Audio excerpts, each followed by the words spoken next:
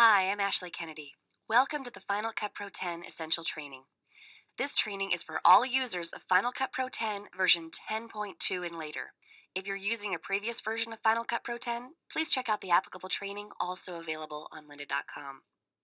In this course, I'll show you many of Final Cut's powerful organizational tools and techniques so that you can find exactly what you need exactly when you need it.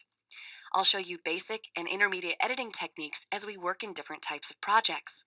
We'll take a look at how to enhance your program's audio using many of the integrated audio editing tools, as well as how to use Final Cut's robust color correction tools to perform both primary and secondary color correction. We'll explore how to apply all types of effects to enrich your video, graphics, and audio, easily changing your clip's basic properties, its look, its sound, and its speed. And I'll teach you how to input, output, and media manage your material so that you can feel comfortable with the technical components of editing as well as the artistic. So let's have fun as we begin to take a look at the many exciting possibilities inside of Final Cut Pro 10. If you're a premium member of the lynda.com online training library, you have access to the exercise files used throughout this title. The exercise files have been compressed to a zip file, and when you unzip the file, you'll see a folder called Exercise Files. If you open up this folder, you'll see two folders, Final Cut Pro 10 Libraries and Media. The Final Cut Pro 10 Libraries folder contains the two libraries that you need for this course, Final Cut Pro 10 Essential Training and Quick Start. Now, libraries are Final Cut's self-contained asset and project storage system, and they hold everything that we need for the course. And this media folder is important because it contains assets that we need for the Chapter 2 Quick Start chapter of this course. Now, it's best to leave everything inside of your exercise files folder alone. You can place the exercise files folder anywhere you wish, but for heavy editing, I do recommend placing your libraries on a dedicated external media drive. Now, one way to open a library is to simply open it at the Finder level. So I could go into Final Cut Pro 10 Libraries, and if, for example, I wanted to open up my Quick Start library, I would just double-click here, and it starts to launch Final Cut. It does give me the option of opening up multiple libraries at this time, okay? So if I wanted to open up both Quick Start and Final Cut Pro 10 Essential Training, I could command-click on each of these. For right now, I'll just open Quick Start because I want to show you how to open up a library from within the software. So I'll just choose this, and here's my Quick Start library. Now, all of my media came on just fine, okay, because I'm on the same machine that I created it on, but it's possible you may need to relink your files, and that couldn't be easier. Just select the Quick Start library at the top, and then go to File and Relink Files. And it's probably going to send you straight to the missing screen, where you're going to have all of your files listed here. I don't have any missing files, so I'm going to do the same thing, but from the All screen, okay, but the same workflow applies. So I'm just going to select All and then locate All. And then I want to go to my exercise files and then the media folder. So inside of that exercise files folder, you have those two folders, Final Cut Pro 10 Libraries and Media. I'm going to select the parent media folder and choose. And then it's going to find all of them, so there shouldn't be any files left in this window. And then just choose Relink Files, and then everything will be brought online. Now, another way to open up a library is to go up to File and Open Library, and then if you've recently opened it, it'll appear here above this line. If not, just go to Other, and then if it's in this list, great. If not, you can locate and navigate to it via the browser, like so. So there's my Final Cut Pro 10 Essential Training Library. I'll go ahead and open that. And this is the library that we're going to use through 95% of the course, and this is the library that we're going to use in Chapter 2. So, as I said, my libraries contain everything I need. If I take a look in the Quick Start library first, you'll see that there are two events. And events are basically containers where I store my assets and projects. In the Creative Letterpress event are all of my assets, okay, all of the clips that I'm going to need. And then you have Chapter 2 exercise files, and this is where you'll follow along step by step with the training. Now, some of the movies within Chapter 2 do not contain step-by-step exercise files because you're creating things from scratch in some of these movies. But some do contain specific files, okay, as you can see here, the fourth movie in the chapter has specific files, as do the rest of them. And this is where you're going to follow along step by step with the training so that you have everything that you need. I'm going to twirl this up, and now let's take a look at the Final Cut Pro 10 Essential Training Library. Again, as I mentioned, this is where you're going to be spending most of your time. Inside of here are 2 events. Chocolate contains all of the assets for the course, so lots and lots of clips. And these are all broken out into a specific structure that we'll explore later on.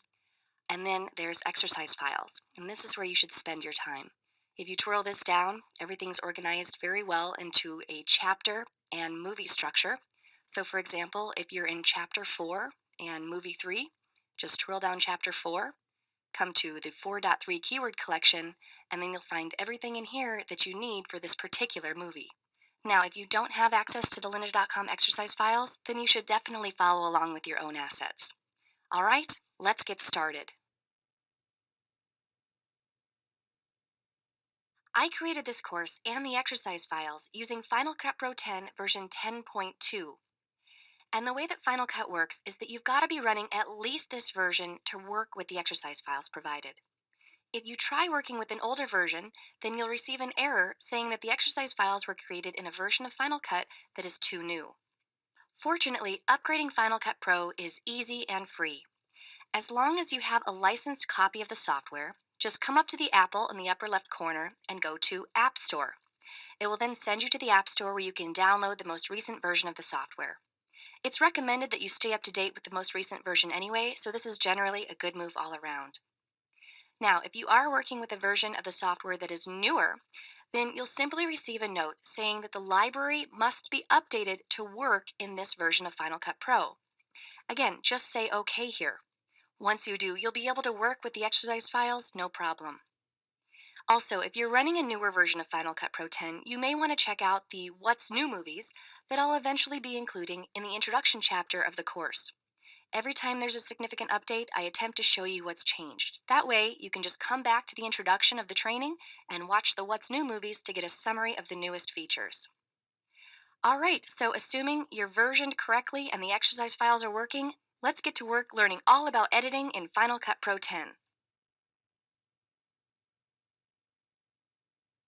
In this movie, I want to introduce you to the major new features in Final Cut Pro 10 version 10.2.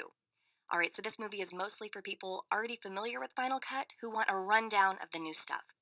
And with every major software release going forward, I'll aim to update this What's New section with new highlights so that you can just check the top of the course. So no exercise files with What's New content, so just sit back and watch. The first thing that you'll probably notice when you check out your libraries is that you have this new folder. It's called Smart Collections, and these are library smart collections. Previously, we had the ability to create smart collections at the event level, so we could set up criteria to filter content within the events, but now we can do it at the library level, which allows us to do it across all events within a library, which is really great. It sets you up with 5 by default. You have your video content, your audio-only content, any favorites that you have, all of your projects grouped together, and then any still images. All right, so that gives you a head start. If you want to create your own, you just right-click and choose New Library Smart Collection. And I'm just going to set this up for recent projects. And I'll just edit this by double-clicking. And we'll say type is a project. And the date, content created in the last, I'll just say 2 weeks, so 14 days. All right, so I have a couple of projects that meet that criteria, but because it's a smart collection, as I create more projects that meet this criteria, they'll be deposited within this collection. All right, so very handy, and it's at the library level, so no matter what event I'm in, it'll go in there. Also new are changes in the import window. Let me just open that up. I'll right-click and choose Import Media or Command-I. And before, when you imported media, you first navigated to the files that you wanted to import, and then you had to go to another window to access your import details. Now it's all unified in one window, which is great. So here along the sidebar are all of my import criteria. And brand new to this is this little checkbox down here. I have the ability to leave the import window open as I'm bringing in material, and that allows me to perform multiple imports without being kicked back to the main interface each time, which can be really nice when I'm setting up different events at the start of a project. Next up, I want to talk about color correction. In this version of Final Cut, there is no longer a built-in color category when you look at the inspector. All right, so if I select this clip and I open up my inspector, there used to be a color category up here at the top, which is where I would access my color board. Now your color correction effect is in your effects browser, color category, and color correction. So quite literally, you could drag and drop, and then here is your color correction, and this is where you would access the color board. Now, the first time I saw this, I wasn't too thrilled because I didn't want to have to drag on a color correction effect every time I wanted to perform color correction. But fortunately, you don't have to do this. I'm going to just delete this effect and show you what you should do. So I'm not even going to look at my effect browser. I'll close that. And all I have to do is select the clip and then press Command 6. All right, Command 6 opens up the color board. Command 6 does not add a color correction effect to this clip. You have to actually perform a change, and any change at all will do. I'm just going to bump up the saturation. Now when I go back, you can see that I have the correction applied, and I can come in and access my color board and edit it further. So the new workflow is to just select a clip, Command 6, make your change, and so on and so forth. Now if I wanted to add multiple corrections, I no longer have the little plus sign here where I add corrections within the inspector. I do go to the color category in the effect browser and add them separately here. But the benefit with this is that now I can very easily change the order of my corrections simply by dragging and dropping. Let me undo that. And now I want to talk about masks. Now before we had the option of adding a shape mask or a color mask, and specifically I'm going to be talking about shape masks here. The way you access that is simply by clicking on this menu and choosing Add Shape Mask. It gives you your little bullseye so that you can isolate your correction. We can do an elliptical mask or we can do a rectangular mask. And before we could only do rounded corners, but now we can go all the way to right angles. And then we can, let me just make a more obvious change here. We'll super saturate it. Now we've isolated this correction to the specific area. Now let's get a little deeper here. I'm going to come down to this shot here, and let's say that we want to do something like the Pleasantville effect, where we want to have Jean-Michel in color and the rest of the kitchen in black and white. So I'm going to come down to the masks category, and we have several here, but the one I'm going to show you is the draw mask. First, I'm going to duplicate this clip by option dragging up, and we'll zoom in a little bit here, make sure we have them directly on top of one another. And so first I'm going to add the black and white, and I'm just going to grab my 50s TV from the looks category. And now I'm going to add my draw mask. So we'll go ahead and drag and drop this on. And it says click to add a control point. If I just click and release, it's going to produce a straight point. If I click and drag, it's going to produce a Bezier point, which allows me to access my direction handles like so. So I can go all the way around and make sure that I get him exactly perfect. I have a cake that's already baked downstream here, and I'll just show you this. And if I hover with clip skimming on, you can actually see my mask. If I play through this, you can see that I've achieved my effect. Now you can keyframe quite easily. I'm just going to select this and go back to my inspector. Here is my draw mask. You can see that control points is a keyframeable category, so I can just enable keyframing, and then as he moves, I can adjust my control points simply by dragging here in the screen. And so you can see all of my control points have all of this X and Y data. So as I make changes to this, they'll update as I go. Now also in effects, you can save out effect templates, which is a feature I'm definitely excited about. So you can save out any combination of effects, or you can cherry pick your effects. I just come to Save Effects Preset, and here's where I choose what I want to save out. First, I can come to Category and either put it in one of the categories I already have or create a new category. I'll just call this Custom Masks. Here I choose what effects I want to bring over. All right, so let's say I just want my keyframed mask, not the 50s TV look.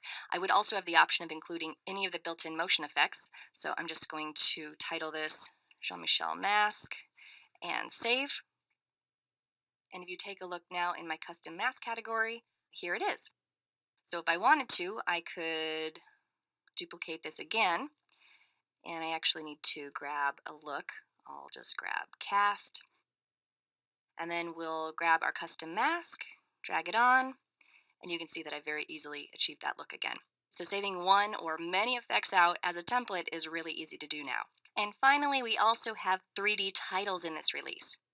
Let me head down to this interview here, and I'm going to open up my title browser, and we have 3D and we have 3D cinematic. So 3D gives you some basic templates to get started, and you can sort of hover through these and see what they look like.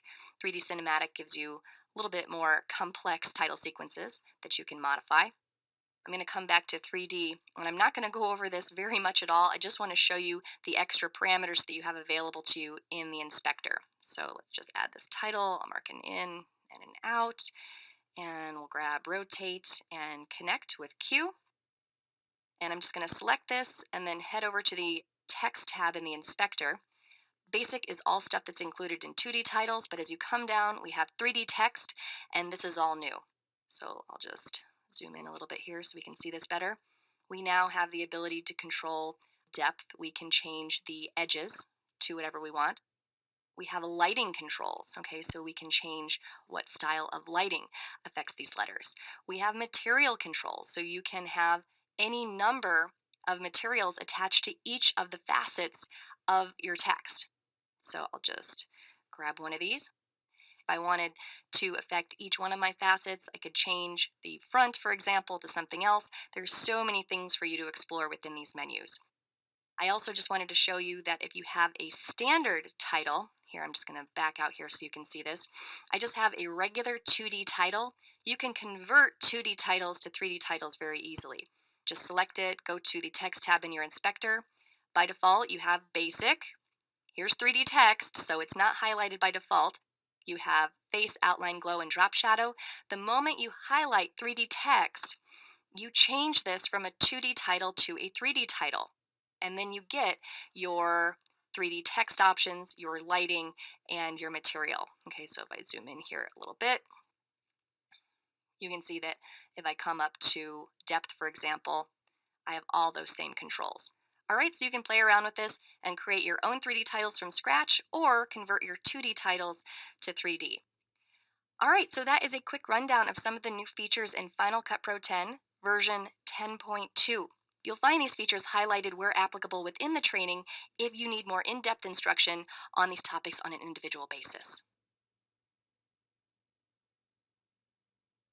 Final Cut Pro 10 is certainly one of the most unique editing platforms there is, and in this course, we'll spend time exploring why, and it'll be my goal to get you up to speed on everything you need to know to begin successfully editing. But before getting into the details on how the software works, let's talk about some of the under-the-hood info that's important to know before launching into the good stuff. Okay, so first let's talk a bit about files in the editing environment. In short, there are two major groups of files that we need to talk about: media files and clips and projects. Now, media files are the raw video and audio files that come from recording footage on a video camera or another device. These files are all very large and you don't actually change them at all. They remain whole and untouched, living somewhere on your system. Your clips are the reference files that live inside of Final Cut, and they essentially point to your larger media files. Then you take your clips and you edit them together, combining video, images, audio, and other types of media, and this edited program is called a project. So as we can see, there are multiple things working together to make editing possible. Now, there are a couple of options about how this media and clip and project data actually live in the Final Cut environment, so let's break this down a little bit more. And I want to focus on this part, our clips and our projects. So our clips and projects all live together inside what's called an event. You can have one event or many events. An event can be as broad or as narrow as you need it to be, but essentially you just use events to organize your clips and projects the way that makes sense for you. Now, where do events live? Events live in libraries. Libraries are the top tier of this organizational structure, and you can create as many libraries as you need. Because of the way libraries store all of your assets, they're certainly one of the most useful organizational tools in video editing today. Now, libraries can be stored anywhere on your system or on any hard drive that you have connected. Not only that, but they're portable as long as you've copied all of the media inside of the library, and we'll talk more about that later. And because you're not limited to the number of events stored in a library, you can organize them however you want, again, making them as broad or as specific as you like. And libraries can be opened, closed, or backed up at any time, so you only have to worry about working on what you need at any one time. Now let me briefly go into the software so you can see what everything looks like inside of Final Cut. We'll go into much more detail with this later on, but I just want to give you a quick reference. Now, these here are my libraries in the library pane.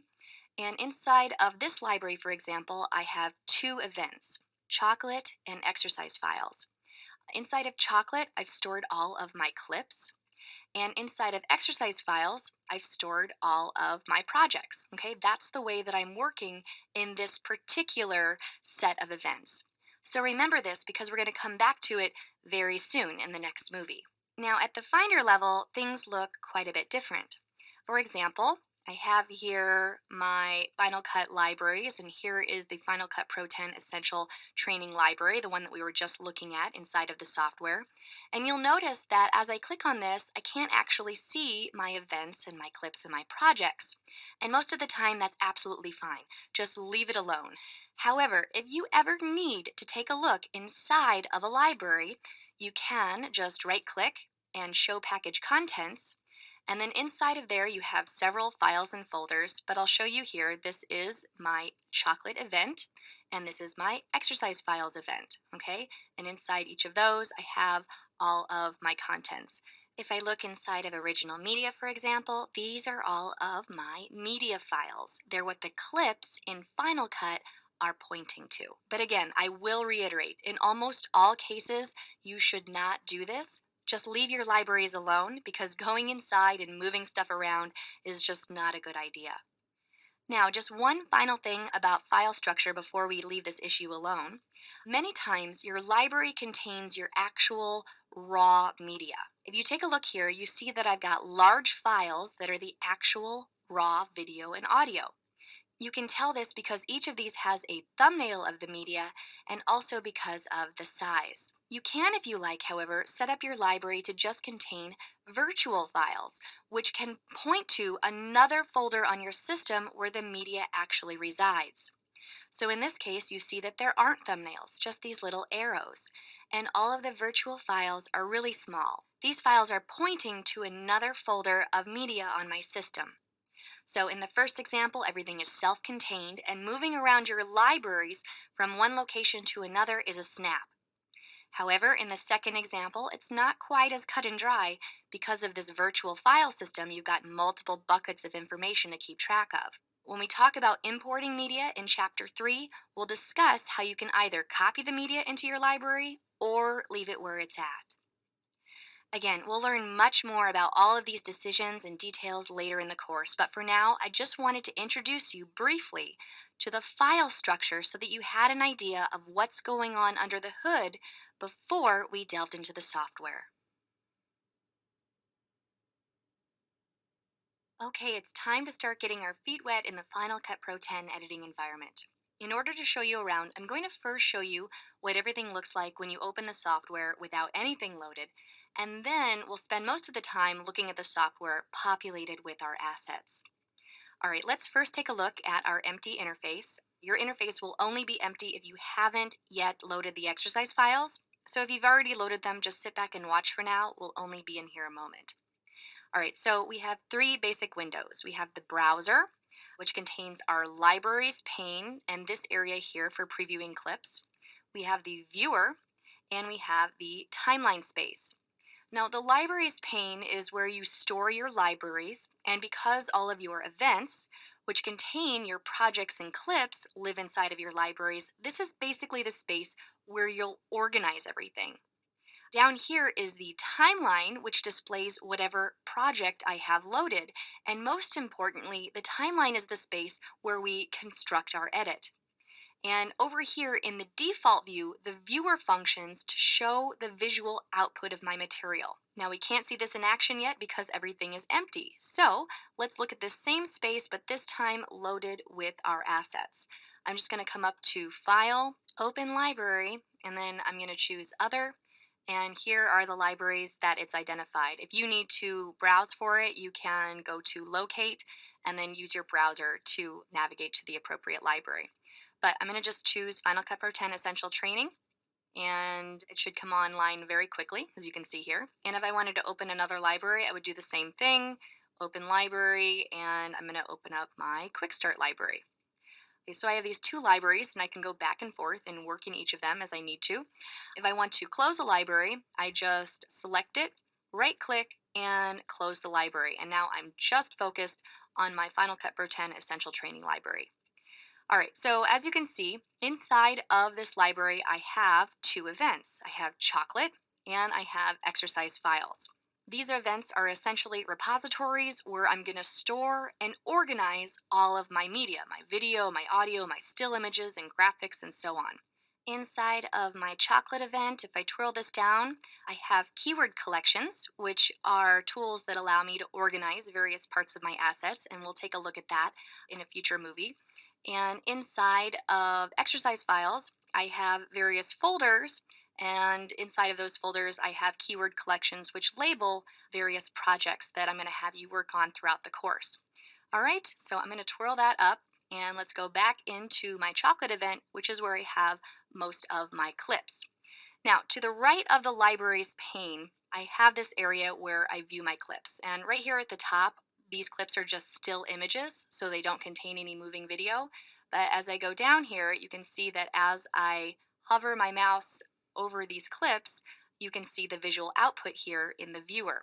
I'm not clicking and dragging, I'm just hovering my mouse, and you can see the skimmer go across the clips, and it allows me to very quickly see what's going on in each of these shots. By the way, if you're hearing any audio as you drag, then you also have audio skimming on, which is an option up here in the view menu. I usually have that off, so if you want to turn that off yourself, the keyboard shortcut for that is Shift S. All right, so if I drag this slider down here to the left, you can see that it says all, which means that every single one of the clips in this space is represented by a single thumbnail, whether it's 2 seconds, 2 minutes, or 2 hours. However, as I start to drag this to the right, you can see that there's a better indication of the duration of each of these clips. For example, this says 5 seconds now, so each one of these thumbnails represents 5 seconds of length.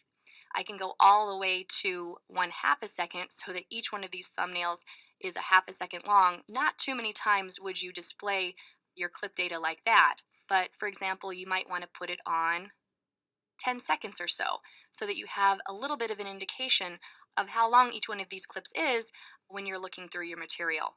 Also down here, I can choose my clip height, so if I want to see more clips and maximize my real estate, I can drag all the way to the left, or if I really want to zoom in and see these as just little tiny movies, I can drag it to the right. I kind of like a happy medium.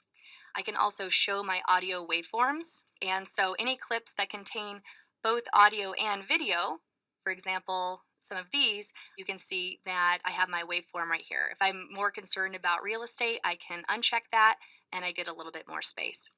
I can also look at each of these clips in a list as opposed to my film strip view. I do that by coming down to this button here, Show Clips in List View, and when I click on that, you can see that whatever clip is chosen, I see a visual representation up here at the top, but mostly you can see that I have all of these columns of data, and this can be very important when I'm looking up specific statistics about my clips. I can always show more data by right-clicking up here in this space and putting a check mark next to any of the columns that I want to show. Let me go back to my film strip view, and I want to talk now about projects. Okay, so I'm going to come down to exercise files where most of my projects live.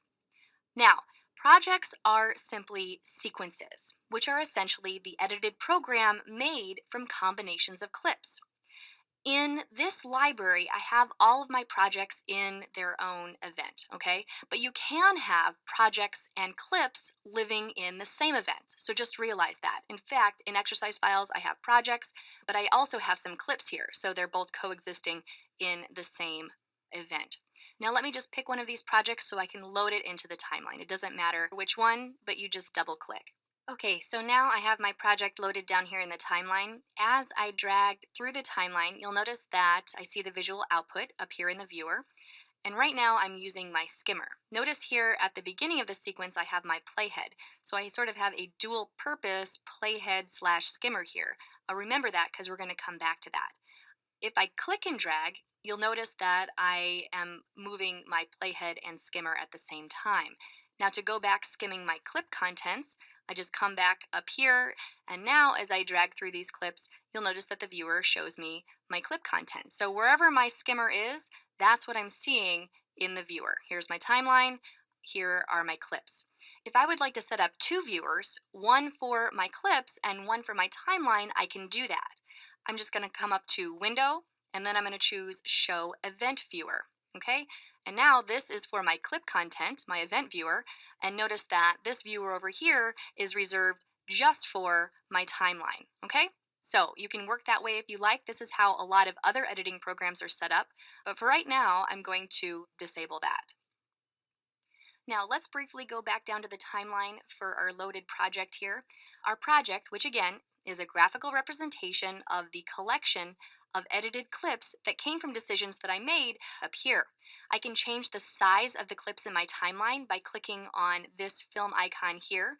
And if I go all the way down, you can see that they can become quite small or quite large. If I go to the right, I can also change the way I see my video in relation to my audio by selecting these various options. For example, if I go all the way to the right, everything is just represented by a single bar. Here I'm looking at 100% video, there's no audio waveforms. Whereas here on the left, I'm looking at 100% audio waveforms and no visual information. So I usually like this third one or this fourth one to kind of split the difference. All right, and then up here in this general area is a very important toolbar, and we'll be exploring all of these tools in future movies. Okay, now obviously this was a very quick introduction to some of the major elements of the Final Cut Pro X interface, but with that foundation, we're ready to continue learning all about the various windows, tools, and buttons in future movies.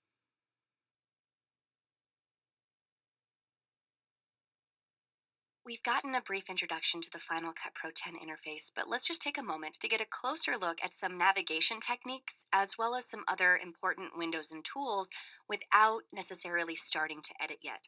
Again, right now we're just getting comfortable in the environment so that when we start editing, we know what to do. All right, so let's first talk about some project stuff. I have my 1.3 sample project loaded just so I have something to work with in the timeline.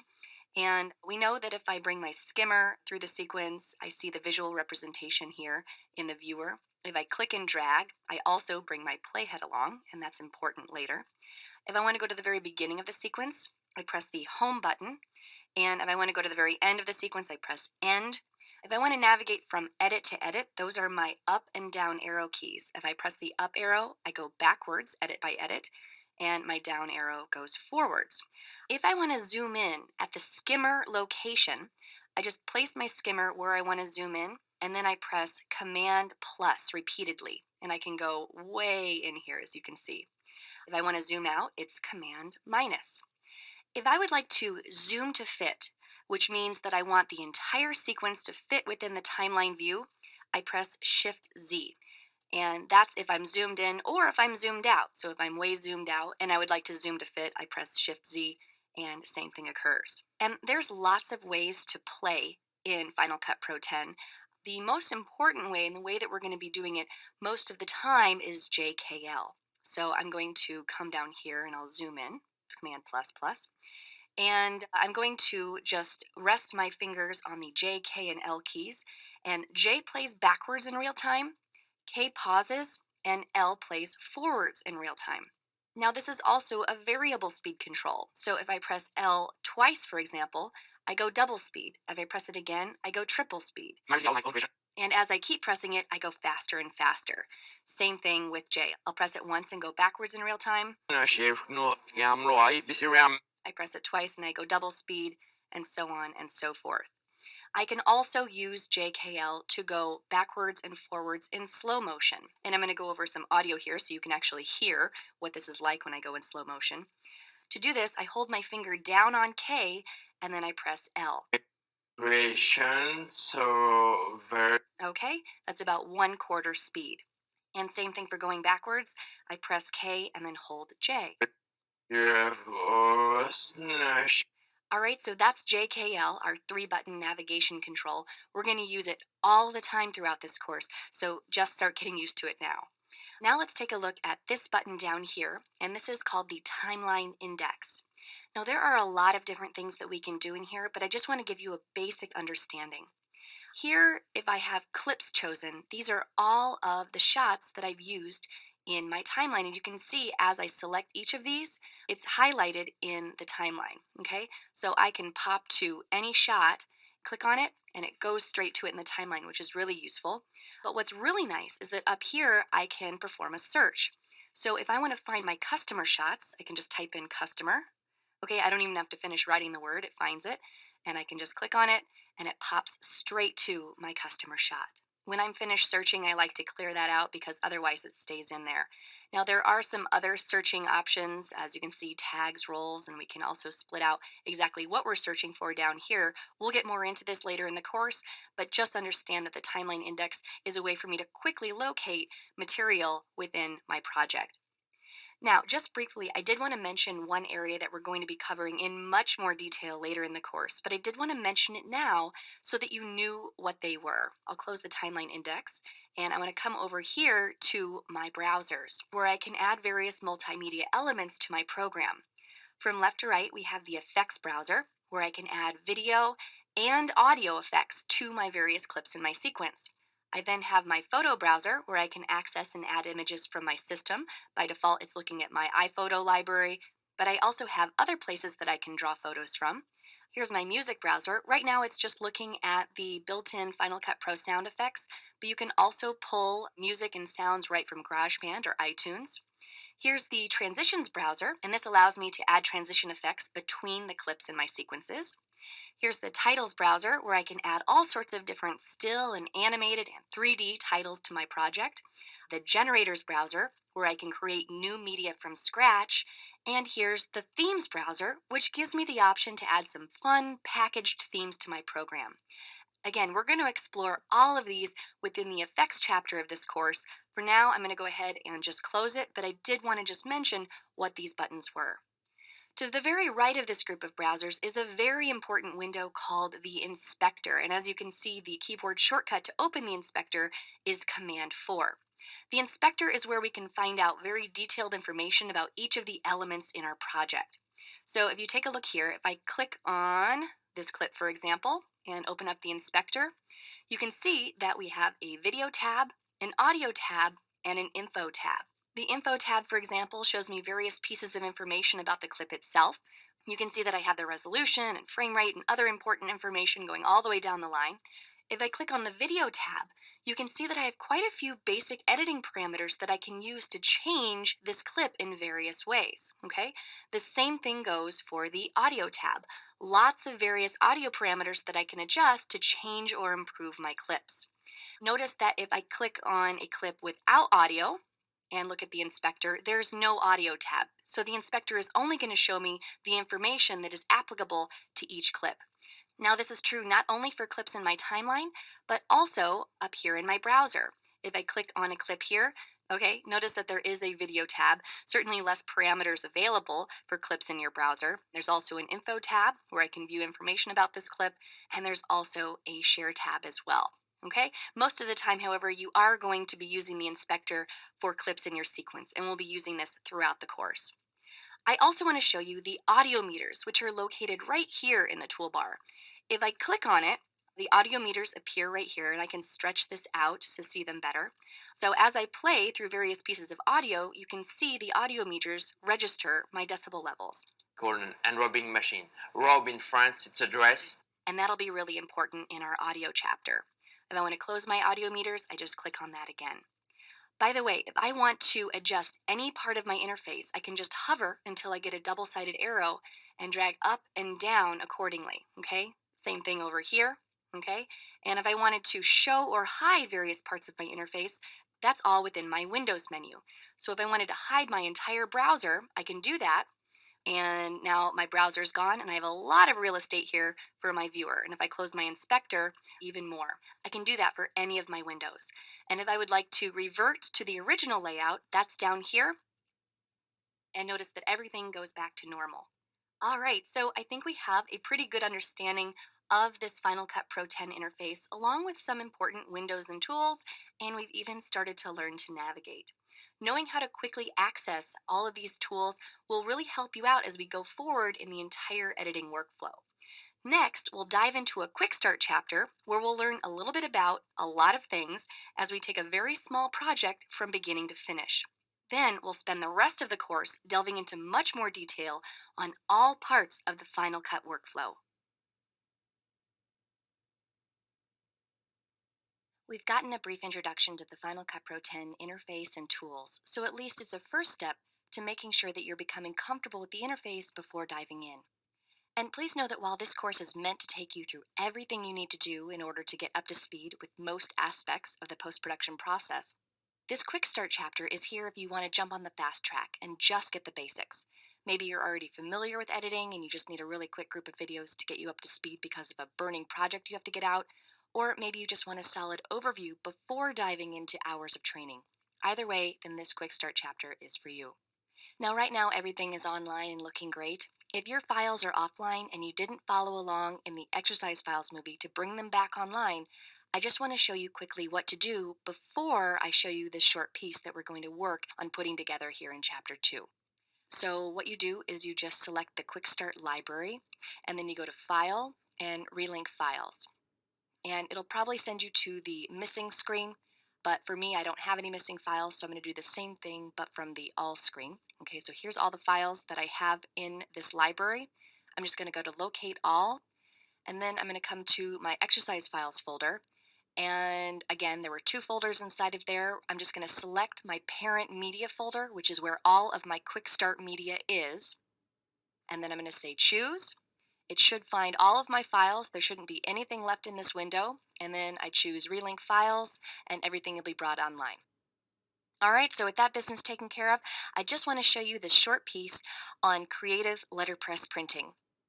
This is different than what we're going to cover for 90% of the rest of the course, which is on our chocolate shop footage, but I just wanted to get you used to working in different types of projects here. So let's take a look at creative letterpress. Letterpress doesn't look like anything else. It's amazing. It's an art form. The artwork isn't just the design, but it's the piece that comes off the press at the end. And when you do things that people get their hands on, and they're like, wow, how did you do that? And then they come in and see that you did it on a machine built in 1932. It just blows their mind. If you care about the product and you care about the quality of it and the uniqueness of it and having something that's artistic and that will stand the test of time style-wise, you cannot go wrong with letterpress. You just can't. All right, so to put something basic like this together, you've got to import and organize your footage. You've got to select your shots and edit them into the timeline. You've got to refine those edits. You've got to do some basic audio adjustments, and you've got to add a couple of effects. After all that, you're going to export the show. So again, we're going to sail through this process here. So if you're looking to fast track, hang on tight. And if you're intending to take the entire essential training course, then just watch this chapter to get the basics, and then we'll delve in deeper into each aspect of the workflow throughout the rest of the training. So in this Quick Start Chapter 2, we're going to be working with the Quick Start library, okay? So in Chapter 1, we were poking around in the Final Cut Pro 10 Essential Training library. I'm going to twirl that up for now. We're not going to mess with anything in here, but I'll leave it open. And then I'm going to come up to File, Open Library, and then I've recently accessed the Quick Start library, so it's here in my list. If yours is not in this list, just go to Other and then navigate to it in your exercise files. So I'll choose Quick Start. And as you can see, it opens up here. Here's my library, and here are my 2 events inside. My creative letterpress contains all of the clips that I'm going to use, and then in my Chapter 2 exercise files, this contains all of the projects that I'm going to use. And this happens to be the second movie of Chapter 2. If I click on this, you'll see that we have no exercise files, follow along with training. And what this means is that because this movie is all about inputting media, I want to do that with you from scratch. So what we're going to do is actually create a third event and not work within the Chapter 2 exercise files. We're going to create a third event and bring in our media from scratch. So I can select my library and then right-click and choose New Event, or I can press Option N. And I'm just going to call this Quick Start Import Demo. And so I'll say OK. And so here it is, it's an empty event, and I'm ready to import my media. So you can click on this button here or just press Command I, and that opens up the media import window. Now I'm just going to navigate to my Quick Start folder in my exercise files folder. So I come down to exercise files, and then you can see here that I have media and Quick Start CL, or Creative Letterpress Media. And inside of there I have 5 folders. And this is going to work to our benefit because we've named these at the Finder level, and then we can bring them in already organized into Final Cut. Let me show you this. If I hide Final Cut, Command H, and take a look in my exercise files, you can see that here they are. So I'm going to use that to my advantage. If I go back in Final Cut and I bring in those folders, I'm just going to click and then shift click, we'll be able to add keyword collections to our clips based on these folder names. Now I'm going to come over to my import sidebar here. Up here, I choose my event. Here are the 3 events in this library, and again, I want it to go into my import demo event. And if I wanted to, I could also create a new event. I don't want to in this case, but I want to come down to Files. I can either copy to library or leave the files in place. Now, copying them is going to make new files and put those files inside of my library. Okay, so if I need to move my library from this system to another, then everything will be self-contained and very easy to manage. If I don't copy the media, then my library will just contain pointer files that will refer to the media in this folder right here, okay? So because this is a very basic demo and I'm not moving anything around, and because I want to show you how this works, I'm going to leave it on Leave Files in Place. Now, the other thing that I want to choose right now is keywords, and I want to choose From Folders. And again, this is going to take all of these folders at my Finder level and bring them in organized just like this, but instead of folders, it's going to organize them with keywords, which are kind of like tags. We'll take a look at that in the next movie. And don't worry, we'll cover all of the rest of these options in the Ingest chapter, Chapter 3, but for now, I've got my event selected, I'm leaving the files in place, I'm using the labels from the folders to make keywords, and I'm going to import selected. All right, so if I twirl this down, you can see that all of my assets came into my event. And here are my keywords. I have my archival shots, B-roll, images, interviews, and music. All right, so I've already got a good head start on organization. Now again, with the choices that we made, we didn't actually create new media with this. These clips in our project are just pointing to the media. So it's just important that we maintain the link between this library and the media that it's referring to. All right, so we're all set to begin taking a look at this footage in preparation for editing together our basic sequence.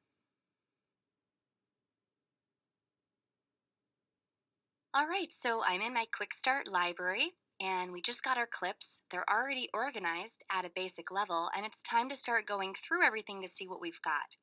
Now, if you followed along in the last movie, I had you import everything from scratch into this demo event. You can keep working in that if you want, but you don't actually need it anymore. Now that you've done the work in bringing everything in, you've basically created a duplicate event to the one that I already have here called Creative Letterpress. So I'm going to be working in that from here on out. All right, so first of all, let's just talk a little bit about this small project that we're cutting together. We know it's going to be a short promo for Creative Letterpress, a company that still does stationery the old-fashioned way. We'll have a few sound bites from our interviews along with some visual B-roll and music. So the most important thing to do first is to lay our foundation, which is going to be the sound bites from these interviews. So in order to make things easier and faster, I've included basically everything we'll need in this interviews keyword collection. But we're still going to need to go through and mark the desired portions so that we can add it to our sequence. Now, let's take a listen to a couple of these. I've put some markers on several clips that'll give us an idea of maybe somewhere that we want to start. So I'm going to back up a little bit and let's listen to this part of Kelly, and she's the designer for Creative Letterpress. On a Monday and they have everything back to you on Wednesday. It's a process, and it's an art form. It's the artwork isn't just the design, but it's the piece that comes off the press at the end. Okay, just so you know, the way that I played that was I pressed spacebar and I pressed spacebar again to stop. I just want to review JKL, which we covered in chapter 1. And JKL is basically how we're going to be navigating through our clips and through our projects most of the time.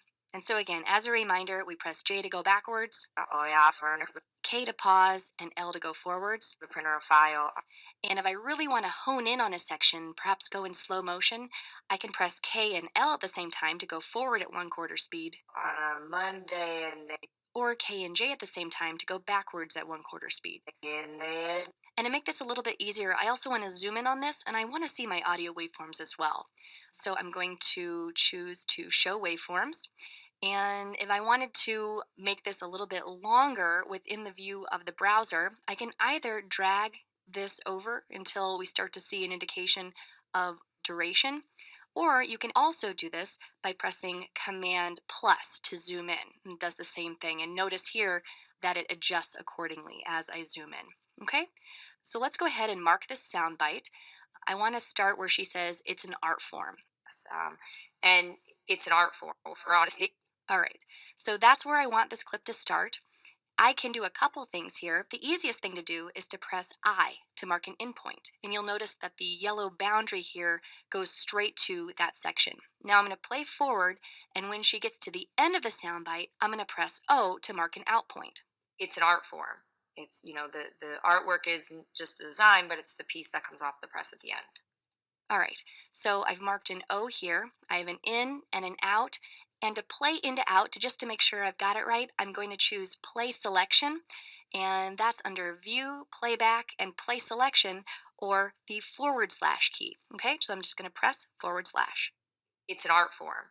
It's the artwork isn't just the design, but it's the piece that comes off the press at the end. It's an art form.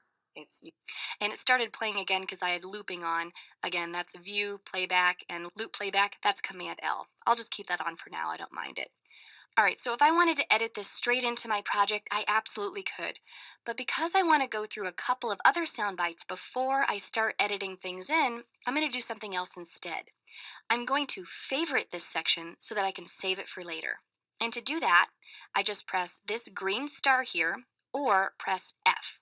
Okay, so once I do that, you'll notice that it's a little bit hard to see because we have green on green, but I have a green line over this favorited section. Further, if I change this to list view and I twirl this down, you can see that I have my favorited section here and it highlights.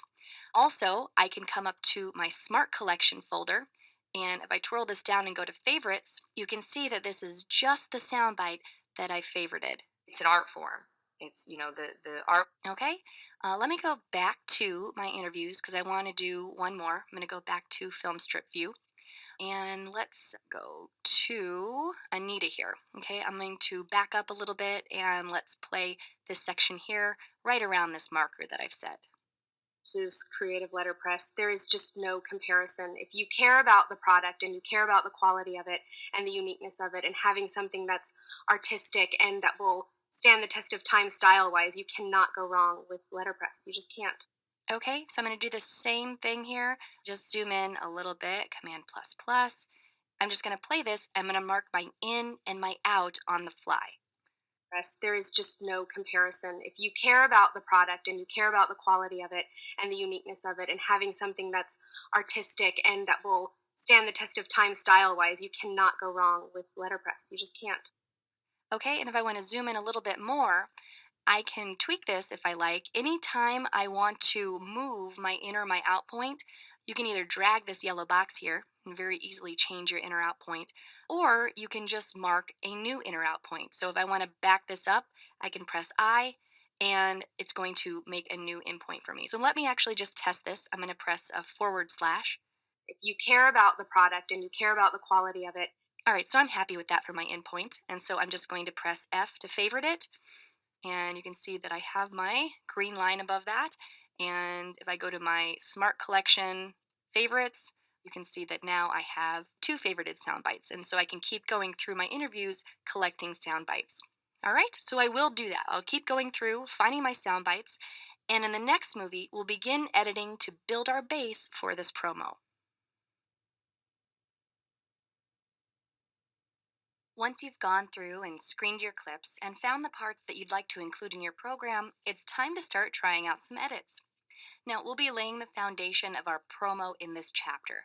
But again, this is just a first pass. We can change any of our decisions at any time, either by adding, moving, removing, or trimming our shots. And we'll explore that in this movie as well. But first things first, let's set up a new project that we can put everything into.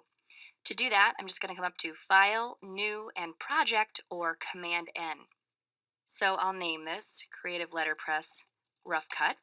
And down here, I can choose what event to put it into. Okay, I'm going to put it into Chapter 2 exercise files. And then also in this menu, I decide whether I want to create a project using automatic or custom settings. If I don't click this button right here, it's going to go on automatic settings, which means that Final Cut will create the sequence using the settings of the very first video clip that I edit into the sequence. If I choose Use Custom Settings, then I can go through these various drop-down menus and set it up for a very specific format and resolution and frame rate. For our purposes, I am going to use automatic settings, so I'll say OK. And it went into my Chapter 2 exercise files event, but what I also want to make sure to just grab it and put it in the 2.4 keyword collection so that everything is in one spot. Now, because I chose automatic settings, I just want to make sure that the very first clip that I put into the project is representative of the rest of my media. I don't, for example, want to edit in a low-res SD clip to set the stage for an all HD project, for example. But all of our clips are the same resolution, so that's not an issue here. So what I want to do is just come to my 3 shots, and I want to take this first one of Doug here, and I want to edit it into my project. Now there are several ways that I can bring clips into a sequence, and the simplest, and perhaps the one that newbie editors do by instinct, is to just drag and drop. So I'll just show you that you can do that here. I'll just drag this down, and to fit the sequence into my entire timeline view, I can do Zoom to Fit, and that's Shift Z. So as you can see, this shot was edited onto this darker gray portion of my timeline, and this is called the primary storyline. This is where we build the foundation for our show, and notice that both video and audio have been edited onto the primary storyline. Later, we can begin attaching other shots to our foundation, both above and below the primary storyline. All right, so let's go to the next shot, this shot here of Anita. And if I want to bring this down to the timeline, I could drag and drop, but I want to start teaching you keyboard shortcuts. Now I want this to go right after Doug, so I want it to go to the end of my sequence. So I want to do something called an append edit. An append edit always sends a shot to the end of the sequence, no matter where your skimmer or your playhead is.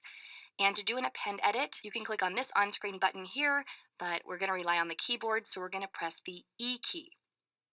So Anita is now at the end of the sequence, and if I want to zoom to fit, I just press Shift Z, and there we go. All right, I'm going to play Doug's clip into Anita's clip and see what I think. Letterpress doesn't look like anything else. It's amazing. And when you do things that people get their hands on, and they're like, wow, how did you do that? And then they come in and see that you did it on a machine built in 1932. It just blows their mind. If you care about the product and you care about the quality of it and the uniqueness of it and having something that's artistic and that will stand the test of time style-wise, you cannot go wrong with letterpress. You just can't. Okay, you know what? I actually think that I would like to break Doug's soundbite up a little bit. To do that, I'm going to use my blade tool. You can find that in this drop-down menu here. Right now we're on the select tool, which is what we're in when we're doing basic editing, but blade is down here, keyboard shortcut B. It's how you cut clips up. So right after he says amazing, I'm going to make an edit. So let's find that. So it's just It's amazing. And he goes right into saying the next word. So I want to make sure that I really get this. So I'm going to press Command plus plus to really zoom in here. And let's just find exactly when he says this. This might be a good opportunity to use audio skimming. You can either turn it on over here or you can press Shift S. It's About right there. So I'm going to cut. And as soon as I'm done using the blade tool, I want to press A to go back to the select tool, or I'm going to accidentally cut something up that I don't want to. All right, so I'm going to turn off audio skimming because it tends to drive me crazy. But now I'm going to press Shift C to zoom to fit. And I think what I'd like to do is go in between Doug's two clips here and put Kelly's soundbite. So I want to make sure that I have snapping on. Snapping is right here, keyboard shortcut N, and that allows my playhead to snap to edits. You can sort of see that the playhead goes from white to yellow and it sort of magnetizes to this point. So I want to make sure that I snap to this edit. Another way that you can ensure that you go in between edit points, by the way, is using your up and down arrow keys. If I press up and down arrow, I know that I'm in between my edits. So I'm going to grab Kelly here and I'm going to bring it right in between these two shots. I could drag and drop, but I want to show you another type of edit, and that is the insert edit. Here's the on-screen command for this, keyboard shortcut W. So my playhead is set up for an insert edit, and I'll press W, and now Kelly goes right in between Doug's two shots. Okay, so once I have my sound bites laid in, I can begin finessing things. If I want to explore moving things around, you can just click and drag, and notice that this extracts it from one location and inserts it into another location, like so. So it's very easy to move things around in Final Cut. And I think I'm just going to move those back. But one thing I do want to do is remove some material, and I want to go down to Kelly's soundbite to do this.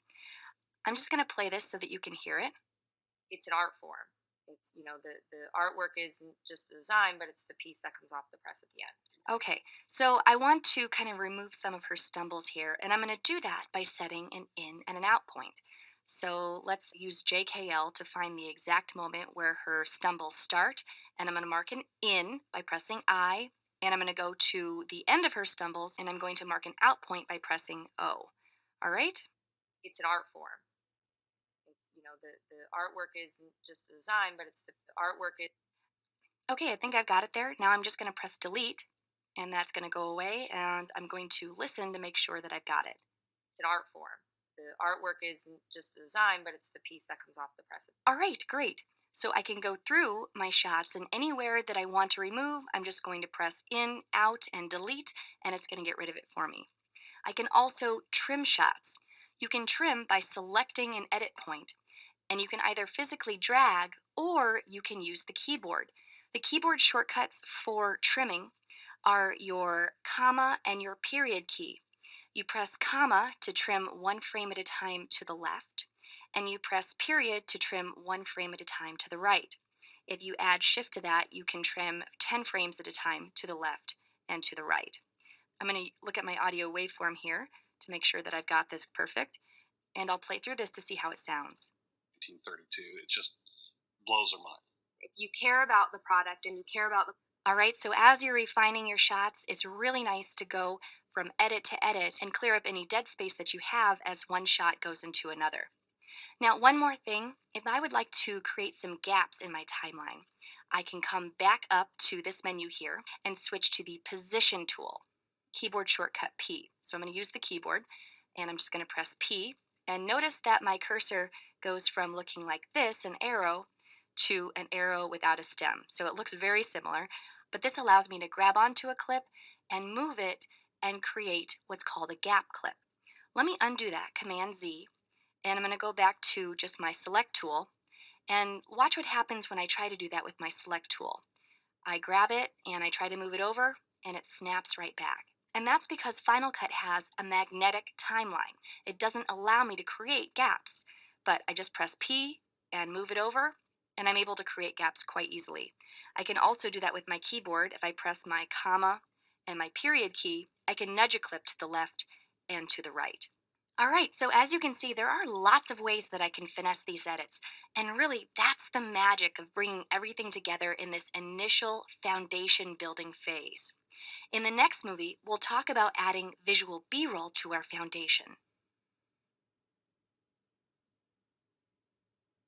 All right, so now that we have our foundation laid, we're going to add some visuals to accompany this. We're going to be adding B roll. So let's play what we've got so we can see what types of visuals we want to include. Letterpress doesn't look like anything else. It's amazing. It's an art form. The artwork isn't just the design, but it's the piece that comes off the press at the end. And when you do things that people get their hands on, and they're like, "Wow, how did you do that?" And then they come in and see that you did it on a machine built in 1932. It just blows their mind. If you care about the product and you care about the quality of it and the uniqueness of it and having something that's artistic and that will stand the test of time style wise, you cannot go wrong with letterpress. You just can't. Letter- All right, so I think we've got a good sense of how this promo is shaking out. What types of visuals would be a good accompaniment here, though? Well, here, Doug is talking about how amazing letterpress is. Here, Kelly is talking about it being an art form. Here, Doug is talking about how he works on really old machines. And here, Anita is talking about how superior letterpress is in quality. So let's grab some shots that we think would be good for this. To do this, I'm going to come to my B-roll keyword collection. And I'm going to start looking around here. I can just skim over my footage if I want to check it out. If I would like to play it, I can do that. And if I want to play one clip and then the next and then the next, I can start playing here and then I just press my down arrow to go to the next clip. All right, so I'm just going to use my JKL navigation. I'm going to press L to go forward, down arrow, down arrow. And if I really want to rip through it, I can press L several times. I'll press it 3 or 4 times and then press the down arrow and go from clip to clip.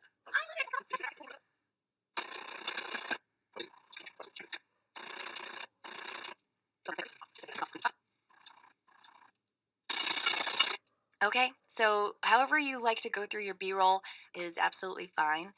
But basically, we need to start picking out our shots here.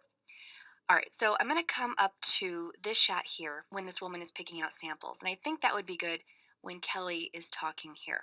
It's an art form. The artwork isn't just the design, but it's the piece that comes off the press at the end. All right, so I'm going to grab the close-up shot here after the zoom in. And let's start it maybe right here when we are focused. And I'm going to mark an in, and I'm going to play forward and mark an out. Yeah, I like Okay, so something that was- like this or like this, Oh, but yeah, I like it that's the thick. same. And I'm marking out there. Okay, so I am going to bring this down and accompany this with what Kelly is saying, about right here. And I can just click and drag. And when I do that, you can see that I'm adding it above my primary storyline. Again, the primary storyline is this dark gray region here where we have the foundation, and anything that we add on top of it is going to be a connected clip initially. If I zoom in here, you can see that I have a little anchor point, a connection point, that this clip is anchored to a clip on the primary storyline. So right now it's anchored to this clip of Kelly, and if I move this clip of Kelly, notice that the connected clip goes with it. I can move the connected clip independently and change where it's anchored. If I come here, then it's anchored to this clip. So just keep that in mind. That becomes very important later on when we have lots of connected clips with lots of different connection points. We know that we probably need to bring this audio down. A quick way to do that is to just hover over this black line and bring it way down. And I'm just going to play this and see if the visuals match the audio. The artwork isn't just the design, but it's the piece that comes off the press at the end. Okay, I'm going to bring it down just a tad more. And I think that next, right after we look at picking out the design, we want to look at a finished piece. So let's just trim this back so that we can first look at the picking out of the design and then cut to a finished piece. So I think something like this or like this would be good.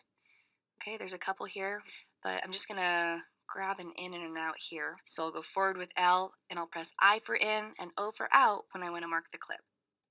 All right, so I've marked this portion. The movement is a little jerky, but we might be able to smooth that out later. And this time, instead of clicking and dragging this down as a connected clip, I want to use my keyboard shortcut. I want to make sure that my playhead is parked where I want this clip to go. So it is. If it was over here, I would just need to make sure that it snaps right to this edit point. Remember, snapping is this command over here, or your N key. So snapping is on, I'm ready to go. And now I'm going to make a connect to storyline edit. It's this button on the user interface, or the Q key. So I'm just going to press Q, and there we go. All right, great. Now if you watched the last movie, you know that the E key is an append edit, the W key is an insert edit, and the Q key is a connect edit. All right, so you've got a lot of power up there in the upper left corner of the keyboard, so keep that in mind. All right, so I don't think there's any audio associated with that, no audio waveform, so I think we'll be okay. Let me just play over this and see how we like it. The artwork isn't just the design, but it's the piece that comes off the press at the end. And when you do things that people get their Let's just do one or two more. I'm going to just take a look at what Doug says here, because I think we're going to start talking about those old machines. hands on it, they're like, wow, how did you do that? And then they come in and see that you did it on a machine built in 1932. Okay, so I think right here is where we'll start that next edit. I'm going to go to my archival footage, and let's find some nice archival footage here. All right, we'll go with this shot here. I'm going to mark an in, and then I'm going to play this and mark an out on the fly. And I'm just going to press Q. And there we go. And I'll just bring that way down because I know we'll need to. Okay, and maybe just go to this shot next. In, and I'm going to play. And an out, and Q. And there we go. And I'm going to make that go over the gap and lower that audio. Okay, and I'm just going to play and see how it works with the flow of what Doug is saying. Then they come in and see that you did it on a machine built in 1932. It just blows their mind. If you care about All right, so I'm going to keep going down the line, matching my visuals with what's being said.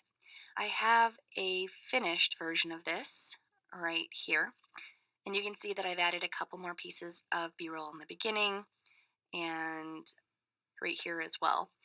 But I just want to give you a couple of notes about connected clips before we finish here. We're going to go into much more detail later in the course about this, but the main thing I want to share now is that connected clips do not behave like regular clips. Notice what happens when I take this shot and I want to swap it with this one. We know that in the primary storyline, if I was to swap a shot, I just click and drag and my shots swap, no problem. If I try the same thing in a connected clip, oh, look what happens. It gets sent way up here and there's no swapping occurring whatsoever. Same thing if I try to trim this out, notice that it also sends this clip up. So any real editing command, it's not going to behave as it would on the primary storyline. Final Cut does everything possible, let me zoom in, to keep these connection points anchored to the spots that I've put them. So things behave a little bit differently. So just keep that in mind, and later in the course, in Chapter 6, we'll talk about some solutions when working with connected clips when you do need to perform swaps or trims or the like. All right, so we've laid our foundation, we've added some visual B-roll, and next we'll add some music and focus on our audio. Now that we've got our visuals working together, let's figure out how music can come into play. And we'll also look at adjusting our audio so that everything is sounding its best.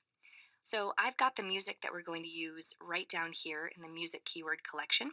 And I'm just going to give it a play so you can hear a little bit of it.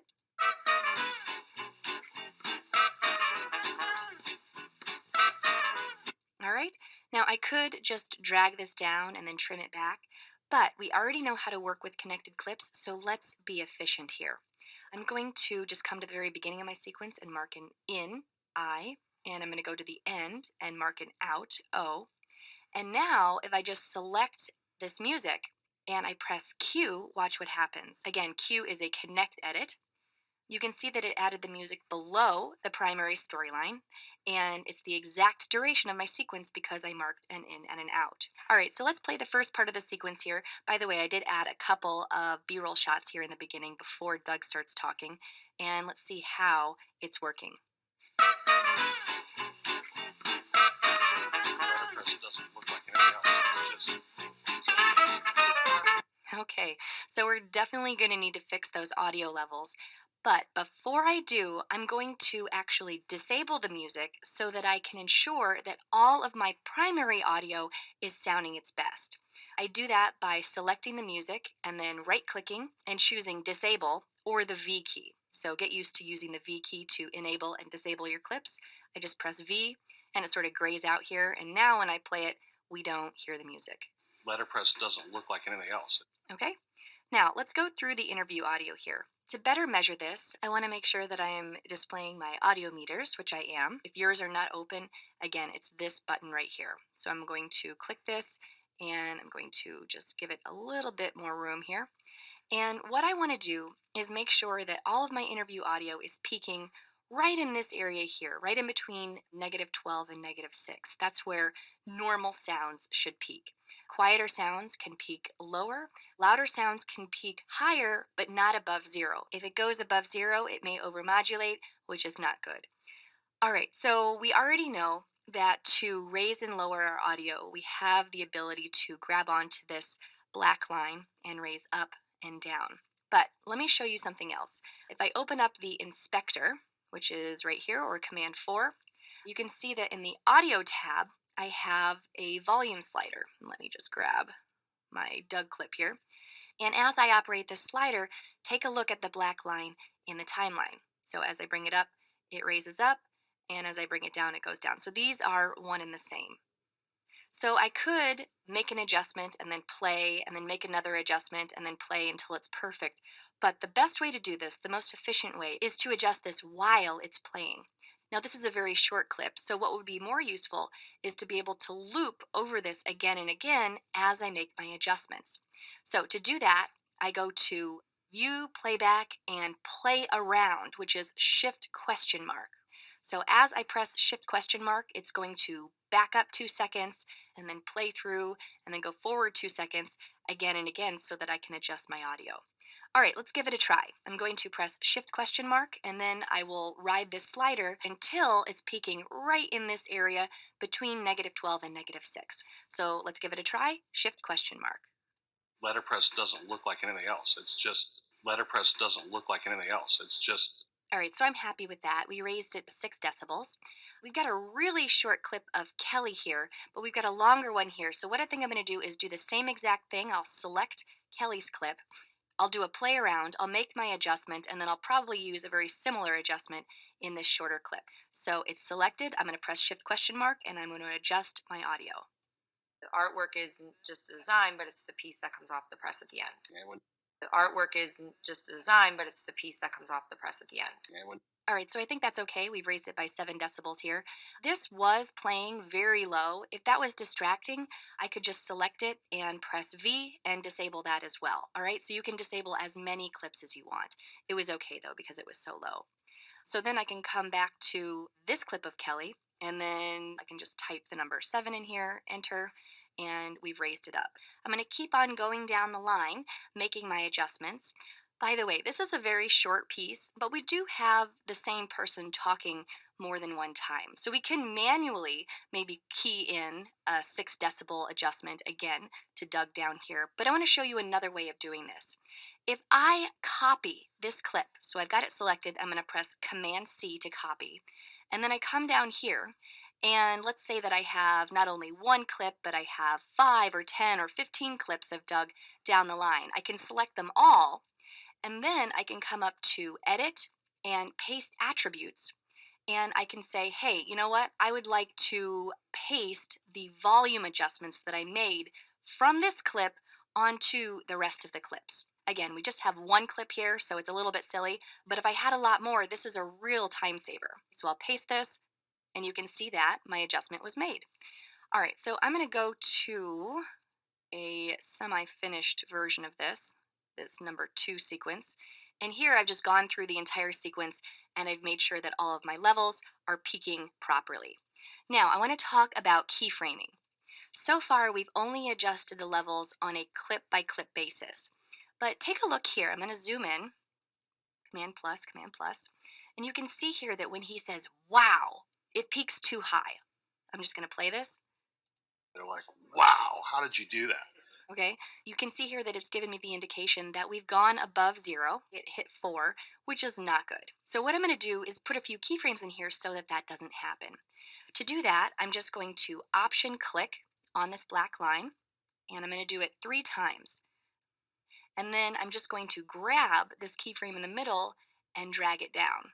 And let's play this now and see if we fixed it. Wow, how did you do that? And then they come in and Okay, so we fixed it. It's no longer peaking above 0, so we're in good shape. All right, I think that's the only place where I needed to keyframe within my interview audio. But now let's take a look at our music. I'm going to select it and I'm going to press V to enable it again.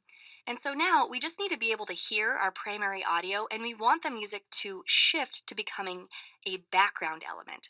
All right, so while the music plays, I'm going to lower the audio, but this time instead of grabbing my thin black line or my volume slider, I'm going to use my keyboard shortcut. Pressing Control minus will lower the audio by 1 decibel at a time, and pressing Control plus will raise the audio by 1 decibel at a time.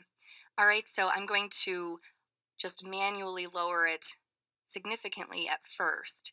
And then I'm going to play it and use my Control minus and Control plus until I like the way the music sounds. All right, let's do this. letterpress doesn't look like anything else. It's amazing. It's an art form. The artwork isn't just the design, but it's the piece that comes off the press at the end. And when you do things, All right, I'm happy with that. We've lowered the music by 21 decibels, and I think things are sounding good. Now, there are a couple of places where I think the music could be louder. For example, here in the beginning, we just have some B-roll, so it might be nice for the music to be a little bit louder over that. And I have this gap in between Doug and Anita where I think I'd like the music to come up a little bit there as well. So this is a job for keyframing. I'm going to just place a couple of keyframes here. That's Option click, and instead of grabbing onto the keyframe, I can also grab onto my black line and drag up. And I'm going to play this and see if I need to adjust it any further. letterpress doesn't look like anything else. All right, so I think that's okay. If I want a more gradual ramp, I can just bring my keyframes further apart from one another. And now let's go down to this part down here where I want to bring my music up temporarily. So again, I'm going to place keyframes. This time, instead of manually placing keyframes, I'm going to use something called the Range Selection Tool, keyboard shortcut R. So I always like to use the keyboard, R, and I'm just going to drag over this section of the music, and I'm going to bring it up. And I think we were happy with about -8, and let's play this. Those are mine. You care about the product And then I can come in and manipulate these keyframes manually if I want to. All right, so finally, just one more thing. I want to fade the music in and out at the beginning and end. I do that by coming to the very beginning here. And you see this knob? I'm just going to drag it over to the right. And I'm going to go to the end and do the same thing. And we'll drag this over. And now we're fading in and out. I'll go ahead and play this. otherwise you cannot go wrong with letterpress. You just can't. All right, not bad. Again, there are a whole lot of audio editing tools in Final Cut Pro, and this was just the basic of the basics. But by showing you how to adjust levels and do simple keyframing and fades, you'll be able to solve most simple audio level issues in your show. Okay, so our little promo is coming along okay, but there are just a few effects that I'd like to add to clean things up and smooth things out even more. All right, now the effects that I'm going to show you are extremely specific to this particular sequence, but mostly I just want to show you how to apply and how to adjust effects from the effect browser. For much more on this, you can go to Chapter 10 and get a comprehensive training on all things effects. All right, so first and foremost for this particular sequence, we're going to need to work with a chroma key effect to key out the green behind our subjects. I'm just going to come to Doug here. In fact, what I'm going to do is take all of my B-roll and press V to disable so that I can see my interview clips a little bit better. And I'm going to select this first one, and I'm going to come over to my effect browser. Here you see all types of effects. I have video effects up at the top and audio effects down here. Specifically, we want to look at our keying effects. And specifically, we want to apply the keyer. As long as I have my clip selected, I can just double click on this effect and it is applied to that clip. I can also drag and drop effects from my browser to various clips in my sequence. All right, so as you can see, the green is gone. It might look great, but we're going to check for sure. So with the clip selected, I'm going to come up to the inspector. Again, this is the inspector, but I want to get used to using the keyboard shortcut, so I'm just going to press Command 4. So I'm in the video tab here, and you can see that the keyer is the very first effect within this list. All the rest of them are the built-in video effects that every single clip in every project has. But we're going to be dealing with the keyer set of parameters. First, just so you know, this little blue button here turns on and off the effect. But we're going to come down to this row of buttons here. The one on the left is chosen right now, and that's the composite, which means that it's going to show me the result of the clip with the effect applied. In the middle here is the matte, which breaks the foreground and the keyed background out into black and white. And if there were any partially keyed areas, they would show up as gray. The goal here is to make sure that we have very crisp, clear blacks and whites, and that the border is a very clear edge. And then this last one over here is the original image. Now, if I go back to the composite, you can see that the image actually looks pretty good right now. But let's refine it a bit and make sure that it's looking its best. So I'm going to come back over to this button here that shows me the original image, and I'm going to come up to Sample Color. And I'm going to draw a box around a section of the green background, like so. And now I'm going to click on it again and draw another box. This can be really helpful in telling Final Cut all of the shades of green that I'm interested in keying out. Now, our green screen is very well lit, but sometimes this can really help hone in on the right hues really well if it's not as well lit. Now, if you need to, you can come down to Fill Holes and Edge Distance to help you out even more. I'm going to go back to my matte view, and I want to take a look at what these do.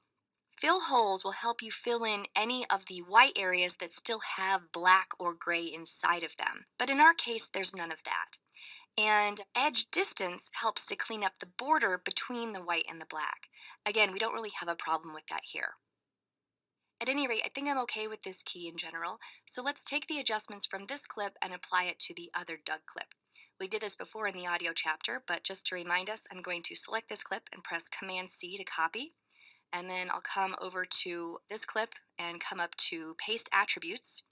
And the only thing that we want to take with us is the keyer, and I'll say Paste, and there we go. Now let's come back to Kelly and do it one more time. I'm going to select the clip. I'm going to drag and drop the keyer on top of it.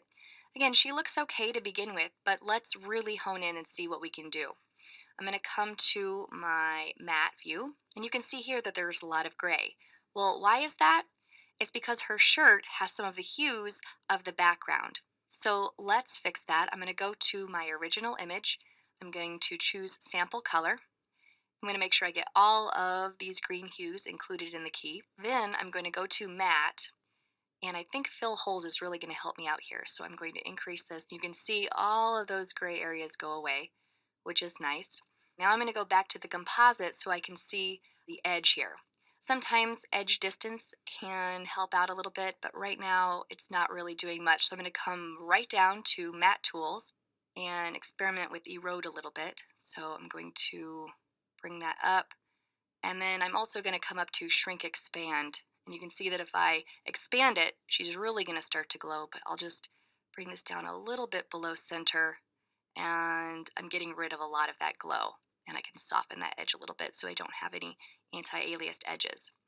All right, so I'm going to go back and look at my matte. Okay, you can see that I have crisp blacks, crisp whites, and a little bit of a soft border, which I think is okay.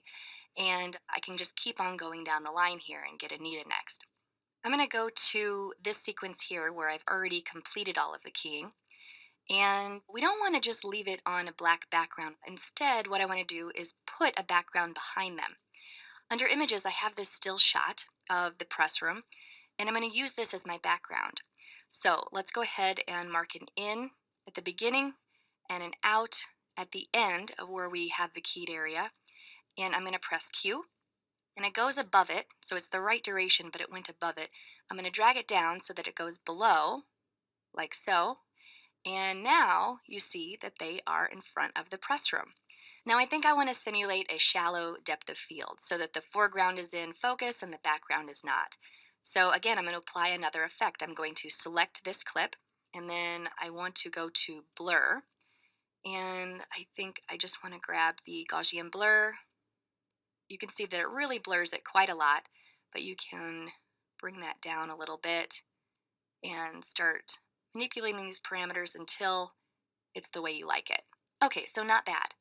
Now I think there's just one more effect that I want to apply to this particular sequence, and that is adding a transition, in particular just a dissolve.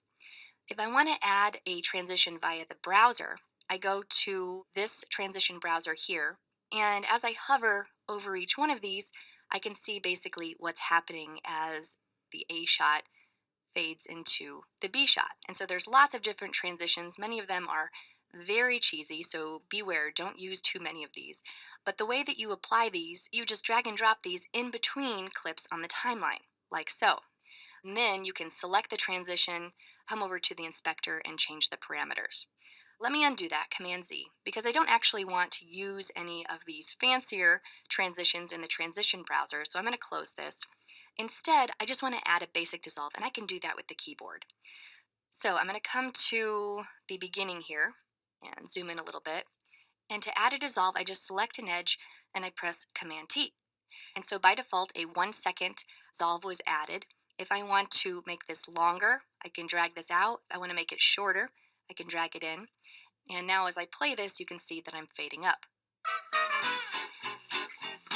Okay, if I want to put it in between two clips, I can. I just click right here on the edge, I press Command T, and now I am dissolving from one shot to the next. Now, if I want to add a dissolve to a connected clip, I can, but watch what happens. If I select this edge and I press Command T, notice that it adds the dissolve, but it turns my connected clips into a secondary storyline. You can see I have this black bar here. You can see that I no longer have two connection points. I just have one. And we'll explore this in Chapter 6, but just be aware that this has happened. Let me undo that, Command Z, because I want dissolves on all three of these clips. So I'll show you that you can actually just select the clips and press Command T, and now I have dissolves on all of them. And I'm just going to play this so that we can see how this is looking visually. The artwork isn't just the design, but it's the piece that comes off the press at the end. And when you do things, Okay, not bad. I don't think I want the dissolve at the beginning, so I can just select it and press delete, and it's gone. And again, if I wanted to make these a little bit shorter, I can adjust those as needed. All right, so that is applying effects and adjusting effects, and we even covered copying and pasting effect attributes.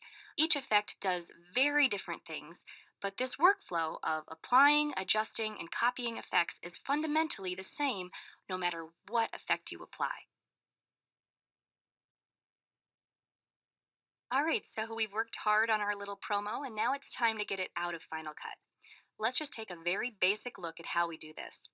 Obviously, before exporting your project, you want to make sure to screen it plenty of times to make sure it's in great shape. But once it is, you can come up to this button here, and you can see that there are a number of destinations that I can send this to. It allows me to send it directly to Facebook or YouTube or Vimeo, and it encodes it perfectly for those platforms and actually sends it live right from Final Cut. I can make a file that's optimized for an Apple device, like an iPhone, iPad, Apple TV, Mac computer, that sort of thing. I can make a file for DVD. If I come down to Add Destination, there are other things that I can add to this list. But all I want to do is make a simple QuickTime movie, so I'm going to come up to Master File. Over to the left, I can hover scrub through this to see my project. And then under the Info tab, I have various labeling information about this project. So I can change the name of it. I can give it a description if I like. I'm going to just delete that. Under tags, I can add keywords, which then allow me to later search for this file by whatever keywords I put in there. So this can be a very nice searching mechanism. Under settings, I can view my settings and change them if I need to. Now, along the bottom is a summary of my settings, along with how large the file is going to be when I output. If I come up to Format, I see a list of mastering formats, video and audio, or just audio, and publishing formats. Got Apple devices, computer, and web hosting. Now, your choice of format here determines the options in the pop-out menus below. So for here, I just want to choose video and audio. And then I'll come down to codec. And this is how I choose how Final Cut compresses this file. If I don't want any compression, I can choose uncompressed. But usually we do want to take the file through some type of compression to make it smaller and easier to work with. The default here is H.264, and that's a great choice. It makes it a very good looking, very small, manageable file that can be used as a screener copy or can easily be sent to virtually any web platform. So I'm going to choose H.264 here. We'll go over the rest of these options later in the course, but for now everything is okay. I'm going to say next. I'm going to save it to my desktop and we'll say save. And you can see here in the background tasks window how it's working to export. You can see here that it's already done. So let's hide Final Cut, and there it is. Let's just play a few seconds of it to see how it looks. Letterpress doesn't look like anything else. It's amazing. It's an art form. All right, so there you go. That's the bare bones workflow of exporting your project, and we'll explore many more options in Chapter 13.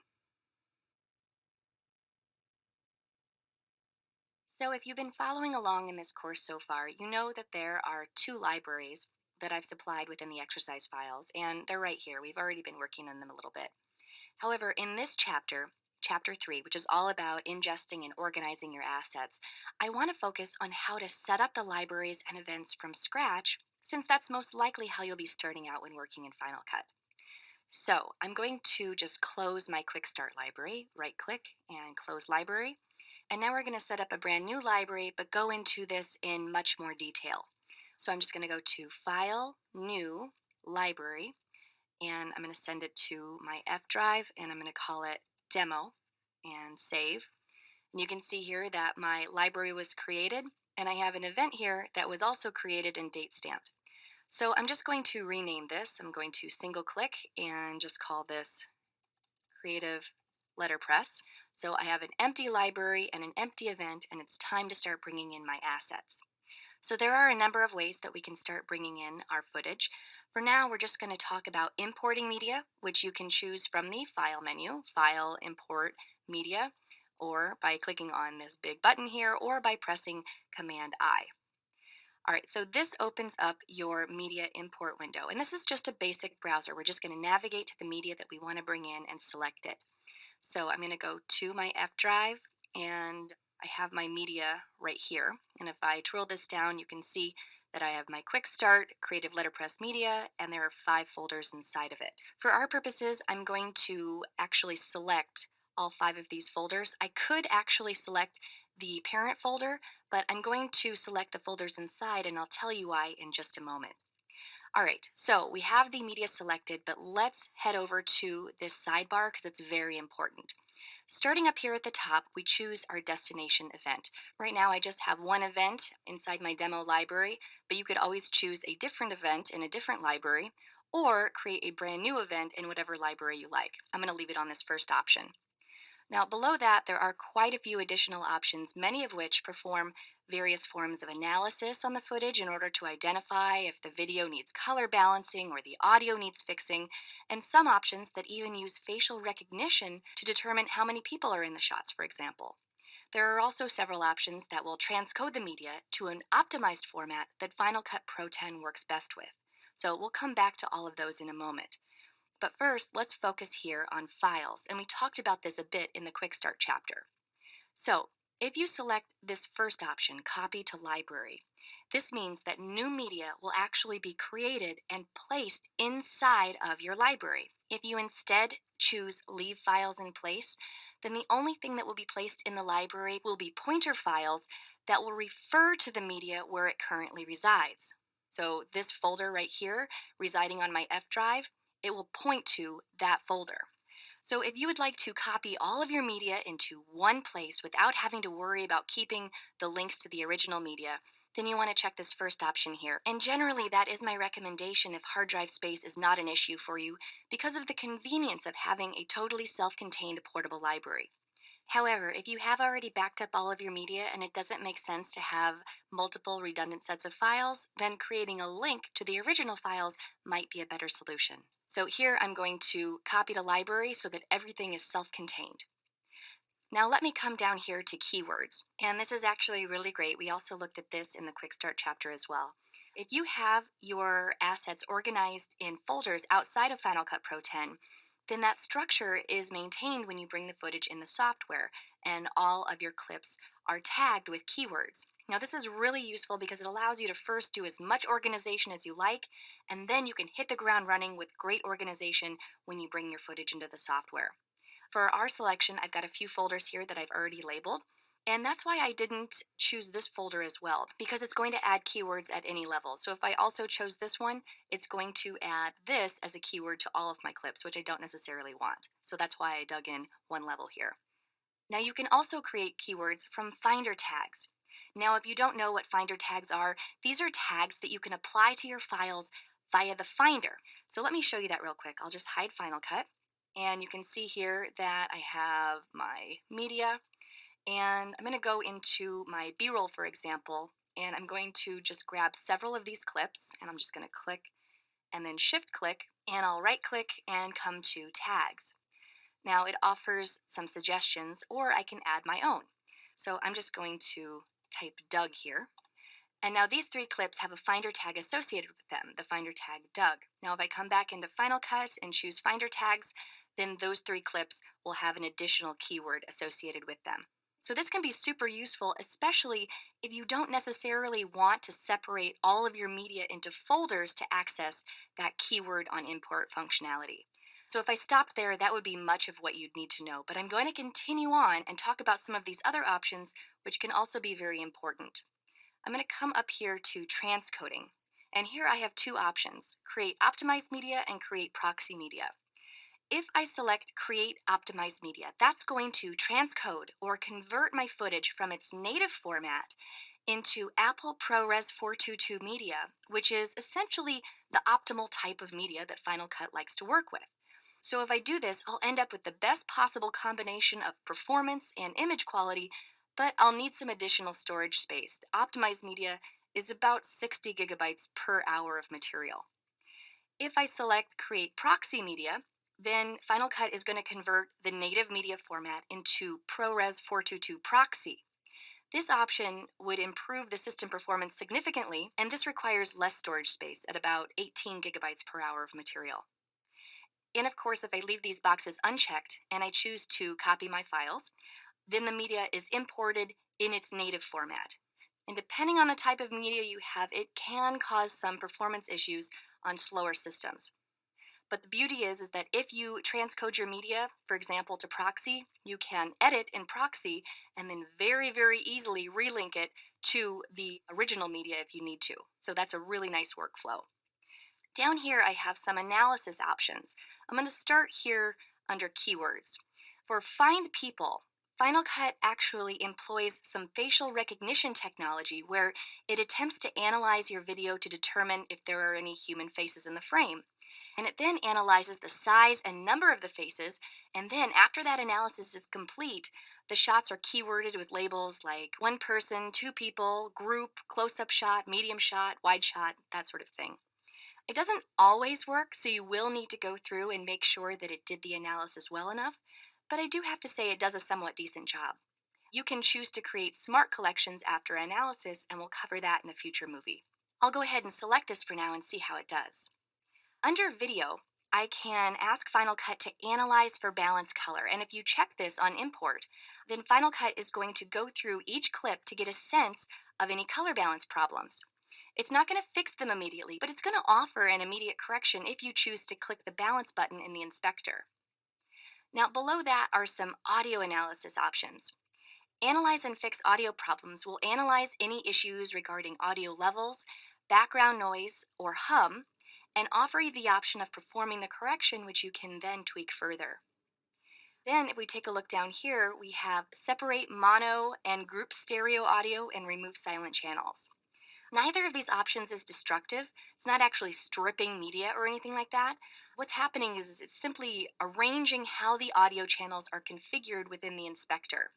This first option here actually analyzes each audio channel's waveform, and if they don't match each other, then Final Cut makes them dual mono. If they do match, then Final Cut configures them to be a stereo pair. This bottom option will simply remove any channels that don't contain any sound. Now, this checkbox at the bottom simply allows you to close the import window if you're done importing, or you can uncheck it because if you want to set up multiple events or multiple libraries, you can do that from this window without getting bumped back into the software each time. But for now, I don't want to import anything else, so let's just choose Import Selected. So you can see that even though I chose for the media to be copied into my library, it still comes in and I can use it right away. So everything's here, and that's because it sets up pointer files first and then creates the media in the background. In fact, I can check out my background process by clicking on my background tasks window right here. We've got several things occurring under transcoding and analysis, so a lot occurring under the hood, and all of my media is being copied as well. You can see here that I have all of my keyword collections, both the ones from the folders and the one from the Finder tags that I set up. And down here I have a people folder, and this is my facial recognition. As you can see, it's starting to group up my close-up shots, my medium shots, and so on and so forth. As you can see, some of it's okay, but some of it I will need to go back and fix.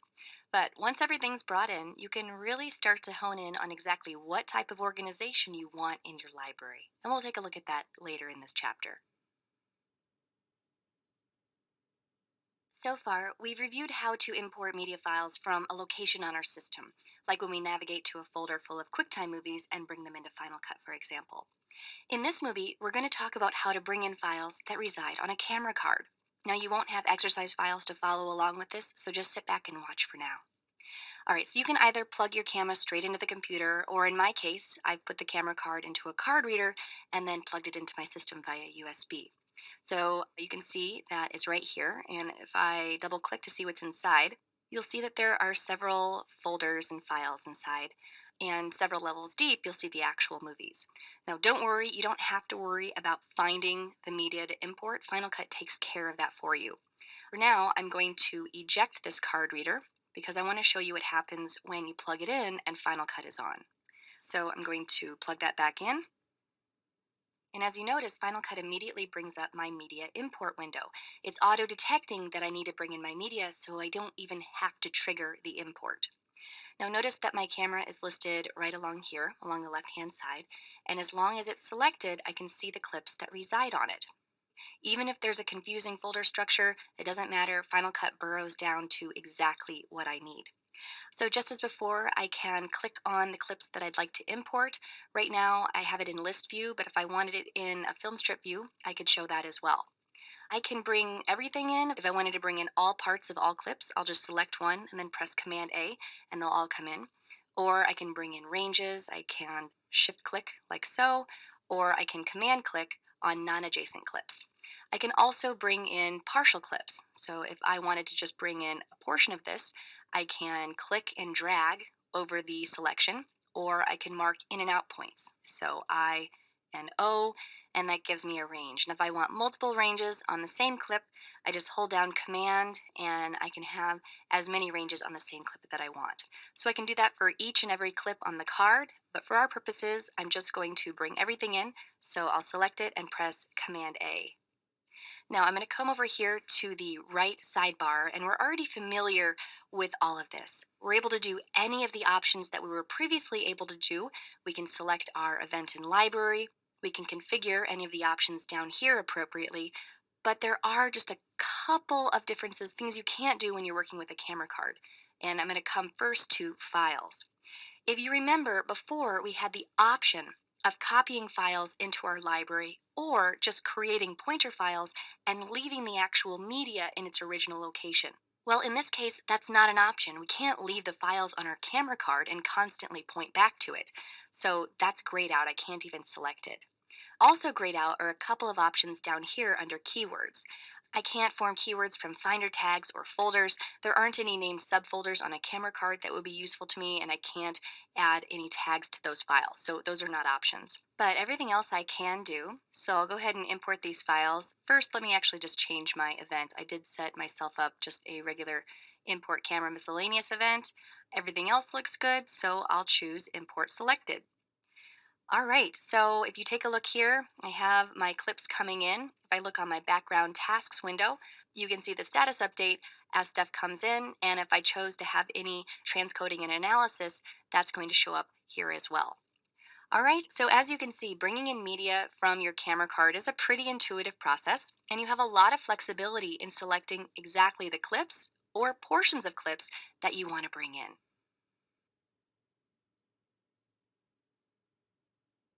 If you've worked in older versions of Final Cut Pro 10 prior to version 10.1, then you've got old events and old projects that you'll need to update for this version. Now, if you've never worked in Final Cut Pro 10 before version 10.1, then just feel free to skip this movie. Regardless, there are no exercise files for this movie, so feel free to just sit back and watch. To update your projects and events, you just go to File and Update Projects and Events. And here's the dialog box that you get, so let's go over this. Now, if you choose Update All, then Final Cut is going to search for connected drives that contain Final Cut events and Final Cut projects folders, and they'll organize these projects and events into libraries for you. When it does this, each hard drive's contents will be consolidated into a new library. It will name each library after the drive, and all events and projects will be moved into it. Your events will each be converted into a new event within the library, and your projects will go into a separate event called Updated Projects. So this option is the simplest option for sure, but it's kind of a catch-all. It'll bring everything forward, but depending on how you want to work, it might consolidate more than you want. So you can always move stuff around afterwards, and believe me, you definitely will have to do that. But you may also want to exercise a bit more discretion before performing an update. So in that case, you can update your projects and events manually by choosing Locate. And this lets you update manually by choosing which events and projects you want to update. Now, a couple more things about this update process. Final Cut Pro 10 does not copy media during an update, it moves it. This means that you don't actually need any additional disk space to perform the update. Also, if you have any linked media, it's going to create a separate folder called Final Cut External Media on each volume that contains linked media. Final Cut performs all the necessary media reorganization under the hood, so everything is pretty easy for you. All right, now that we have a general idea of how this all works, let's take a look at it in practice. So instead of choosing Update All, which again is going to go out and look for any Final Cut events and Final Cut projects folders on each connected drive and automatically make a separate library out of each, I'm going to choose Locate to manually update my selected projects and events. Now I'm just going to navigate to the locations that contain the projects and events that I want to update. I have some Final Cut events and projects folders on my F drive here. You can see that there they are. And notice down here that it says that you want to choose the volume or folder that contain the folders that you want to update. So I have my drive chosen. Here are my folders. I'll say Update. And here everything is updating into a new library inside of Final Cut. If you have a lot of projects and events, this does take a little bit of time. When it's done, it gives me this dialog box asking me if I want to delete the old projects and events or save them. I'm going to save them for now because I want to show you what happens when I do. So once I do that, you can see that I have a brand new library over here. It's called Media Drive F, which is named after the volume that I took it from. Inside there are several events. I have 2 events full of clips, which came from the events that I updated. And then I have this third event called Updated Projects. And so it took all the projects that I had and put them in one giant master event. So I'm probably going to need to go through and reorganize this a little bit. I can start renaming and moving and deleting as I please. I'm going to hide Final Cut for a moment and come to my Media Drive F, and let's see what it's created here. As you can see, here is my new library. And if I want to look inside, I can right click and show package contents. And here's one of the updated events. Here's the other updated event. And here's the third event that it created, which contains all of my projects. And of course, as I've said before, you don't want to go poking around inside of the library package, but I did want to show you this for your information. I also have my folder here that says Media Drive F old Final Cut projects and events. So because I didn't choose to send this to the trash and because I saved it, this is where it puts those saved folders. So here's my Final Cut events and Final Cut projects folders safe inside this folder here. Final Cut isn't looking at it right now though. What it's doing is reading this library file, and that's where all of this stuff lives. So as you can see, updating old projects and events is a fairly easy process, but it certainly helps to know exactly what's going on when you do it. So once you've brought your assets into the Final Cut environment, you'll probably want to move some things around and start reorganizing items. We'll take a brief look at how to do some of this in this introductory organizational movie, and we'll dig deeper when we get to Chapter 12. Now, just a heads up here, we are going to be copying and moving and deleting items in this movie.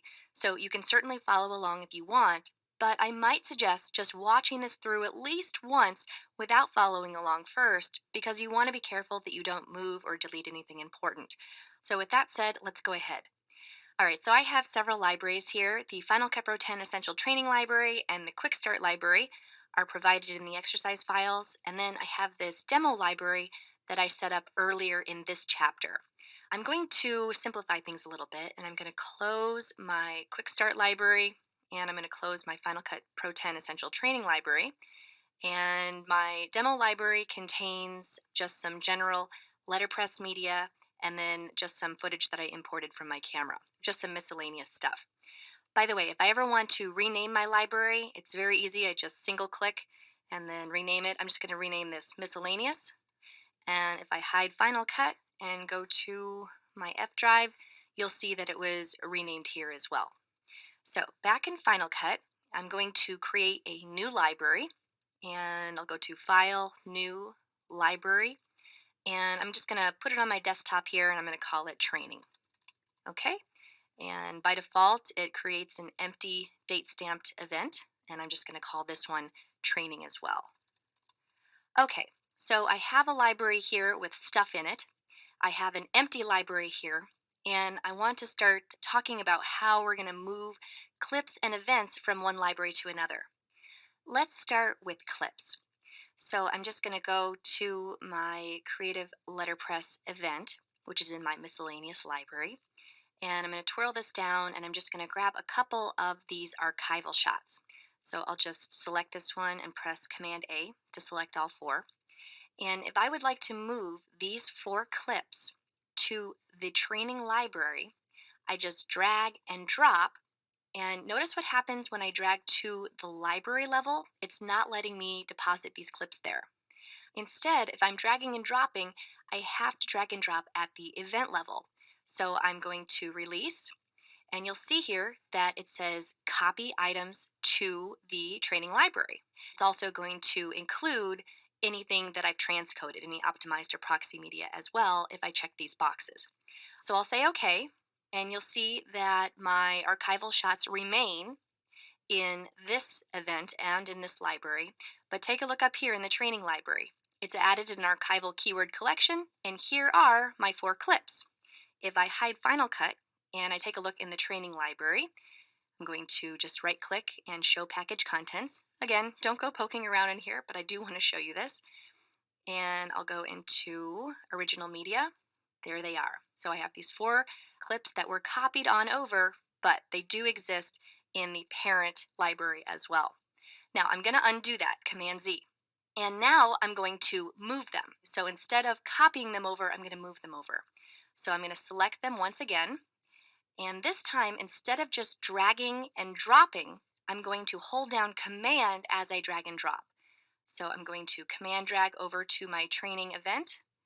Now instead of saying copy, it says move. I still have all the same options here. I can bring along my transcoded media if I want. I don't have any though, so I'll say OK. And now, if you take a look here, I no longer have my archival shots. The archival keyword collection is still there, but nothing is inside of it. But if I come up to my training library, here they are. And it also brought over my archival keyword collection. So that is copying and moving clips. Let me undo that, Command Z. Now I want to go up a level to events. So I'm going to take this entire creative letterpress event and I want to bring it to my training library.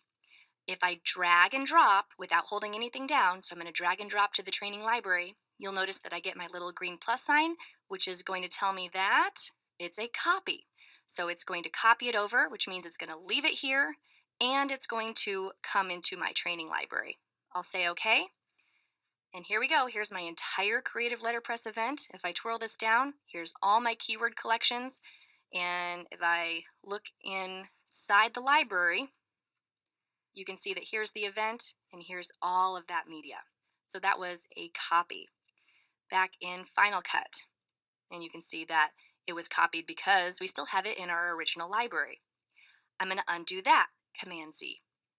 And this time, instead of just dragging and dropping, I'm going to Command Drag. So Command Drag, and notice there's no green plus sign, which means this is not a copy, but it is a move. And when I do this, the event disappears from my miscellaneous library and it goes into the training library. That is a move. And let me undo that, Command Z. By the way, another way that I can move and copy clips is through the File menu. So if I have an event selected and I come up to File, you'll notice that it says Copy Event to Library, and I can choose which one, or Move Event to Library, and I can choose which one, or create a new one. And if I have clips selected, so I'm going to go ahead and just select a couple of clips in here, instead of saying copy events and move events, it says copy clips and move clips. So you can do that easily through a menu option. Finally, let's just talk a little bit about deleting. When you delete clips in Final Cut, you're not actually deleting them forever. You're sending them to the system trash. So to delete a clip or series of clips, I'm just going to select them here in the browser. Let's go and just get my archival shots. I can right-click and choose Move to Trash. Don't press Delete on the keyboard. That's not going to work. In the next movie, we'll see what that actually does. But instead, you're going to want to right-click and choose Move to Trash, which is Command Delete. It says, are you sure? Yes. And if I go to my system trash, there they are. Here are the 4 movie files. And then I also have my color balance analysis files and my Find People analysis files. So when I imported those files, I had some analysis files that accompanied each one of those. So those are deleted as well. I can undo that, Command Z, and they come back. Now, check this out though. If I wanted to delete an entire event, so I'm going to select this and then right click and move event to trash or Command Delete. Are you sure? Continue. If I go to my trash, it's not there.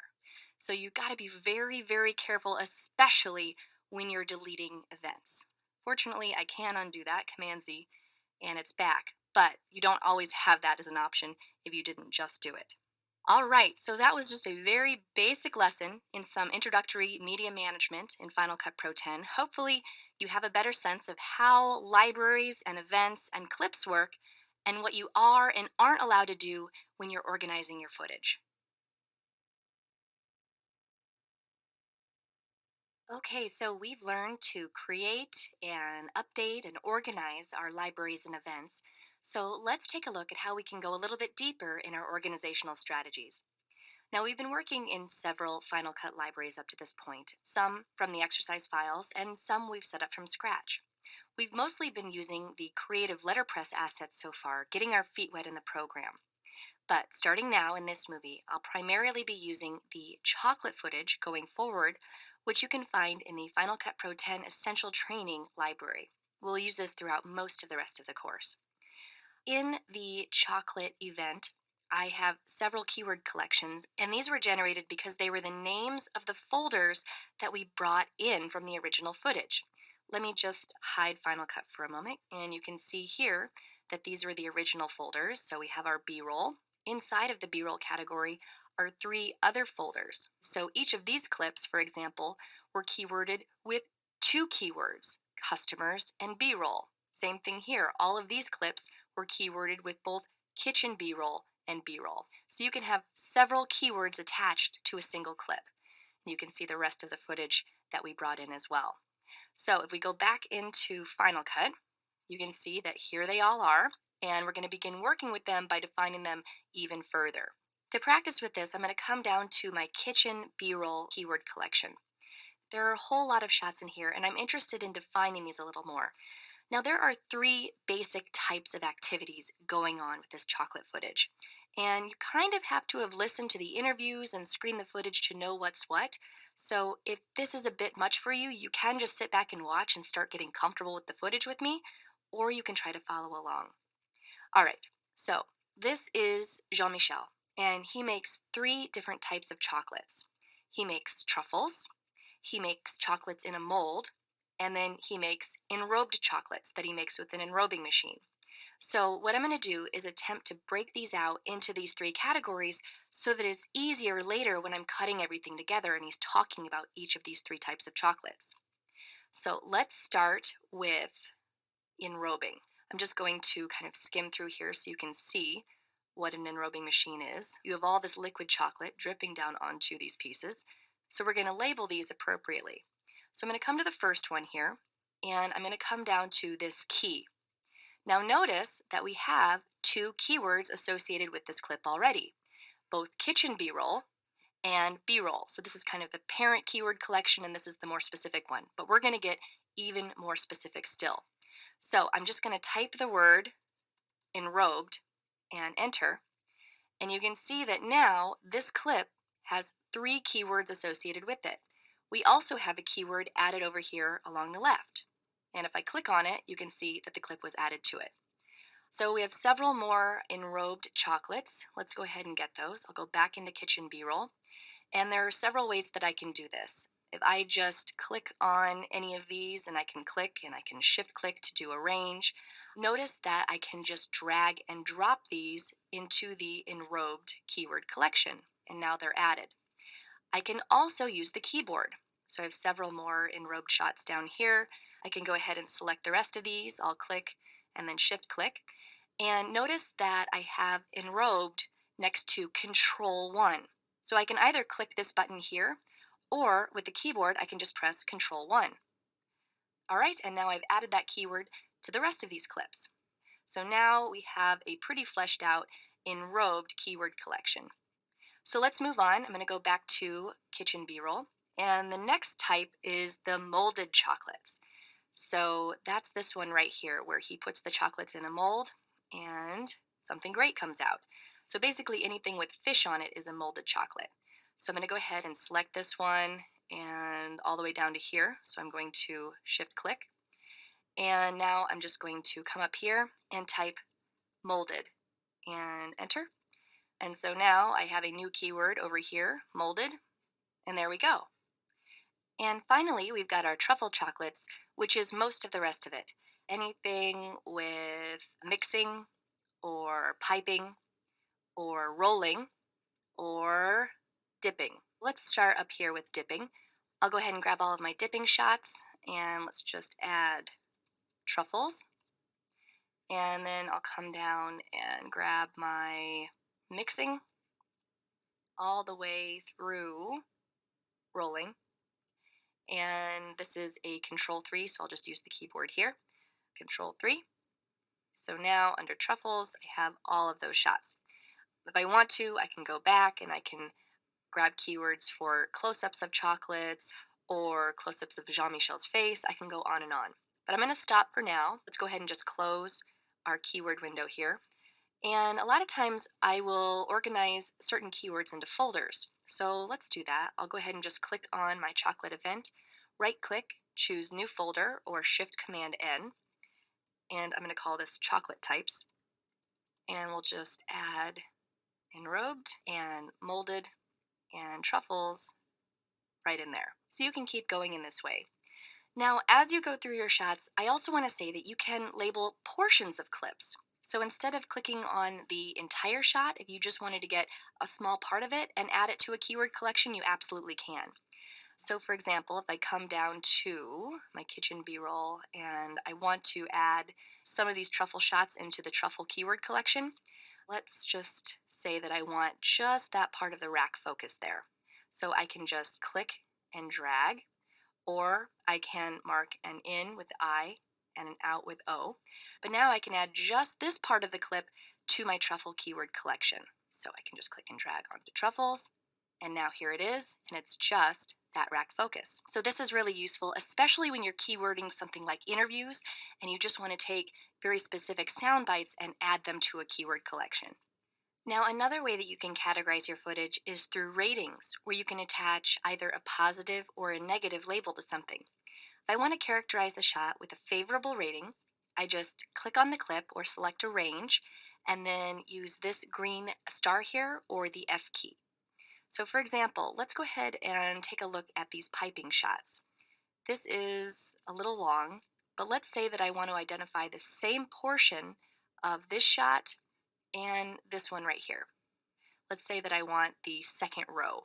So I'm going to mark an in here, and then I'm going to let him go through the entire second row, maybe onto the third, and an out there, and I'm going to press F. And notice that we get a green line above here. So that portion has been favorited. Now let's do the same thing here. He's piping the first row, then he's going back, and we'll get the second row with an in point, and then all the way across, and an out point, and F. So that portion has been favorited as well. And now if we want to look at our favorited portions, there are several places that we can go for that. I can just come up to my library smart collection. So here's my Final Cut library, and then I have this folder called Smart Collections, and if I twirl this down, one of the collections in here is favorites, and you can see that here are my 2 favorited shots. Or I can use this list right here. So if I go back to my chocolate event and I just want to look at all of the shots that I've favorited, I can choose favorites, and here they are. So if you've gone through and you've favorited lots of clips, they'll all appear here, and ideally this will be all of the parts of the shots that you think you'll use in your program. Now I can just as easily assign an unfavorable rating to a clip or a portion of a clip, and you do the exact same thing, but instead of clicking on the green star or the F key, you click on the red X here or the delete key. So let's go back to kitchen B-roll, and the reason I'm not seeing these clips is because favorites is still displayed. So I'm going to go back to all clips, and let's just say that I don't think I'm going to use my avocado cutting shot. So I don't want to get rid of it completely, but I don't want to display it with the rest of the clips that I do think I'm going to use. So I'm just going to select it, and then I can press the delete key on the keyboard, and you can see that I have my red line here indicating that it's rejected. And now there's a couple things I can do with this. I can either just show my rejected clips, or I can show everything except my rejected clips, so I can hide rejected. And when I do that, notice that my avocado shot's not here anymore. All the rest of them are, but if I ever wanted to get it back again, I just go back to all clips. All right, so as you can see, adding metadata to our clips allows us to really hone in on exactly what materials we're working with and what materials we think are the best for our show. I recommend spending a lot of time up front doing this type of organization because it really helps out later when you're deep in the creative process and you need to quickly access your shots. Now that we hopefully have a good understanding on how metadata can help us further define our footage, I want to go over the methods for actually searching for things. Final Cut Pro 10 has a really robust search tool and even lets us save criteria in dynamic groupings called smart collections. So let's take a look here. To search through your clips, you just click on this little search field up here and begin typing. So if I wanted to locate all of the clips that contain the word truffle, for example, you can see that it sorts it live, which is very nice. If I wanted to go deeper than that, then I'm going to click on this magnifying glass and I can set up a multi-dimensional search here. So this time what I want to do is find all of the shots of Jean-Michel working with truffles. So to do this, I think instead of starting with the word truffle, I'm going to start with the initials JM, which is how I labeled Jean-Michel throughout this entire event. Then I can add a criteria for a keyword. So the way I do that is I come up to my little plus sign and I can add any of these categories. And so what I want to do is actually add a keywords, and that's keyword collection, and it allows me to select which keyword collections I'm talking about. So I'm going to just uncheck all of these and go straight for truffles. And I can keep going if I want. I can go back up to my plus sign, and if I went through and diligently rated all of my clips, I could add ratings, and I could say, hey, I just want all of my favorite Jean-Michel truffle shots. Right now I don't have that, so I'm going to get rid of this third level. So as you can see, we have close-ups of Jean-Michel here working with truffles, and if this is all I need, that is if I just need this one-off search, then I have it. My browser contains my results. But if for some reason I want to save this search, I can. To do that, I choose New Smart Collection. So now you can see that I have this purple little gear here, and it's called a Smart Collection because it is smart, and I'm going to show you why right now. So I'm just going to call this JM Truffle. And I always add my smart collections inside of a folder. So I'm going to just do that right now. Right click, new folder, and I'm just going to call this Chocolate Collections. Okay, and we'll add this to there. So we can have lots of these if we want. Right now we just have one, but let me show you something. It says no items match the current filter setting, but I just made it. I know that there are 3 clips in here that match it. That's because we still have the word truffle in our search bar here, so you always want to make sure to clear that out. So we have our 3 shots, and I want to show you why a smart collection is smart. I'm going to go back to my kitchen B-roll, and I'll just change the name of one of these clips, for example. If I come to this shot here, and I just put a JM here, now this is called JM mixing. And if I come to my smart collection, you see that it's added it to this group because now it meets the criteria, and I can do this again. I can go back into B-roll. I can look at this shot here. It already has text JM, so I can just add this to the truffle keyword collection, which is right here. I can drag and drop. And once I've done that, if I go back into my smart collection, you can see that it's been added. So a smart collection is dynamic. As you change and add and manipulate your clips, and as they meet the criteria of whatever the smart collection is set up to be, then they're automatically going to be deposited within this group. If I ever need to edit my smart collection, I just double click on the smart collection itself, and my filter box is back up, and I can add or subtract or amend any of this criteria, add more categories, whatever I like. And just real quick, right now we've just covered creating a smart collection from scratch, but I do want to point out that every library contains a folder called Smart Collections, and inside there are general categories of assets. So I have all video, audio only, all my favorites, all of my projects, and then still images. So these are there by default, but when you want to create your own, you certainly can. All right, so as you can see, it is really easy to perform both basic and dynamic searches in Final Cut Pro 10. And this is an important thing in letting you stay in your creative mode without needing to hunt and peck through your materials to find your perfect shot. Once you have the tools to appropriately categorize and search for your footage, there are just a few more things about organizing and displaying your clips that you should know before starting the editing process. So let's take a look here. Now, I'm first going to look at sorting your events within your libraries. If you select a library and then right-click, you can sort events by either date or name in ascending or descending order. Now, right now, I just have 2 events, my chocolate event and my exercise files event. But imagine that I had 10 or 20 or 50 different events. It can be really useful to be able to alphabetize them or arrange them in order by date. Now let's take a look at how we can view the clips within the browser. As you can see, this very first button is a toggle to either show or hide my libraries. So when you're working with clips, you might want to hide that so you have a little bit more real estate, which is what I'll do now. And then to the very right of that is this gear, and it's a drop-down menu to either group your clips or sort your clips. Now the difference between these are that when you're grouping clips, a heading is placed above the categorized clip options. And when you're sorting clips, there's no headings. The clips are just organized in the manner that you choose. So let's first look at grouping. I'm going to group these by something fairly obvious like duration, for example. So when I choose duration, you can see that I have 25 clips that are between 1 and 10 minutes. I have 25 clips that are between 30 and 60 seconds, and I have 70 clips that are 30 seconds or less. Right now, I don't get an indication of how long each one is. We know that we have this duration slider here, which can help us hone in on exactly how long each of these are. For example, one of these now is 30 seconds long, so we know that this clip is about 30, a minute 30 or so. To see exactly how long a clip is, you can just click on it and press Control D.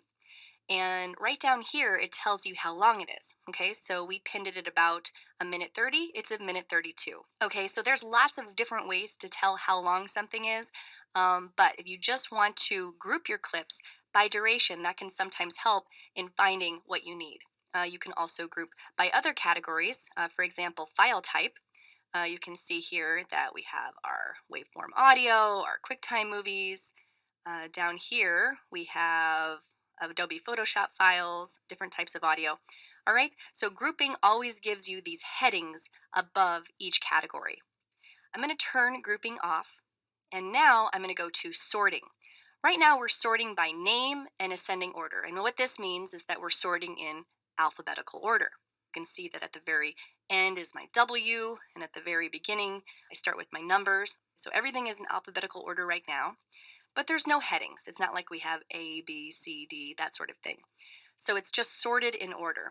If I wanted to sort in order of duration, in ascending order, I'll choose that. And now I have no headings, so everything's just sorted in one big bucket. If I look at the duration here, I'll do Control D. You can see that I'm at 2.5 seconds. And if I go to the end here and press Control D, I'm at almost 4 minutes. So from 2 and some seconds to almost 4 minutes, we have everything sorted. But again, there are no categories. So the way I'm going to be working mostly in this course is to turn off grouping and to sort by name in ascending order, or sort by name in alphabetical order. Now, the last thing I want to show you about working with your clips in your browser is changing back and forth between your film strip view and your list view. We touched on this in some previous movies, but I want to go a little bit deeper in this now. So mostly we've been working in film strip view, where we just see thumbnails of each of the clips. If you want to know more about your clips, then you switch over to list view. And I'm just going to drag this over so that we see as many columns of information as possible. Now, if I want to show more columns of information, I just come to this heading area, right click, and I put a check mark next to the columns I want to see. So I'm going to select file type, for example, and it always goes to the very end, and you can drag these over wherever you need them to be. And you can also sort by these. So if I wanted to sort by file type, I can just click up here on the heading, and now all my JPEGs are grouped together, all my QuickTimes are grouped together, and so on and so forth. I have my audio down here at the bottom. I can do the same for any of the columns, for example, duration. So now, here's my 2-second clip, and I should have my music clip down at the bottom, which is almost 4 minutes. So lots of different ways that you can sort here. I also want to point out the notes column. You can put any comments on any of these clips, and then that later becomes searchable data. So if I wanted to add a note to my song here, and I wanted to remind myself to get the rights, I'll just type in rights clearance. And now if I search for this later, this will pop up. I can come up to my filter and type in rights clearance, and as you can see, it popped up. So any text that you put in this notes column, for example, is going to come up in these searches. Very handy ways to use metadata here. All right, so I think this basically finishes out our journey of library, event, and clip organization. It's really good to know these useful techniques so that you can customize various options to make your media retrieval process that much more efficient. Now that we've got a good handle on how we can access and organize our libraries, events, and clips, let's begin reviewing some basic playing, marking, and navigating techniques. So we're going to look at some clips from the interview keyword collection here. Okay, so here are all of the interviews with Jean-Michel and Jill talking all about chocolate. And I've actually already copied some of these down into the 4.1 keyword collection so that we can focus on just a couple. And by the way, I've actually already gone through the 10+ minute interview clips, and I've already whittled everything down to these already relatively bite-sized chunks so that I could fit everything within the lynda.com exercise files download. So just realize that normally you'll be dealing with much longer clips when you chunk out your sound bites. But really what we're doing now is just practicing navigating and marking our clips, so let's do that. So as we do this, we're going to pretty much exclusively use our J, K, and L keys, which we touched on in chapters 1 and 2. So what I'm going to do is play over the interview using J, K, and L, and then when I want to define the beginning of a shot, I'll mark an in point by pressing I, and then I'll mark the end of a shot with an out point by pressing O. Again, if you look at your keyboard, the I and O keys are right above your 3-button play J, K, and L keys. So hopefully you're getting the idea that this playing and marking business can be very efficient with only 3 fingers on our keyboard. All right, so let's go ahead and give this a shot. I'm going to give myself a little bit more real estate, so I'll close my libraries pane, and I'm going to drag this over, I think, to about 10 seconds, okay? So every single one of these little thumbnails is 10 seconds long. I'm going to start with this one with Jill when she talks about the senses and experiencing chocolate.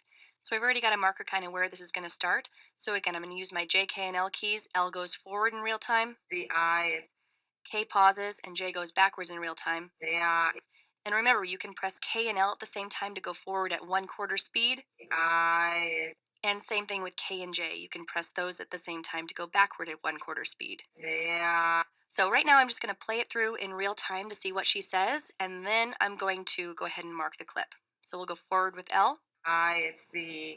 It's the seduction of the eye, and then you have the sensation of the lips, and then you have the tantalizing of the tongue, and heaven for the taste buds.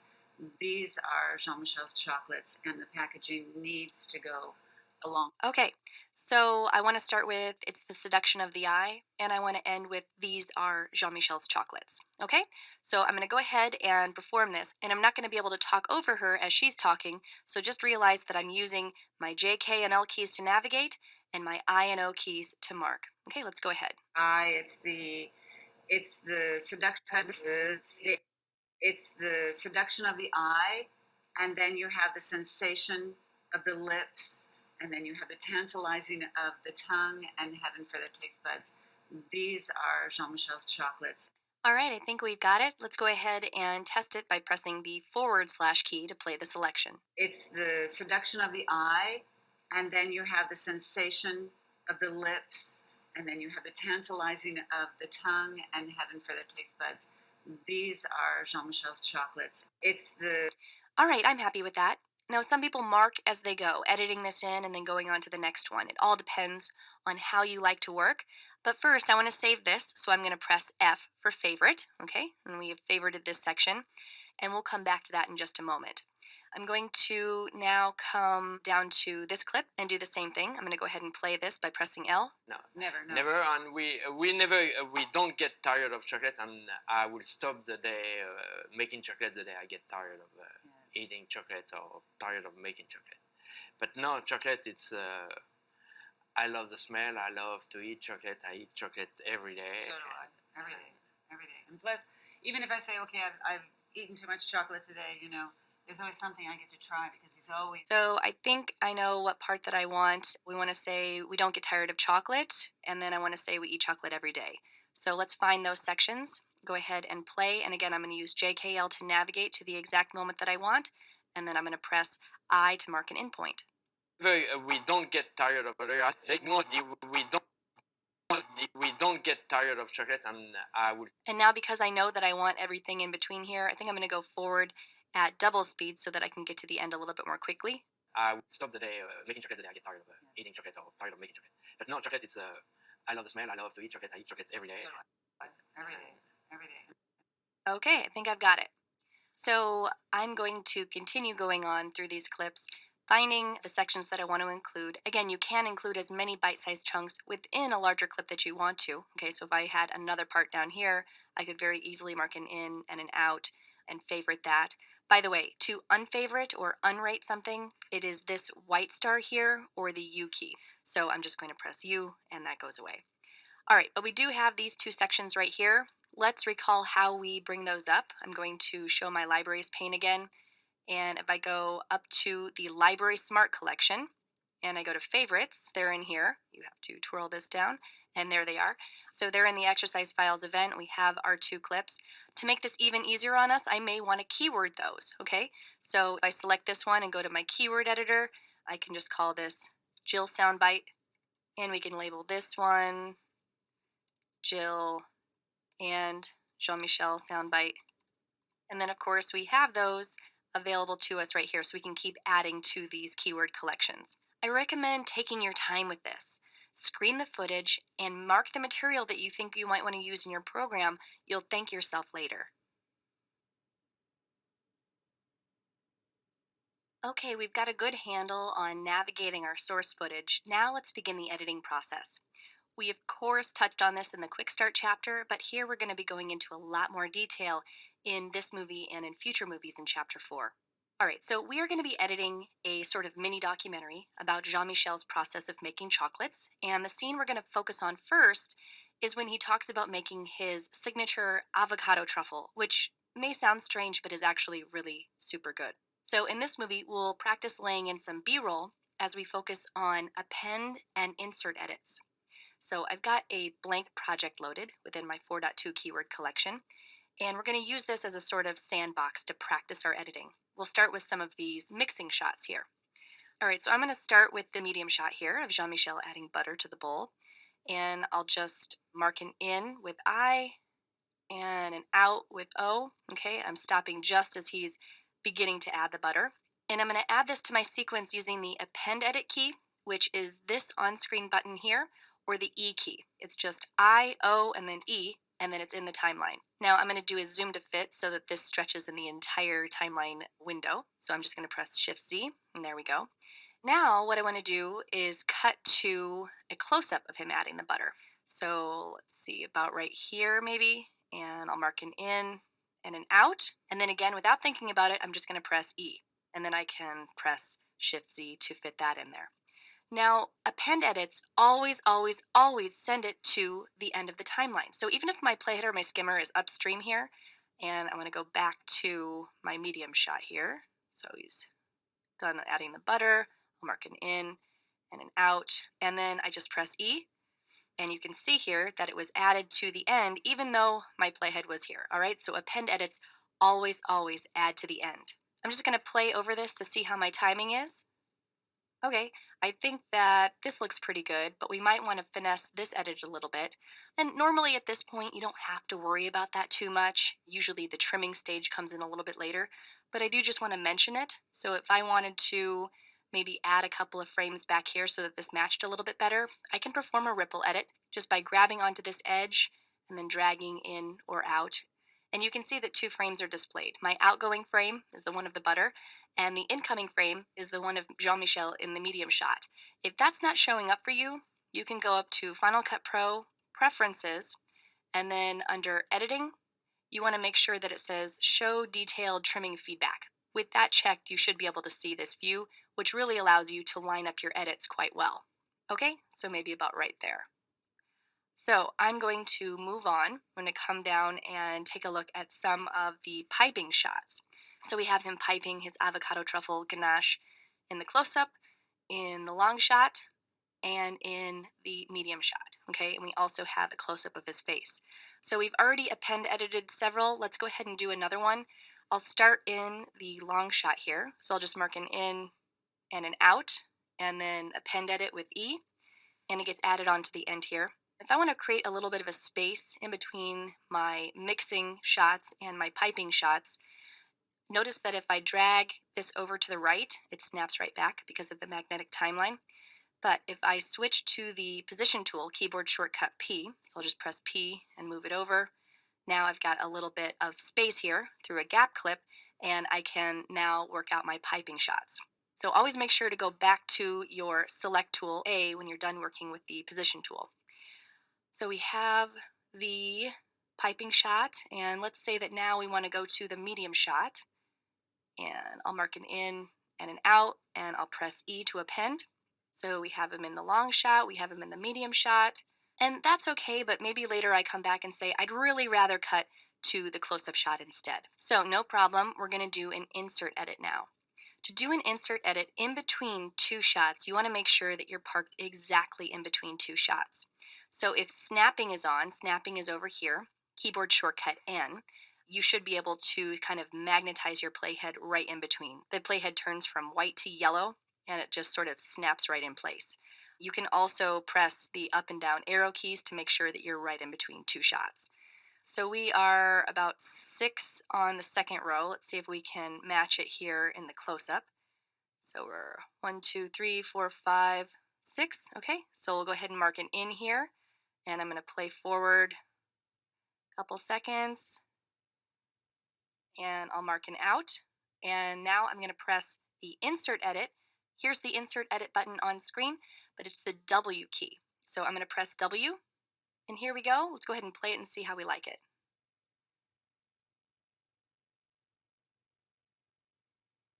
All right, great. Now let me undo that, Command Z. And now let me show you that you can also do an insert edit on dragging and dropping. If I drag and drop this, notice that I can bring this right in between these two clips. It makes room for it, and I can release. So it's very easy to do that, but as you'll hear me say many times throughout this training, keyboard methods are usually faster and more efficient ways of working. So we'll explore both, but I'll always come back to the keyboard.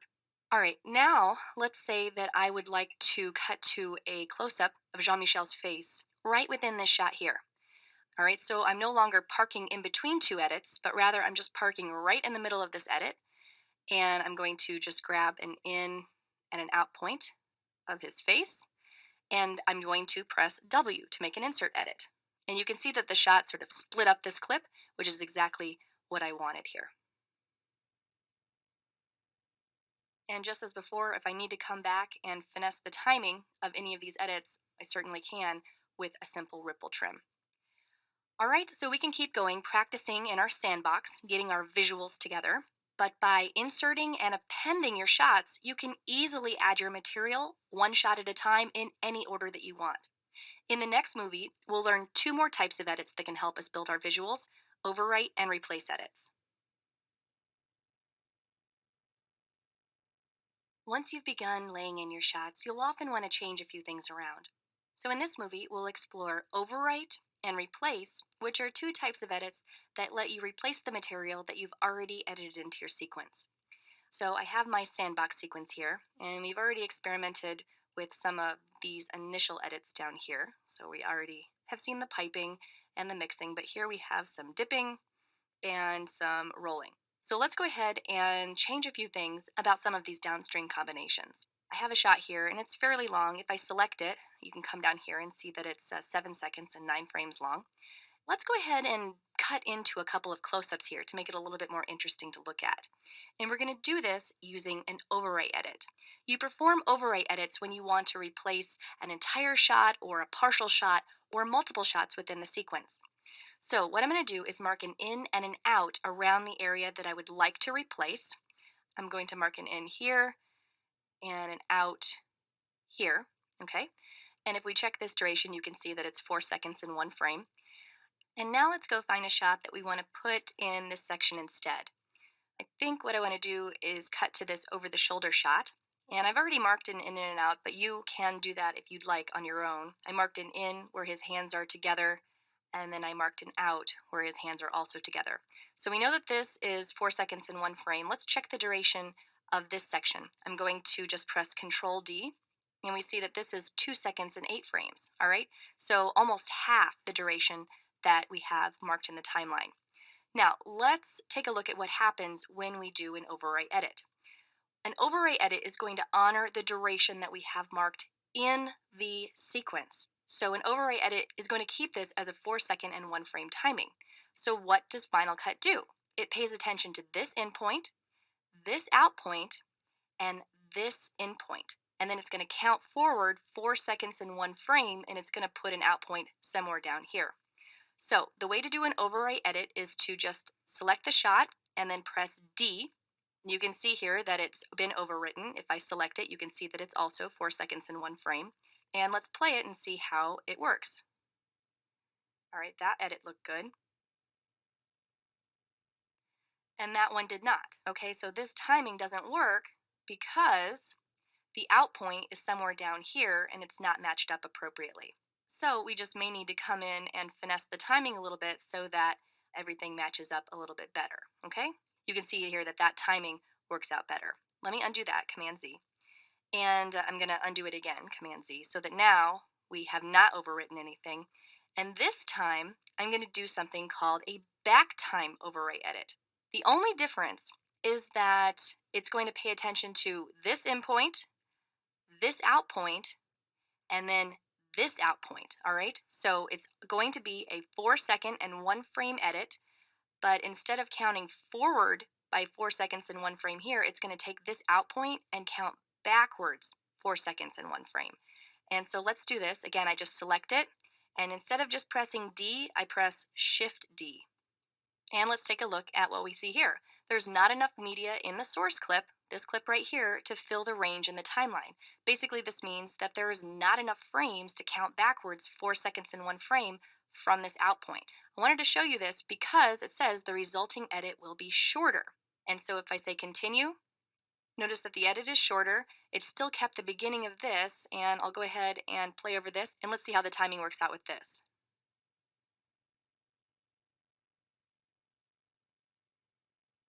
Okay, so this looks really nice now because we matched on action on our out point, but then we have this section right here where things are looking a little funny. All right, so let me undo that, Command Z, and I just wanted to show you that an overwrite edit always honors the duration in the timeline.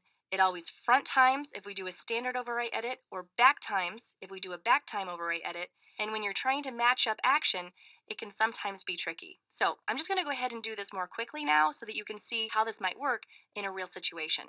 All right, so I'll go ahead and just do an overwrite edit here, and I am going to just ripple trim this so that it matches a little bit better. And then I'm going to come up to this close-up shot here, and let's go ahead and do another overwrite edit cutting up to Jean-Michel's face. So I'll just do an in and an out, and then I'll do an in point here. Again, it's going to pay attention to this in point, this out point, and this in point, and it's going to count forward how much? 2 seconds and 4 frames is this marked selection. Okay, so I'm just going to press D. This again is 2 seconds and 4 frames, but now let's go ahead and take a look at how this fits within the overall context of this sequence.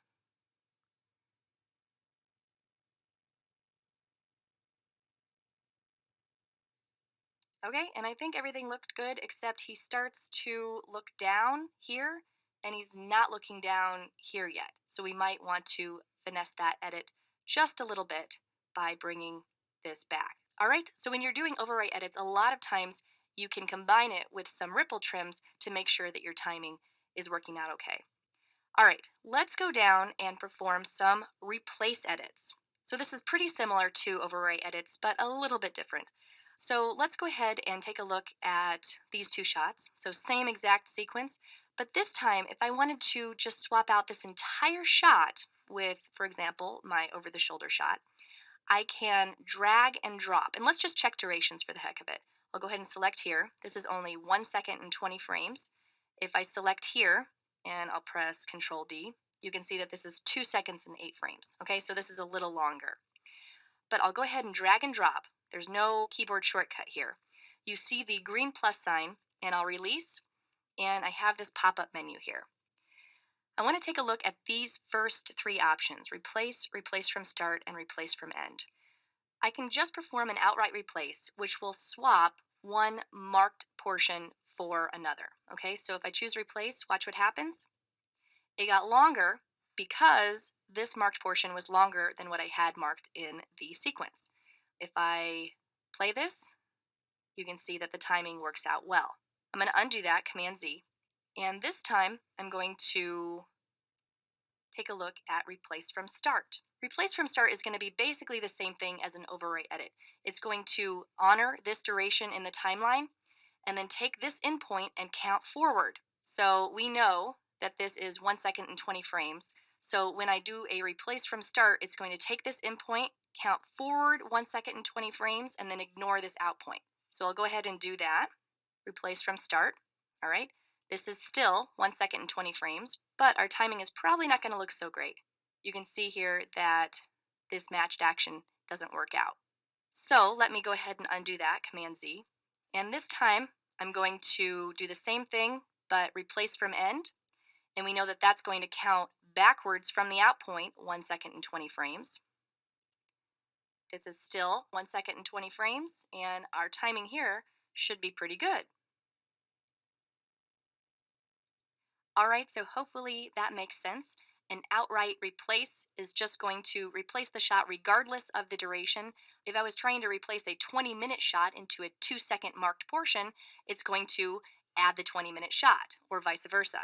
And then replace from start and replace from end. Always honor the marked duration in the timeline, but either front time or back time appropriately. Now, I'm going to come down here because we're going to finish on where I think replace edits really shine. And that's when you have an action that you want to sort of shove into a specific part of the sequence. So take this part right here. Here I have Jean-Michel rolling his little ganache balls and setting it down. Okay, so that's kind of a specific action. Roll and then set down. And then I have it again here in a close-up. He's rolling and then he sets it down. Okay? If we take a look at the duration, I'll go ahead and mark an in and an out. All right, we see that this is 2 seconds and 2 frames. And I have a marked portion here. We see that this is, Control D, 4 seconds and 12 frames. All right, so he took longer to do it here in the close-up than he did here. So what I'm going to do is just shove this action right into this marked portion. And the way I'm going to do that is to cut this up where I want to perform the replace edit. So about right there.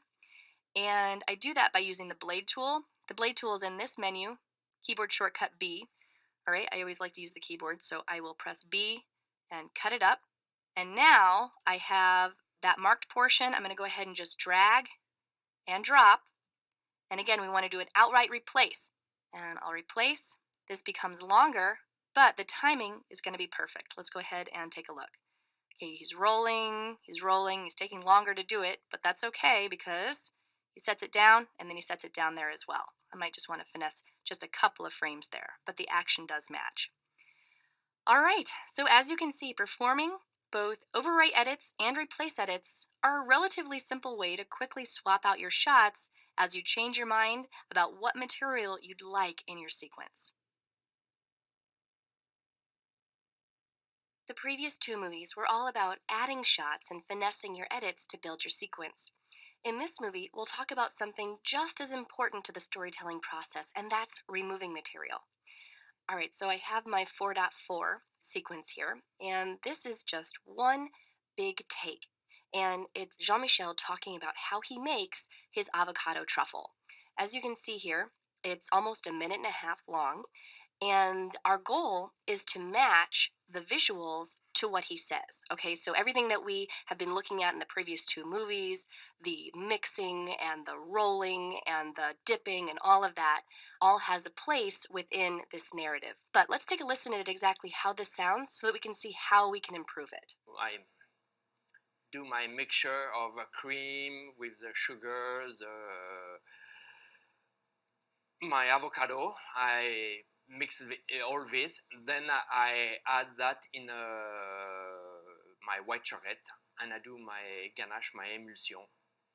Then this, when it's All right, so as you can tell, it's very stream of conscious. He collects his thoughts a lot and takes us through every single aspect. He tells everything in the right order, so we'll leave his basic narrative alone, but we're just going to go down the line and start chopping, always making sure that we keep the basic nature of what he's saying intact. So I'm going to come down to the beginning here and zoom in, Command plus, and let's take a look at how we can begin cutting away at this. I do my mixture of cream with the sugars. All right, so what I'm going to do is just take away this gap right here, and I'm going to do that with in and out points. We've done this many times before, but here we're going to use it to actually remove material. Okay, so I'm going to go forward with L and then stop and mark an in. I and then we'll mark an out right here. And I'm just going to press the delete key on the keyboard. Okay, and you can see that that material has been extracted. There's no gap left behind. Everything ripples down to fill in the space. So now this should be a little bit smoother. I do my mixture of Okay, if I took away too much, I can of course do a ripple trim. I like to just grab onto the edge here, and you can either drag, or I like to use my trim buttons on the keyboard. Your comma key will ripple to the left by 1 frame.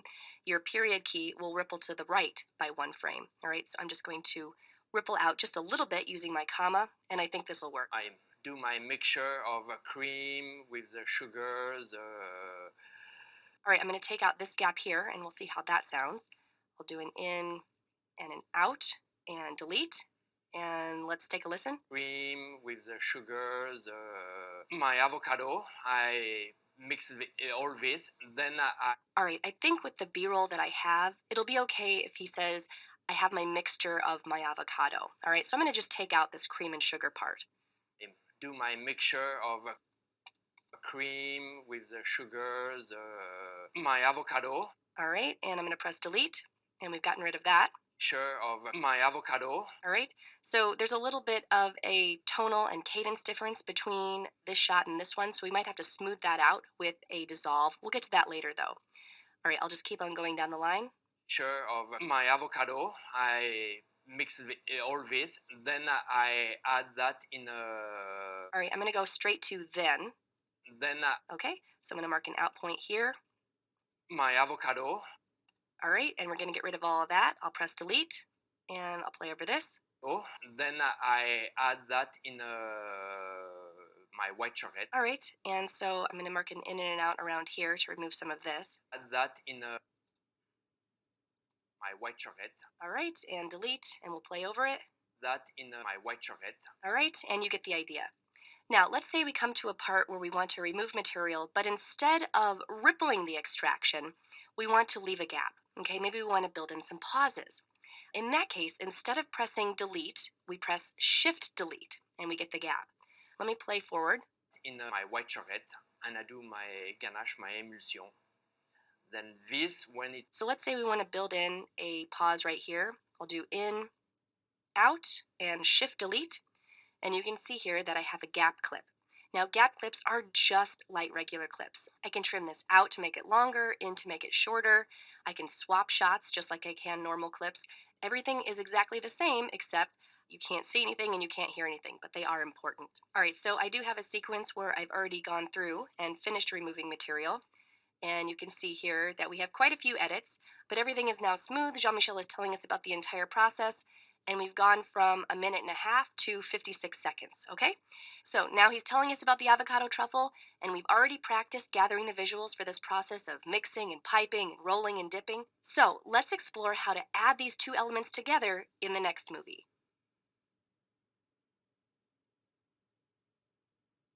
So far in this chapter, we've only been working in the primary storyline, this dark gray region here, and this is where we are building the foundation for the program. Now we're going to start adding supplementary material to that foundation. So in this movie, we're going to explore how to do this by adding connected clips. Now we certainly touched on this in the quick start chapter, but we're going to go deeper here. All right, so let's go back to this interview that we have cut up. And I know that we want to add some visuals to accompany everything he's saying, but we also technically need to cover up these jump cuts. I do my mixture of my avocado, then I add that in a white chocolate, and I do my ganache, my emulsion. Then when it's ready. So in Final Cut Pro 10, the way you do this is to add your B-roll shots above the primary storyline. Now, if you've done this in other nonlinear editing programs, you've probably done something very similar by editing the B-roll to a higher existing video track. In Final Cut Pro 10, there are no tracks, of course. Instead, you add the B-roll in the form of something called a connected clip. All right, so to do this, I place the playhead at the location that I want the clip, so I want to make sure that it goes at this first little jump cut. So I'm going to zoom in here, Command++, and I'll go ahead and place the playhead there. Now I'm going to get the shot that I want to act as B-roll. So I'm going to first take a look at my avocado shot as he's talking about making the avocado mixture. And in this first example, I'll place an in and an out in the source material. So I'll mark an in and I'll play forward with L, and I'll mark an out there, okay? And instead of using any of the editing tools we've already explored, our append or insert or overwrite or replace, we're going to perform a connect to storyline edit, which corresponds to this on-screen key or the Q key on the keyboard. Okay, so I'll just press Q, and there we go. So now when we play over this, we see the avocado instead of the interview. I'll go ahead and play through this. My mixture of my avocado, then I add that in a white chocolate. All right, so I think I'm just going to ripple this back to about here, because when he starts talking about adding the mixture to the white chocolate, I want to show him actually mixing things in a bowl. Before we go on to the next shot, I want to just take a look at exactly what's happened here. As you can see, we have this shot that is now anchored or connected to this clip here in the primary storyline. So if I move this, the connected clip moves as well. If I move the connected clip to a different location, this is now connected to this clip on the primary storyline. And no matter what clip I have connected, if I should delete it, for example, you can see that it also takes away the connected clip.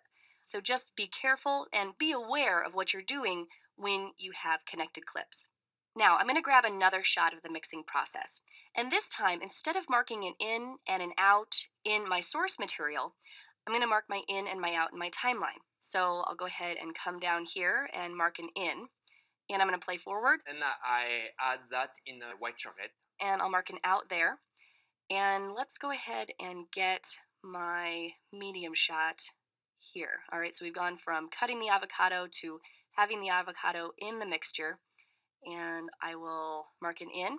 I'm going to ignore the out. So when you do a connect to storyline edit and you have a portion marked in the timeline, Final Cut is going to pay attention to this in point, this out point, and this in point here.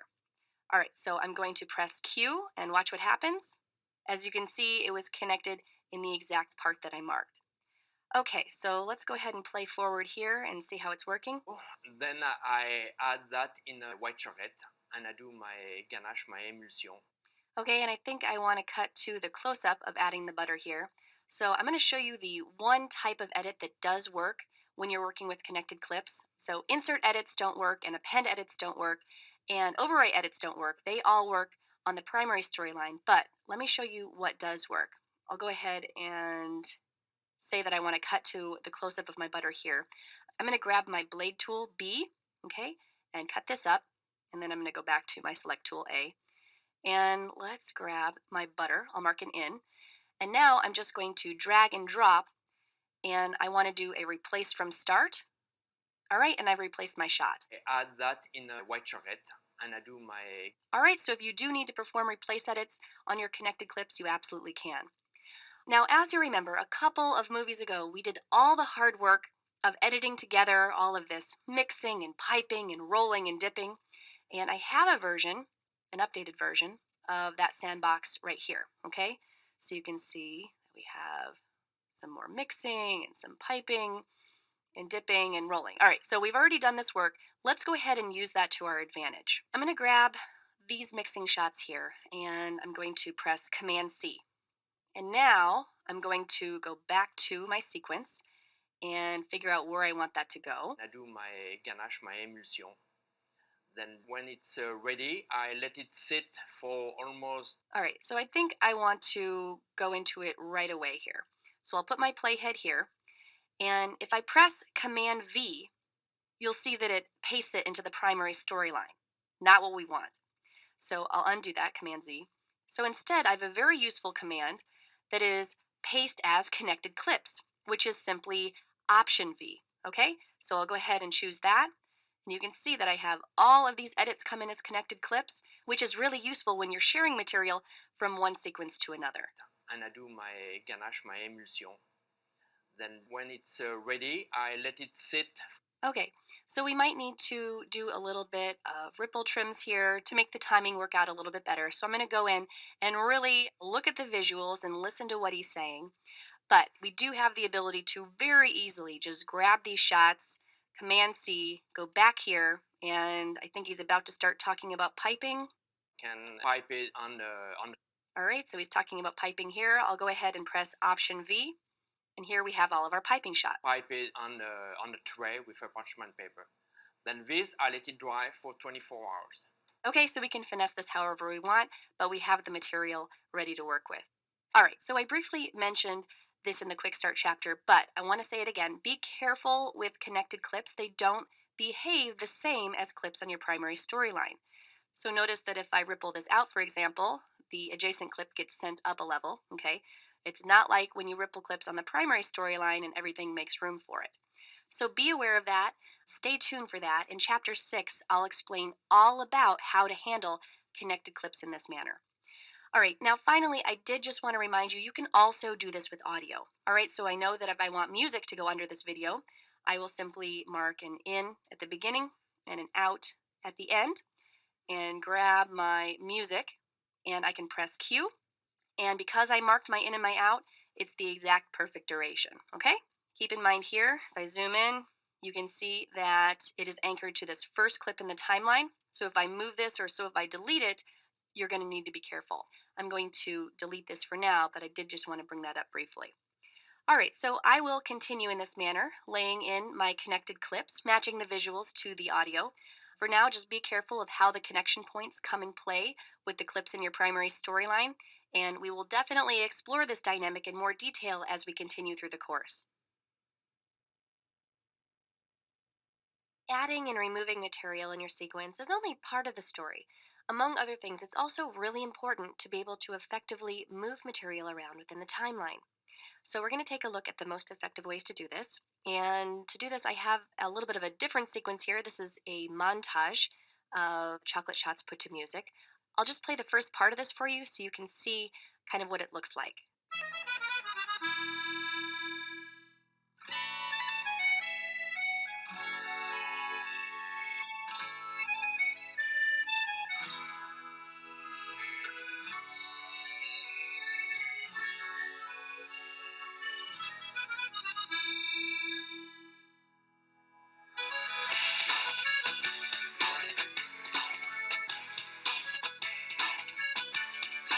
All right, so I think it's working pretty well. It definitely has a very distinctive beat, and I've tried my best to match my edits up to the beat. All right, there are a couple of shots around here that I think can be better though. So I'm going to come to this marker and just zoom in a little bit, Command plus plus, and I'll play over this section so that you can see what I mean.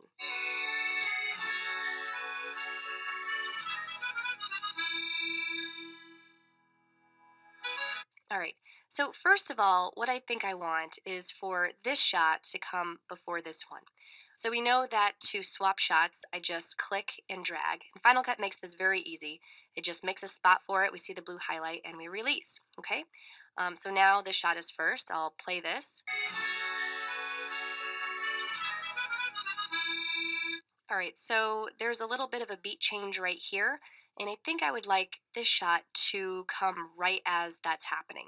So there are a number of ways to do this. In the next chapter on trimming, we'll learn how we can easily do this with a roll edit, but I want to show you how you can do this with nudging. All right, so I'm going to select this shot, and if I click and drag, there's no way to actually move this over without totally swapping shots in the default select mode. If I switch to my position mode, okay, so if I go from A to P, position mode, then I can drag this over exactly how I want, and it creates a gap clip in its wake. So now I think this edit should be timed appropriately.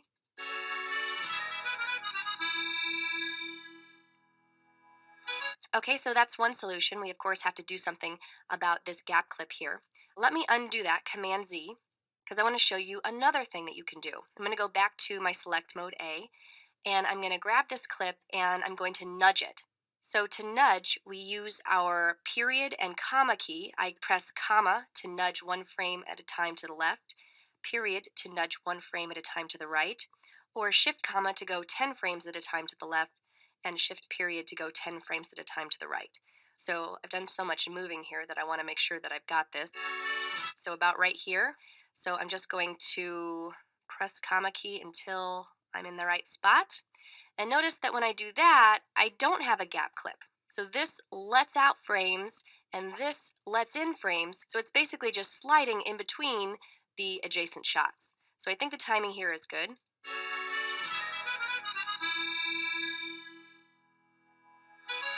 All right, but then we've kind of messed up the timing on this shot here. So I could just nudge this now. I'll just press the period key a little bit until I think I've lined this up appropriately. Okay, so maybe a little bit of finessing will make that work, but keep this in mind because I'm going to come back to this again in the next chapter on trimming.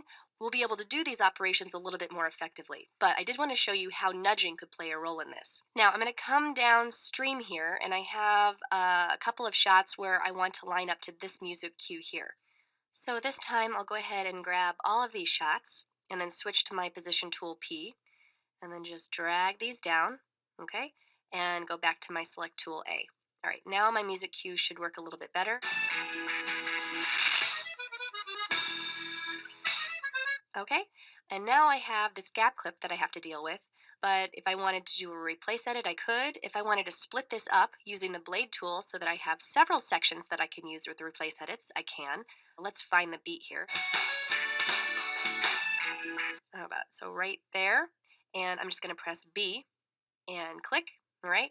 And now we have these two gap clips where we can go find other B-roll and perform replace edits quite easily. Let me undo that, Command Z, because I want to show you just really quick, not necessarily quite applicable in this situation, but it could be useful in other situations. If I want to cut through not only my primary storyline, but also my connected clips, both music and video, I just press Shift B. Notice that I have two little blades, and I can click, and you'll see that it split the music as well. All right, not necessarily what I want to do here, so I'm going to Command Z, undo that, but that could be useful for you in a different situation. All right, so that is a little bit on moving and nudging clips in both select mode and in position mode. So far, we've been exploring how to perform all types of edits on both the primary storyline and as connected clips. What we haven't explored yet, though, is how to separate out video from audio, okay? And in this movie, we'll take a look at how and when you would want to do this. So this is a different sequence, and this is a fun little narrative that was shot to highlight Jean-Michel's avocado truffle. So as you can see, he's setting out his sign, and then he runs into his buddy here, and he drops his avocado, and he says, "Hey, wait, you forgot something," but he drives away. And then he looks at the avocado, is inspired, and then spends the rest of the time making his truffles. And then he sees him again and says, "Hey, try this, and this is the inspiration I had," and then off he goes. Okay, so at any rate, I just want to play a couple of sections of this for you so that you can see what problems exist. All right, so right here, I have the director sort of talking to Jean-Michel, talking him through his actions, and so I'll just play this so you can hear what's going on.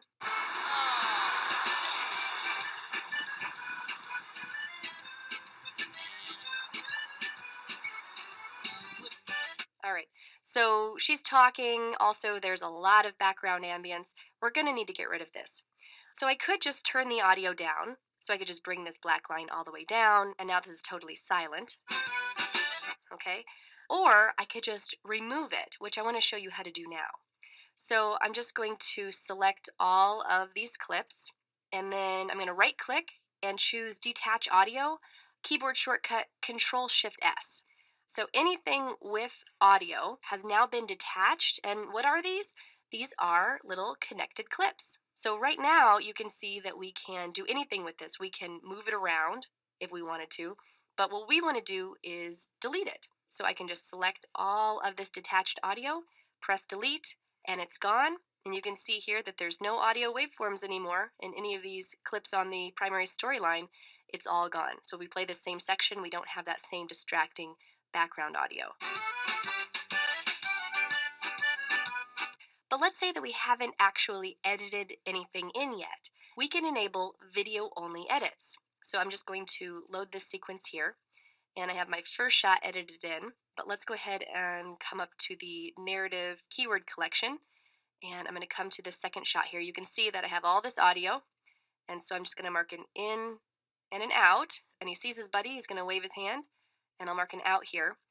And instead of editing this in and then removing the audio, we're just going to edit the video in by itself. And that's in this drop down menu here. Okay, you can see that if I want to do video and audio together, it's Shift 1, video only is Shift 2, audio only is Shift 3. All right, so again, I love the keyboard. Let's go ahead and do Shift 2, and then I'm going to press E for an append edit. You can see here that we've edited in our video only, okay? And as we keep going down the line, if I go to the next one, line this up, he's waving to his friend, and he walks off. Because I haven't changed it, I don't have to press Shift 2 every time. I'm just going to press E for an append edit. You'll see that this was also a video only edit. So it's going to be video only edits from this time on until I switch it back. So I'll just go back to Shift 1 the next time that I want to enable both video and audio. By the way, there is a little bit of a clue on the interface what you're editing in. If you take a look at these buttons right here, right now I have it as video and audio, okay? If I press Shift 2, I see a picture above everything, so that's video only.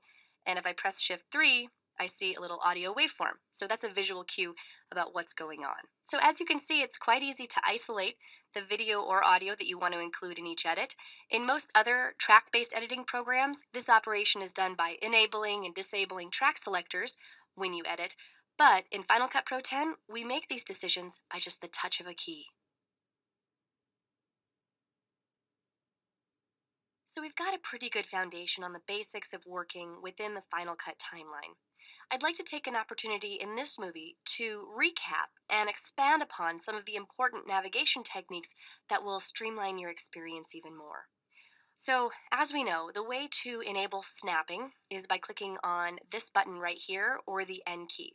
All right, so when snapping is enabled, our skimmer magnetizes to each of our edits. And when it's not enabled, so I'll press N again to toggle it off, it's just a free floating skimmer. So if I need to get in and really hone in on some frames near an edit point without having it magnetized to the edit, then I would turn snapping off. All right, I'll turn that back on for now. Going to the left, this is the solo button, keyboard shortcut Option S. And you can solo one item or many items. So I have that selected. Notice that because I was parked on this shot here, that's the one that's soloed. I'm going to go ahead and press Option S again because I want to perhaps select this clip right here. So I'll select it, press Option S. Notice that it's the only thing in the entire timeline that's in color. Everything else is grayed out. And if I play this, you'll see that it's the only thing that's enabled. On the tray with a parchment paper. Then this I let it dry for 24 hours. Okay, so a lot of times when you are soloing something, you want to play over it again and again. So remember, your Shift question mark can be pretty useful. It's going to back up 2 seconds, go through the edit, and then go forward 2 seconds. On the tray with a parchment paper. Then this I let it dry for on the tray with a parchment paper. Okay, now if you want to solo multiple items, you sure can. Just select the items that you want to solo. And then if I press Option S again, it's going to unsolo, but then I press it one more time and it will re-solo my selection. All right, and if I wanted to solo music in, I could, whatever I want. So I'm going to unsolo again, Option S, and let's move to audio skimming. So audio skimming allows me to enable a sort of digital audio scrub. So when I move my skimmer over a clip, I'm able to hear the audio. Like so. So it's really useful when you're trying to find a very specific audio edit cue, but it can drive you a little crazy if you have it enabled all the time because as you drag your skimmer through the sequence, it can be a little distracting. Okay, so I usually have it off. One thing I do want to point out though, right now you can hear just my interview audio as I skim over. And if I go down to my music, you can hear just my music. And that's because I have something called clip skimming on. Clip skimming is right here, and that's Option Command S. If I turn clip skimming off, and then I drag my skimmer through the sequence, watch what happens. All right, so we hear both the interview audio and the music together. I typically do have clip skimming on, but there might be some circumstances where you want to turn it off. So I'll turn that back on by pressing Option Command S, and I'm also going to turn off my audio skimming for now. To the left of that is my video and audio skimming, keyboard shortcut S. So just notice right now that as I drag my skimmer through the timeline, I receive immediate visual feedback. Same thing occurs if I go up to my B-roll I see my visual feedback in my viewer as well. Now, if I turn this off, you'll see that as I drag my mouse through the timeline, the skimmer doesn't follow and I don't receive visual feedback. Same thing up here in the browser. Rather, if I want to see visual feedback, I have to do one of two things. I can either click and drag the playhead through, all right, so this is now a playhead skimmer combo, or I can actually come right on top of a clip and drag it through, and that's the only time that the skimmer is enabled. And by the way, that's only if I have clip skimming on, all right? So clip skimming is not just for audio, it's for video as well. If I had clip skimming off, then this wouldn't even be working. I wouldn't see any visual feedback whatsoever. Regardless if I have clip skimming on or not, the moment I go into the gray part of the timeline, I stop receiving visual feedback in my viewer. All right, so that's a little bit of a personal preference thing. I personally like to have skimming on so that my skimmer works with full functionality. All right, now let's review zooming for a moment. To zoom in at the skimmer location, so I'll put my playhead down here and I'll put my skimmer here. To zoom in at the skimmer location, you repeatedly press Command plus. And to zoom out, it's Command minus. And if you want the view of the sequence to fit within the timeline, you press Shift Z to zoom to fit. Now, if you're zoomed in, I'll do a Command plus plus several times, and you want to just kind of move around, you can enable the hand tool. The hand tool is in this menu, or the H key. So I'm just going to press H, and now I have a hand tool, and I can sort of pan around as I'm zoomed in. And then, of course, I can press A to go back to my select tool. Now let's talk about in and out ranges. Let me find an in and out range that I can mark. On a tray with a parchment paper. Then this, I let it dry for 24 hours. All right, I'm going to just mark it in and out. And if I wanted to play into out, that is a /. Then this, I let it dry for 24 hours. Then this, all right, so looping is enabled. Command L will toggle looping on and off if you don't want it to loop. If I want to go to my in point, that's Shift I. If I want to go to my out point, that's Shift O. And if I just want to play from any location to my out point, that is Control Shift O. So I'll press Control Shift O and it'll stop at my out point. let it dry for 24 hours. All right, so that's a hard stop. Now finally, let me come over to this arrow right here. This is the timeline history button, and that allows me to access projects that I've previously loaded. So if I click on this left arrow, you can see that it loads the previous sequence that I was working on, and again and again. If I go on the right arrow, I can go forwards in time. The keyboard shortcut for this is Command left bracket to go back, and Command right bracket to go forward. Okay, so those are some good tips and techniques for further timeline navigation methods. They'll help you play and navigate a little bit better through your sequences and hopefully make you a faster and more efficient editor.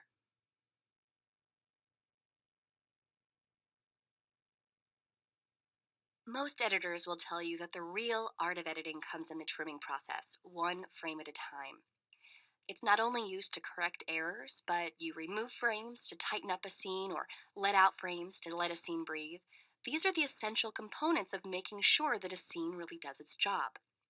All right, so we have our interview sequence here, and in the previous chapter, when we put this together, we may have been pretty careful to get it as perfect as possible on the first pass.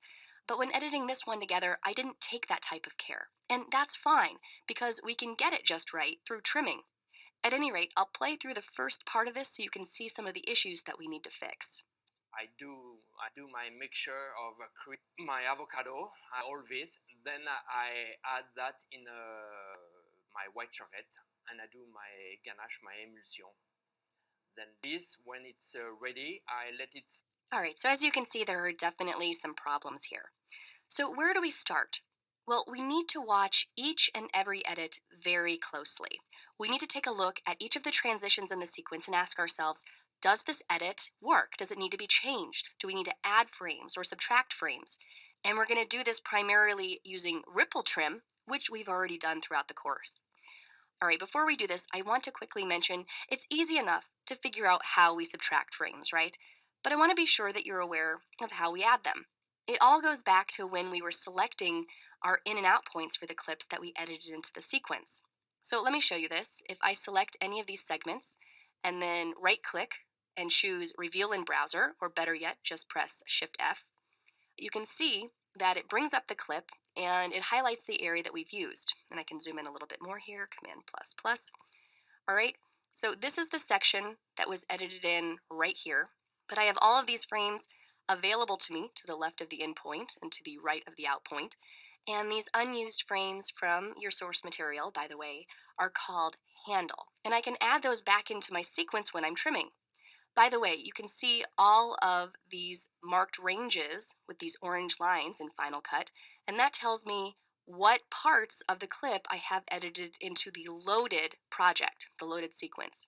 If you can't see that, then you go up to View, and you need to show your used media ranges. So if I hide those, you can see that they go away, but now I'll show them, and we have an indication now of everything that was edited into this loaded project.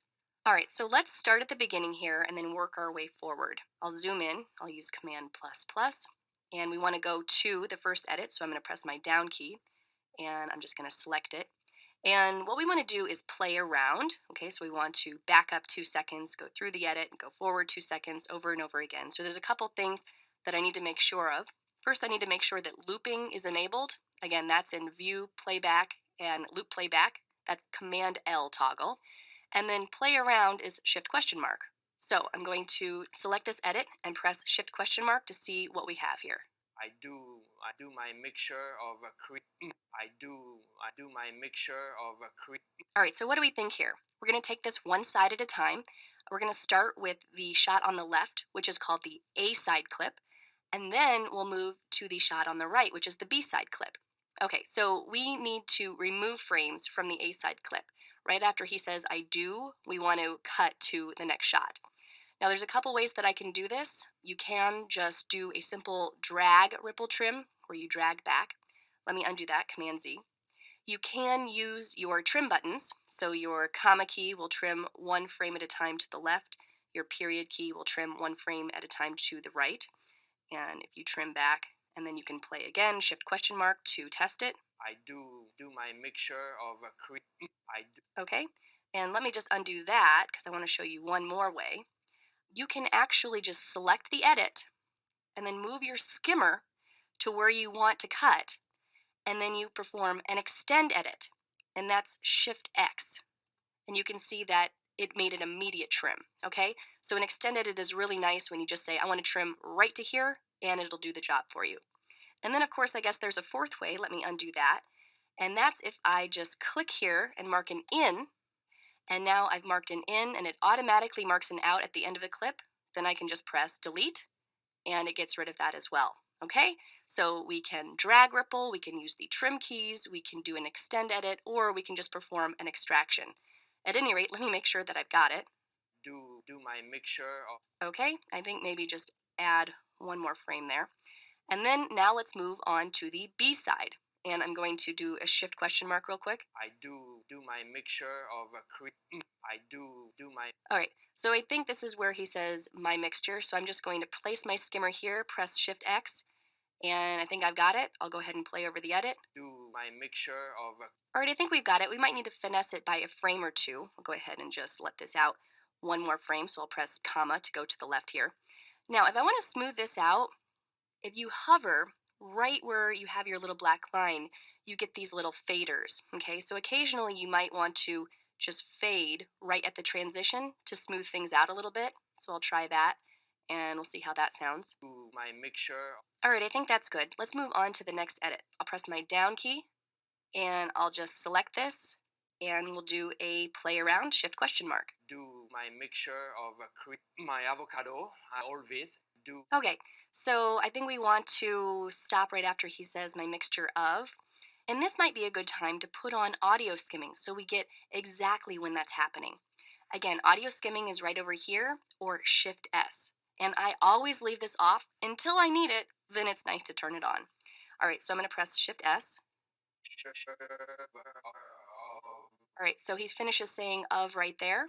Okay, so I can use any of my trimming techniques. Since my skimmer is already here and the edit's selected, I'll go ahead and do an extend edit, Shift X, and it trims back to that point. Okay, and we'll go on to the B-side edit. I'm pretty sure we just need to remove this dead space here. Let's test it. my avocado Yeah, so I'll just click and drag, And I think we've got it. Picture of my avocado. All right, and we just keep on going down the line, performing tactile ripples, or using our trim keys, or performing extend edits, or extracting from an in and out point until we get it looking a little bit more like this. And this is what we did in the previous chapter, so you're familiar with his whole process of making the avocado truffle. All right, so that's it. Going from transition to transition, playing, watching, make sure the A side looks good, make sure the B side looks good, and then playing and watching again. Now, after we learn how to perform roll edits in the next movie, we're going to revisit ripple trims and learn an even more dynamic form of trimming called trimming on the fly. In the previous movie, we saw how ripple trims can help you improve the timing and pacing of a scene by working on one side of an edit at a time. Sometimes, however, it's beneficial to be able to manipulate both sides of the transition simultaneously, and this is called a roll trim. I'm in my 5.2 sequence here, and we've seen this before. This is our montage set to music. In fact, this is the same exact state that the sequence was in the previous chapter when we talked about how you can move shots around by swapping shots and by nudging to improve timing and pacing. So I'm going to just play over this section again because it has the same problems, and I just want to remind us kind of what's going on.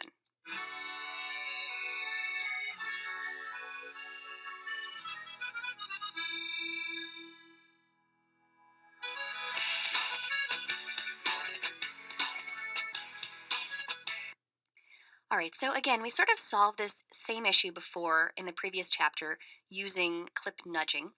And all we did was we grabbed the shot that we wanted to move, and then we nudged it over using our comma and period keys so that we matched it to the beat of the music. But remember what happened when we did that? Whenever we moved a shot and fixed a problem in one area, we may have created another problem downstream. So now I want to explore how to solve the same sort of issue using trimming, and specifically using roll edits. So let me undo that, Command Z, and send that back to where it was.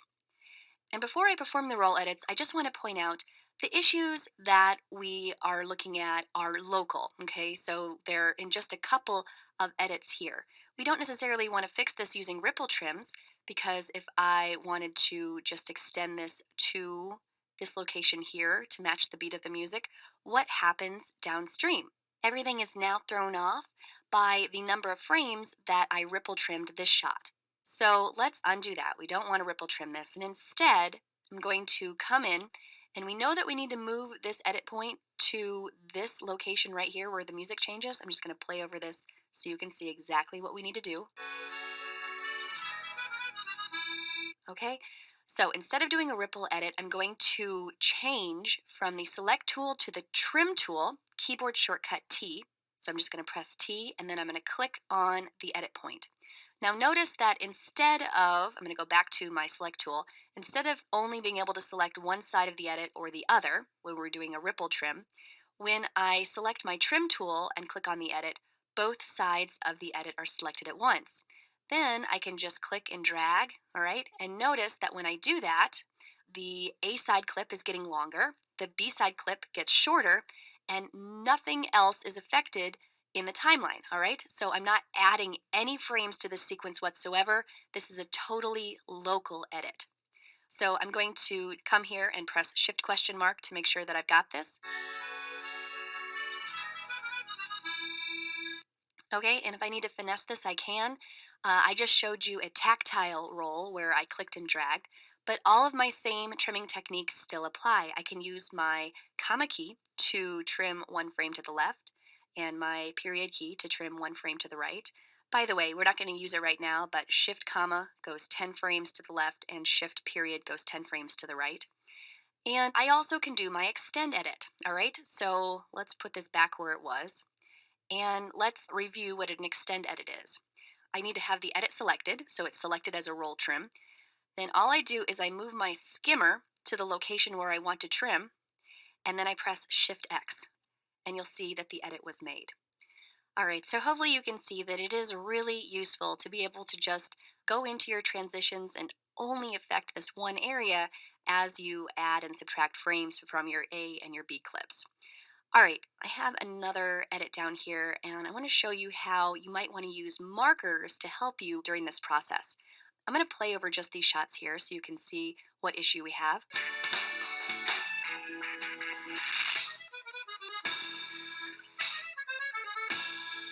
All right, so we have a beat change here in the music, and let's just identify exactly where that is. Right there. And what I'm going to do is just go back to my select tool A, and I'm going to place a marker here by pressing M. You can see that we get a blue marker there. And all I want is for this edit right here to go to this location. And you'll notice that as I'm dragging my skimmer through the sequence, it's magnetizing to the marker, as long as I have snapping enabled. So hopefully you can see where this is going. I will activate trim mode T, and I'm going to just drag it over and it snaps to my marker. All right, so that can be really useful when you have a specific audio cue that you need to edit to. Just place a marker and that should be able to help you out. All right, great. There is another use of roll edits that I want to demonstrate that involves separating the edit between the audio and the video. I'm going to load this sequence here. And most editors call this split edits, or depending on the direction, either L cuts or J cuts. So let's take a look here. I have some shots and I have Jill talking about chocolate and I have a customer tasting chocolate. And what I want to do is have the customer's visuals appear over the end of Jill's soundbite. So what I'm going to do is I'm going to select these shots and then I can right click and choose expand audio video, or better yet, Control S. So just to do this quickly, I'll select the shots, press Control S, and now even though we're still working on our primary storyline, we didn't detach anything, nothing's hanging out as a connected clip, we're still in the primary storyline, but we have separate video and audio. So what I can do is just grab my video edit here, and I can either drag or I can use my comma key to trim over to the left. And now we are hearing Jill as we're seeing the customer. Our Jean-Michel's chocolates. All right, and if you want to collapse it, just select those shots and then press Control S again. And you can see here that there's a little bit of a visual indication that you have a split edit. In this case, I might want to smooth this out even more. I'm going to go back to my select tool A, and I'm going to select both of these, and I am going to detach the audio now. Again, that's Control Shift S, and then you can see that we have our split edit here. But now I can come into this audio from the customer and drag over, so a ripple trim, and now I have a true layered edit. All right, so as we're hearing Jill, we're going to see the customer, but we're also going to have the audio of the customer underneath. These are Jean-Michel's chocolates. Okay, so it's getting better and better. I might want to add a fade to that to help it out even more. All right, so as you can see, using both ripples and rolls to get your video and audio just right is easy to do, and it makes a big difference. Now that we know what rippling and rolling is, I'd like to show you how to get even more in tune with your edits through dynamic trimming, specifically trimming on the fly.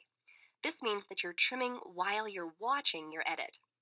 Okay, so to perform dynamic trimming, you need to make sure that you're both parked on the edit that you want to trim and that the edit is selected. So I'm going to press the down arrow to get to my edit, and I'm going to select it.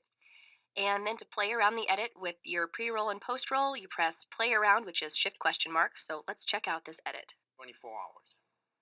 So then the first 24 hours. So All right, so we've got the edit watching part of the process down. Now, how do we trim? Well, we need to choose which side of the transition we're trimming. And before, we learned to simply select the A side or the B side, or to go into trim mode to select both sides. Now we're going to use the keyboard to do this. So if I wanted to have an A side trim, I press the left bracket key. If I want a B side trim, it's the right bracket key. And if I want to do a roll edit, it's the backslash key. So those three buttons allow us to toggle between our various trim modes. Now with this particular edit, we obviously need to remove some frames on the A side, and we need to remove some frames on the B side. And I could very easily do this using one of the methods that we learned so far, but I want to show you this. I want to show you how cool this can be. So I'm going to, again, park on the edit and make sure that it's selected.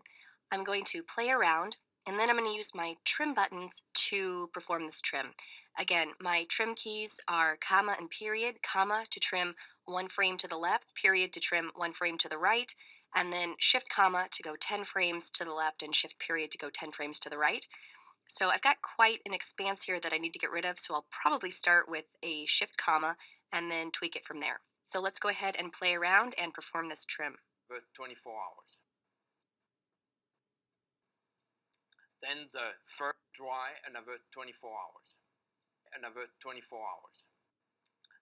Then the first I let them dry another 24 hours. Then the first I let.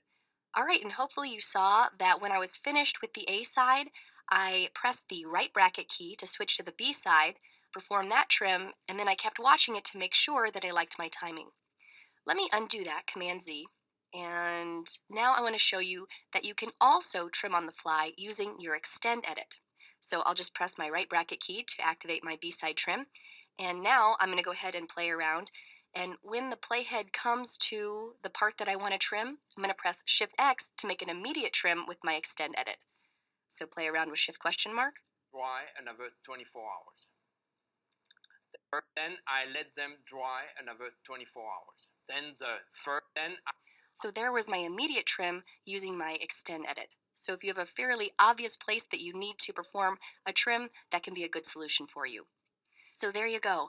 Now everything we've learned about trimming so far, we've gone through the process pretty meticulously, but as you get better and faster, trimming in this way can really help you out in trimming dynamically, something that many Final Cut editors don't necessarily know is an option, but it can be very powerful. So this entire chapter on trimming is all about manipulating our transitions, and we've already seen how to do this by rippling and rolling. Now there are two more forms of trimming that we'll explore in this movie called slipping and sliding. So let's talk about slipping first. When you perform a slip edit, you change a shot's content, but not its position or its duration. So essentially, you just leave a clip parked right where it is, but you reach into the shot handles to pick out a different part of the shot, either earlier or later. So let's take a look. I'm going to play over this part of the sequence here, these couple of shots, and let's see how the timing is working. avocado. Then I add that in. All right, so he's adding the butter here, and then the butter has already been added in this shot. So what we need to do is reach into an earlier part of this shot here so that it matches with the previous one. So to perform a slip edit, I just activate trim mode, T, and then I click on the shot. Remember before when we did a roll edit, it was to click on the transition, but now we're clicking on the actual shot, and then you just drag in the direction that you want to access. So to access an earlier point in time, you actually drag to the right. So you can see what's happening in the timeline, and now your viewer has turned into a first frame and a last frame of detailed trimming feedback. So we want to make sure that the first frame of the shot is when the butter is just starting to come into the bowl. And so now I'm going to release. Notice the shot did not go anywhere and it didn't change duration, but now things should match a lot better. Let's go ahead and take a look. Then I add that. All right, perfect.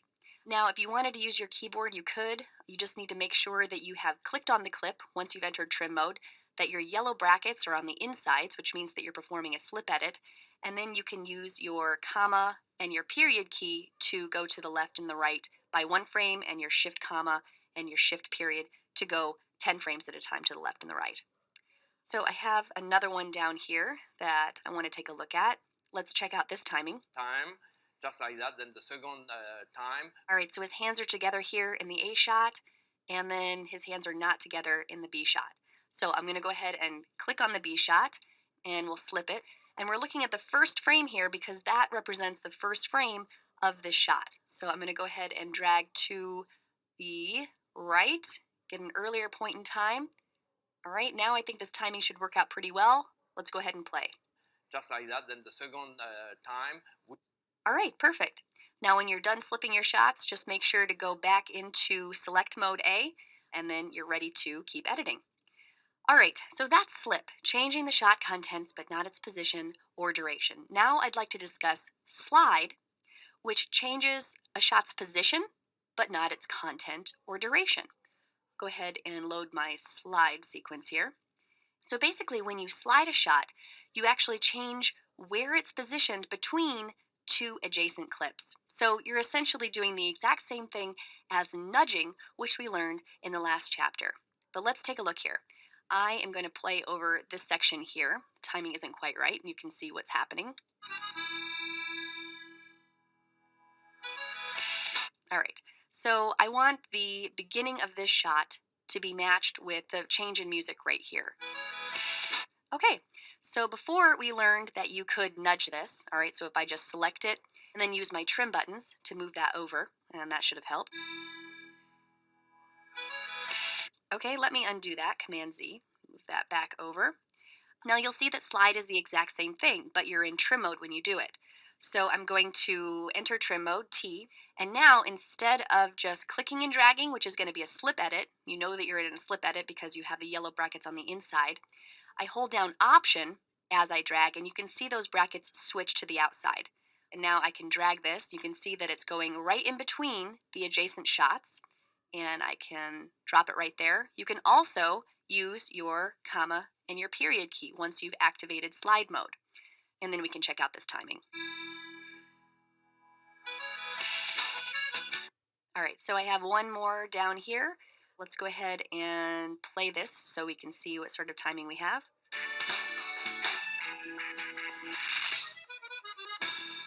All right, so again, we want to match the beginning of this wheel spin with the change in the music here.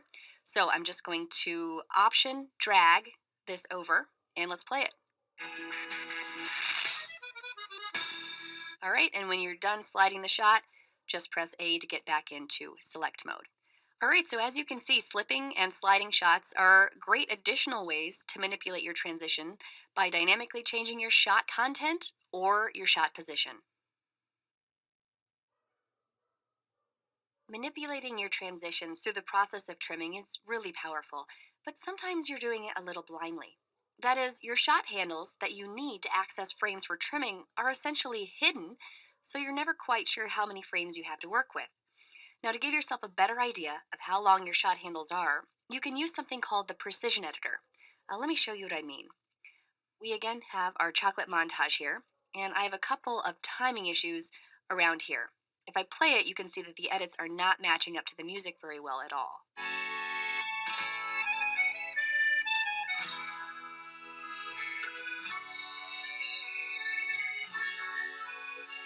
No problem, I can just do some roll edits. So I'll just enter trim mode T and then grab this edit and move it over. Problem solved, and I'll do the same thing here. Except, you see that red bracket? That means I've run out of frames. That's because the source clip that this shot originated from doesn't have any extra handle in this case. So the way it's edited now, we're restricted by what we can do. So if you're working with a sequence with a lot of shorter clips, like this one, then you may want to work with the precision editor to be able to see your handles.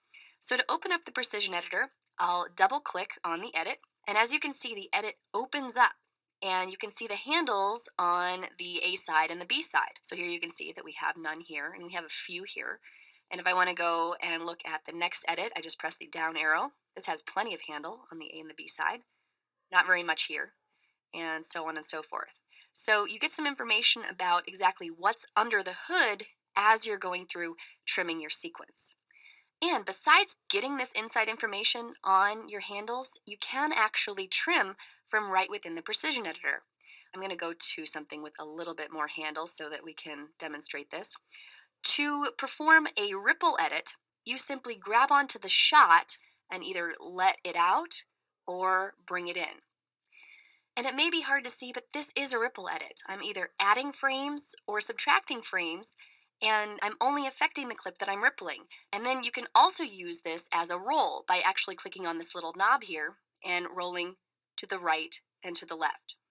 So this is manipulating the A shot and the B shot as the transition goes back and forth between the edits. And again, you double click to close. Now, with that said, while you can ripple and roll in the precision editor, the way I typically use it is for fact finding. See what's going on under the hood, see what my handles look like, and then I make more intelligent edits. So this edit's fine, this edit's fine. If I come to this one though, I'm not able to roll, obviously, but now that I know what's going on under the hood here and on the adjacent shots, I can make better decisions. So here it's better if I slip the shot first, and then I can roll this over. I'll have enough handle, and I think I'll be fine here.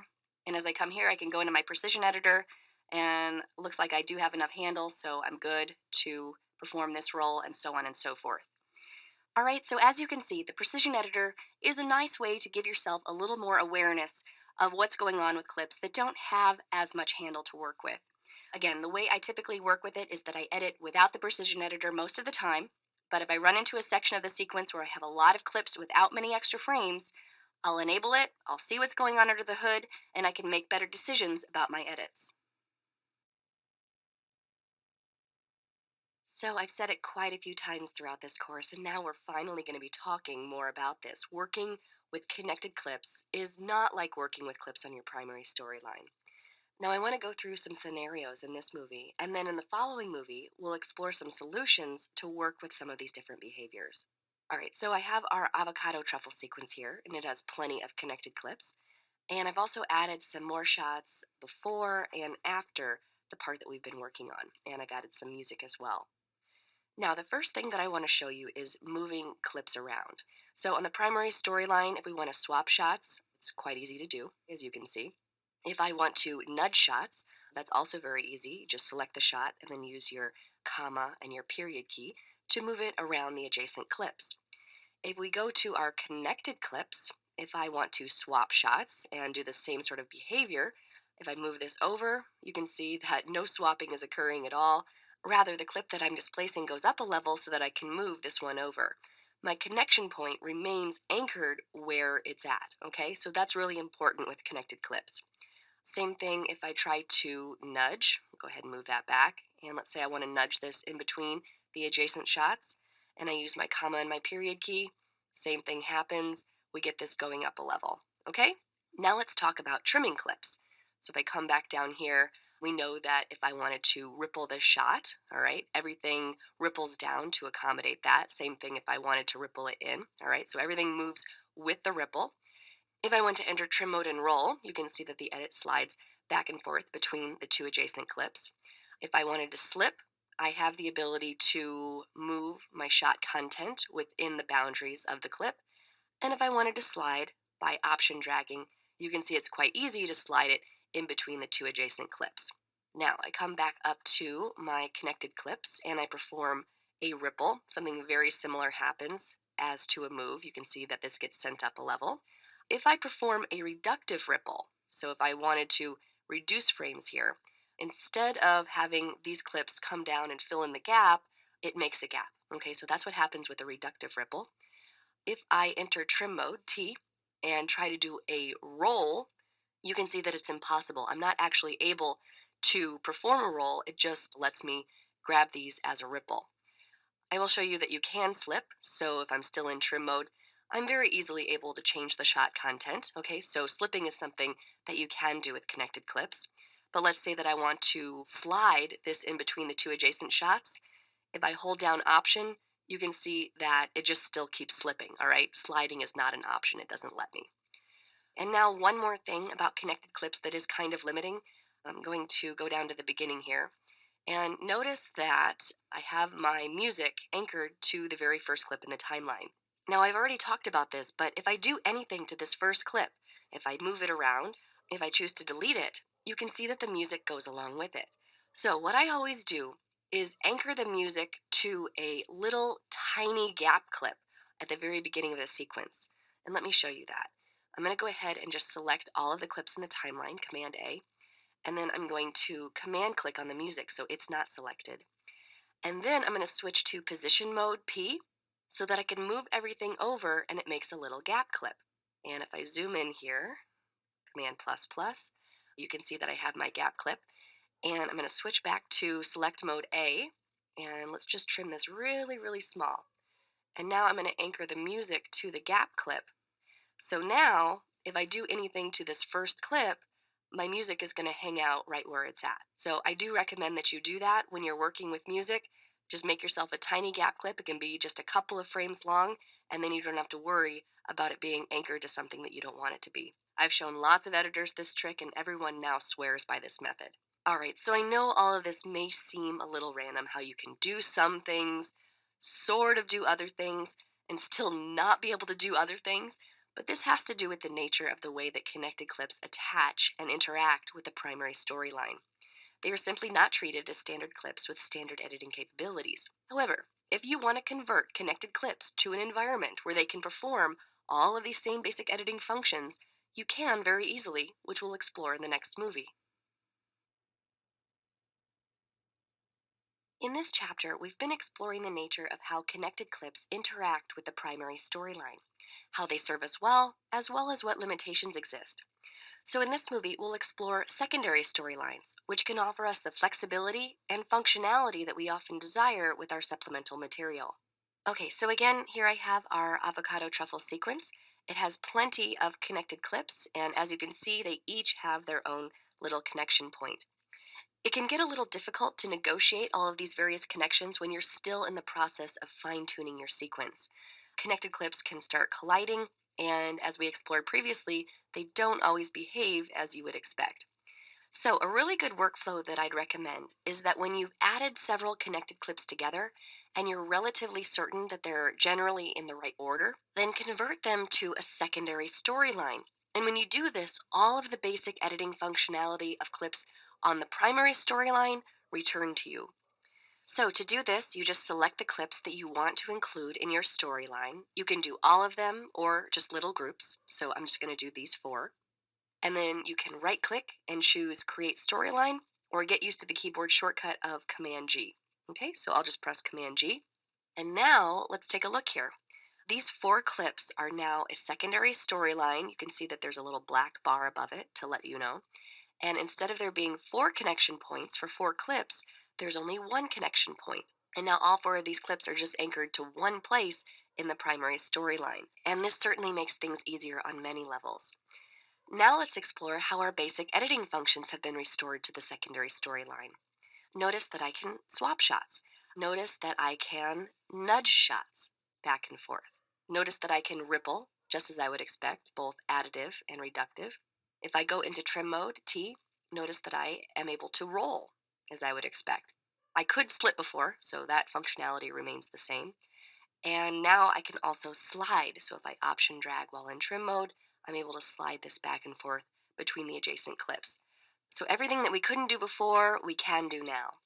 So basically, if you would like to edit in the same fashion that you do on the primary storyline, you'll just want to convert your connected clips to a secondary storyline, which is so easy. And if you should ever want to break them back out into the separate connected clips again, you certainly can. You just select the storyline, and then you go up to Clip and break apart clip items or Shift Command G. Okay, so get used to that keyboard shortcut. So Command G will bring them together, and Shift Command G will take them apart. And you can see that now we have 4 clips with 4 connection points again. But by and large, you're going to be going the other way, bringing your connected clips to a secondary storyline so that you can reduce the connection points and add back in basic editing functionality.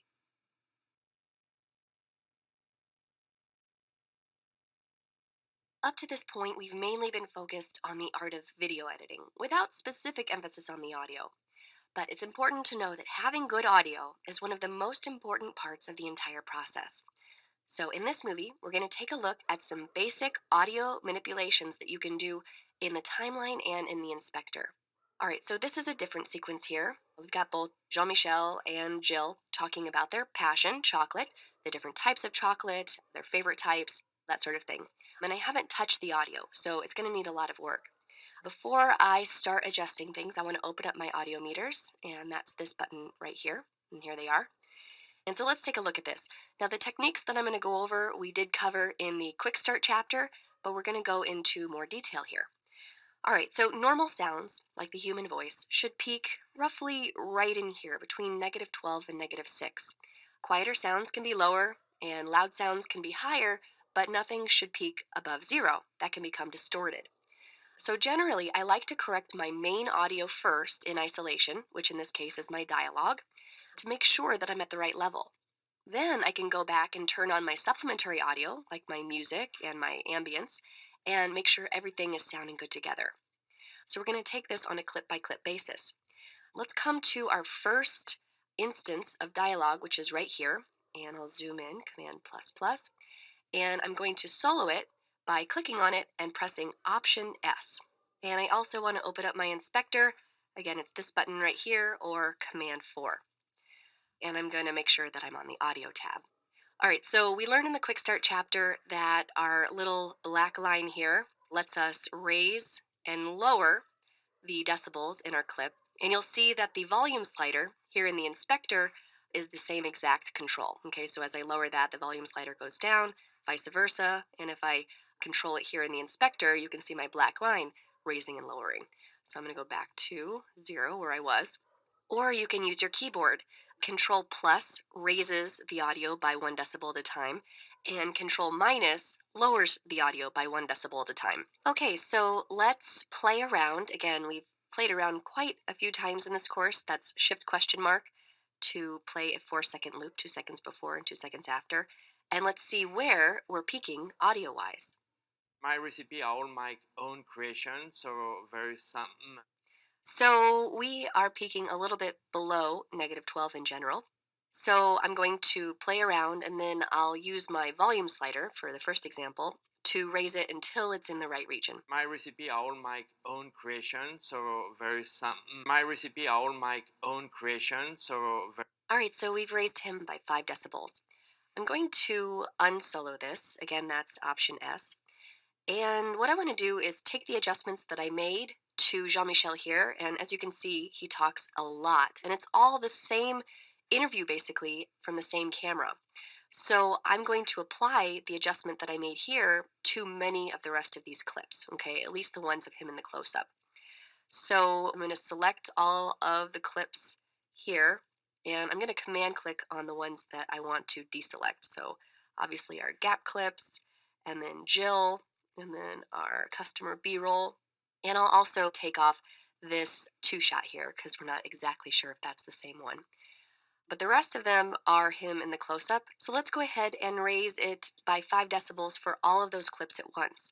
So I can come up here and just bring my volume slider up. And as you can see, if I click on any one of these clips, you can see that we've raised it by 5 decibels. Another way that we could have done that is to copy the characteristics from this one, Command C, and then select all of the clips that we wanted to. And then we want to go to Edit and Paste Attributes, and we could have just pasted our volume attributes to the rest of the clips. Either way, I'm going to cancel that.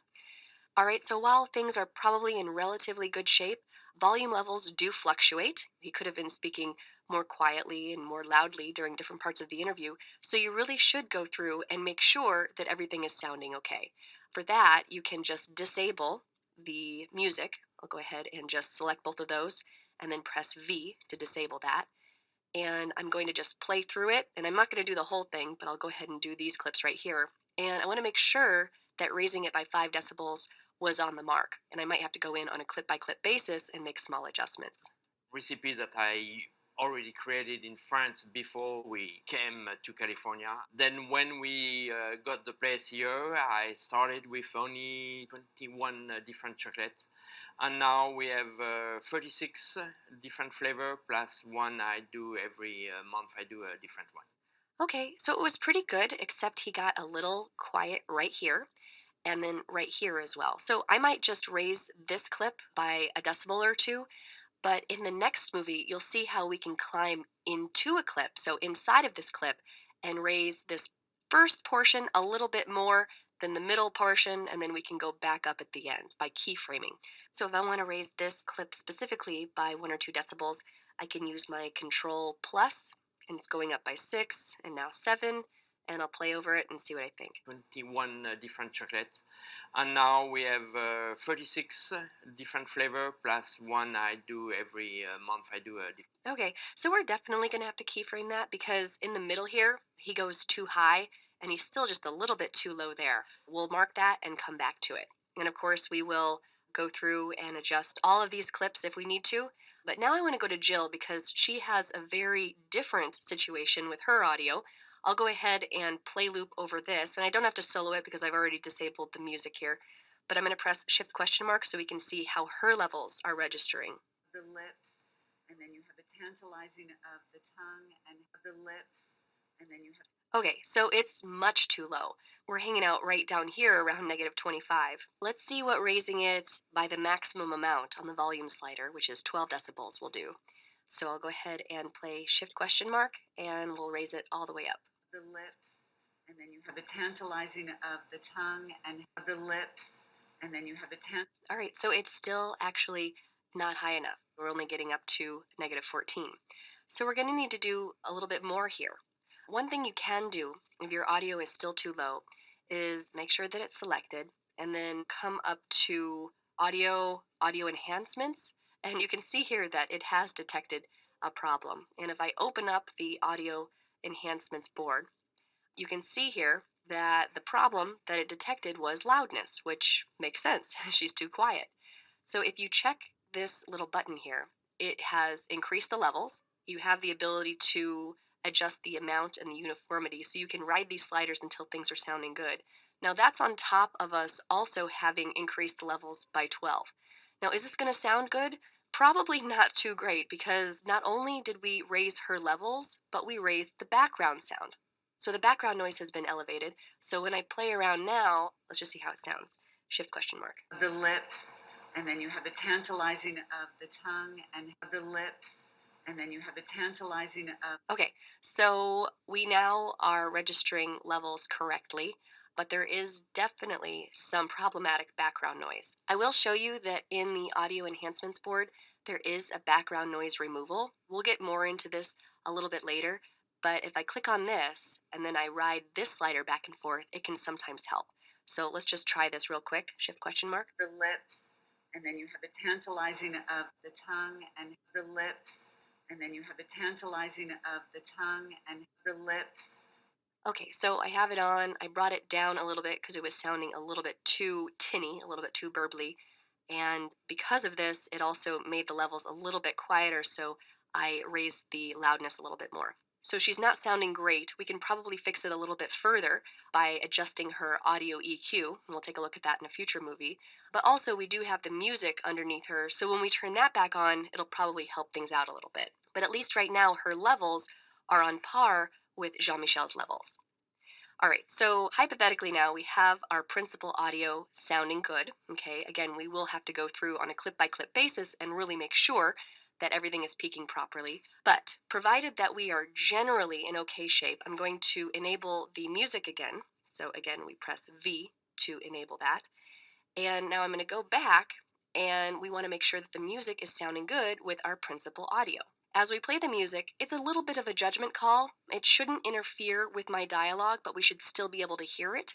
And there are a couple of sections where we're probably going to want the music to rise and fall. Here in the beginning, we'll probably want it louder because no one's talking.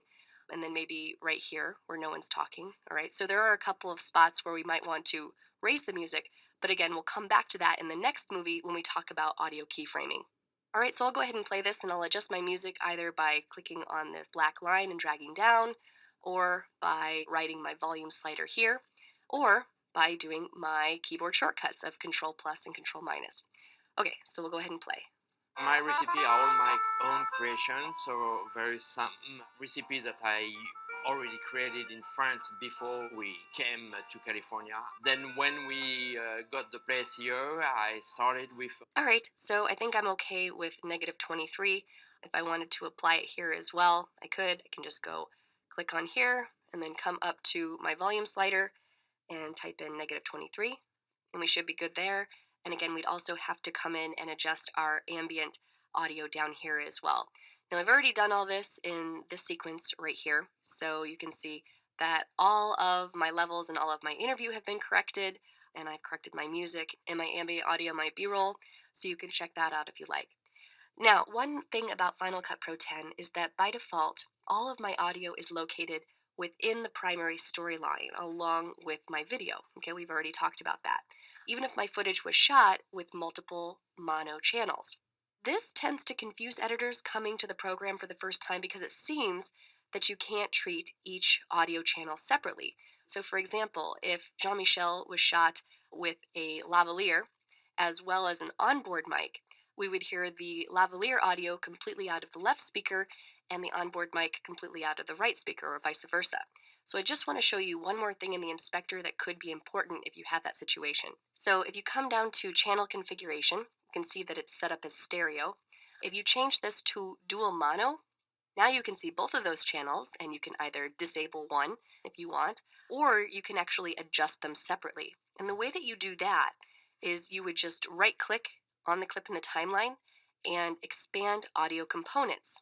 Okay, and now you're actually seeing both of these channels in the timeline, and you can raise one or lower one or whatever you want to do. And then you can collapse that back up by saying collapse audio components. Now you can do this on a clip-by-clip basis like this, or you can select all of the clips in the entire timeline and then command-click on the ones that you don't want to include, and then do them all at once. Or better yet, you can actually come up here to the browser. For example, if I go to my interview keyword collection and selected all of these clips, you could come over and do it to all of your source material. So you could do it before it was even edited into the sequence in the first place. All right, so there are a few more audio adjustment options within the inspector that we'll explore a little later in this chapter. But for now, figuring out the appropriate audio levels and channel configuration if necessary is a good start in building the appropriate audio foundation for your sequence. Adjusting your audio levels is fairly standard when you're making adjustments for an entire clip at once. But when you need to make adjustments within the boundaries of a clip, you just need to do things a little differently. So in this movie, we're going to explore how to perform audio keyframing. So I want my music to fade up and down and be up when there's no one speaking, like here at the beginning, and then here in a couple of interludes, and then at its current level for the rest of the time, because we've already set this so that it sounds good underneath our primary audio. So what we want to do is, I'll zoom in a little bit here, Command plus plus, and I want to option click on my little black line here. And you can see that little plus sign appear right next to your cursor, which means that you are able to add a keyframe. So I'll go ahead and click here and click here. And now I can drag either the keyframe up or the black line itself. Okay, so I'm going to just see how loud I want this, and I can adjust it on the fly as it's playing.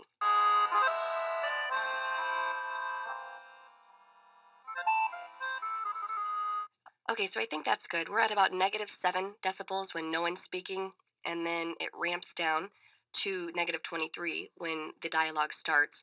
The one thing you do want to check is that the ramp is appropriate. It's not too steep or it's not too shallow. So let's go ahead and test that and see what we think.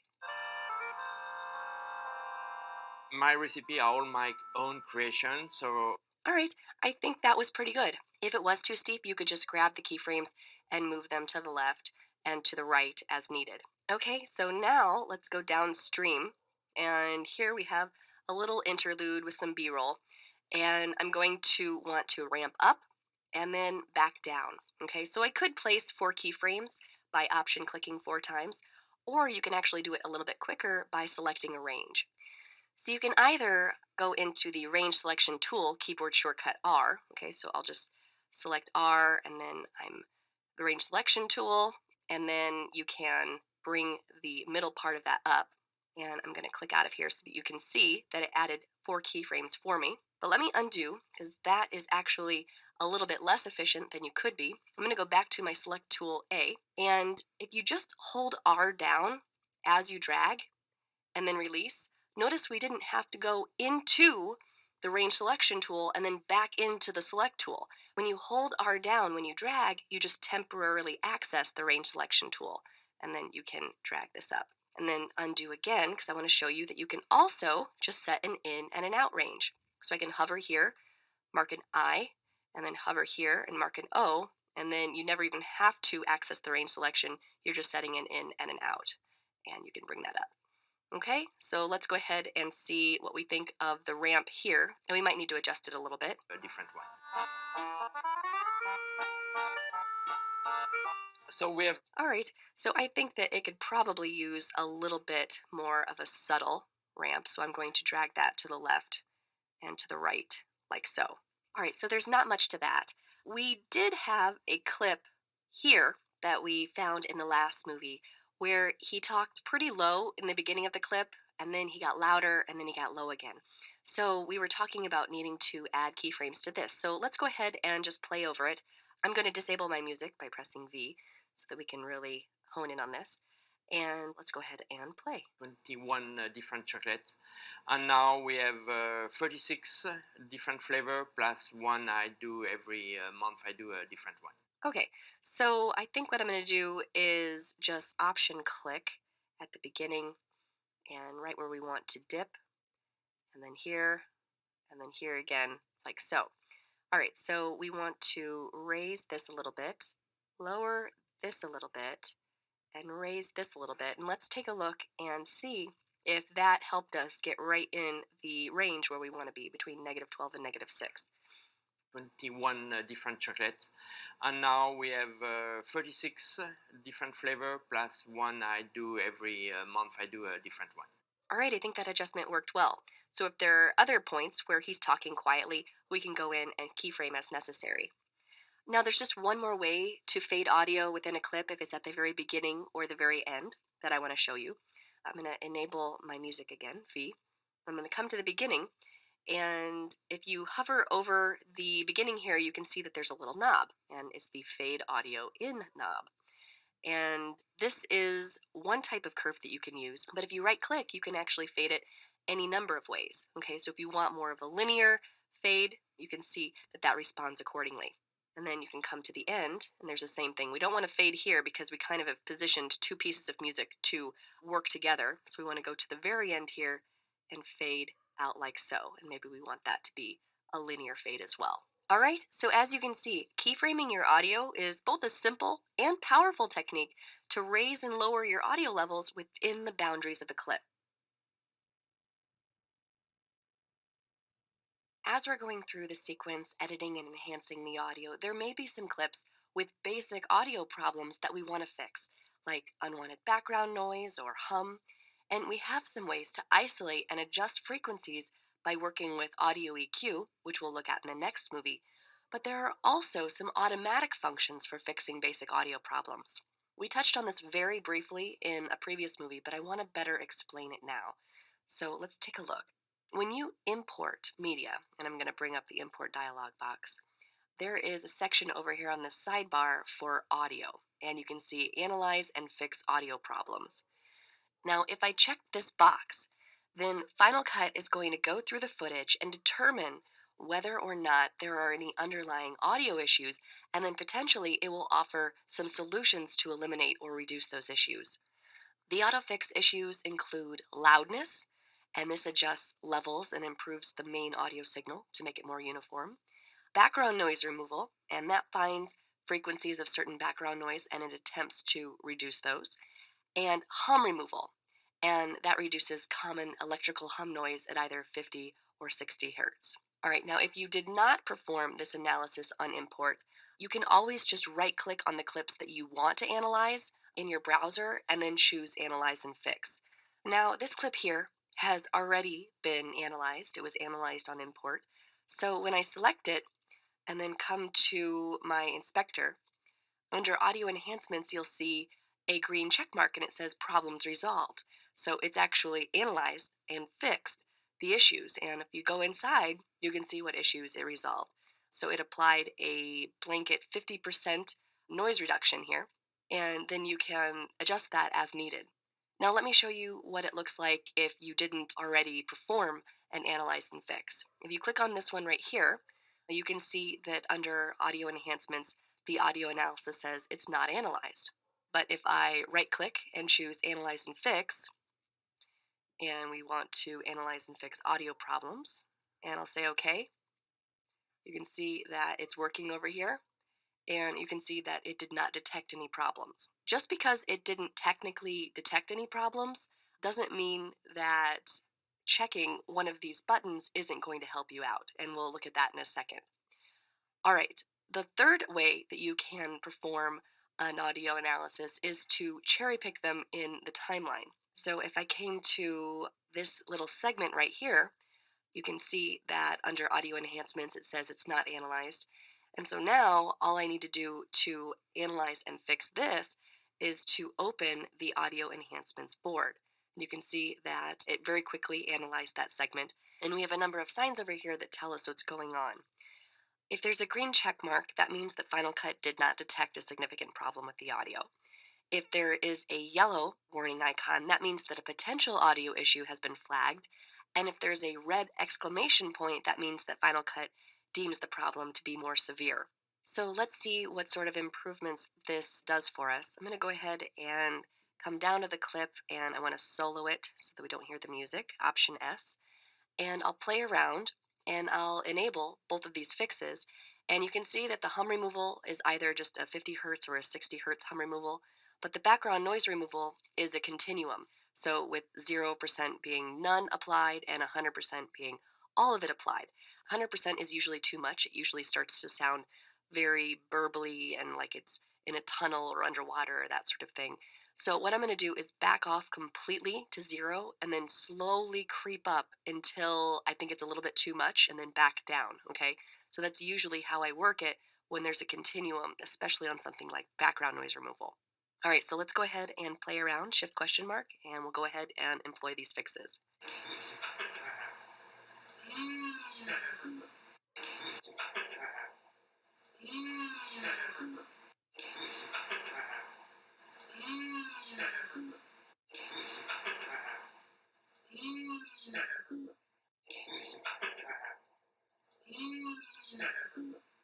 All right, so I actually think 50% is a good adjustment here for removing as much background noise as possible without getting too much of that burbly sound. Now, I will say again that even if Final Cut doesn't actually detect a problem with a yellow or a red warning sign, that doesn't mean that one of these isn't going to help. So, for example, if I come to this clip right here, and I'll solo this, Option S, you can see up here that it didn't detect a background noise issue. But I'm going to go ahead and play loop over this and do that same sort of thing so that you can see that sometimes, even when it doesn't detect an issue, that enabling it still helps a little bit. So I'll go ahead and do shift question mark. And then you have the tantalizing of the tongue and heaven for the and then you have the tantalizing of the tongue and heaven for the and then you have the tantalizing of the tongue and heaven for the and then you have the tantalizing of the tongue and heaven for the and then you have the tantalizing of the tongue. Okay, so it's also right around 50 at 45. And now I'm just going to do a before and after as this plays through. Shift question marks. And then you have the tantalizing of the tongue and heaven for the and then you have the tantalizing of the tongue and heaven for. All right, so you can hopefully see that it does help a little bit there. I'd also like to point out the Auto Enhance Audio button, and that is right here. If you select any clips in your timelines, you can actually select them all if you want, and then come to this menu or press Option Command A. It's going to go through all of these various segments, and then it's going to analyze the suggested adjustments, whether it's for loudness, background noise removal, or hum removal. And that's a nice way to perform these audio enhancements for all of the clips in the timeline at once if you like. All right, so that's audio fixes in Final Cut Pro. They can't do everything, but they can help a little bit sometimes, and sometimes even more than a little bit, to get you well on your way to eliminating those basic problems in your audio.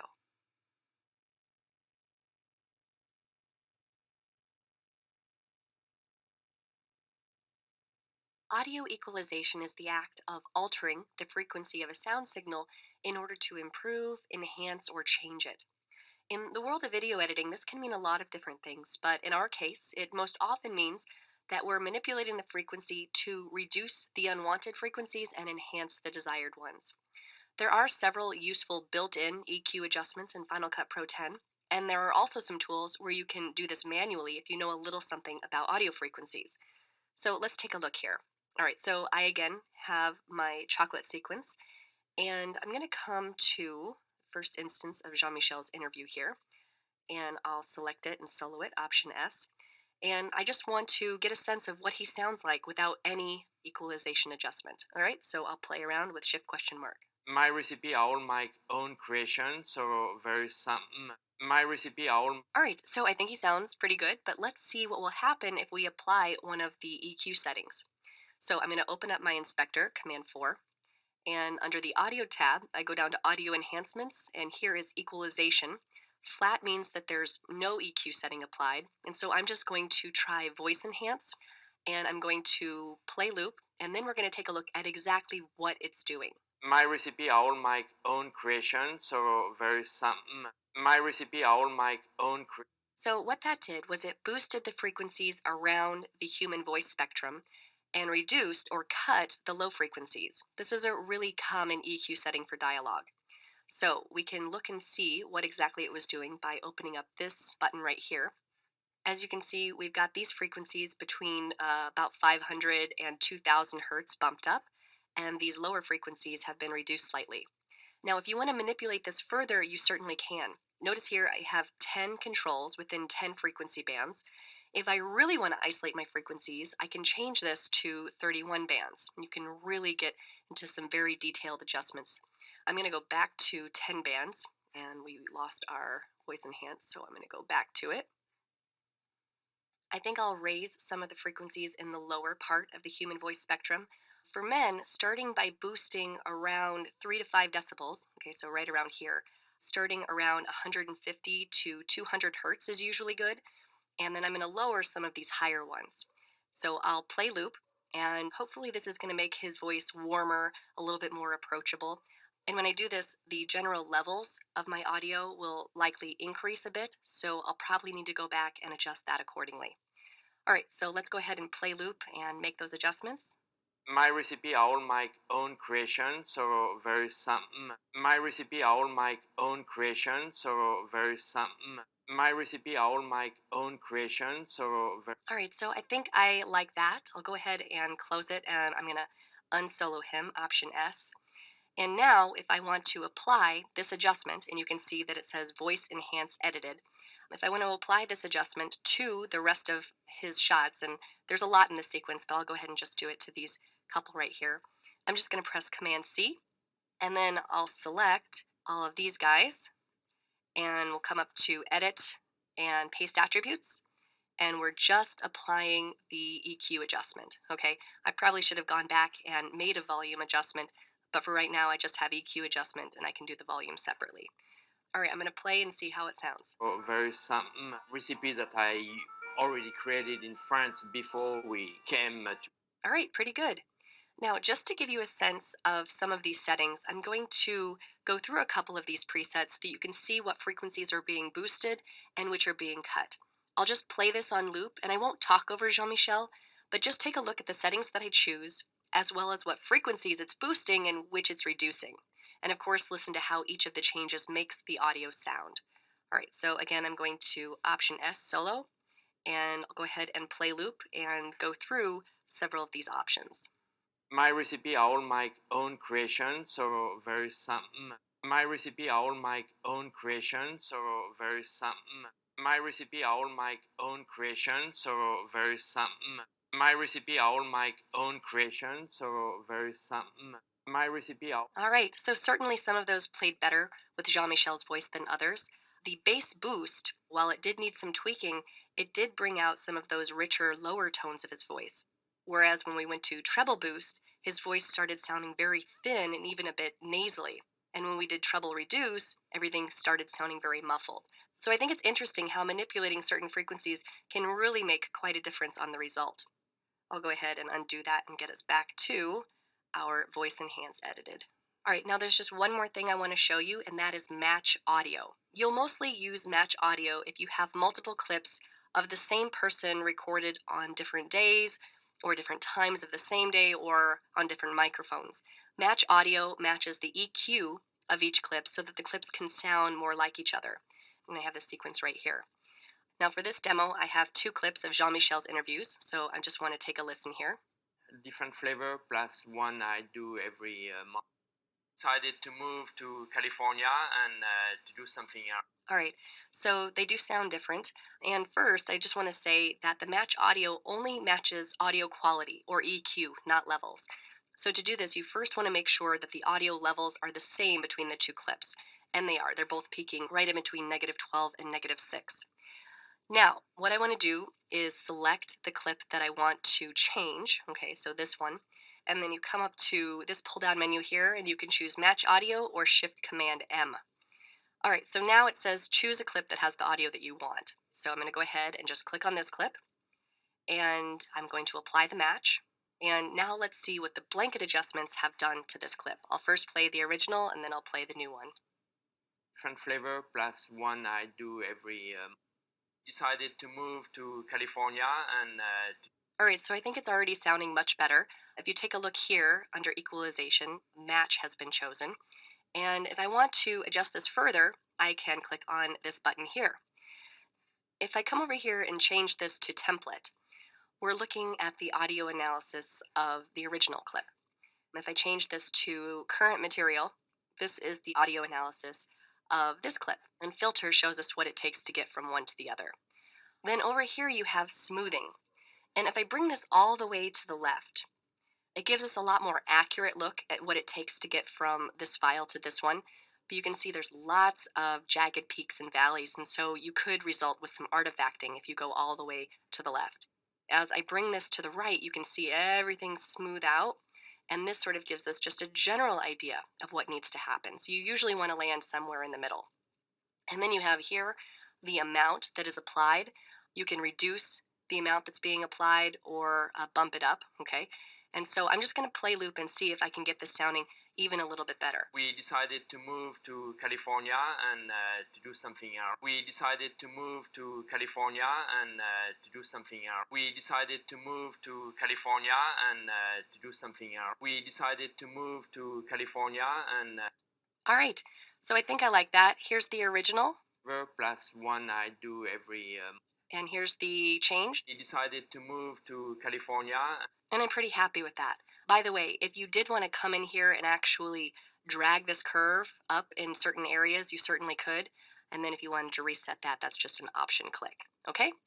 So hopefully this makes some sense. I recommend that you experiment with the templates over here to see what blanket adjustments are being done, and then you can tweak from there. Or if you use the Match EQ function, you can really hone in on how you want to manipulate your frequencies from one clip to the other.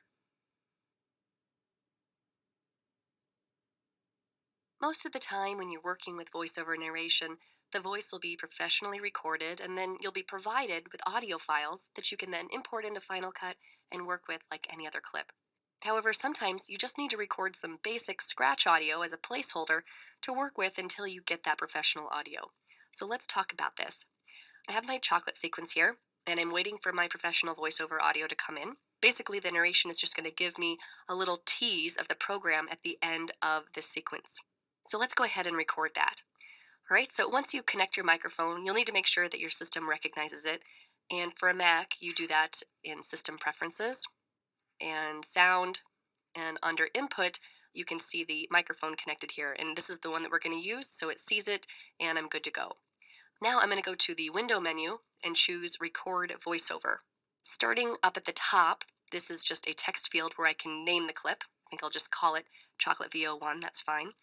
And then I come down to my input device, and this is where I choose my microphone, all right? So this is already set up appropriately.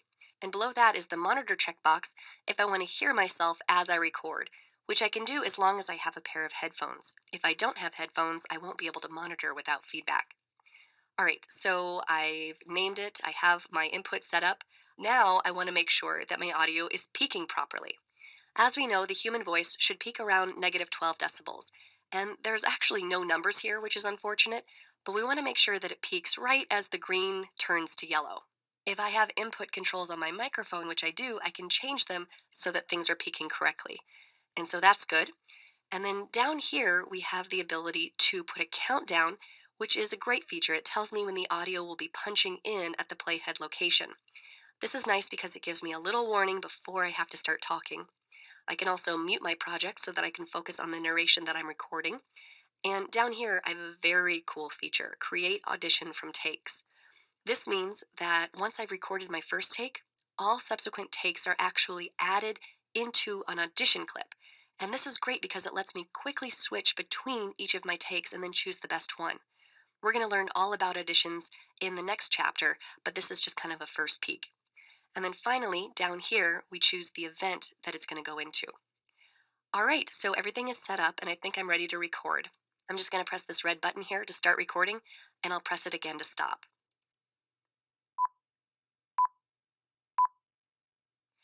Avocado truffles are just one of nearly 50 different types of chocolate that Jean-Michel creates. Watch the full documentary to learn how he comes up with all his delicious recipes.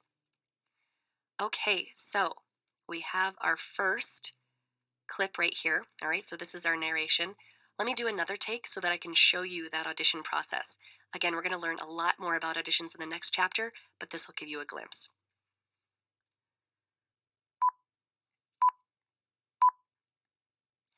Avocado truffles are just one of nearly 50 different types of chocolate that Jean-Michel creates.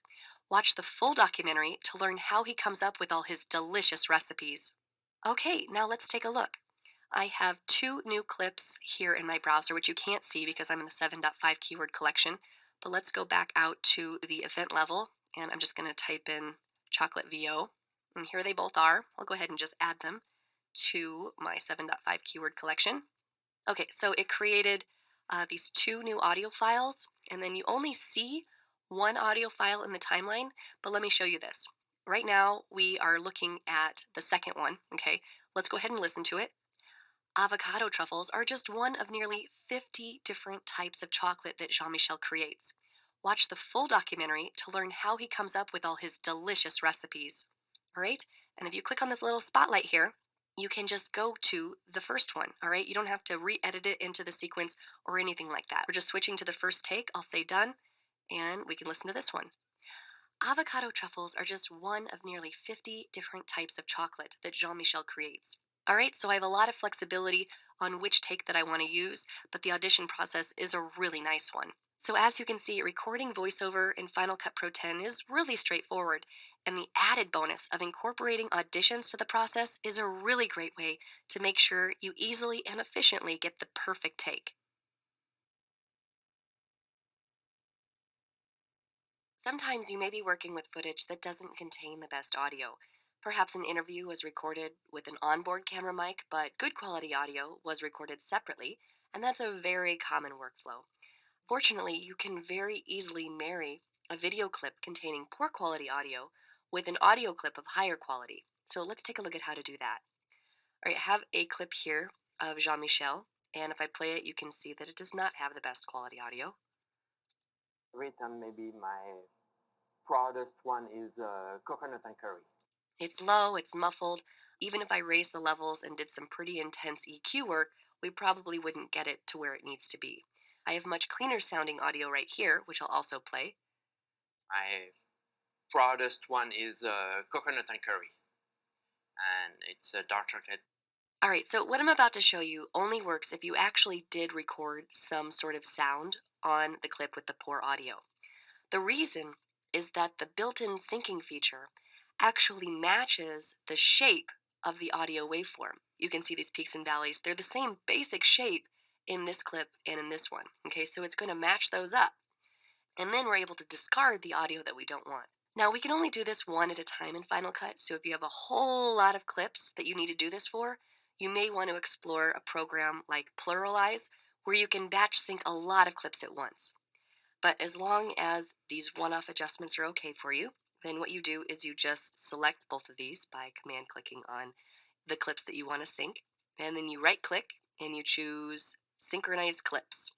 The keyboard shortcut for that is Option Command G. Now you're going to see that it's going to create a new clip, and you get to choose the event. And this is an important checkbox, Use Audio for Synchronization. Under Use Custom Settings, you can see here that we do have other methods of synchronization. So what I'm showing you right now is an automatic synchronization based on the audio waveform, but you could have other methods that you could sync this by. I'm going to use the automatic settings, and I'll say OK. And a new clip was created. It's right here. I'm going to just bring it into my 7.6 keyword collection so that everything's in one place. And let's go ahead and play it. But first I'll open up the inspector, Command 4, and let's see how it did. Proudest one is coconut and curry, and it's a dark chocolate. So it definitely sounds better, but I don't know if you can hear that there's still a little bit of that muffled audio, and that's because it didn't discard the old audio yet. You actually have to do that part. So I'm going to come to the inspector, and then you can see that we have two different options here. And I'm going to play this, and I'm going to enable one and then disable the other, and you'll get to see what's what. Okay, so let's play this. Roasted coconut, and it's really the mixture of flavors that you have when you. Okay, so this is very clearly the old audio, so I'm just going to disable that. We don't want any of that muffled quality. And now we have 100% good quality audio, so that when we cut this into the sequence, we've got our good quality audio for our edit. Proudest one is coconut and curry. All right, so as you can see, syncing audio is a relatively quick and easy process, especially because this functionality is built into the software. So as long as you don't have a whole lot of clips to do at once, there's no need to go to a third party to do the job. All right, I have my sequence here, and I've got my primary storyline, but I've also got quite a few secondary storylines and connected clips. So sometimes I might want to condense the number of visible elements to either clean things up visually, or I might like to group a number of elements together in order to change them in some way together simultaneously. Or I might want to turn a bunch of timeline elements like this into source material so that I can use it in another project. I can accomplish any of these operations using compound clips. And we'll also explore how to break apart clip items into separate elements here. All right, so let's take a look. To work with compound clips, I need to select the material that I want to join together. In this case, let's just go ahead and put the entire timeline together. So I'll just select a clip and press Command A. And now I'm going to right-click and choose New Compound Clip or Option G. Now, it's going to ask me what I want to name this clip as well as what event I want to put this in. And this is really great because we're not just cleaning things up in the timeline, we're making this whole group of clips available as source material, which can be great with working between different timelines and combining scenes. So I'll just name this. And I'm calling it a nest because that's essentially what a compound clip is. It's a nest that holds all of these multiple items. And say OK. And you don't see it here because we're in the 8.1 keyword collection, but let's go out to the event level and search for that. Chocolate nest, there it is. And I'll drag it in to 8.1 so that everything is together. Okay, so we'll come back to that in a second, but now let's look at what's happened in our timeline. I've essentially nested all of my multiple clips together into one container, and this is going to make it easier to move and to navigate my groups of clips as I edit. Just think, there's no connected clips and no connection points that I have to negotiate now, so when I combine this with other scenes, which may or may not be compound clips as well, it can be a little bit easier. If I want to edit the elements inside of the compound clip, I just double click on the clip, and now I'm inside, okay? And now I can edit just as normal. I can add, remove, trim, anything I want. And any changes I make inside of this nest will not affect any clips on the main part of the timeline, okay? And if I want to go back out to my compound clip level, that's this arrow right here. Now, let's say that I want to separate my clips in my compound clip back into its separate elements. I just select the compound clip and then come up to Clip and Break Apart Clip Items or Shift Command G. And now everything breaks back apart into the original elements in the main timeline. Now, while I'm on the subject of breaking apart clip items, I would just like to remind you that breaking apart clip items can even go a step further. Even if I'm not working with a compound clip, you can break apart clip items for any of the clips that contain both video and audio in your timeline. So essentially, this is a little compound clip, and if you wanted to break it apart, you just select it, and break apart clip items is Shift Command G. And you can see that now my audio is separate from my video. Okay, so basically the same as the detach audio command there. Let me undo that, Command Z, and I'm going to undo it again, Command Z, so that we have our compound clip back. And while we haven't explored effects yet, just know that I am able to apply effects to this entire compound clip at once, which is a really efficient way to affect an entire group of clips in the same way. So just really quickly, I'm going to select the clip and then come up to my effects browser. And I'm going to choose something very, very obvious, like a black and white. And I just apply it to the entire compound clip. And now everything inside of this nest has the black and white filter. If I double click to look inside, it's So nothing inside of the nest has the filter applied, but once you go out to the nest level, because it's applied to the nest, everything inside is affected. I can do this with virtually any type of effect, so it's a really nice way to make changes to a lot of clips at once. Now I'm going to go into this sequence here, and this is a different scene. And now let's revisit this compound clip that we put into the browser. So now this is the entire sequence, but we're going to use it as source material. So I've got it marked, and let's say we want to put it at the end of this project. I'll go ahead and just press E to append. And you can see here that now we have one scene into the next. And we can leave this as a compound clip. We can turn this into a compound clip, Option G. Okay, we can make another compound clip. I'm not going to in this case. We could break this back apart. So now that we have used it as source material and have joined these two scenes together, if I want to break those apart, again, that's Shift Command G.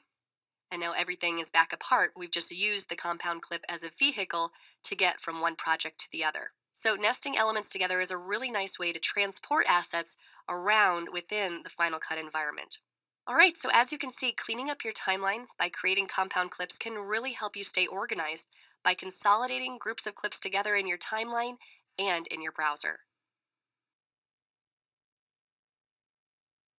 In this movie, we're going to explore a technique that you can use for quick extraction of material called top and tail editing. It's especially a great technique for montage editing when you're editing a series of short images together to music or voiceover. All right, so again, the best setup for using top and tail is to just loosely edit in several shots into the timeline without paying too much attention to specific start and end points. So let's go ahead and do that now. I have my top and tail project open, and there's just music in the timeline. I'll let you hear the first few bars of it.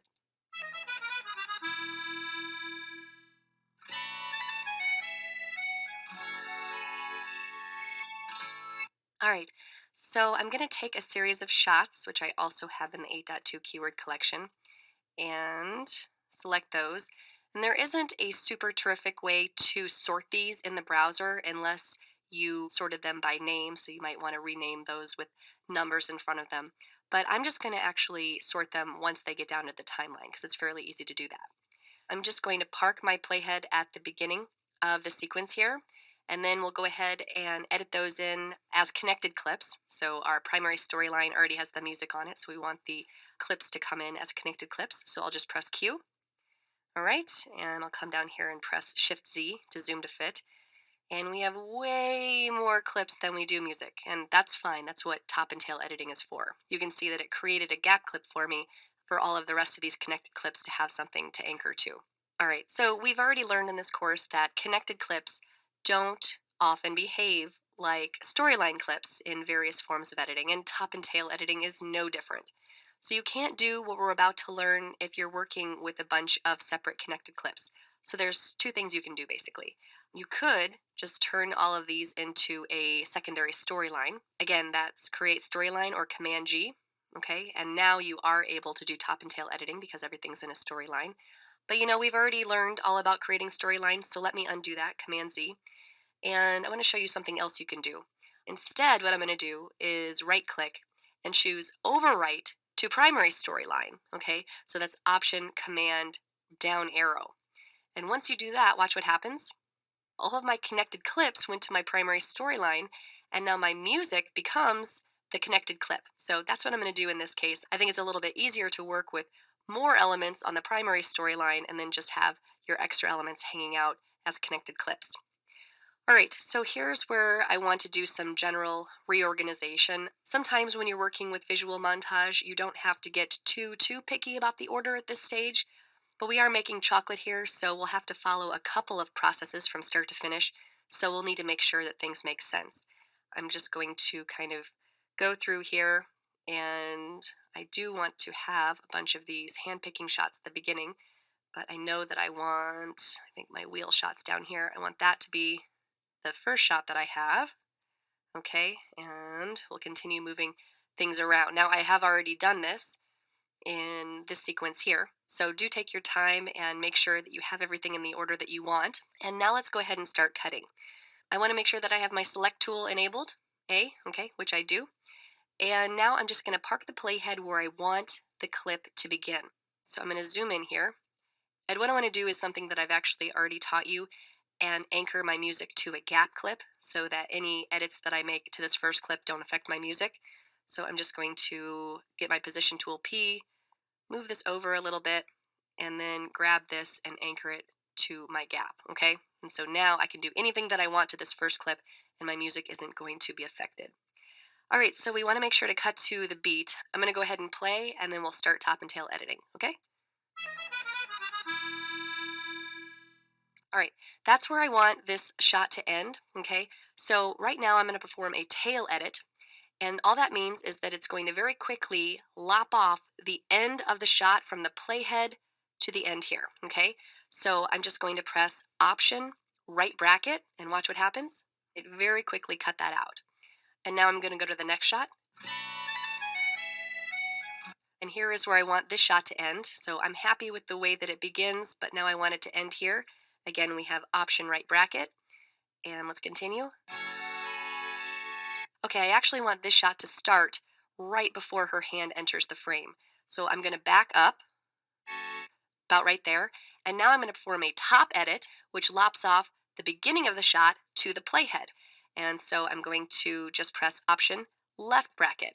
And now that quickly got lopped off, and we'll continue. All right, and Option, right bracket. And I want that shot to start about right there, and I'll do Option, left bracket. About right there, and Option, right bracket. Like so. All right, so I'm literally just parking my skimmer where I want the shot to start, and then when I'm finished and I'm really paying attention to the beat of the music to guide my edits, then I perform either a top or a tail edit. I'll do a couple more. Right here, and Option, right bracket.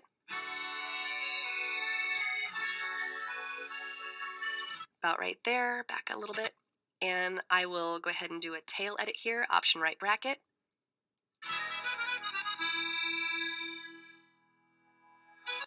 And Option, right bracket here. And I don't think I have enough room for this one, so I'm going to cut this one out by pressing Delete. And I think I'm good for the beat change right here. All right, and now things are getting a little bit faster. I do want to show you that you can actually do this on the fly. So I'm kind of stopping and making an edit and stopping and making an edit. But I'm going to show you here that I can actually do this on the fly to the beat of the music. So I'm just going to play and I'll make my edits. When I do it live like this, I'll probably need to go back and make some more tweaks, but I do want to show you how this can be done.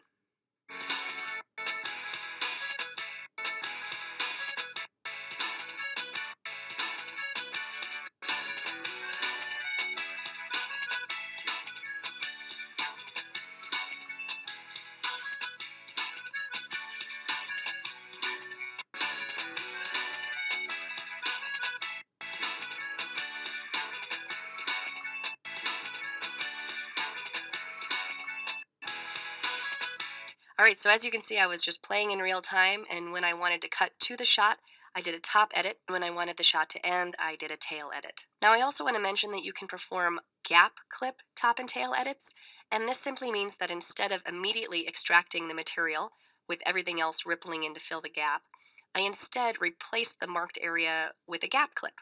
And so to do this, I simply switch from the Select tool to the Position tool, P. Okay, so I'll just press P. And I'm going to perform a top edit here and watch what happens.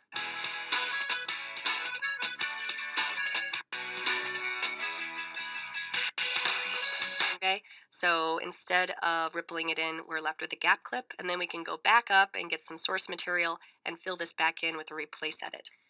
All right, so we'll definitely have to go back and tweak the sequence a little with the ripples and rolls and slip and slide edits, but at least top and tail editing is a really efficient way to quickly lay the foundation of the clips in our sequence. In this movie, I want to take a look at how to audition clips. Auditioning is a way to try out multiple shots in your sequence without actually committing to one until you see how it works in the context of the surrounding shots. We got a sneak peek of this in the last chapter when we talked about recording voiceover audio, and we did several takes within one audition. So check that movie out for this very cool feature. For now, let's take a look at the fundamentals of auditions. All right, so I have my chocolate montage here, and I think everything is looking really good. But I'm kind of curious how a couple of other shots might work to open things up. I don't necessarily want to perform the edits because I might not like them as well, and then I just have to remove it and edit the first shot back in if it doesn't work out. So we're going to use auditions to make things a little easier. All right, I'm just going to play the opening few shots of this, and I'm specifically interested in this first shot. So we're panning across the sign here, and I have a couple of other possibilities that I might like to try in its place. So let's take a look.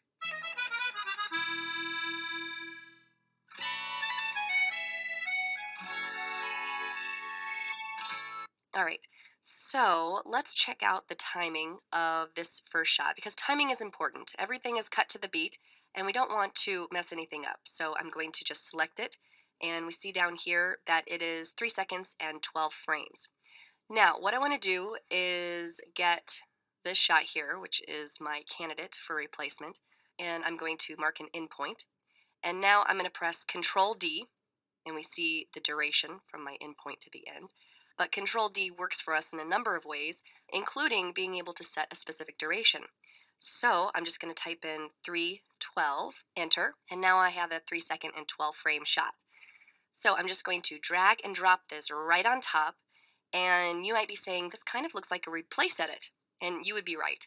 But when I release the mouse, instead of choosing one of the replace edit options, I'm going to come down and choose add to audition.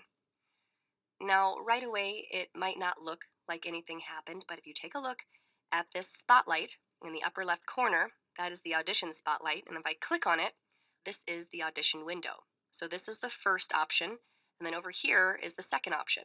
So you can either click on either one of these thumbnails, or you can use your left and your right arrow keys to switch back and forth. So I'll just say done here, and let's test this out.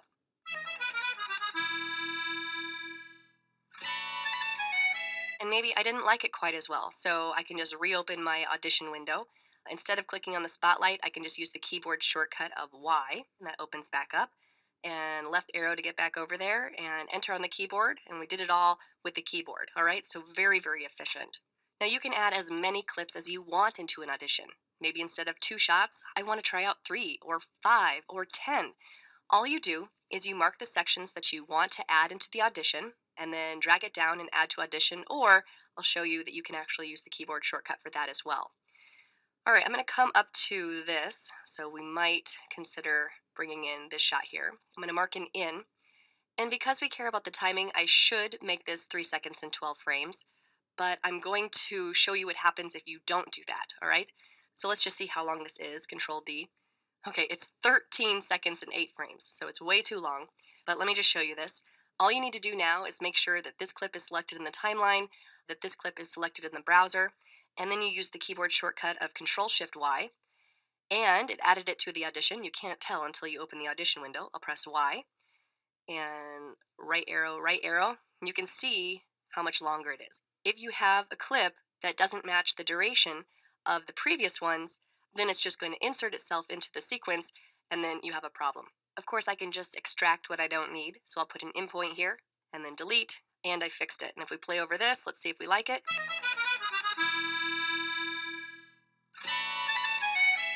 Okay, and maybe I just want to go back into the audition window and say, I like my first choice after all, and enter, and then we've got it back. Let me come down to this clip here, and now I want to discuss duplicating clips in an audition.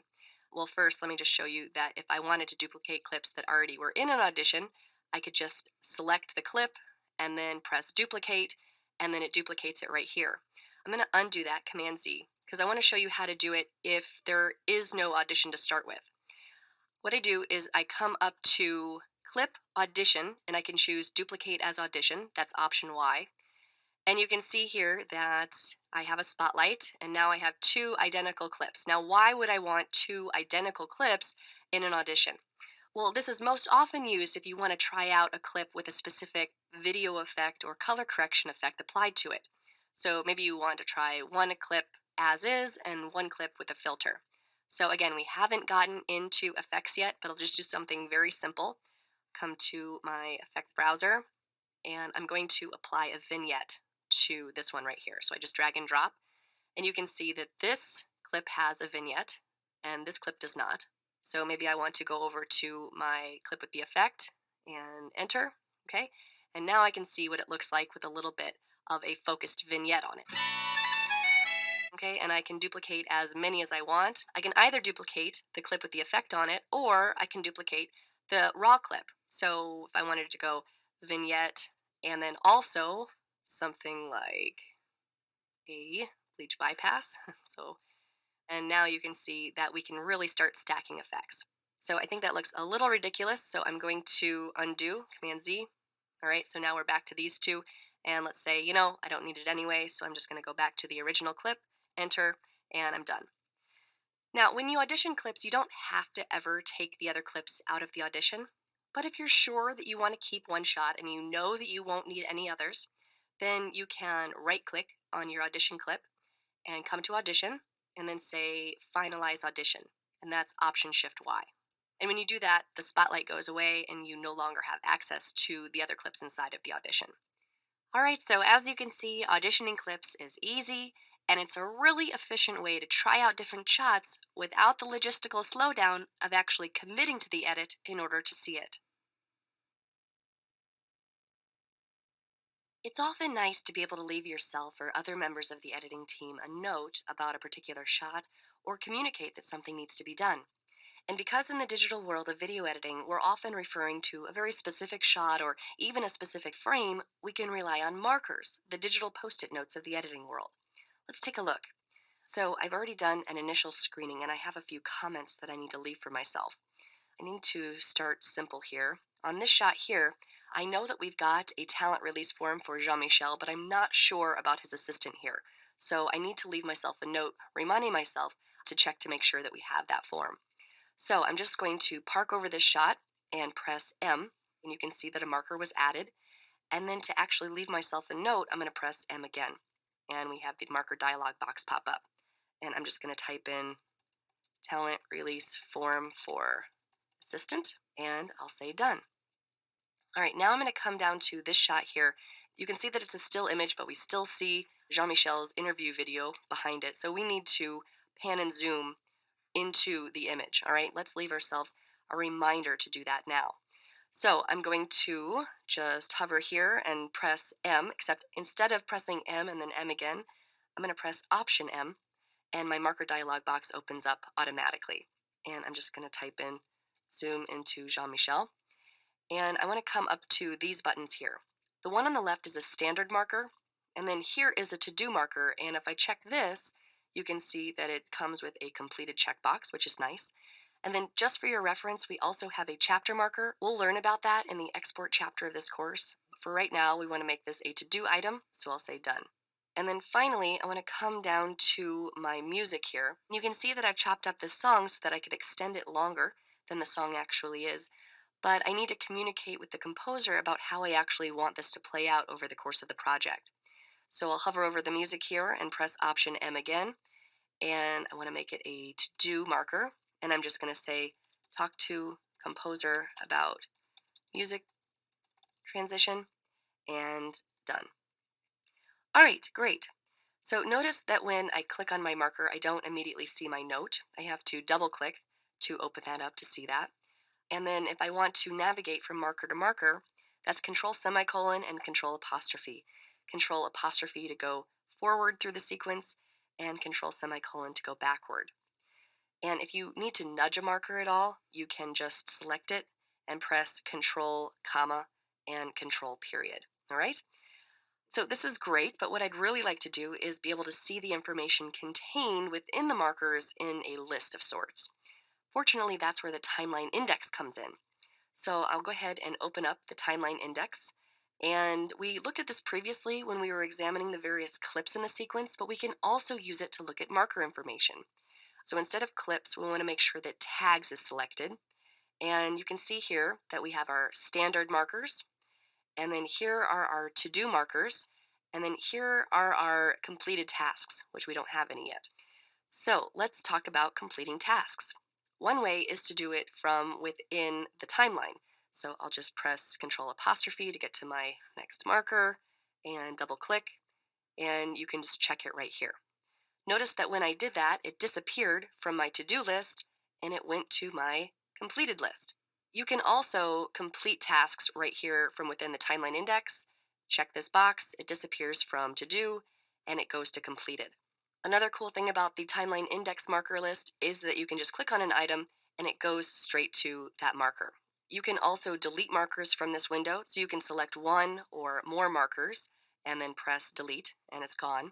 If you wanted to delete from the actual timeline, you have to right click and say delete. Okay, you can't actually click on a marker and press delete on the keyboard. Nothing happens. You have to delete like this.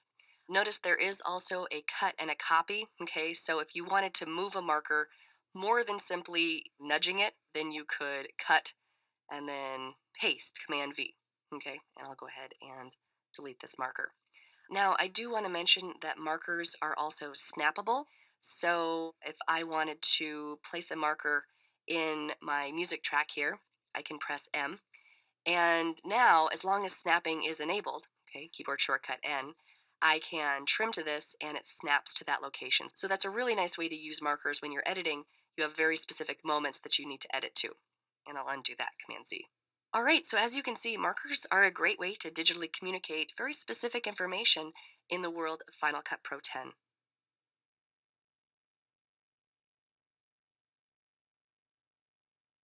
So far throughout this course, I've been spouting off keyboard shortcuts galore. And if you take a look at all the menus, nearly every command has keyboard shortcuts associated with it.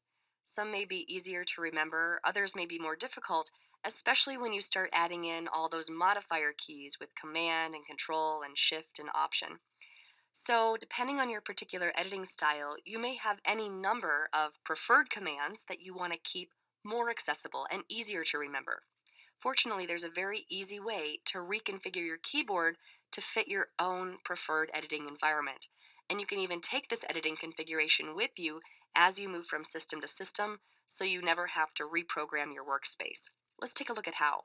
You just come up to Final Cut Pro, and then Commands, and then Customize. And here is the big keyboard, and you can't actually customize the default keyboard, so I'm going to click Duplicate from this, and I'm just going to call this AKFCP, and OK. All right, so there are several ways that you can work in this window. If you look over here, you can see the categories of editing functions. So if you click on one, it lists all of the associated commands that belong within that category. If you want to take a look at the entire keyboard within a given modifier, you can. So right now you're looking at the keyboard without any modifier keys, all right? And if you hover over any of these keys, you can see what it does. If you want to take a look at what the keyboard looks like with a modifier, you can either click up here. So now this is what the keyboard looks like when you hold down Command V and Command B and Command N, or you can just press the Command key on the keyboard, like so. And this is what the keyboard looks like with Shift held down. You can see that there are fewer commands. By the way, the little white dots indicate that there are commands already mapped to these keys. Here's what it looks like with Option and Control.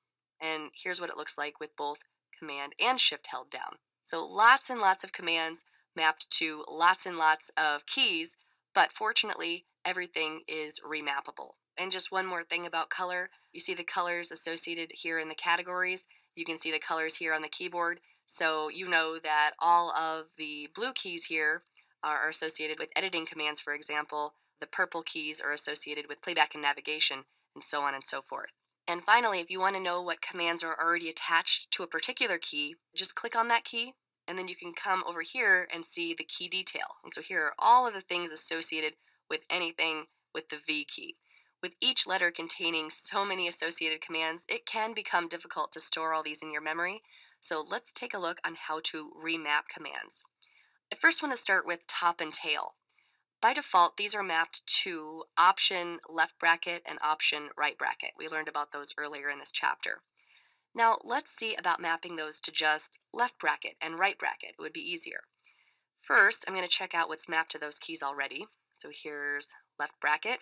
And with no modifier key, it is select left edge and select right edge. And I'm okay remapping those. Final Cut actually doesn't call it top edit and tail edit. It calls it trim start. Here we go. if it doesn't show up in this list, it's probably because you have something else chosen over here. So you want to make sure to go back up to all Final Cut commands. And now to remap this, you just drag and drop this on the key that you want to remap it to.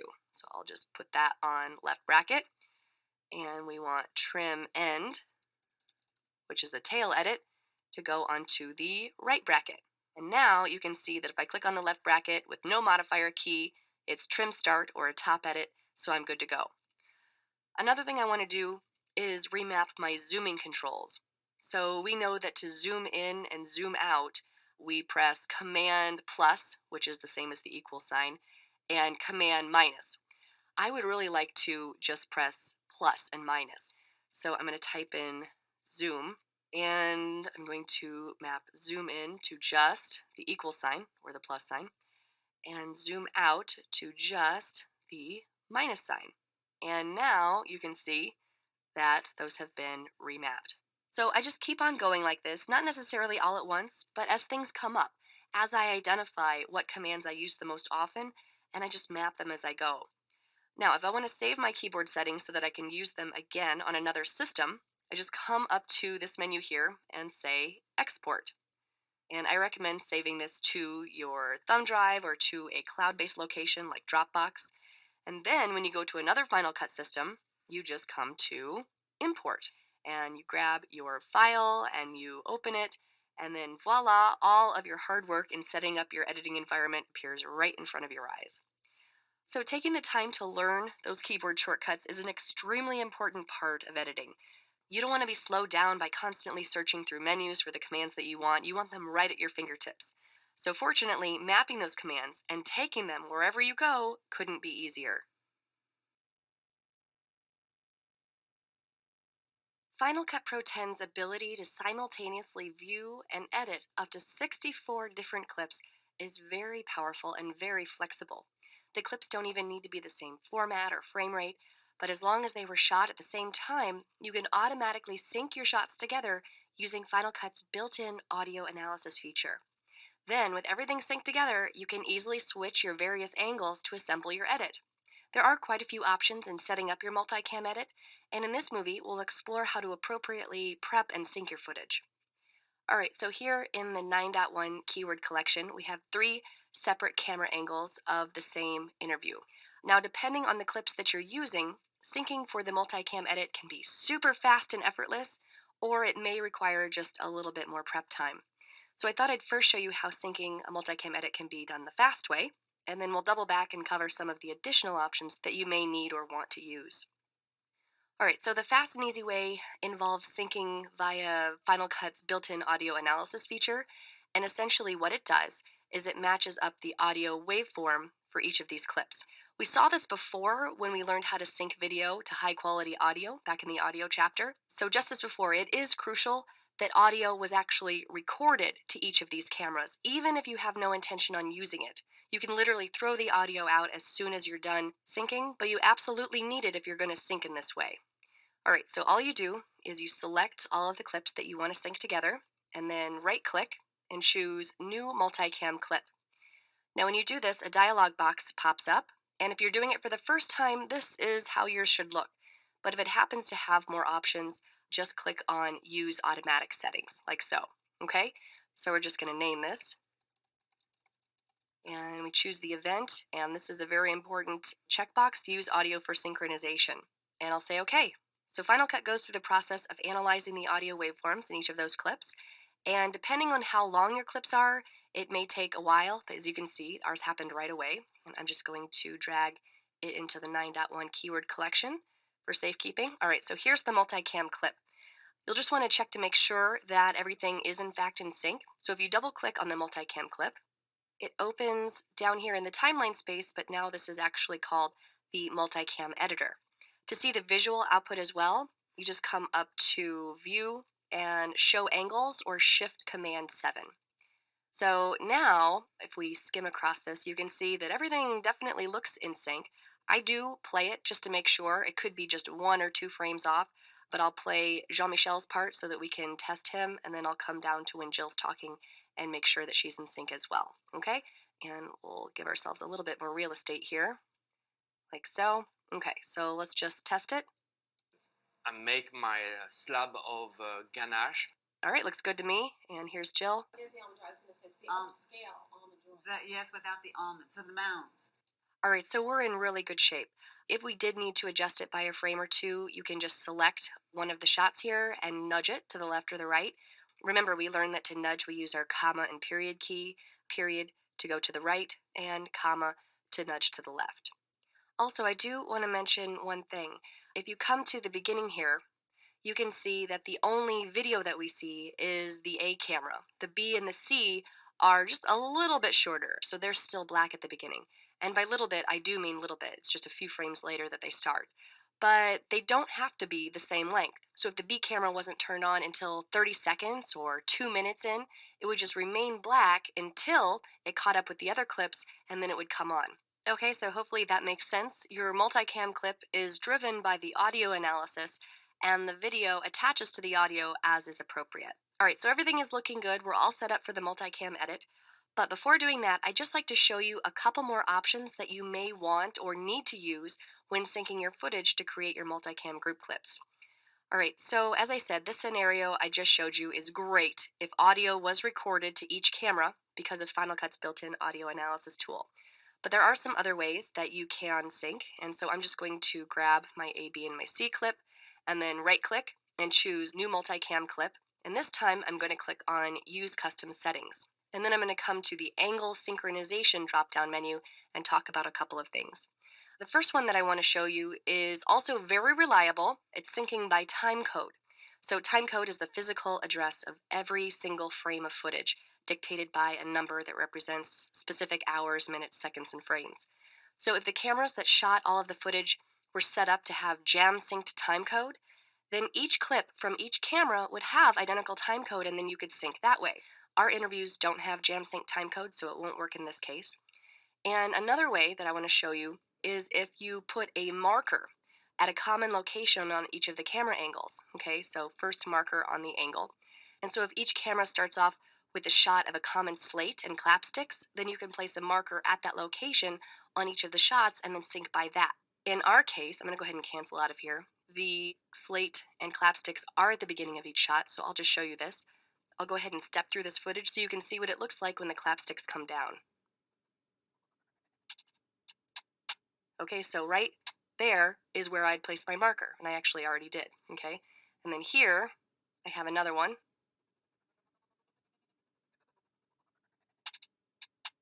Right there. And then in this case, because Jill doesn't appear in Jean-Michel's close-up here, the production team actually did what's called a second sticks, where they did the slate and clapsticks again for Jill, as you see in the master shot and in the close-up here. And then you just have to do a little math. That is, count the number of frames from first sticks to second sticks in order to set that marker for Jill's shot so that everything could be synced up. Now that might seem like a lot, but I've actually done a lot worse. I've cut music videos with 15 camera angles without any sort of audio reference, and so I had to find some visual reference, a drum beat or a strum of a guitar or something definite that you can sync everything up to. Now, fortunately, you don't need to do any of this because we have audio and can do the automatic method, but you never know when you'll have to employ that manual method. All right, so as you can see, there are some pretty powerful forces at work inside of Final Cut's multicam editor, and once you've got your multicam group clips synced and ready to go, you're ready to begin editing. Once you've got all your camera angles synced, you're ready to start editing. So let's take a look at how to get started. Now, in the previous movie, we learned all about syncing our multicam clip, which is what you've got to do before beginning the edit. And once that's all set up, you can start cutting. So I'm in my 9.2 keyword collection. I have my multicam clip. And right here at the beginning, they're sort of talking to the interviewer. And I've made a marker where I want to place my in point. So I'll mark an in point there. And the out point goes to the end of the clip, which is fine. And I'll just press E to bring that down. And this looks like one clip, but we know better. You can see here the little icon telling me that it's a multicam clip. I can always double click to look inside, but you don't actually have to edit inside of this view. You can just edit right here on the main multicam clip. Now you want to make sure that you can see your angles in the viewer, and if you're just jumping in, that is under View and then this would say show angles. Okay, so you want to make sure that your angles are showing. And right now I have 3 camera clips, which is fine because I have 4 possible, but if you have more, you can always switch to 9 or 16. All right, now what are we cutting? You can either cut video and audio together, or just video, or just audio, okay? And so when would you want to do this? Well, if each of the cameras has a superior audio source, then you would use video and audio. However, if one source contains superior audio, then it's really nice to just do video only switching because you could have one audio bed underneath everything and then you can just have video edits. So to choose the superior audio, you first click on this button here. And in our case, I'll choose the A camera for my superior audio. But if I wanted to switch it to the B camera or to the C camera, you can see this little icon in the upper left change accordingly. All right, so I'm going to put it on the A camera and then I'm going to switch to video only edits. All right, so basically we're going to be editing using a cut and switch technique. As you can see, the tool that I'm using is a blade. And so every time I select another angle, I'm simultaneously cutting and switching to that angle. And because I'm making video only edits, we're only going to be cutting video, but leaving the audio intact. All right, so here's how I recommend you do this. Take your first pass on instinct if you can. Act like this is a live show and pretend that you're doing live switching. Going through an instinctual first pass is a nice approach, and then you can go back and refine it further afterwards. So let's give this a go. Again, this is just an interview, so there's not going to be much in the way of exciting changes between these shots, but here we go. I'll play the sequence, and then I can just click on the desired camera angle, or I can use my number keys for 1, 2, and 3. But I'm going to click so you can see what I'm doing. All right, so we'll go ahead and play. The chocolate that I was counting earlier are the chocolates, the bonbons, who are made without the mold. So I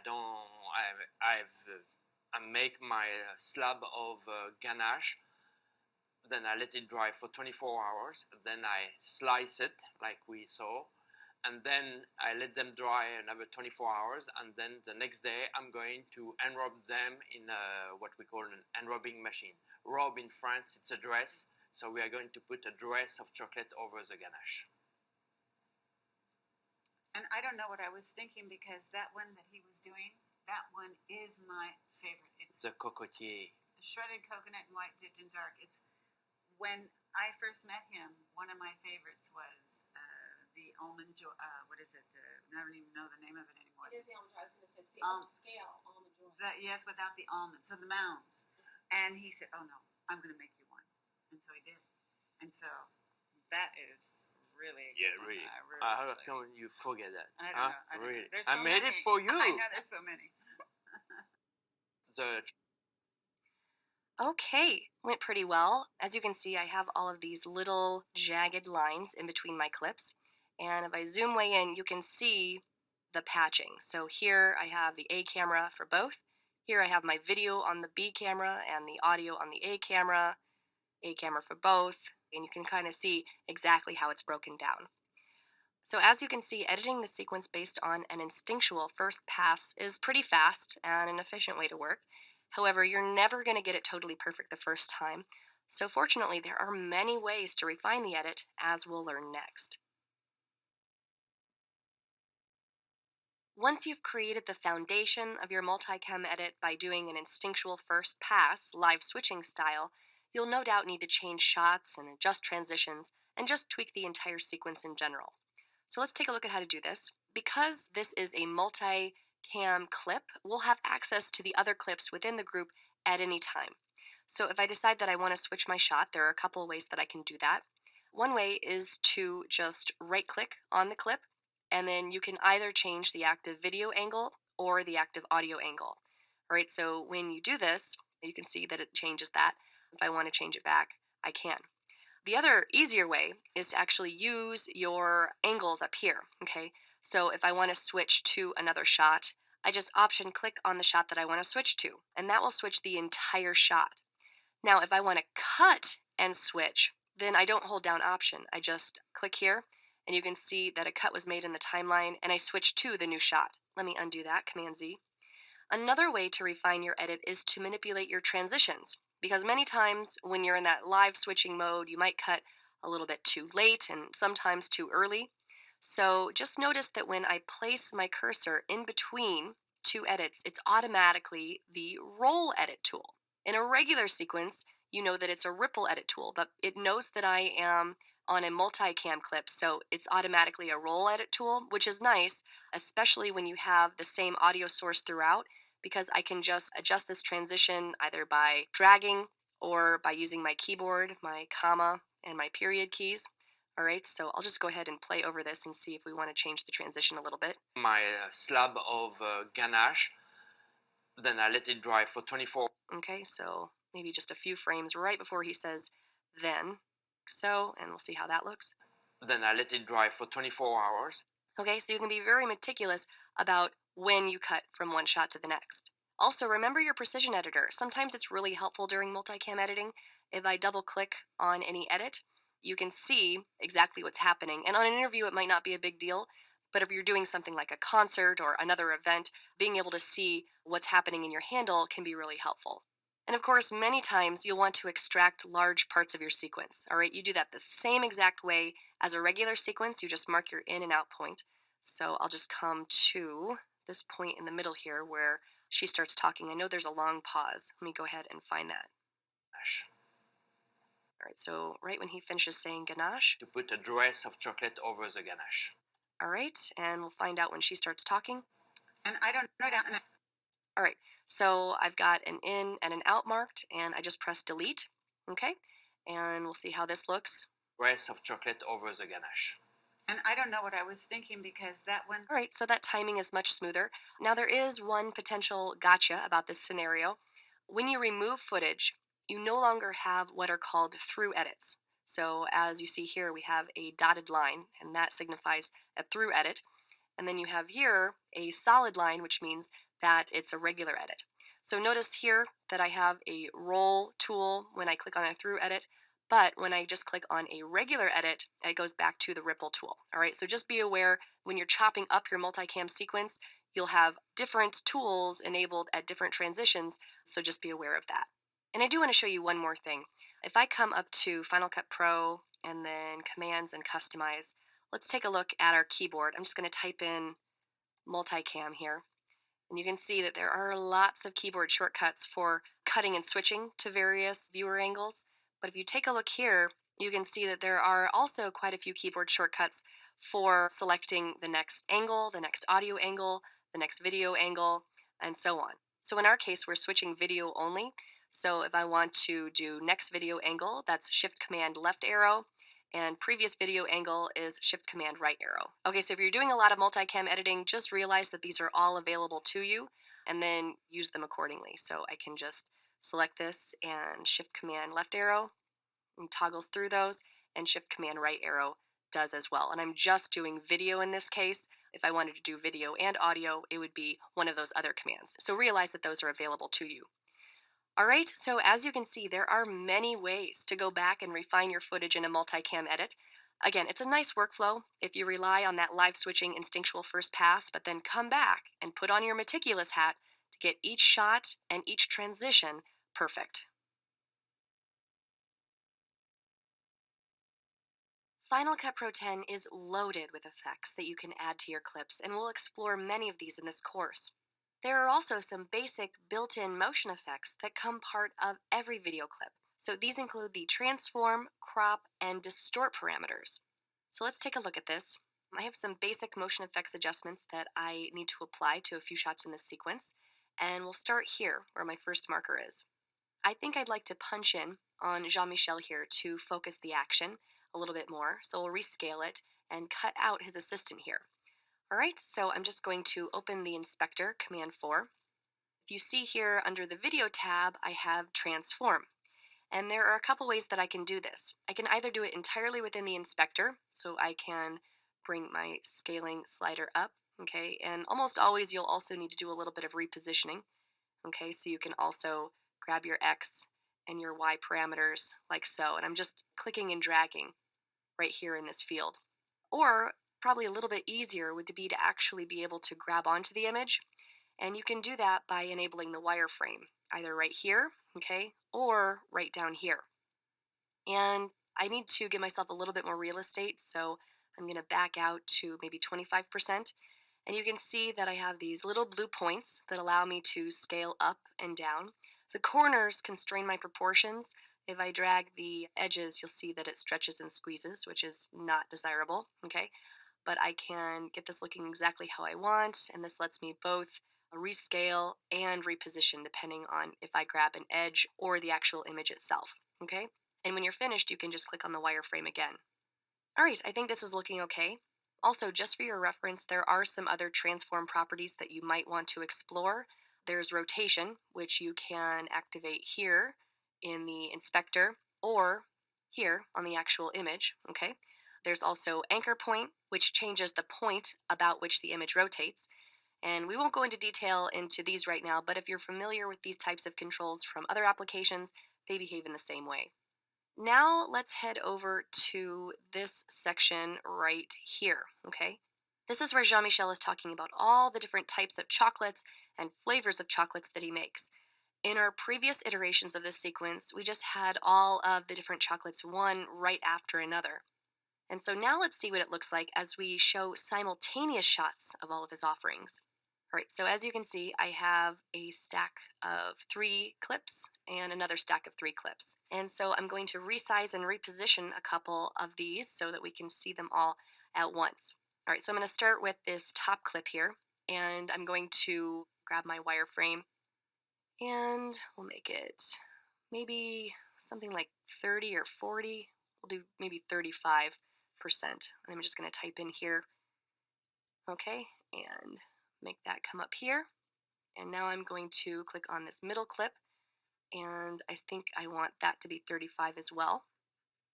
And we'll position that down here. Okay, and this clip right here on the bottom, make a little bit larger to fill this side of the screen like so. So I think I like the general position, but now let's explore the crop parameter. Okay, so if you want, you can switch the transform to crop, so you have it available here in the interface, and then of course you have it here within the inspector. Now there are 3 different types of crop. Let's first start with trim, okay? Trimming simply removes portions of the video frame, revealing the image underneath. And in this case, there is no image underneath, it's just black. So I'll go ahead and make this more of a square shape. And then if I want to rescale this, I have to go back to my transform, and then I can make it larger, okay? All right, so I think I like this layout. I'll just copy and paste the effect attributes from this series of shots to this series, okay? So I'll start with this bottom clip, and I'm gonna press Command C. And then I wanna come to this clip, and let's remind ourselves of the keyboard shortcut. Paste attributes is Shift Command V, okay? So I'm gonna do that. We'll do Shift Command V. And we want to paste the position, scale, and crop parameters, like so. And I'm going to do the same thing with this middle clip, Command C, and Shift Command V. Position, scaling, and crop. And same thing here. I'm going to copy and paste attributes, position, scaling, and crop. Okay, so now we have this series of shots, and I'm going to just play over it to see how it looks. And I'm going to go back out to fit. 36 different flavor plus one I do every month. I do a different one. So we have 3 different process. Now I'm going to head over to this shot here with the marker, and we're going to explore the second type of crop, which is called crop. Yes, the second type of crop command is simply called crop.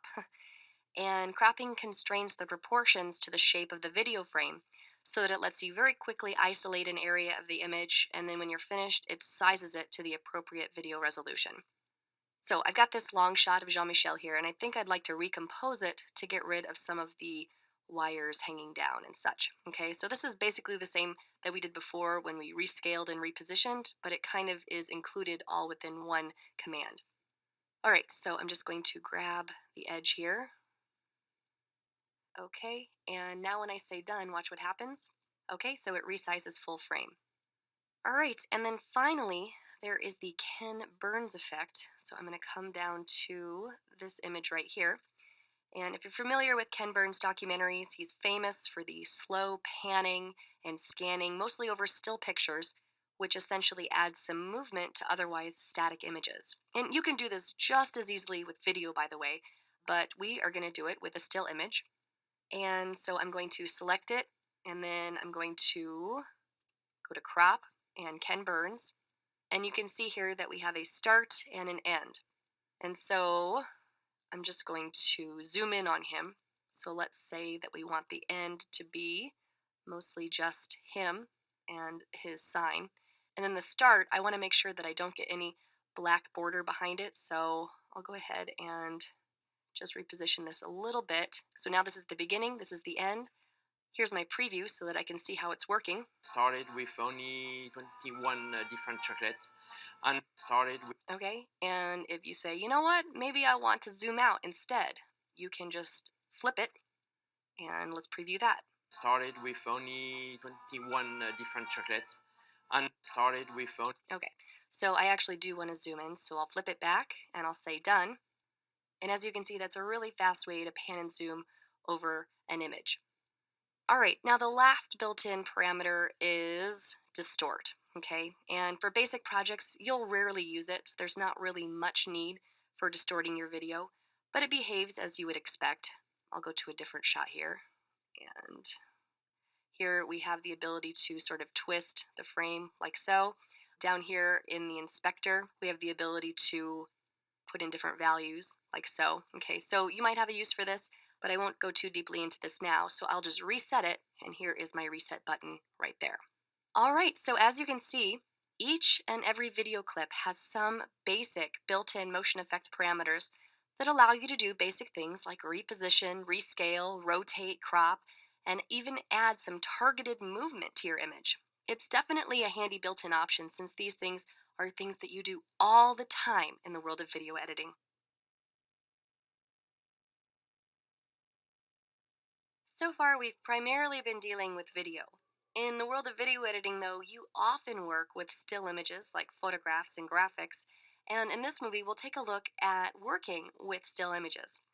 All right, so I'm going to click on the stills keyword collection here, and you can see that we have quite a few photographs. If I click on one of these, it's going to select a 4-second duration of the still, okay?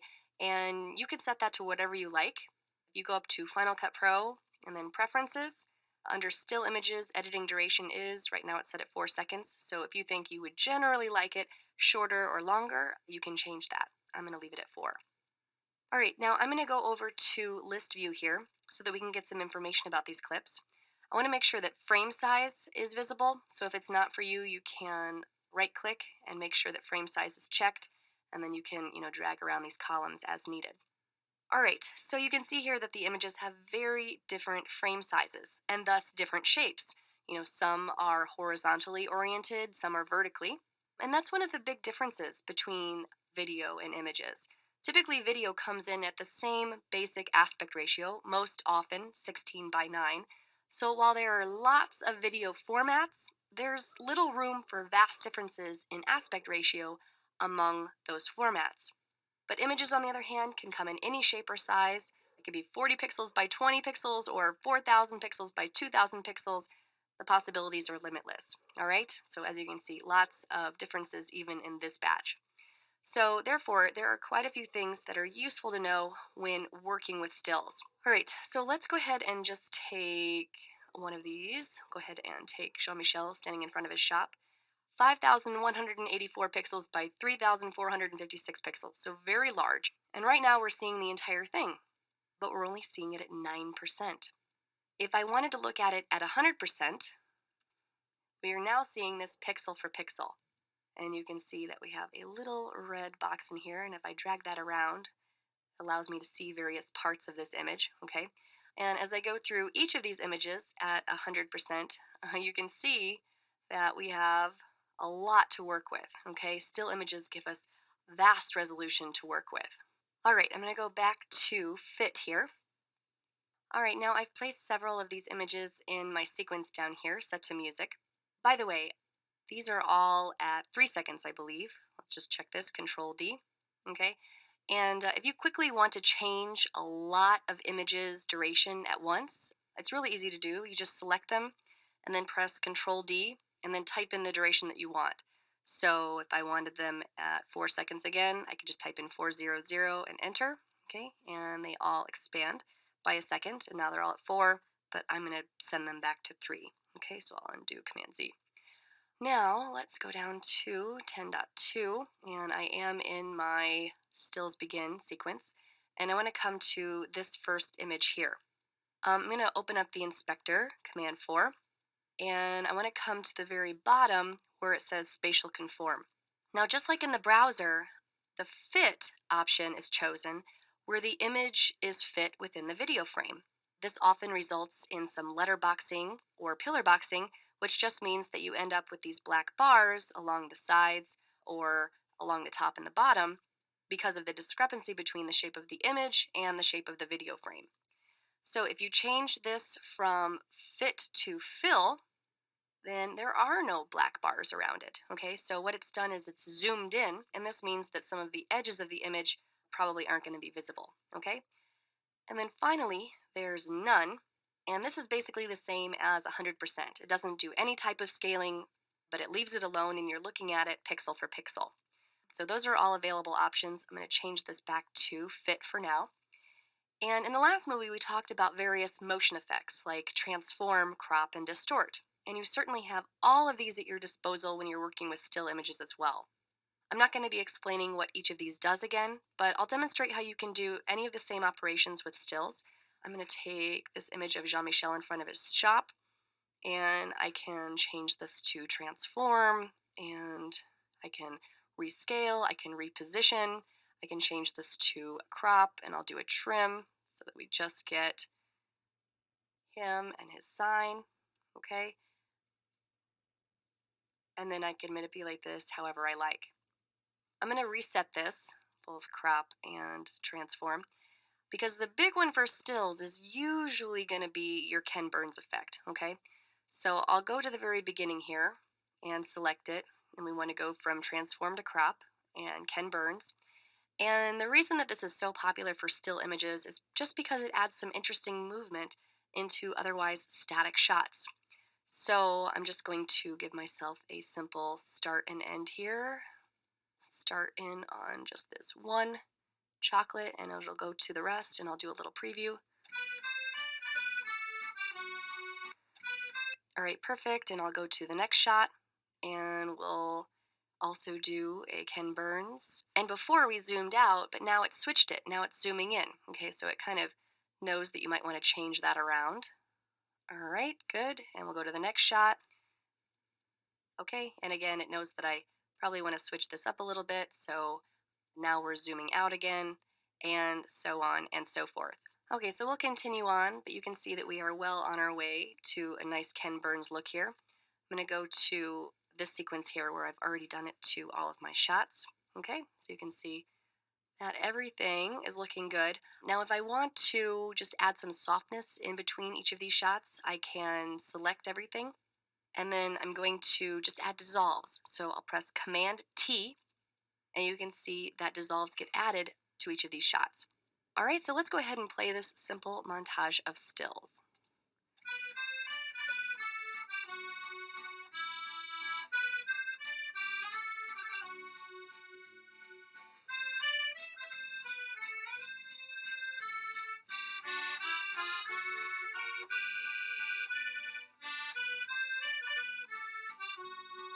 Okay, you get the picture. But as you can see, there are many creative ways to work with stills in Final Cut Pro 10, and fortunately, the built-in motion effects make it really easy to isolate or emphasize the area of the frame that you want, often with some integrated motion. Transition effects are effects that you place in between clips, controlling how the image on the A side exits and how the image on the B side enters. It's certainly important to not go overboard on transitions, as is a common mistake of many rookie editors, but to use them judiciously. So first I'll review the most common type of transition of all, the dissolve. We saw this in action a little bit in the last movie, but to apply a dissolve to just one edit point, you click on one of these edges, and then press Command T for transition. And by default, a 1-second dissolve gets added. And I'll show you what this looks like. Okay, if I click on it and press Control D, you can see that it's 1 second.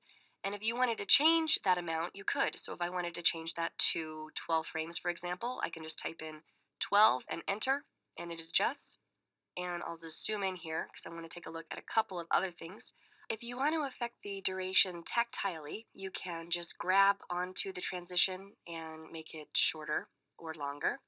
And then if you take a look at the little black lines in the upper left and right corners, this allows you to perform ripple edits while keeping the transition intact. So if I grab this, I'm able to ripple the A-side shot out and in without affecting the transition at all. And same thing over here for the B-side shot. This control right here in the middle allows you to roll the edit without affecting the transition, okay? So we're able to very easily trim our shots without affecting anything about the transition. If I wanted to add multiple transitions to multiple shots, you just select the shots that you would like to add the transitions to, and then press Command T, and you can see that I have a 1-second dissolve added to all of these shots. All right, and then let me go to this sequence here because I want to show you what happens when you try to add a transition to a connected clip, okay?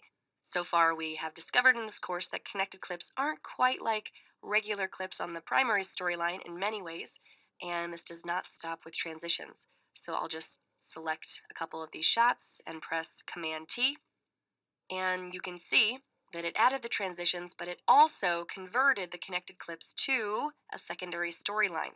All right, so that is necessary to be able to add transitions to connected clips, so just keep that in mind. All right, so that's a dissolve. Again, far and away the most common type of transition.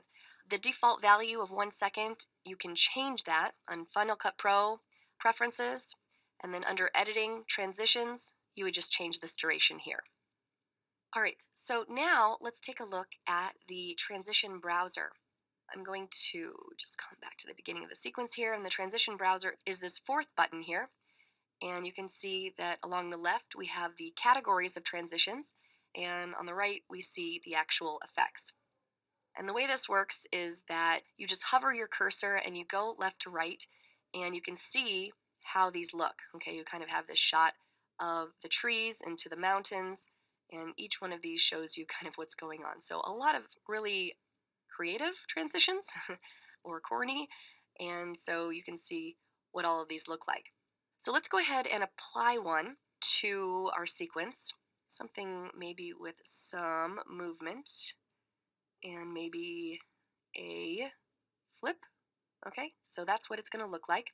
So the way to apply a transition is to just drag and drop this right in between 2 clips. Okay, so we can obviously change the duration just like we could with a dissolve. I could drag this out and in, and I have the ability to ripple and roll. But also with transitions from the transition browser, there are often parameters that I can change.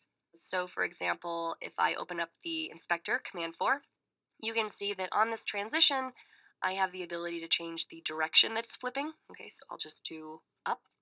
And I could also change the background color if I wanted to, okay? But let me play this for you. My recipe are all my own create. All right, so it flipped okay, but did you notice that he stumbled a little bit? Let me play it again.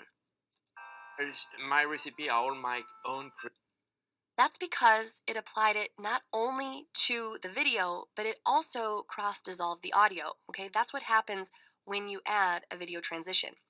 So to fix this, I'm just going to select both of these clips, and then I'll right-click and choose Expand Audio Video. And you can see that there's no audio on this clip, but there is on this one, and it basically faded it over. And I'm just going to trim that back, and now we should be getting the transition without the audio stumble. My recipe are all my own creations. Okay, great. And I'll just collapse that back up by double-clicking on my audio, and there it goes. All right, so you can have fun taking a look at different transitions. If you wanted to apply a different one, I noticed you can just drag and drop a transition on top of a transition, and it replaces it.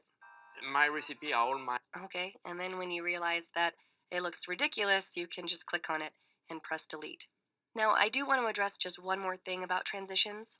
One principle of transitions is that they use shot handle in order to function. So just to remind us of what handle is, I'm going to open up the precision editor. Okay, so I'm just going to double click on this edit. And we know that for the A side clip, this is all of my A side handle. And for the B side clip, this is all of my B side handle. Okay, so when I do a transition, it's going to reach into my handle to actually perform it. But when I don't have enough handle, it lets us know. So I'll close this back up and I'll come down to this shot right here. And I'm going to just click on it and press Command T to add a dissolve. And it says there is not enough extra media beyond the clip edges to create the transition. Extra media being handle, okay? And it says, do you want to overlap, which is a ripple trim, your media to create the transition? And so watch what happens when I click on this, okay? You can see that these got shorter in order to accommodate the transition, in order to be able to reach into the handles. So sometimes that's fine. This was a very local fix, but sometimes, like when it's on the primary storyline, it ripples down something that's a little bit more important and you lose some important frames. So just be aware of that. All right, so as you can see, applying and adjusting transitions is easy, and as long as you use them judiciously, transitions can add the necessary melding of images that can help tell your story. Changing the way a clip looks, whether it's its general color structure or superimposing new elements altogether, is often a desirable and essential part of video editing. So let's take a look at how to do this in Final Cut Pro 10. All right, so I'm going to open up my effects browser. That's this one right here. And again, we have the categories of effects along the left and the effects within those categories in this space here. And notice I have both video and audio effects. And in this movie, we're just going to be dealing with video. All right, so if I click on this clip right here, and then I hover over each of these effects, you can see what it looks like with the effect applied. Okay, so it's a nice preview before actually applying it. And to apply it, you just either drag and drop, or, let me undo that, you can just select the clip and then double click. And that's nice because you can actually select as many clips as you want. So if I wanted to select everything in the sequence, then let me just do Command A because I missed some, and I'll deselect the audio. And then double click on the effect, notice that it's applied to all of these. Or better yet, let me undo that, Command Z, you can actually just make this into a compound clip, okay? So I'll just select all of my video, and then again, that's right click, new compound clip, or Option G. And I'll say okay. And now everything is contained within one nest, and all I have to do is apply the effect once. And the cool thing about this is that if I wanted to make any changes to the effect, then I'd only have to make the changes once. And you make the changes, of course, in the inspector, Command 4. And I could dial that down and make my changes for all of the clips within this nest at once. Okay? To delete an effect, you just select it here in the inspector and press delete. All right, so let's say that I want all of the clips within this sequence to have an antiquated look. All right, so I think first we'll go ahead and apply aged film. All right, and you can see here that under effects we have aged film, and we'll twirl this down to see the parameters, and there are quite a lot on that one. By default, it sort of really gives you a lot of scratches, a lot of grain. So you can begin coming in here and, dialing things down if you want it more subtle, like so. And if you want to actually play it while you make the adjustments, that is often a good idea so that you can see what it looks like with moving video.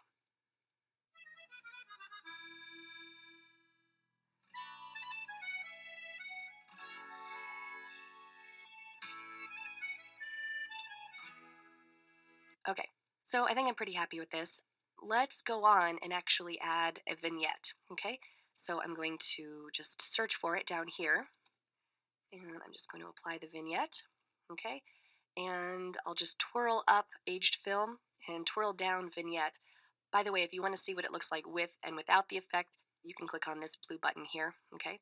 And I'll just change a few things in here. You can either do it in the inspector or you can grab it here right within the viewer, okay? All right, so I think I'm happy with that. And then I think I want to also maybe tint it a little bit give it a little bit of a sepia tone. And so I'll just come down here and find tint. Okay, and drag that on. And I don't want blue, but I want more of an orangish, like that. Okay, and we can back that off a little bit. And it also has this cool thing called Protect Skin, where if you bring this up, it's going to find the skin tones and leave those alone. Okay, so I'll kind of go through here, and I think that my vignette is a little starker than I would like, so let's come back up to vignette and grab the fall off and the size and make some changes there.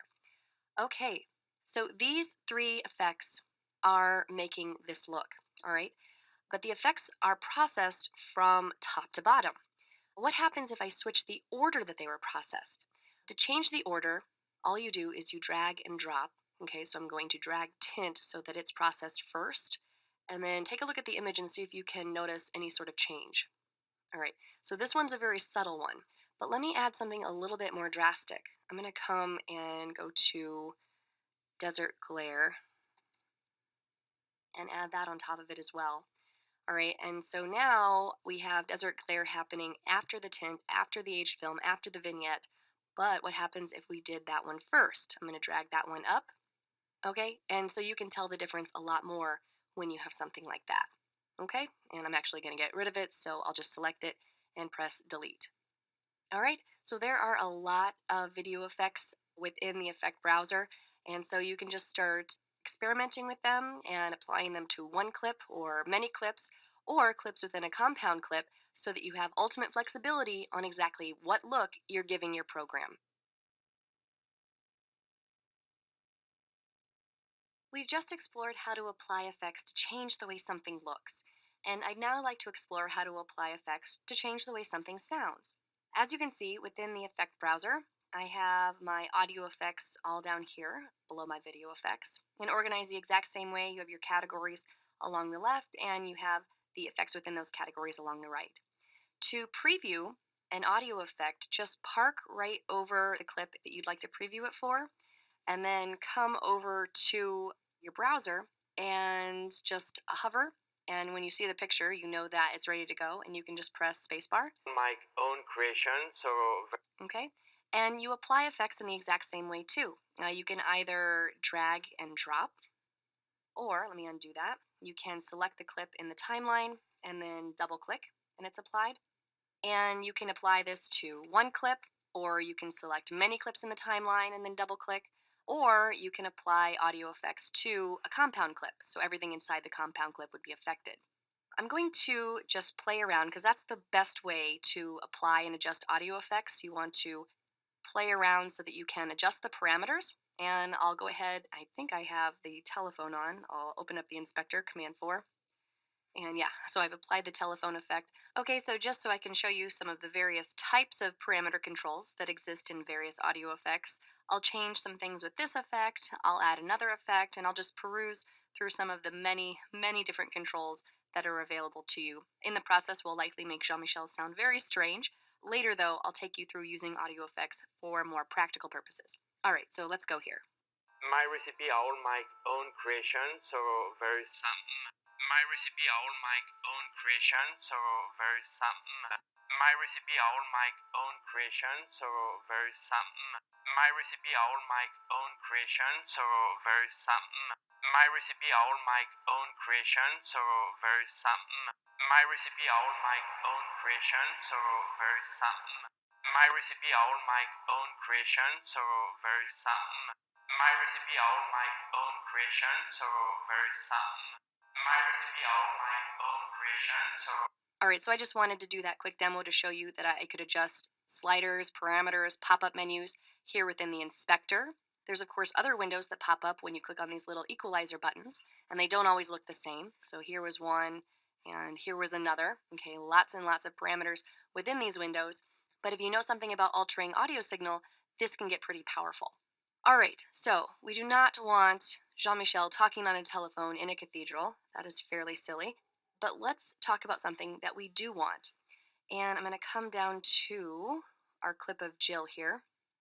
And let's go ahead and go into the EQ category because there's a lot of really useful effects in here, okay? I'm going to just play this and let's get a sense of how we want to alter it. So I'm going to solo this, Option S, and play around, Shift question mark. And then you have the tantalizing of the tongue and heaven for the taste buds. And then you have the tantalizing of the tongue. Okay, so we have some background noise there. We know already that there is a tool for background noise removal under audio enhancements, and we can climb in here and we could use this background noise removal. But background noise is just a frequency, okay? And you can see here that we have various effects in the EQ category that we can use to our advantage, all right? We have already gone over some of these EQ settings, which you can certainly use, but I just want to show you how you might want to use some of these EQ effects.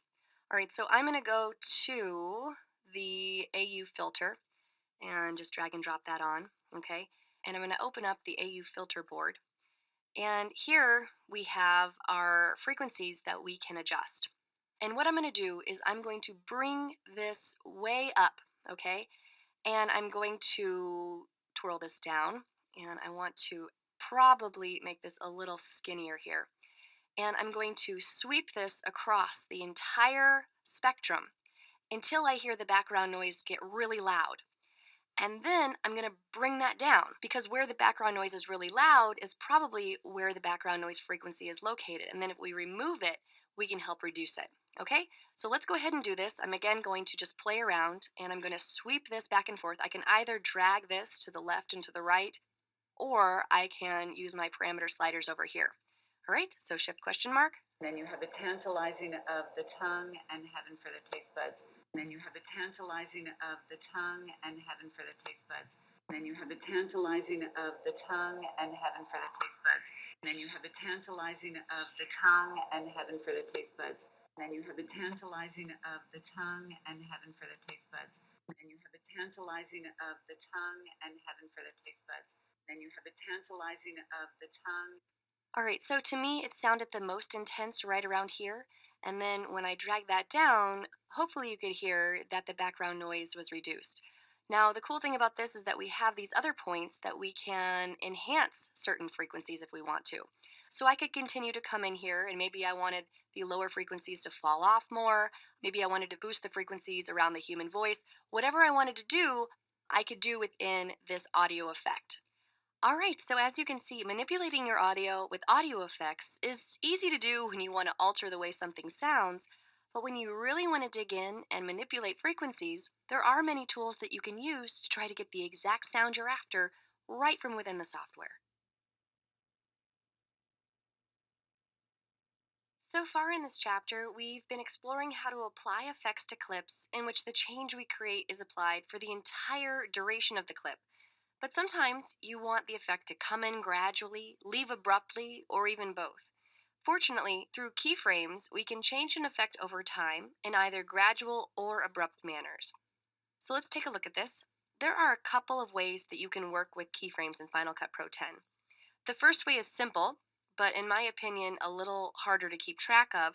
And the second way is a little more complex, but in my opinion, easier to keep track of. So let's look at the simple way first. I'll go ahead and select this clip here and open up the effect browser. And I'm going to apply a blur, and I want a radial blur. Okay, so we'll apply that to the clip. And I'll open up the inspector. And I think I want kind of a lot of blur, all right? So we have a radial blur going around our spinning chocolate wheel. And I think about right here, I want the blur to go away. Okay, so I want it to go from full blur to no blur in this amount of time. So we're going to add keyframes. So I'm just going to press my up arrow, so I go to the very first frame of this clip. And then I come up to my radial blur. And right now I have a couple keyframeable parameters. The one that I want to work with is amount. Okay, you can see that if I hover over this, it says add a keyframe. So I'm going to add a keyframe right here at the beginning, and then I'm going to go to the place where I want there to be no blur, about right here, and I'm going to add another keyframe, okay? And right now, both of these keyframes have the same value, but now I'm going to change the value to 0. All right, so now over time, we should be losing our blur. All right, perfect. To go from keyframe to keyframe, you can click on this little button right here. Okay, so that's the second keyframe. This is the first keyframe. Keyboard shortcut for that is Option semicolon and Option apostrophe. Option semicolon to go to previous keyframe, Option apostrophe to go to the next one. If I would like the blur to leave the clip more abruptly, I would just need to add the keyframe a little bit closer to the beginning, okay? So if I wanted to add a keyframe here, now, by the way, once you've added a keyframe, it sort of activates keyframes and you don't have to add one every time. You can just change the parameter. Okay, so I'll just bring this down to 0 and you can see that this becomes yellow and that means that a keyframe has been added. All right, so now I have two keyframes that are the same. Right now I have a keyframe of 0 here and I have one down here. And I know that I can navigate from keyframe to keyframe, but I can't really see them in a better way at this time. So I want to show you how to open this up in the video animation tool. If you right click on the clip and you say show video animation or Control V, this big stack opens up above the clip. And a lot of these should be pretty familiar to you. We have our transform, our trim, our distort, our compositing, all of which we can absolutely keyframe over time. And then up here, we have our radial blur. Now if I click on this button right here, you can see that we have our three keyframes. Okay, so here's our starting keyframe. Here's our ending keyframe, and here's the one that we don't need anymore. So if I click on this one and press delete on my keyboard, it goes away. You can also actually move these to the left and to the right. And then also if I hold down command, I can move them up and down. Okay, so this is the space that you work if you need to do anything more intricate than just simply adding keyframes and adjusting values. Okay, so if I wanted to add another keyframe in here, I would just option click. Okay, and I've added another keyframe and I can do all sorts of things within this space. All right, let's add another effect here. I think I want a mask. I'm just going to type in mask and I want a shape mask. Okay, so we'll go ahead and add that to the clip. All right, and you can see that it gets added as second in line under effects here in the inspector and also second in line in the video animation tool. Okay, so let's go ahead and do it with simple keyframes in the inspector first and then see how it translates to the video animation tool. So I'm going to press up to go to the beginning of the clip and I'm going to just make some basic changes here. I want to make it round and I want it to go all the way down to 0 here. And now I'll add a keyframe on radius. So this effect has a whole lot of parameters, all of which are keyframeable, but the only one that we're going to keyframe for this effect is radius. So I want it to open up by the time the blur is done, so about right there. Okay, so you can actually line up your keyframes in this way. And so I'll just click here, and now I'll add a keyframe here. And again, I don't actually have to click add a keyframe. I could just bring my radius up and it adds a keyframe for me. All right, so you can see here in the video animation tool that we have two keyframes. And if I play this, we should be ratcheting up on our shape mask at the same time that we're de-blurring. All right, that's simple enough. Now, if we look in radial blur, there are just a couple of different parameters that we can keyframe here, and we keyframed the amount.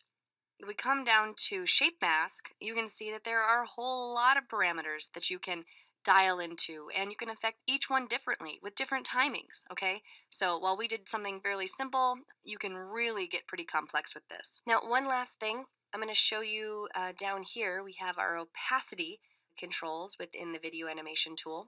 And the way that you can work this is that if I open this graph, you can see that there's a little knob at the beginning here. Okay, so this might remind you of the audio fade knob that we saw in our audio right down here. Okay, we are able to fade in our audio. Well, we can do the same thing with our video. Okay, all we have to do, again, is open up the video animation tool.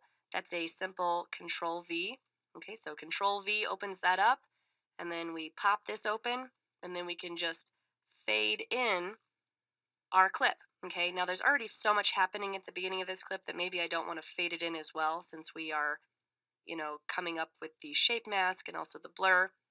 But you can also do it at the end. So if I come to the end here and I just do a Control V and I pop this up, and we have the little knob at the end too, and I can fade that out. Okay, so basically it does the same thing as a dissolve, but we saw earlier that when you apply dissolves, it sometimes also adds a crossfade to the audio, which you then have to fix. So if you don't want to deal with that, you can just fade in or fade out your clip with your opacity controls here. Okay, you can see how that looks. Okay, so as you can see, adding keyframes is a really effective way to add effect animation to your clips, allowing them to change over time in exactly the way that you want. Doing the work and creating the perfect effect is great, but it's important that you're able to easily apply that effect to use again on other clips, and that's what we'll explore in this movie.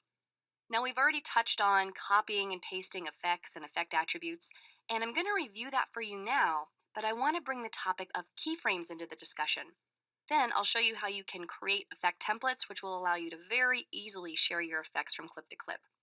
All right, so I have this series of clips here. The first one is the only one with effects applied to it, and I'll open up the inspector, Command 4, so you can see what they are.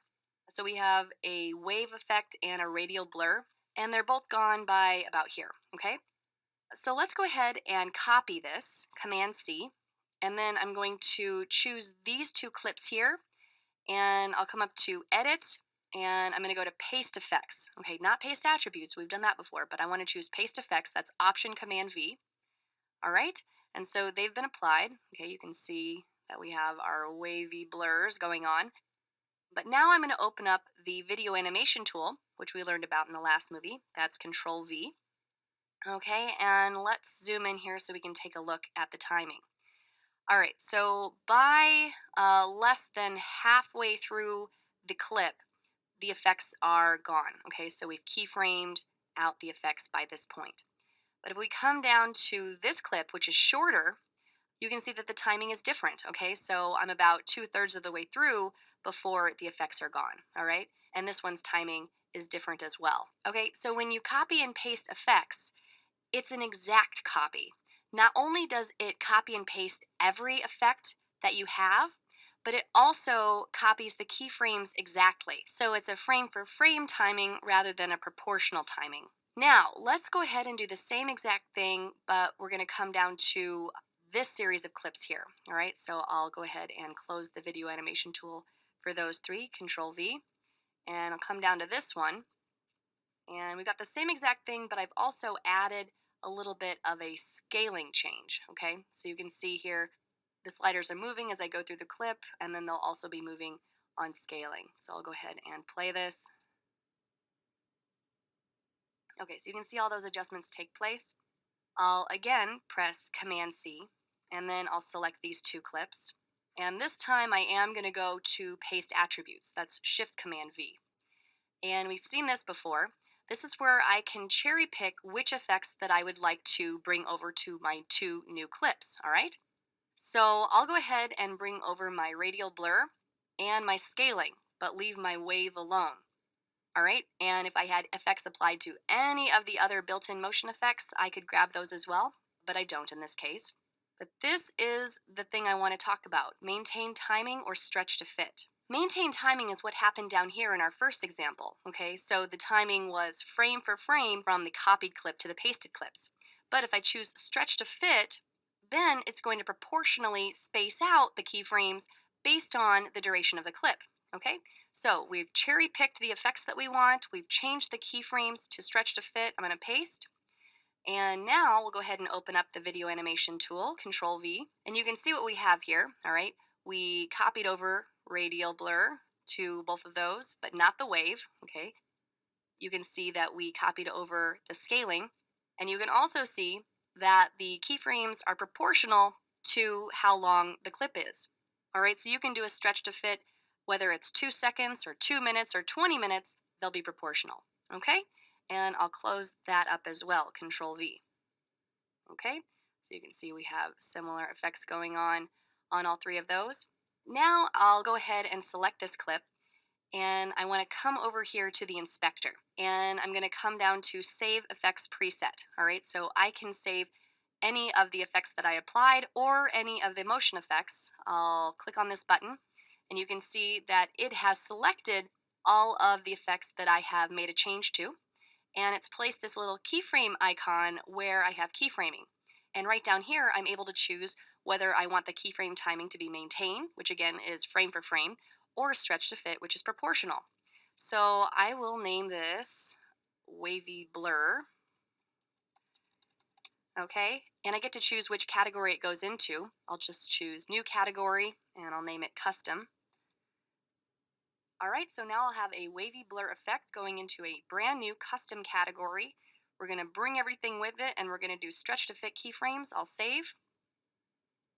And if I come to my video effect browser and I go to custom, there we go. Okay, so now I can just select all of these and double click, and you can see that I very quickly apply those effects to those 3 clips. All right, so as you can see, Final Cut Pro 10 offers you some pretty great ways to transfer entire effect designs or just partial effect designs as part of a smart copy and paste system or through a really nice system of creating effect templates.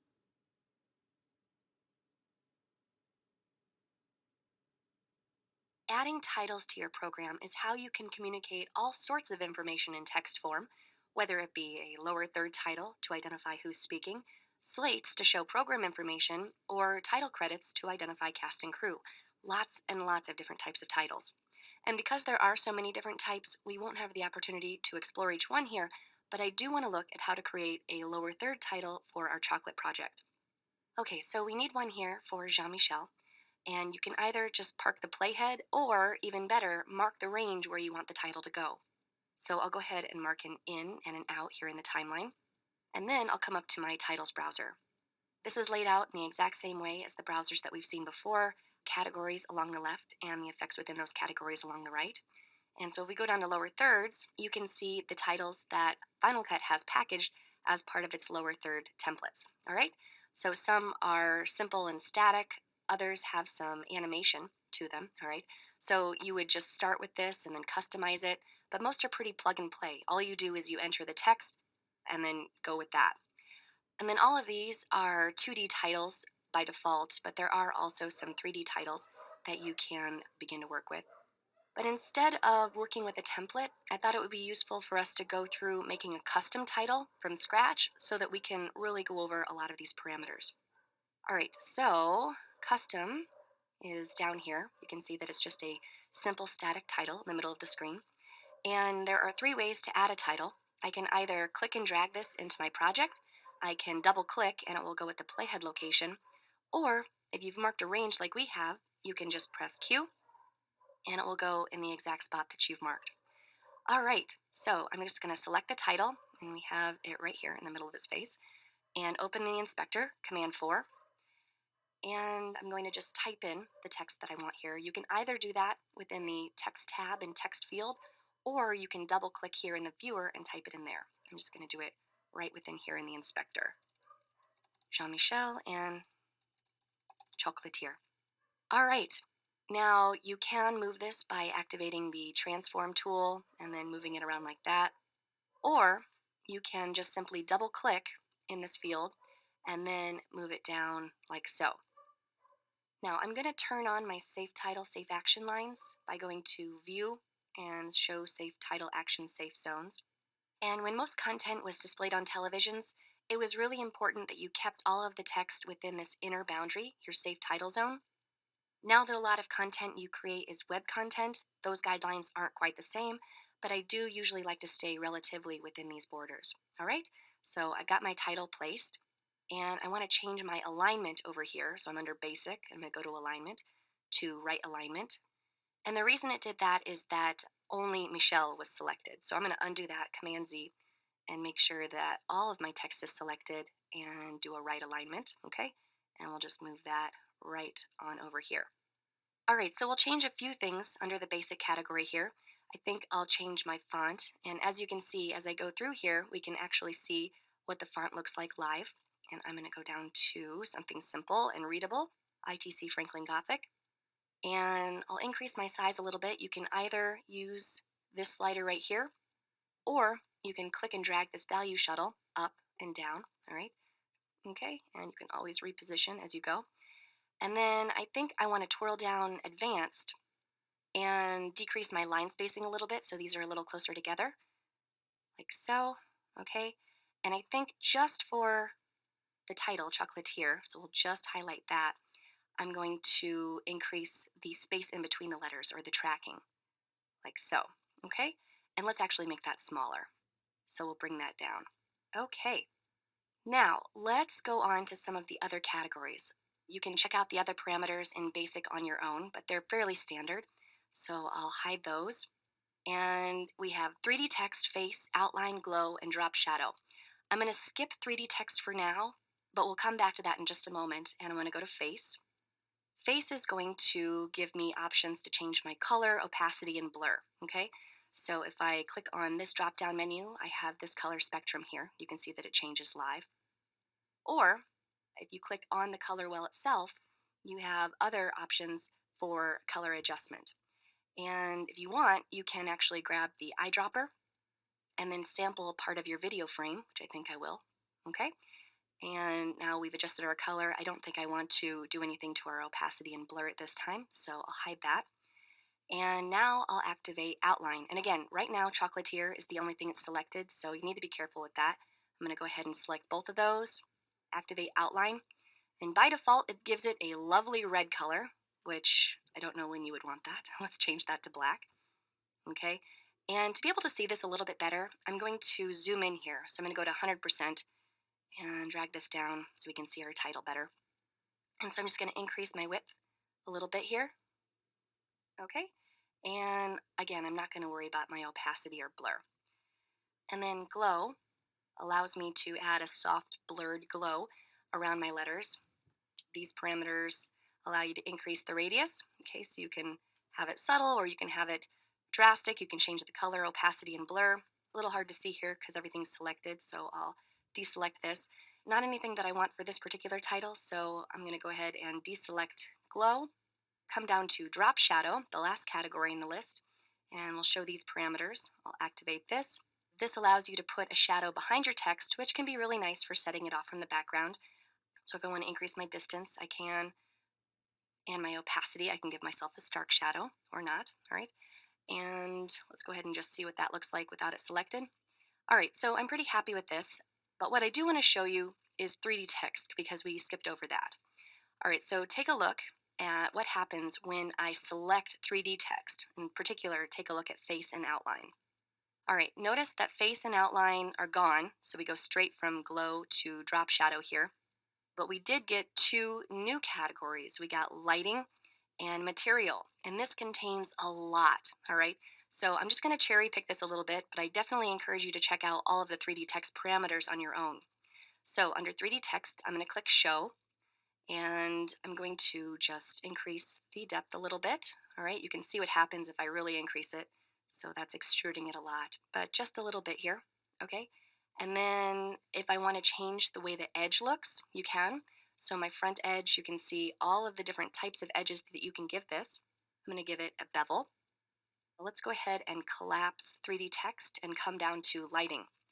Lots of things you can change within lighting. As you can see, we have several drop-down categories here. I'm just going to, again, cherry pick a couple of things here. I'm going to change my lighting style from standard to medium left. You can see this model here about what the lighting will look like. You don't truly know what it looks like until you actually apply it to your text, but I'm going to go for medium left. You can see that the lighting changed a little bit already. And then I'm going to change my type from field to softbox above. Okay, and so you can see that things are looking a little bit more chiseled. I'll go ahead and deselect this so you can see it a little bit better. And I think we'll decrease the depth a little bit more. Okay, so now I want to come down to material. And again, lots and lots of options in here. Right now, all facets will be affected the same way. So if I clicked on this, you can see that there are lots of categories of material and lots of material within those categories. But if I changed it from single to multiple, now every single face of this text can get a different material. So if I wanted my front edge to have a yellow plastic look, and I wanted the side to have a slate stone look, okay, and I'll go ahead and just deselect this so you can see it. All right, And that's what that would look like. Now, I think I want to keep it a little more simple, so I'm just going to deselect 3D text altogether. And when I do that, you can see that face and outline come back, and all of my 2D changes are back with me. But I did want to at least show you the pathway into working with 3D text, but there's a treasure trove of material in there that you can experiment with.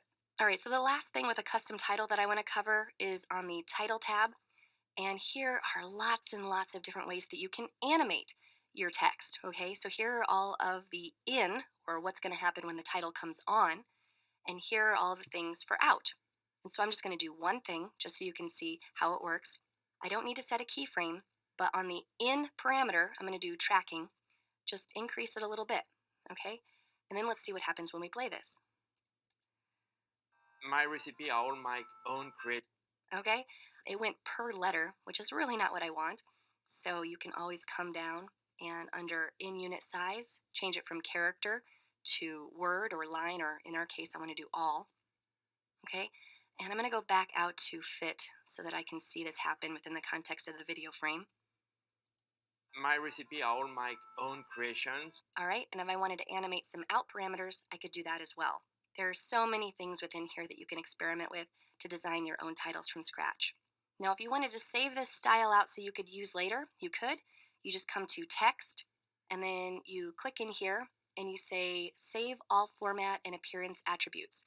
And you can see that I've already done this before with this title, but I just want to show you this. First, let me show you what comes packaged already as part of Final Cut styles. Here's your 2D styles, and here's your 3D styles. And what you could do is just apply this to your title and then tweak from there. But you would just come up to Save All Format and Appearance Attributes. And this is something I saved before, but I'll just change it a little bit here and save. And now it's available as an option here within the drop-down menu. All right, so you can have fun with that. And then finally, I just want to show you how to actually work with one of the built-in titles. Let me go down to lower thirds and just find one of these. I'm going to choose sliding panel maybe. Okay, if you just want to replace a title but keep the actual text that you put in, you can. I'm just going to drag and drop this right on top of the existing title and do replace from start so it keeps my timing.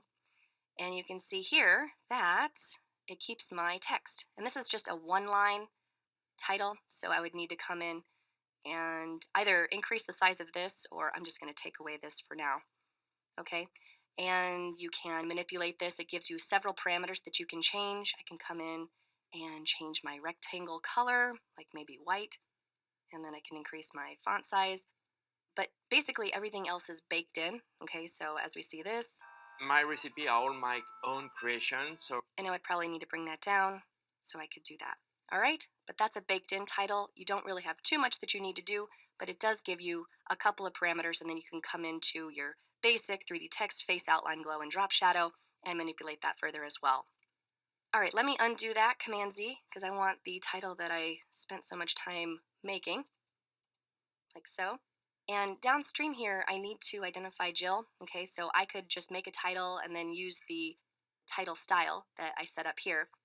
Or something I like to do is just option drag the title right within the timeline. You just have a couple, and this will duplicate it. And then you can come in here and just make a couple of changes. And for some reason, I'm on 3D. Let me check that out. I'll disable 3D, and it should go back to the way it was. And so her name is Jill, and we'll call her co-owner. All right, so pretty easy to duplicate those titles if you need to. All right, so as you can see, designing titles is pretty straightforward, whether you build one from scratch or whether you take advantage of the dozens of built-in templates available from within Final Cut Pro's title browser.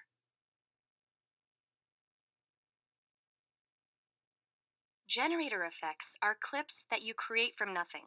Things like backgrounds and placeholder elements and number or timecode displays. So let's take a look at this. I'd like my first generated material down here where I have this gap clip. Okay, so let's say that there's an interview with one of the shop customers that we still need to get. All right, so I could just place some text here saying interview coming, or I could create a graphic. So I'm going to open up the generator browser, and we have our categories along the left and the effects within those categories in this space. And the one I want is placeholder. So I'm just going to drag and drop this on and perform a replace edit. And right now we have a man and a woman on a sunny day, which is not very representative. So let's open up the inspector and change that, Command 4. And I think that the framing is probably going to be in close-up, and it's going to be one person, and we'll say woman. And we can change the background to any number of things. I'll just change it to black. And then there's also some sky options in here as well. And I'm just going to click on View Notes, and I can either double-click in here to type or go over to the Text tab and type in here. So I'm just going to call this Customer Interview. Okay, and there we go. We've created our generator graphic for our interview that we don't have yet. Now, usually that's more than enough, but just to keep going with some generator assets, let's create a background. There are many different types of backgrounds. Again, just hover to see what they look like, and most of these have some parameters that you can adjust. I want something pretty simple though, so I'm going to go to Solids, and I can choose one of those, or Textures, and I think I'm actually going to choose Gradient. I use this one a lot for backgrounds. I think it looks nice. So I can just mark an in and an out here. To do that really quickly again, you just press X, okay, and you've marked your in and out. And then I can select this and press Q. And it goes above it, but what you need is for this to go below it. Okay, so I'm just going to drag this down like so. And so now we have our gradient background behind our placeholder, except we can't see it yet because we need to key through the black like you need to do with most backgrounds, okay? So if this was a green screen clip and you wanted to get a background, you would just need to key through it. For a green screen clip, you would do the keyer, but for something with a black background, I can just throw the Luma keyer on, okay? And now we see our background, and if I wanted to adjust this background, I'll go ahead and select it.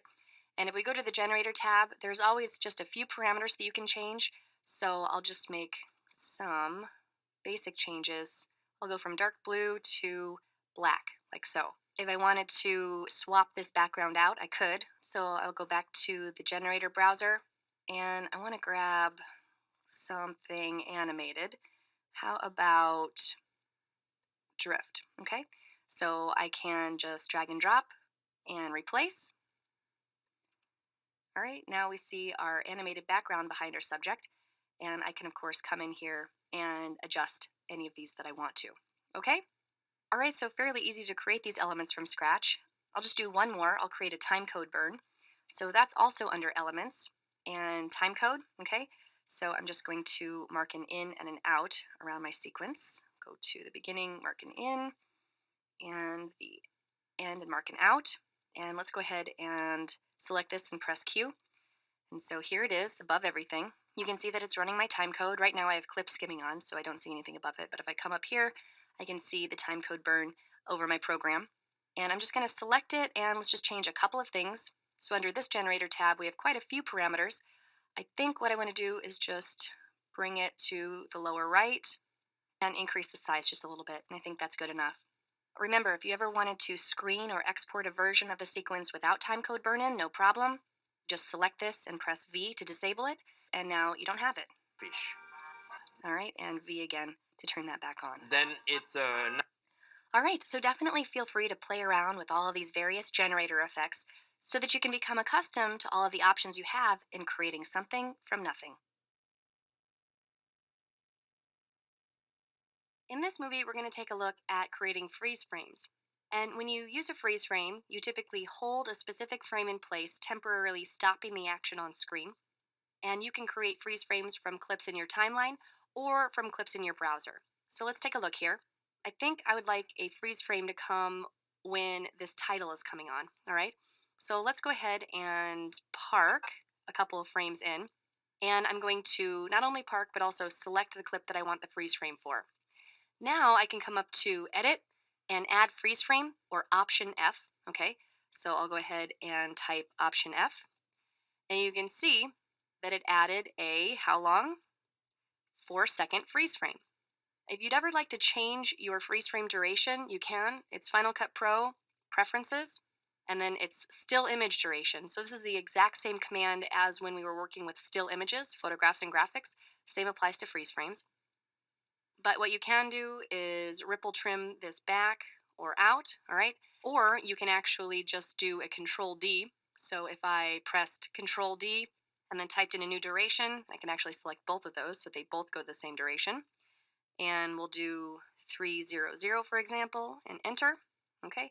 And now both the title and the freeze frame are the same duration. So I'm just going to play this and you'll see that the action picks up right after the freeze frame is done.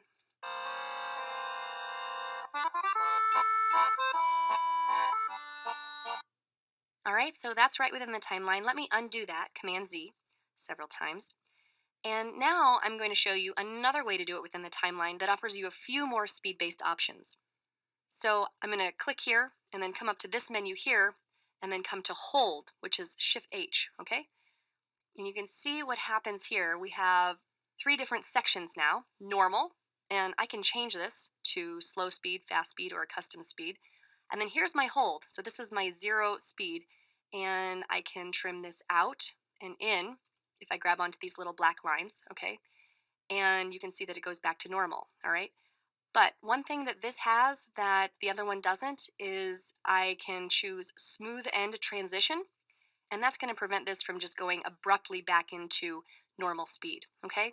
I'll play over this so you can see the differences.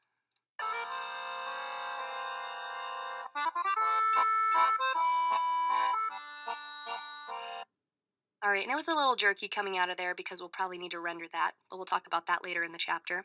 But if I wanted to come here and instead of go back to normal speed, if I wanted to go back to slow motion, I could certainly do that. And this is all stuff that we'll talk about in the next movie. Okay, well, let me zoom to fit, Shift Z, and I'll close my retiming menu. I can click on this and press Command R to close that back up. And so now, even though there's a freeze frame here, you can't actually see it until you open up your retiming menu again, Command R, okay?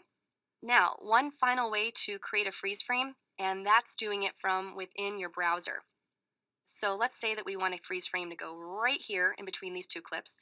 So I'll park here, and then I'm going to find the frame that I want to freeze. How about that one right there? So I'll park there, and now I'll come up to Edit and Connect Freeze Frame. Okay, so before this said Add Freeze Frame when I had something in the timeline selected. Now it says Connect Freeze Frame, Option F, so I'll select that. And you can see here that it's added this freeze frame as a connected clip, okay? So if I wanted to put another title on top of it, I could, whatever I want to do. All right, so adding freeze frames in Final Cut Pro 10 is easy to do, whether you're working with footage in your sequence or your browser.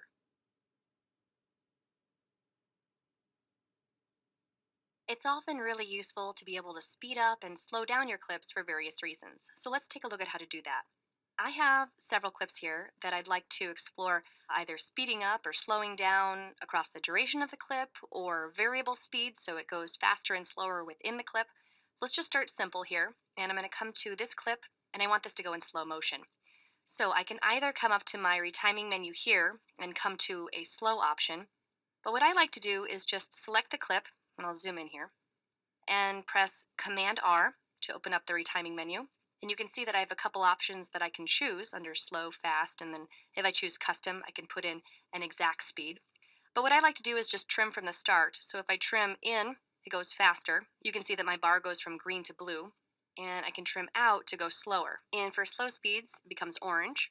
So let's try something around 35%, and I'm going to play. All right, there you go. And if I come to this one here, Command R, and I can just trim this way in, and let's take a look at this one. All right, and just so you know, when you do this, these 2 don't have audio, but when you do retime something with audio, the audio is retimed as well. So I'll do Command R here, and let's just let her taste this chocolate in slow motion, and let's play. Okay, and I'll pop this one back out to normal. All right, to close the retiming menu, you just click on it and press Command R again. And then let me come back to this one. I'm going to go back to normal. And what I just did was retime for the entire clip. But if I wanted to do it for just one section, I'm just going to mark a range with in and out points. So I'm going to close my retiming menu, Command R, and now I'll just select a range with in and out points. I'll press I and O. So let's say we want this to be normal, this to be super fast, and this to be normal again. So now I can't press Command R to just activate this section. I'll just show you what happens. Command R, and it's for the entire clip, so we don't want that. Rather, I do want to come up to this menu, and I'm going to choose a fast speed. I can start with 20 times, for example, and then if I wanted to trim out or trim in and tweak that, I could. All right, so this is what this looks like.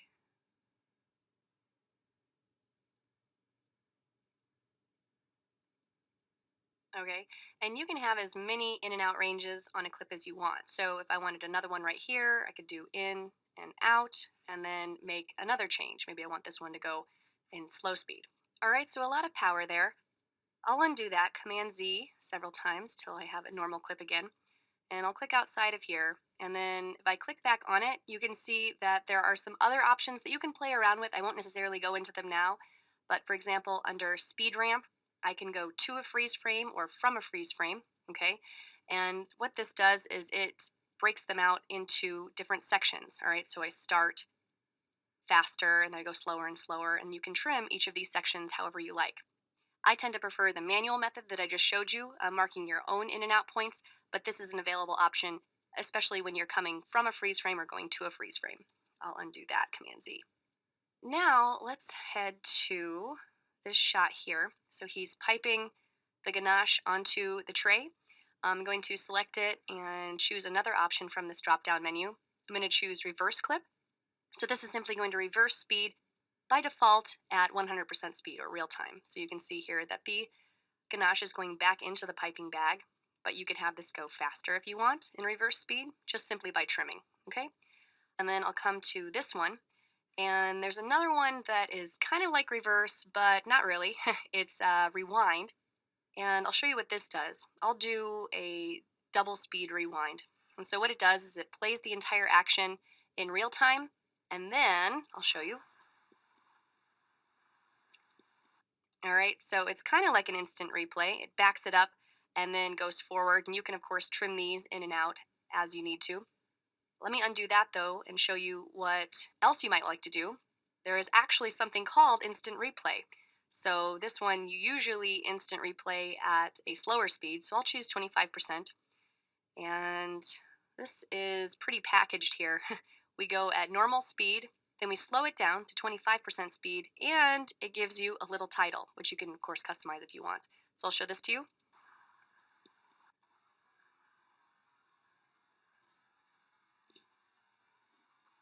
All right, so some fun options there. And then I'm going to come to this clip here, which is him peeling an avocado, but I put a bunch of markers in there, okay? So if I select this and then come up to my retiming menu, I can choose jump cut at markers, and then every time there's a marker, it's going to remove X number of frames. So I'll choose 20, and you can see that it got a lot shorter, okay? And each one of these are trimmable segments, just like everything we've seen before, and I'll just show you a few seconds of this.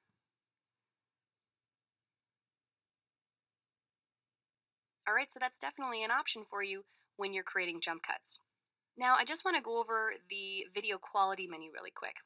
If I come down here, I have normal, frame blending, and optical flow.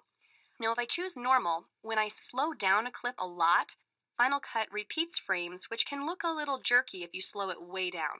If I choose frame blending, Final Cut actually includes these small dissolves between the frames that you've slowed down to make a smoother result. It does take a little longer to render though.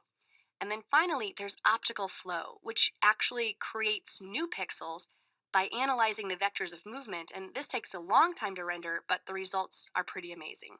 Finally, I just want to show you how to perform a retime to fit.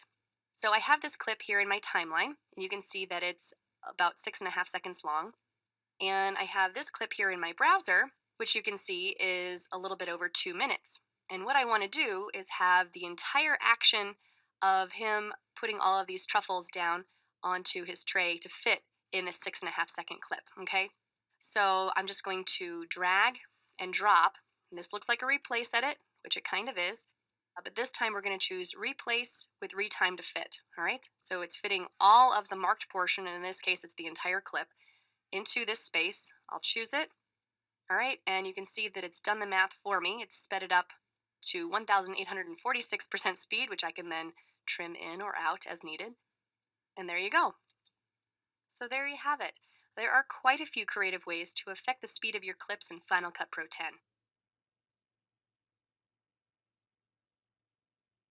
If you've worked in Photoshop before, then you know that its design structure is based on a layer model, where each element can contain its own layer. And you can use that to your advantage in Final Cut because you can work with each layer separately. All right, so I have a few graphics here.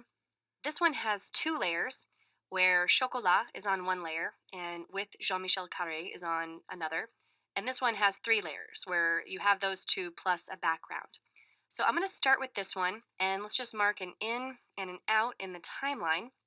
And then we want to connect this, so I'll just press Q. All right, so we have our title, and we can see through to the video underneath. But if you take a look, you can see that this is sort of a stacked paper icon in the upper left, and here too, and then you see it down here in the timeline. This means that we can access each of those layers. So I'll double click, and as you can see, we're looking at our 2 separate layers, okay? This highlighted portion is the portion that is in the sequence right now, so we're really only working right here. And I can treat these differently, however I want. I can animate them differently, I can apply different effects, I can apply motion effects to each layer and have this layer scale up and this layer rotate on, whatever I like. Well, there are a couple things that I want to do, and the first thing that I want to do is have them come on at different times, all right? So I want Chocolat to come on first, and then with Jean-Michel Carré to join it. Now, there is a little bit of a gotcha here. If you take a look at the structure of these 2 clips, you can see that this is a connected clip to this. See the little anchor point here? So if I move this, you can see that it takes it along with it.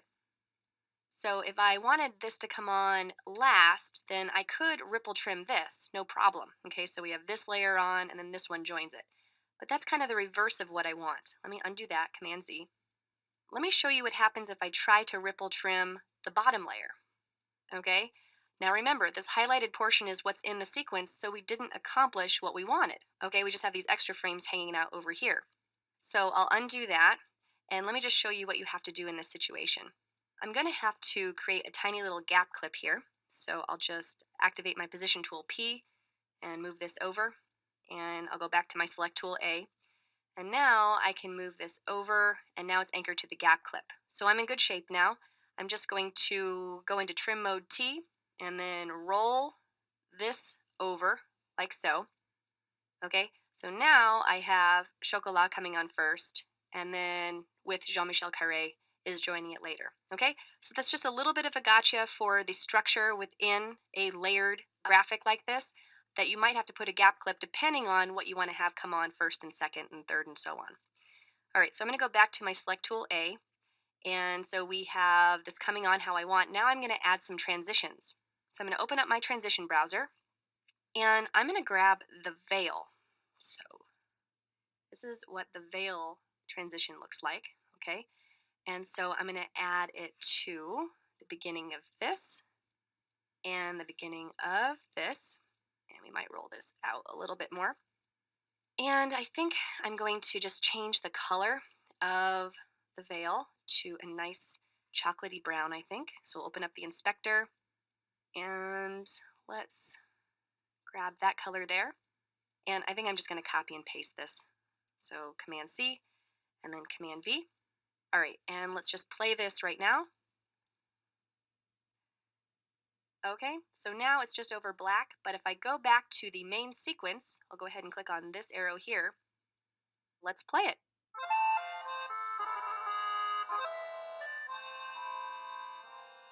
All right, so pretty simple here. I think I'll just move this over to go right above where Jean-Michel starts. And now we have a pretty simple animation, but it looks pretty nice.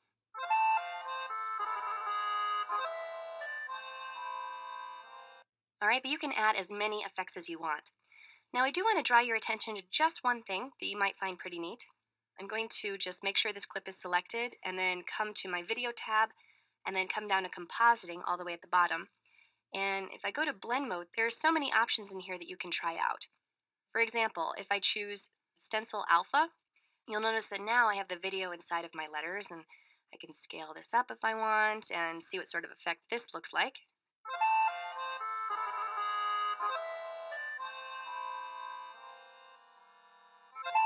All right, so that could be neat. I'll go ahead and undo that though, Command Z. I now want to talk about this graphic here, which does not have an alpha channel, so it doesn't have a transparent background like this. So if I mark an in and an out in the timeline and then connect this with Q, you can see that I can't see through to the layer underneath, okay? I can double click in here and I can see my 3 layers and I can animate them and add effects to them just as I could the other example, but this is what's preventing me from seeing the video underneath. So if you're provided a graphic that has an opaque background, it's super easy to work with because all I have to do is select this and press V to disable, and now it's not there. I can go out and I can see through to the video underneath, no problem. Okay, so very flexible, right? All right, so needless to say, taking advantage of each of the separate elements within a layered Photoshop file is really easy in Final Cut, and you have some pretty nice control working in this fashion.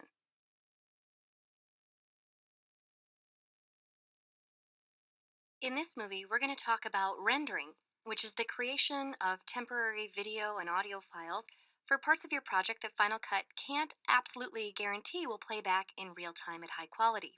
If you take a look here, you can see these orange needs to be rendered bars above the portion where I have some effects. Let's talk about this because rendering certainly isn't always necessary, especially as computers get more and more powerful. It really does depend how powerful your system is, as well as the type of media you're working with, and certainly the complexity of effects in your sequence. As you can see here, I just have a simple crop, and then here I have a Ken Burns zoom. Both of those are probably going to play back just fine. 21 different chocolates. But we have here a stack of clips, and on each of these I've placed many, many effects. So I'll play this and we'll see if it struggles. Now we have 36 different flavor plus one I do every month. I do a different one. All right, so it took all of those effects, and each one of these clips has 3 or 4 effects applied to it. So we're really going through 10 or more effects at a time. But it did take all of that to even get my system to hiccup because I have a really robust system. All right, so anyway, there are a couple of approaches when it comes to rendering. First, Final Cut Pro 10 contains a feature called background rendering. This simply means that if you stop moving the cursor in the area of the timeline that needs to be rendered, then Final Cut will begin rendering any applicable effects or video in the background so that you can continue working elsewhere. It even does this if you switch to another application and begin working there. All right, so let's talk about background rendering. Final Cut's default background render is set in Preferences. So I go to Preferences, and as you can see, background rendering, I don't have it on right now, but if you did have it on, the default value is just 5 seconds. Now, personally, I think that is a little short. That's because if I am working on designing titles or effects or whatever, and I'm still in the process of creating them, or even just trying something out, and if I stop working for 5 seconds, then Final Cut is going to begin rendering.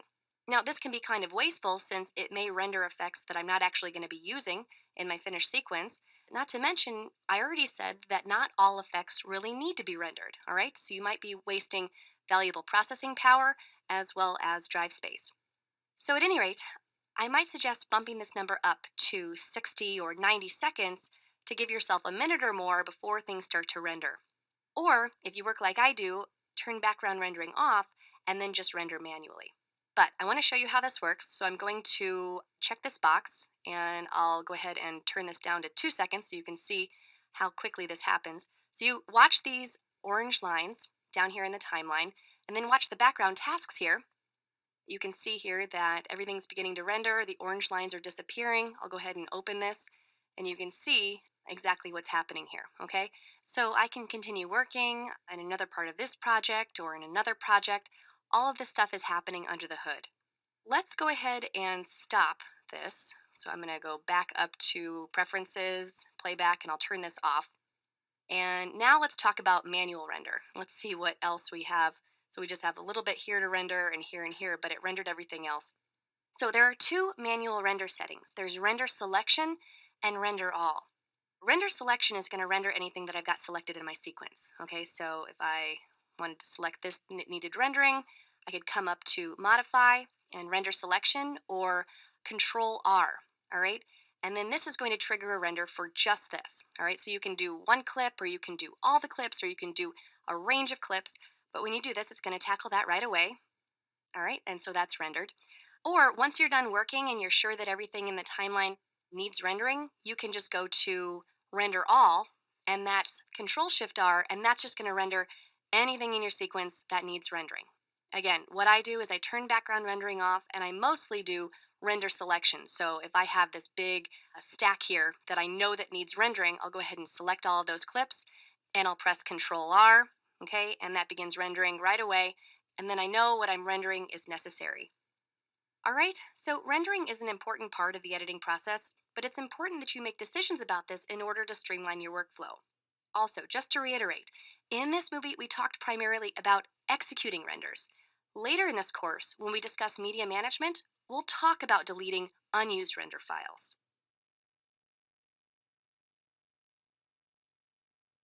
Color correction is an essential part of the post-production process, and a really fun part too, I think. It's during color correction that you correct individual shots to achieve appropriate contrast, color balance, and saturation. And it's also where you perform shot to shot correction, making sure that all of the shots within a scene look like they belong together. And it's also where you can stylize your footage, adding a look or a style to your scenes. Now, in order to effectively color correct a scene, taking it through all of these steps, you need two main things in order to do it right. First, you need your eyes to get a sense of what it is you need to do.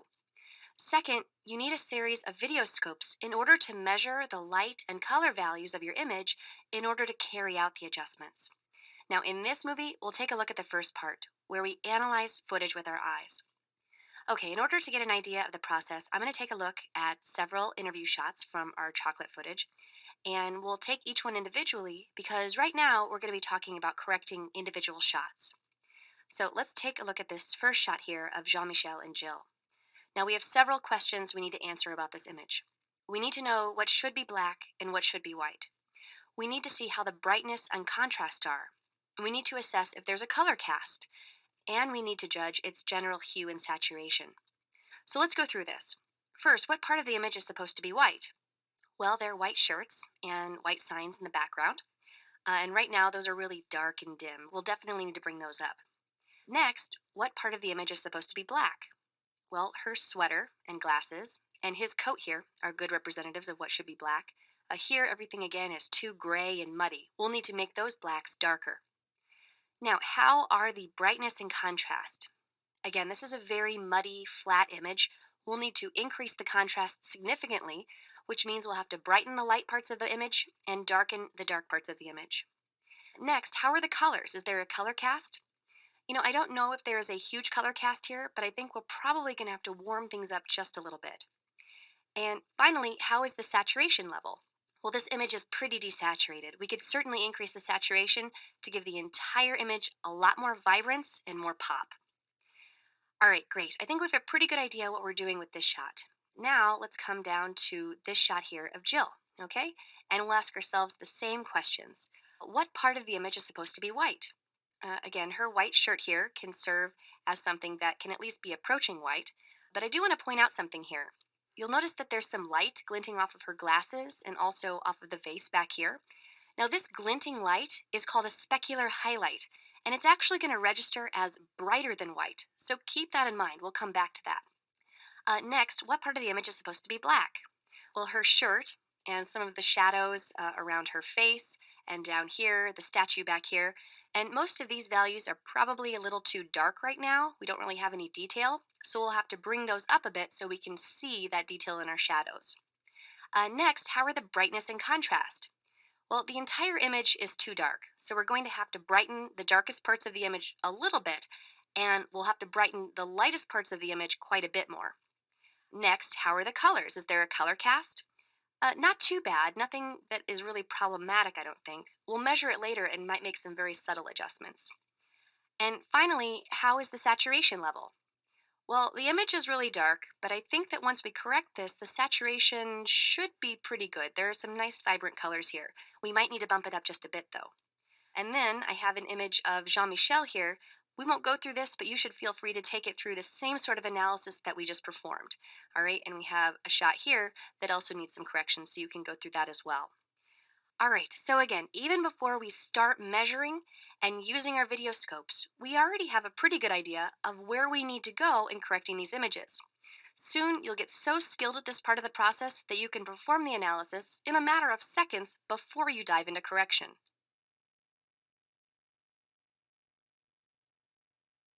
Now that we've identified what needs to be done to each of our images, we're going to go step by step through a basic color correction workflow. Now, this workflow will be broken down into 3 basic parts, and you can use the formula I'm about to show you whenever you approach basic color correction. All right, so I'm going to first select this image here, and then I'm going to open up my inspector, Command 4, and I'm going to also open up my effects browser here and color category. So I just want to point something out in case you've used Final Cut Pro 10 before. In previous versions, there was a color category up here at the top, okay? And that's where you would perform your color correction. That is no longer the case starting in this version, so there are a couple of ways that you can apply your color corrections. One way is to just apply the color correction effect to your clip, and then you can see here that we have color correction 1, and this is where you would enter the color board and start manipulating your image, okay? But that's kind of the long way. Let me undo that, Command Z. And now I'm going to actually close my effects browser because this does not involve any dragging and dropping of effects. But I'm simply going to open my color board by either going to Window, Go to Color Board, or the keyboard shortcut for that is Command 6 actually, okay? So I just like to select a clip and then press Command 6 and the color board opens, all right? Now, if I go back out to the inspector, you'll see that no color correction effect has been added, all right? But let me press that again, Command 6. But the moment I make any type of correction, okay, I'm just going to bring this up. Then I go back to the inspector and you'll see that a correction has been added, all right? So anytime you make any adjustment, no matter how small, on the color board, then a color correction effect will be added. But let me undo that, and we'll go into this with a workflow in mind. Now, I'm going to give us some more room here. So we want to go up to Window and then Hide Browser, or Control Command 1, okay? And we're also going to be bringing up a third window in here in just a moment. All right, so the first controls that we use are the exposure controls. All right, so we click on exposure, and we've already asked ourselves how we need to change the contrast of this image. Now we just need to do it. This knob on the far left is the global control. It raises and lowers the exposure of the image uniformly across the entire luma spectrum. So the bright pixels and the dark pixels are being treated equally. So because of that, to set accurate black and white values, we're most of the time going to dial into these 3 nodes right here. This is the shadows control. It's going to work with the darkest parts of the image. This is the highlights control, and it's going to work with the lightest parts of the image. And this is the midtones, so it's going to work with everything in between. And as we adjust each of these portions of the luma spectrum, we're able to adjust very specific values and largely leave the other parts alone, okay? Now, we need to open up the appropriate video scope. There are a couple you could use, but the one that we're going to use is the Luma Waveform Monitor. I'm going to come up to View and Show Video Scopes, and then you come to this gear here, and you should choose Waveform and Luma, okay? And this is what it looks like. This video scope captures the light and dark values of the image without measuring your chroma or your color values. 0 represents video black, and 100 represents video white. And we look at this scope left to right just as we would look at our image, okay?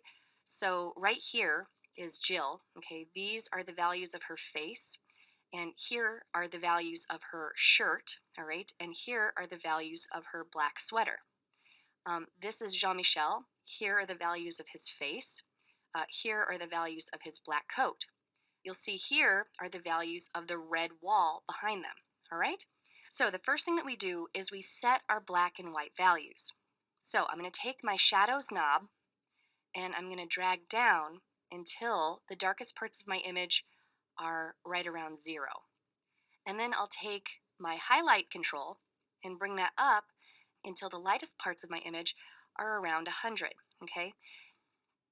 So this is Jill's shirt, and I'm going to bring it right about here, just below 100.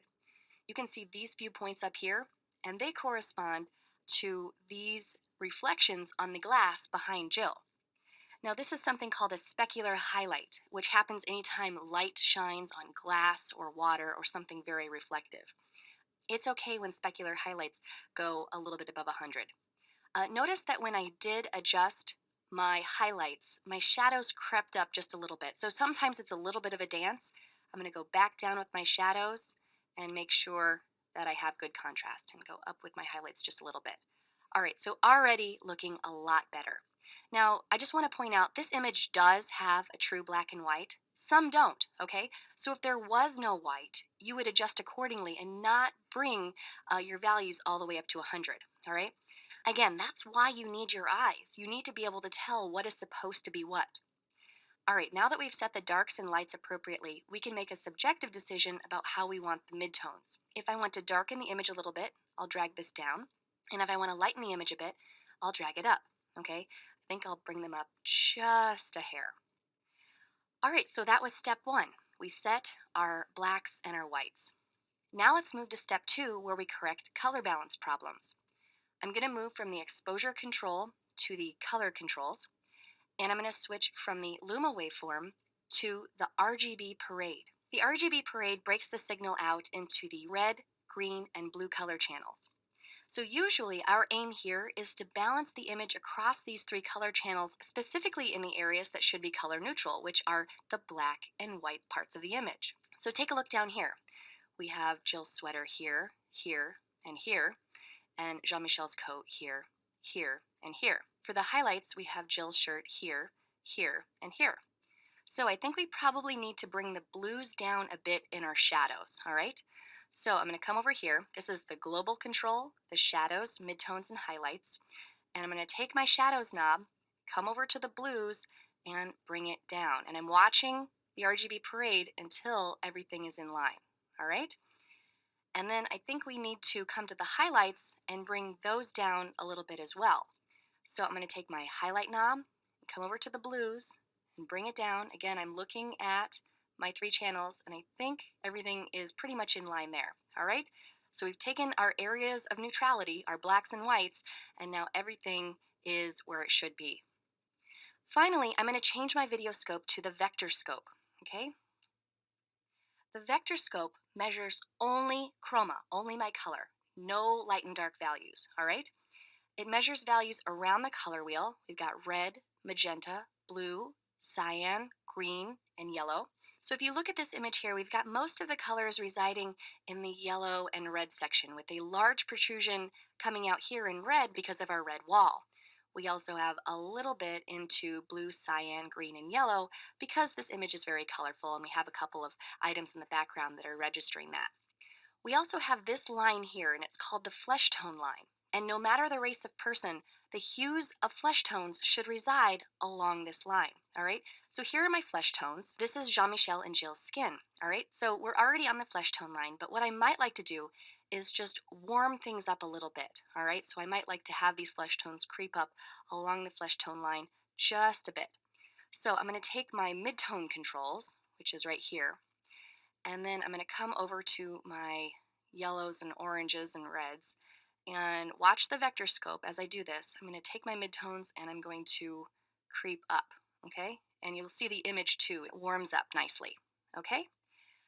Now I'm going to move over to the saturation controls, but I'm going to keep it on the vector scope. If I look at the vector scope, the values toward the very center of the scope are the most desaturated, and the values toward the edges of the scope are the most saturated, okay? So if I brought down the saturation completely, you'll notice that the vector scope doesn't register anything. If I brought it up all the way here, you'll see that it's super saturated. So what I want to do is just bump up the saturation just a bit. And if you look at my flesh tones, generally you want your flesh tones to come out from the center about a quarter to a third, okay? So I think what I'm going to do is bump up the saturation of the image as a whole, and then come into my midtones and bump those up specifically, okay? All right, now I'm going to come back out to my main inspector window, and let's take a look at the before and after. All right, so here's before correction, and here's after. All right, so a dramatic difference. Now I'm going to go through this entire workflow on the next shot here, but I'm going to do it more quickly, okay? So I'm going to select the shot. I'm going to press Command 6, okay? So I've opened up my color board.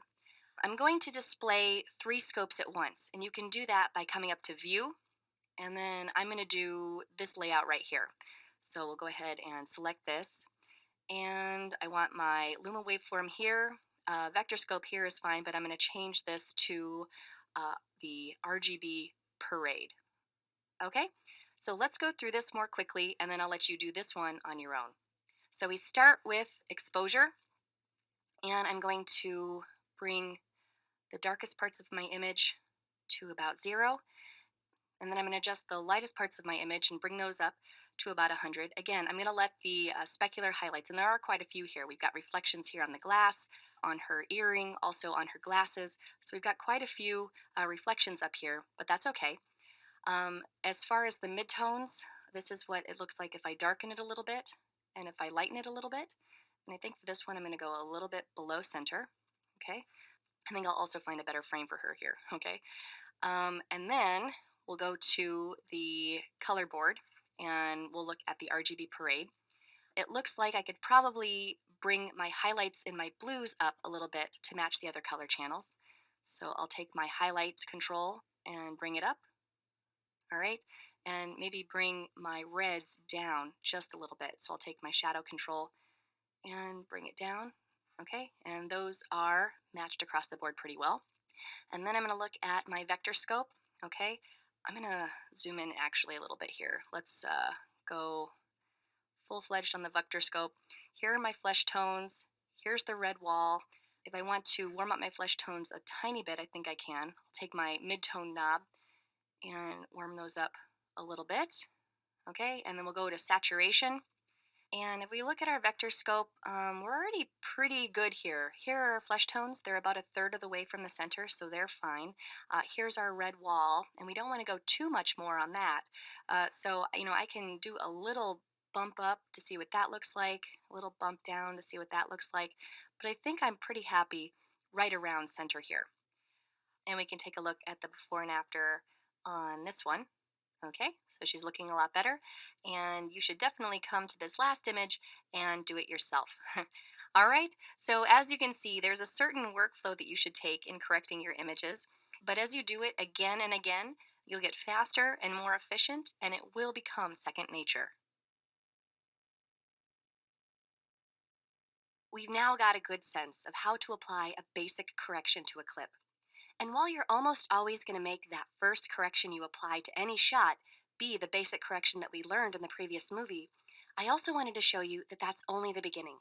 You can add as many corrections as you like to your clips in order to try out different things or to give your footage a particular look or style.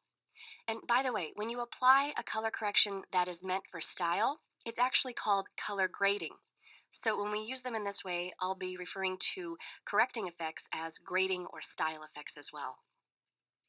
All right, so we have our images here, and as you can see, we've already appropriately corrected them following our basic formula for color correction that we learned about in the previous movie. And if I click on one of these clips and enter the inspector, you can see that here's the correction one, and here's the before and after. So let's take a look at how to add a second correction. I'm just going to come to my effects browser and color, and I'm just going to drag and drop a color correction effect on top. And you can see that now I have color correction too, okay? So if I enter the color board here, I'm able to apply a color correction or a color grading on top of the base correction that I've already done. So for this, I'm going to do a bleach bypass look, all right? And as I go through this process, let me just give us a little more real estate here. Take a look at the scopes, but I'm not going to be referring to them every step of the way. Rather, they're just here for your reference, and then we'll come back to it because you'll notice that some things are going to happen near the shadows and the highlights. All right, so we'll come back to that. So a bleach bypass look goes something like this. First, you're going to lower your global saturation to maybe something like that.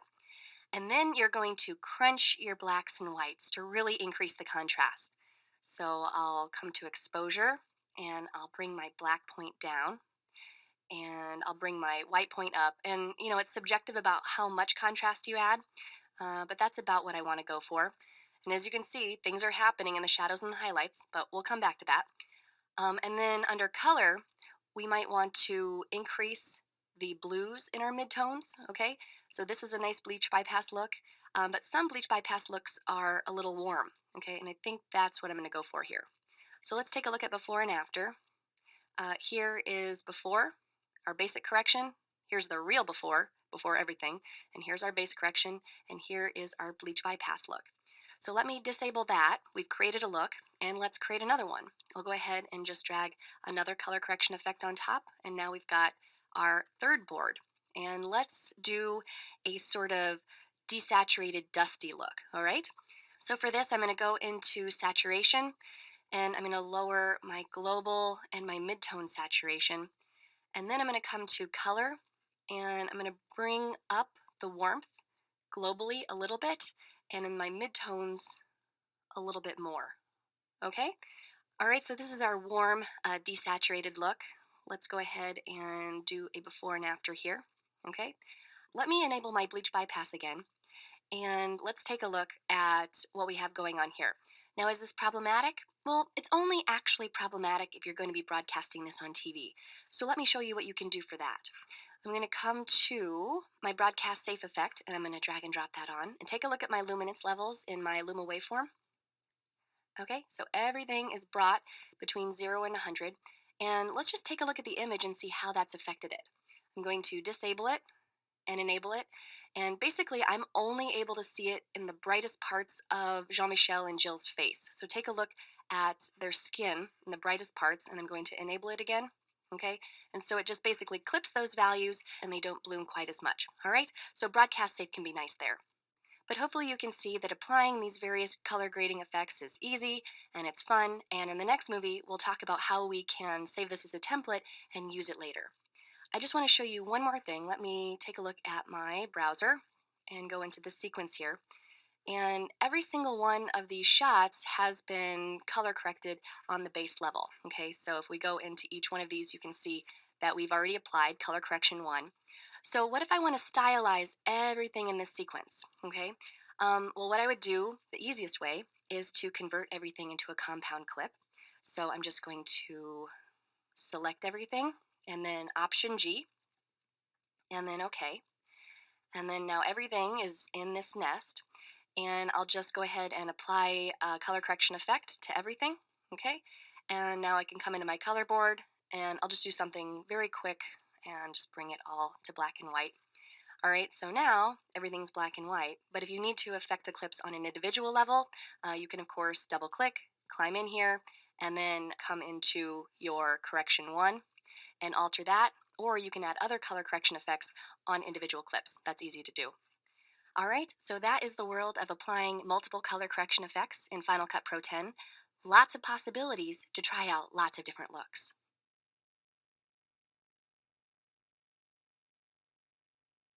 We just took a look at how to manually apply stylistic color grading to your clips by way of adding multiple corrections. In this movie, we'll take a look at how to do much the same thing, but instead of relying completely on manual adjustments, I'm going to show you how to use templates and also create and save out templates. All right, so I've got my same images here, and on this first one, I have the base correction applied. Things are looking good. And then I also have the bleach bypass look that we created in the previous movie, but I'm going to leave this disabled for now. And the first thing that I'd like to do is revisit something that we already learned in this course, and that's in the effect browser.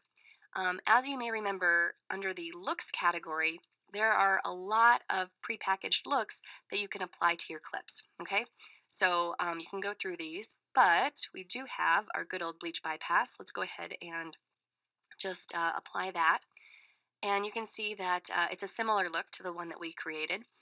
But you'll notice that this effect, the effect that comes from the effect browser, is in no way connected to the color correction board, all right? I can't come in here and tweak this further. The only thing I really can tweak is how much bleach bypass effect is applied, okay? But there's really not much ability to climb in and tweak this further, okay? So these effects are quick and easy, but if you want control and if you want to be able to manipulate them, you're going to want to create your own or use templates. So let me delete this effect, And instead, I'm going to come into color and apply a new color correction effect. And I'm going to come into my color board. And instead of coming straight into all of my nodes to begin manually creating a look, I'm going to come down to presets. Here are all the packaged presets that come part of Final Cut's preset package. So we can try these and see what they look like. And the takeaway from this is that this is absolutely connected to all of the adjustments in the color board. Okay, so it's actually moving around these nodes to create these looks. So you can, of course, come in and tweak it further. All right, so you can sort of go through here and see what you like. I'm going to go to Winter Sun. Okay, and Winter Sun looks kind of like my bleach bypass from before, but maybe I want to change it a little bit. Okay, maybe I want to add back in some of the saturation in my shadows and highlights, and maybe I don't want quite so much blue. All right, so I've made changes to Winter Sun, and now I can save this out. So I can just come to presets and save preset, and I'm just going to call this bleach bypass 2, and I'll say OK. All right, and now if I go to the presets menu, you can see that I have bleach bypass 2 here. I had previously created bleach bypass 1 on my own, by the way. All right, so now I can just apply this to another clip. If I come to my shot of Jill and applied a color correction effect and just apply this preset. All right, and then if I wanted to tweak it further, I absolutely could. Maybe I don't want to crunch my blacks and whites quite so much on her shot. Okay, I can come in and customize this however I like. Now, if you want to save out multiple corrections, you absolutely can.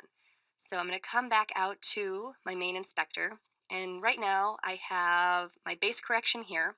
This is the correction I created manually from scratch. This is the correction that I used from a template and then modified. So let's say that I want to save both 1 and 3 out together. Then I would just come down to Save Effects Preset. And so if we wanted 1 and 3, I would just disable 2, okay? And we don't have any keyframing, so we don't have to worry about that. The category, in a previous chapter in this course, I created a category called Custom for some effect templates. I'll just put it in there, and I'll just call this Base plus Bleach Bypass. Okay, so base correction plus bleach bypass. I'll say save. And then I could come into custom, and there it is. So I can apply that to other shots if I need to. All right, so applying and using and creating and saving presets is an easy and efficient way to quickly change the look of your footage. And if you need to manipulate that look further, no problem at all. In this movie, we'll take a look at how to apply automatic color corrections. All right, so I have our same images. They're in a series. The first one is uncorrected, and the second one is manually corrected, like we've learned, okay? And down the line. And what I want to do is I want to try out Final Cut's automatic color correction tool, which is called the balance color effect. And it's basically going to attempt to correct both the contrast and color of my image. When I say color, I mean it's going to attempt to remove a color cast. It's not going to affect the saturation, okay? So that's important, and we'll come back to that later. All right, so I have my 3 scopes up, and the 2 that we're going to be looking at primarily are Luma Waveform to analyze our blacks and whites, and RGB Parade to look at our red, green, and blue channels. The balance color command is right within this menu here, or Option Command B, and it's grayed out right now because I don't have any clips selected. But I can select one, or I can select many clips, okay? So you can actually balance a lot of clips at once. And by the way, the balance color command is connected to a possible analysis that you may have performed on import.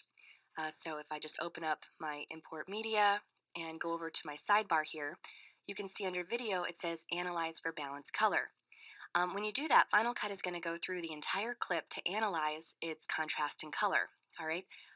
You can also trigger this at the browser level. So if I just go up to one of my B-roll clips, I can right-click and choose Analyze and Fix.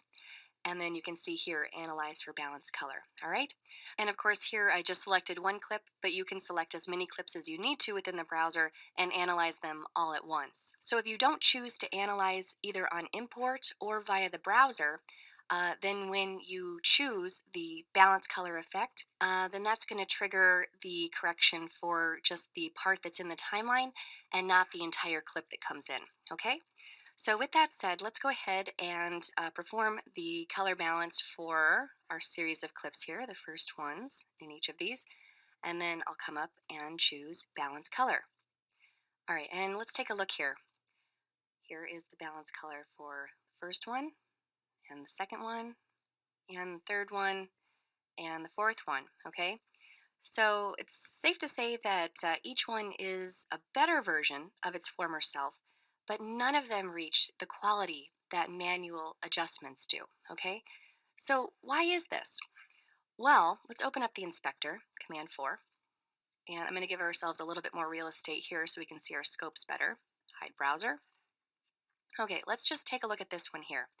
When it remaps the black and white values, it's generally pretty literal, okay? So it's taking the very lightest values of the image and mapping them to 100, and the very darkest ones, you can see just a few wispies right here, and mapping those to 0, all right? So in general, you can really usually probably push this a little more. For example, the specular highlights here in the back, which we know are really supposed to soar above 100, are just resting right at 100, all right? So the white values of Jill's shirt here, which are right here, really should be pushed up a little bit more. And then all of these dark values, this is Jill's sweater and Jean-Michel's coat, these should be brought down further. Also, balance color doesn't really touch the midtones at all, or the saturation of the image. And in this case, both of those are important in getting the image to look like this. Okay, so we need to climb into our midtones. We definitely need to bump up the saturation. So manual controls are certainly necessary in this situation. All right, let me come down the line here and let's take a look at this one. So it definitely brightened things up, but we have the same general problem. It brought the specular highlights right here up to 100, and so the lightest parts of the image aren't bright enough, okay? We are also too dark. It's not quite warm enough, and we definitely do need to bump up the saturation. Here, it did a nice job balancing the color, but the contrast is still not where it should be, and it's still too washed out, and it definitely needs some adjustment on the saturation as well. For this one, it did a pretty good job, okay? It probably just needs a little bump in saturation to round it out. All right, so as you can see, you're probably not going to rely on balance color very often for a total adjustment.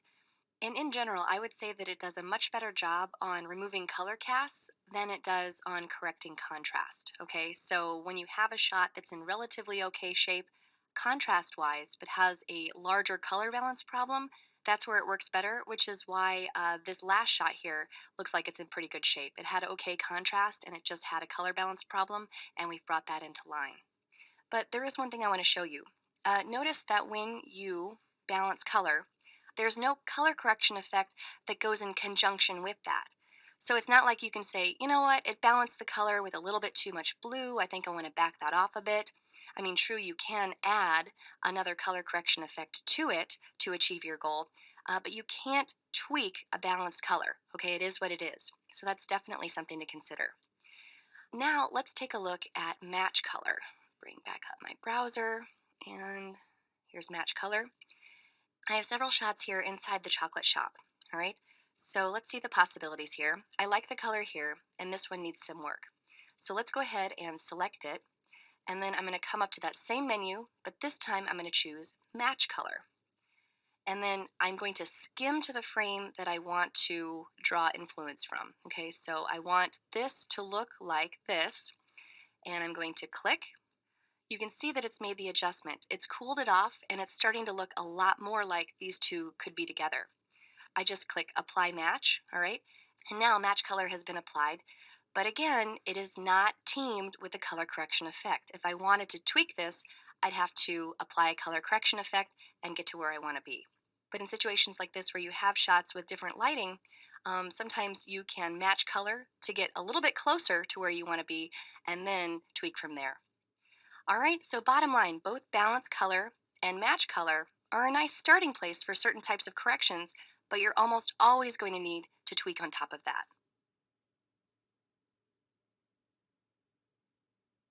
In this movie, we're going to look at isolating our corrections to either a specific hue or range of hues, which is called secondary color correction, as well as limiting our corrections to just one physical area of the frame, which is called masking. And then we'll look at combining the two. All right, so let's start with some secondary color correction. I have these two shots here, and there's a problem. Jean-Michel has white trim on his coat in this shot and red trim on his coat here, okay? So most of the footage has Jean-Michel with the white trim. So I think what I'd like to do is turn this red trim white. So to do that, I'm going to select the shot, and then I'm going to come to my effect browser and add a correction because I've already actually corrected this at a base level. So there's already one color correction effect there. So when you do secondary color correction, you want to add a new correction. And then instead of entering the color board right away, I want to come up here and then click on this little icon and say Add Color Mask. All right, so now a color mask has been added to color correction 2. And if I bring my cursor into the viewer, it's a little eyedropper.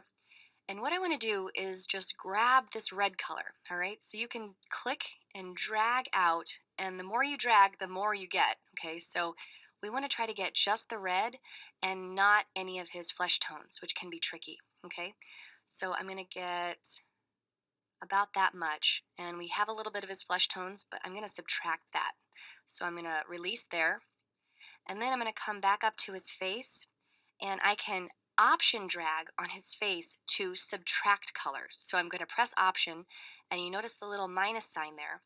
And now as I drag over his face, I'm saying I don't want those hues, so I'm taking those away, okay? And by the way, if you wanted to add colors into the mask's values, you would shift drag, okay? So there might be a point later on where we need to include more hues of red, for example, and then we would shift drag over that. But I'm going to try this. Let's go ahead and enter the color board for color correction 2. This is the only color that's being affected. And what do we need to do? We need to totally strip the saturation so it's no longer red, okay? All right, so now most of it is gray, and we have a couple of red areas here and there, but hopefully we can fix that in a little bit. And then I come to exposure, and we'll just bring everything way up, okay, across the board. And we see that there are still just a couple of areas on his face that are being affected. We'll see if we can fix that. If not, we do have the option of adding a shape mask in this area so that we don't affect his face. Okay, so I'm going to come back out to the inspector, and I have this softness slider, and I'm just going to bump this up, and it's going to kind of blend it into the background. If I go too much, you can see that that's not desirable. So I just kind of want to find the sweet spot here, all right? And I think what I'm going to try to do is zoom in a little bit more here, and I'm going to option drag across these areas of his face to try to eliminate what's happening. So I'm going to grab my eyedropper and option drag here.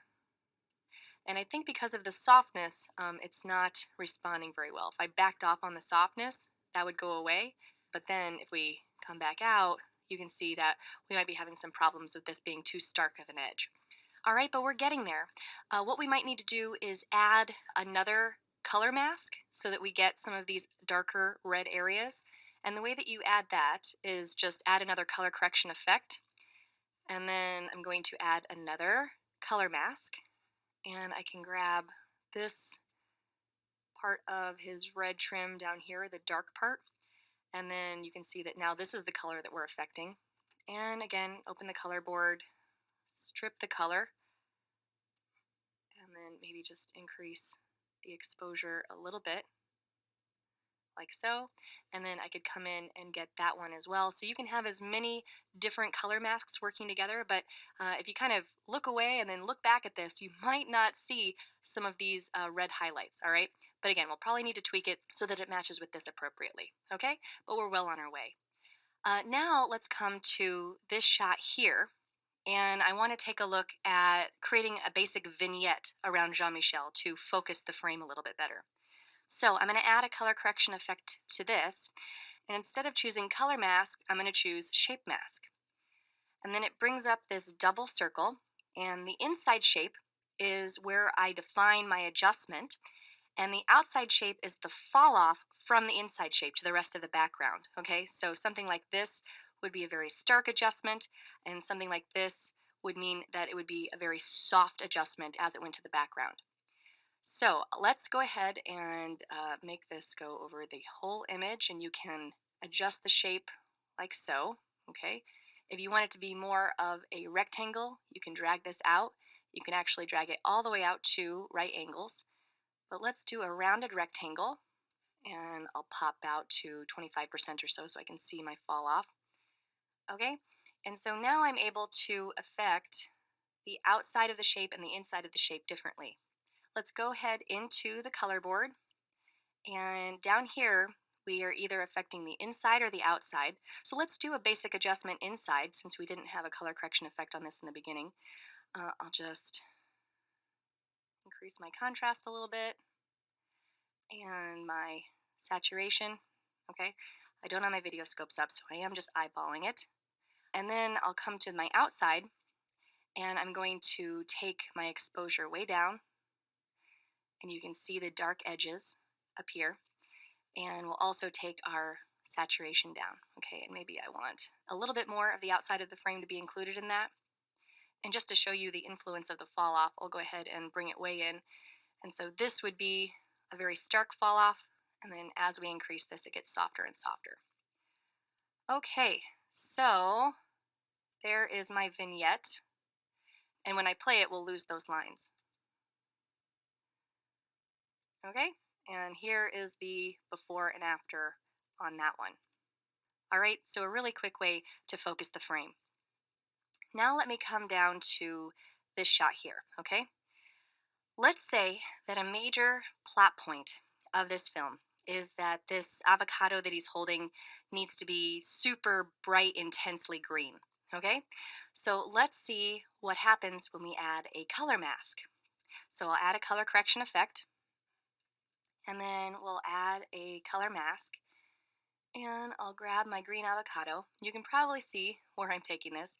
All of the bushes in the background are selecting as well. They're like the same exact color, okay? Even if I option dragged out here in the bushes, I'm not able to isolate that, okay? So let's make sure that we have the avocado here. All right.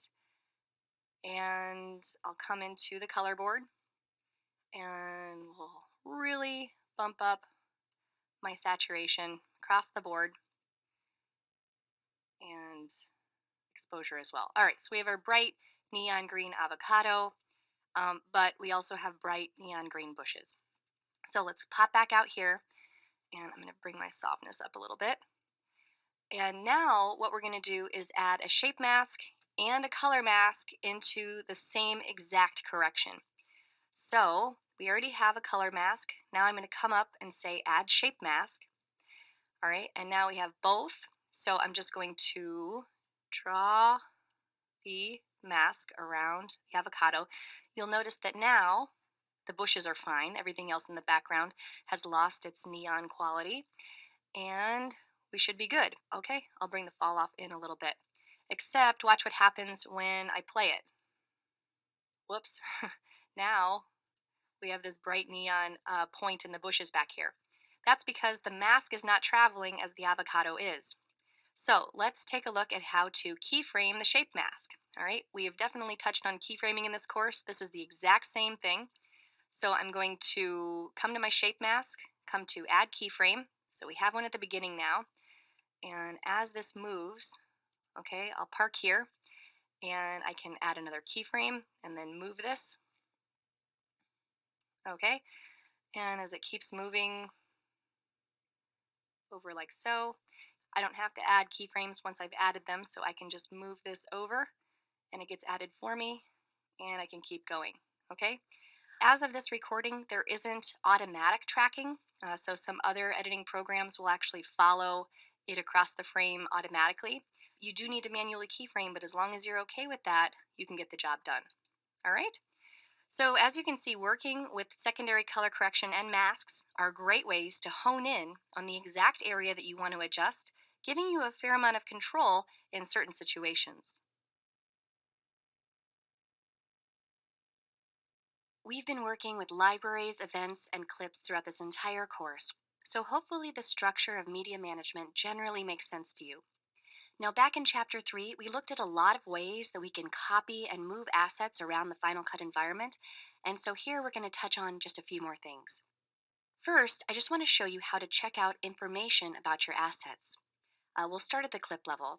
If you select a clip and then open up the inspector, Command 4, and come to the Info tab, you can obviously see information about your format and resolution and frame rate and a few other things here.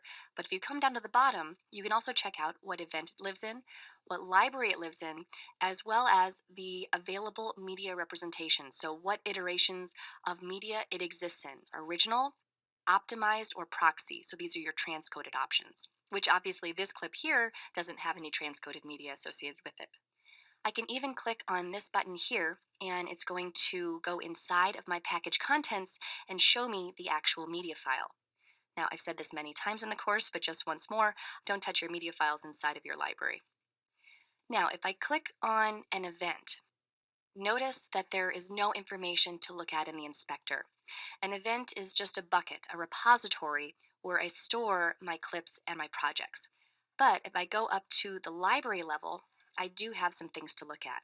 It tells me where my media, my cache, and my backups go. So before you even create any new media, you can set your desired locations here in the Library Properties pane. Now, media includes the media that you import, but it also includes transcoded media, which again are those optimized or proxy files.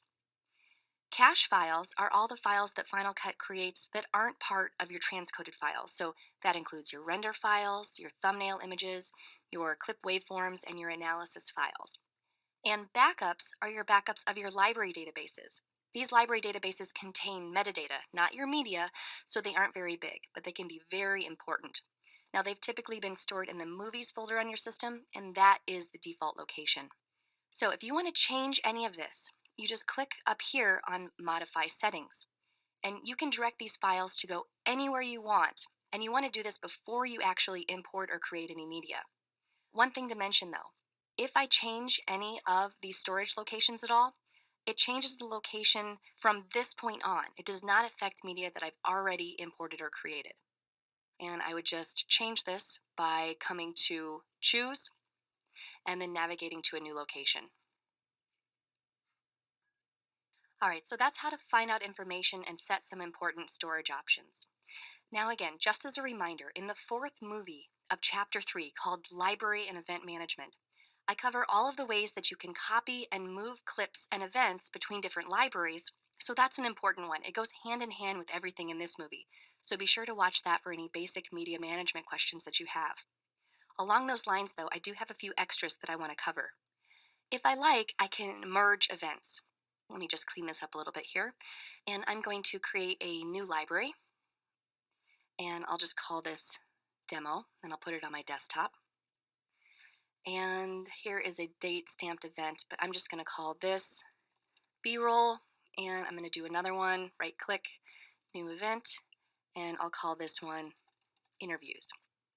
So I have two empty events inside of my new demo library. Now I'm going to go into my Final Cut Pro 10 Essential Training library and just grab some footage. Go down to my Shop B-roll and select all of these, Command A, and I will drag those into my B-roll event. You see my green plus sign, which means that it's copying it, not moving it. If I wanted to move it, again, I would Command drag. All right, so it's saying copy the items to this new library demo. We don't have to worry about optimized or proxy media, so I'll say OK. And let's do the same thing for interviews. I'll go ahead and grab these, Command A, and bring those into interviews. Again, we're copying them and not moving them. All right, so let's clean this up. And now I have this new library, and it contains all this B-roll and these interviews. I have this event called B-roll, and there are two keyword collections in there because the keyword collections do travel with my clips. And my interviews, here are my interviews and my interviews keyword collection. All right, so I'm going to twirl this up so that things look a little cleaner. And just to show you something, let's go ahead and take a look at our demo library. So I'm just going to right click and reveal in Finder. All right, so here it is on my desktop. If I look inside, right click, show package contents, You can see that here are my 2 events, B-roll and interviews, and inside of each of those I have my media. All right, so everything was copied on over, and so this is a self-contained library. Now, what I'm going to do is merge these 2 events into one. So a lot of times you might need to do some housekeeping. Things make sense to consolidate together. So I'm just going to select the events that I would like to merge. You can do 2, or you can do 10, or you can do 100. Just select them and then come up to File and Merge Events. And it's a really quick process. It does it automatically.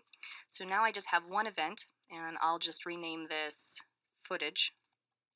If I twirl this down, I still have all of my individual keyword collections. Okay, so each clip still belongs to each of these tags, to each of these keywords.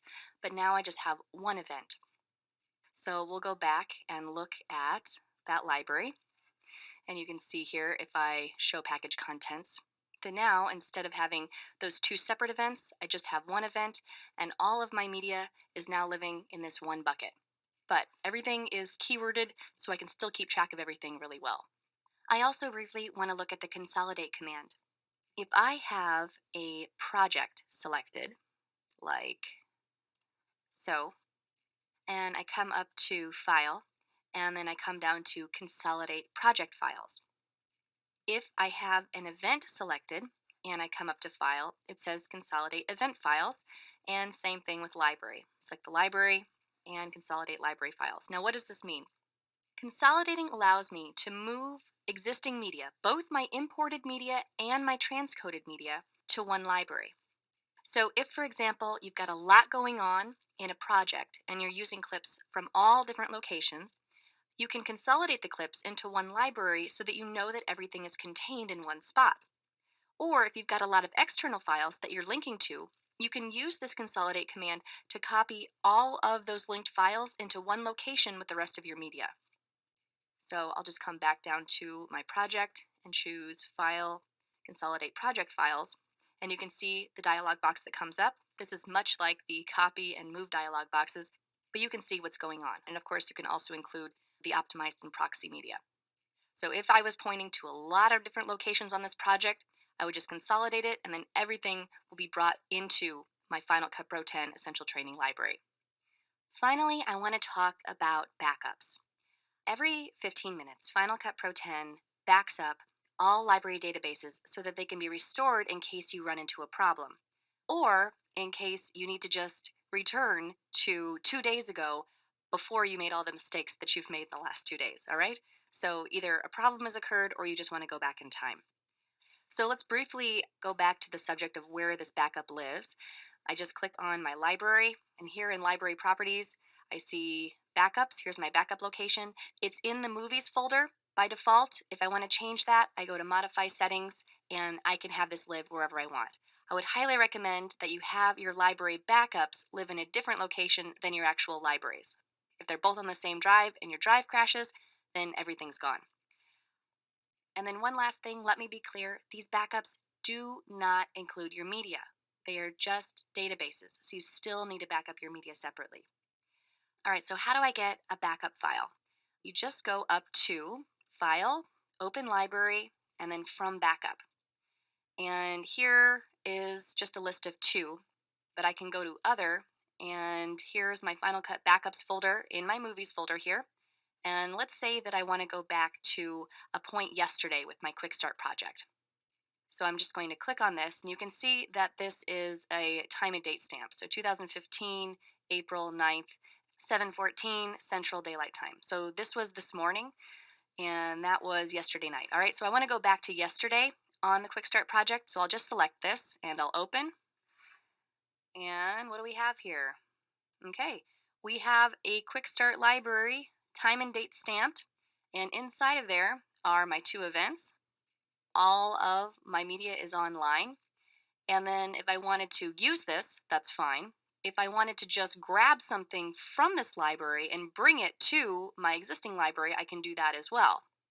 So if the project is what I want here, I can bring that into my Quick Start library as long as I have an event open, just like so. And we'll cover copying and moving projects in the next movie, actually, so let me cancel this. All right, so using library backups can save you in certain situations, But I will say again, back up your media too, or it's not going to be any use. So this was kind of a sequel to some of the things that we learned about media management in Chapter 3, but hopefully this makes you even more comfortable with media management in general in the Final Cut Pro 10 environment. In the next movie, we'll talk about project management, and in the final movie of this chapter, we'll talk about render file management. In the previous movie, we talked about some media management issues regarding our clips and events and libraries, and these are all things that we need to build our projects. Now we'll be talking about how to manage our projects, which can help us organize our own edit or collaborate with others, as well as efficiently archive our program. All right, so the first thing that I want to talk about is duplicating our project. To do this, we just right-click on the project and choose Duplicate or Command D. And when you do this, it creates an exact copy. No media has been copied. We're just copying pointer files here. So we're just copying a project. I can then load this project, go on to edit it, and then the original project remains intact. Now this is generally what you should do at the end of everyday editing so that you have versioned copies of your project from day to day. So in short, this is just making a copy of your sequence for versioning. Now, I want to talk about something within this project though, and it's right here. This is a compound clip. Now, what do we know about compound clips? Well, it exists in this project and in this project, but it also exists as its own separate entity. If I right-click and choose Reveal in Browser, you can see here that the compound clip is its own thing. So what I could do is actually make a change to this compound clip, and then the change would be reflected in this project and also in this project. So anywhere that this compound clip resides, those changes would be made. Sometimes that's great, but sometimes it's not. So let me show you another option. I'm going to go back to this parent project here, and I'm just going to call this one dupe 1. Okay, so that's the duplicate one. And I want to right click and talk about duplicate project as snapshot. The important difference between choosing snapshot and just a regular duplicate is that when you do a snapshot, all compound clips and multicam clips are independent and thereby protected from accidental changes as you continue to edit your original project. So bottom line, if you have compound clips or multicam clips, you can't necessarily just choose duplicate if you want the duplicate to remain independent. Instead, you have to choose duplicate as snapshot. And then the two sequences can exist totally separately. As you can see here, it gives it a time and date stamp. So let me just show you this. I'm going to go back into my original project and I'll change the compound clip in some way. So we'll go inside and add an effect to this first one here. And then I'll come back out, and obviously this one has been affected. And we load our duplicate, and this one has been affected. But if we go to our snapshot, you can see that this one has not. So hopefully that makes sense. Once you snapshot it, it's literally creating a picture of this sequence at this point in time, and then it's no longer linked to the compound clips or multicam clips. All right, so that's duplicating. Usually you're doing that for yourself during the editing process as you version. Now let's talk about copying and moving your projects, sometimes to hand off to another editor. Now again, because libraries are these wonderful self-contained entities, it's pretty easy to get exactly what you want in a given library and then just hand that library off to another editor.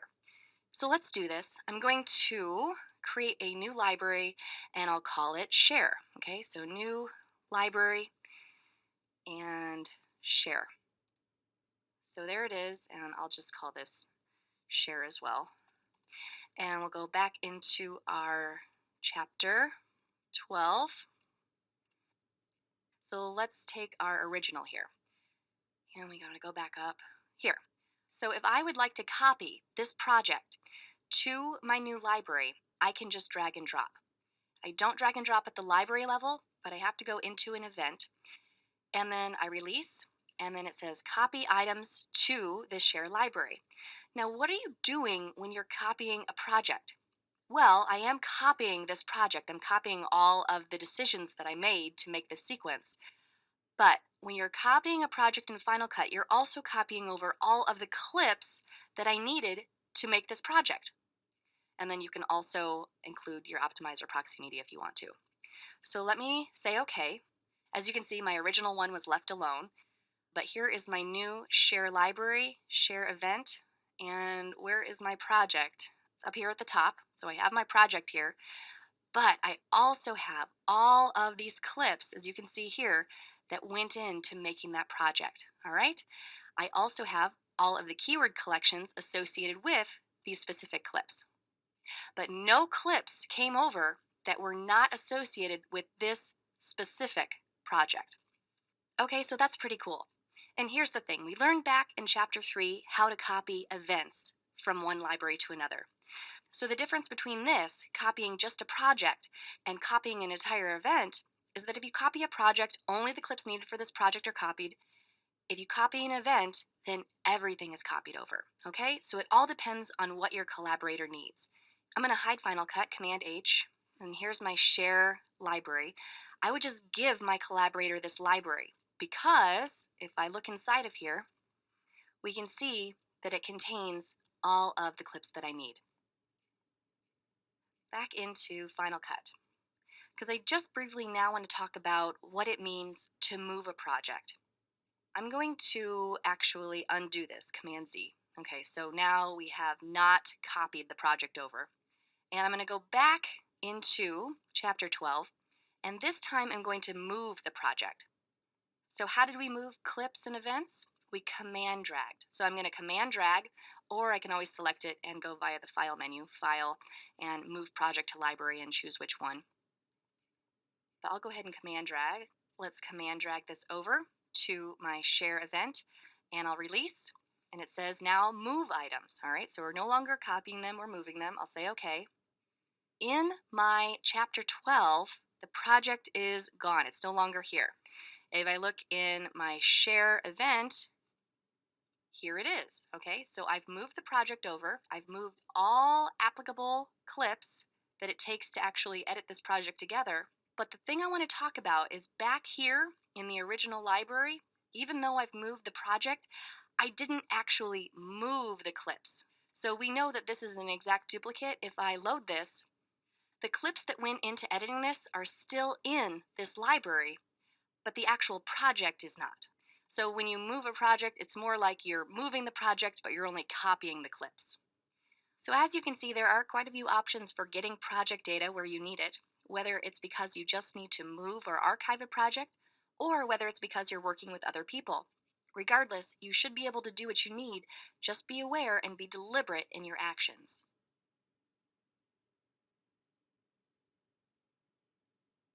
In this movie, we're going to take a look at deleting generated files, which are files that are created within Final Cut. Now, generated files include three things. Your render files, which are the temporary video and audio files that Final Cut generates when you do things like create effects, and optimized files and proxy files. And just to remind us of what those are, I'm just going to right-click and choose Import Media. And under transcoding, we have optimized and proxy. Now, optimized is when you transcode your media to Apple ProRes 422, and that provides better performance and faster render times. And then proxy media is when you transcode your media to ProRes 422 proxy, and that optimizes performance and produces smaller files. And of course, when you edit, you can easily switch back and forth between these files, and you do that up here in the View menu, and then that's down here. So if I wanted to go and edit with my proxy files, I would check that. But you don't need transcoded files forever. You need them during the edit, and then when you're done, you want to clear that space. Same thing with your render files, which is kind of what we're going to focus on here. And it's especially important to have good housekeeping when it comes to render files if you use Final Cut's background rendering functionality. Because when you're working on a bunch of effects, the program will render files that you won't actually end up using. So you need to clear those out. So a few things about render files real quick. They're shared across multiple projects and events within a library. So if you've duplicated any projects, they share the exact same render files. So when you delete the render files for one instance, it deletes it for all of the rest as well. And when you delete render files, you can delete them for projects, events, or entire libraries. Let's first talk about how to get rid of project-generated files. I'm going to select the project, and then I'm going to come up to File and delete generated project files. By the way, just before I started recording this movie, I rendered this entire project so you won't see any orange lines above anything. Yours will not be that way, so if you would like to do this yourself, you can just come up to Modify and Render All, for example. I'll go ahead and do Delete Generated Project Files, and you see that I have the option of deleting my render files, my optimized media, or my proxy media. So it's pretty self-explanatory. Up here, it does say that it's going to be deleted from all locations, whether it's inside the library or not. So in this case, I'm going to delete my render files from this project only. You could do the exact same thing for either optimized or proxy media, so it's the same workflow. And I'll say OK and watch my orange lines appear in my timeline again. So now I've basically taken away all those render files, and Final Cut considers this entire thing unrendered. The good thing about rendering, though, is that you can always re-render. So in general, it's a good space saver. Now, as I said, you can also do this for events or entire libraries. Okay, so if I click on my event and come up to File, and now it says Delete Generated Event Files instead of Project Files. There's a little bit of an extra option here, so I can delete render files, optimized or proxy, but if I do render files, I have the option of zeroing in on just the ones that I haven't used. So that's really useful. So I can keep the ones that I'm using, delete the others, or I can, of course, delete them all and then re-render as I need to. Same thing with the library. If I come to that menu option, I also have the option to delete unused only. So in general, I think it's a good idea to go through and clear out your render files every few weeks. This is especially true if you're using background rendering, because you could potentially end up with hundreds of unused render files without really realizing it. Good render file management is just another way of keeping your project and your editing environment as organized as possible. And of course, getting rid of those optimized and proxy files when the time is right is important as well.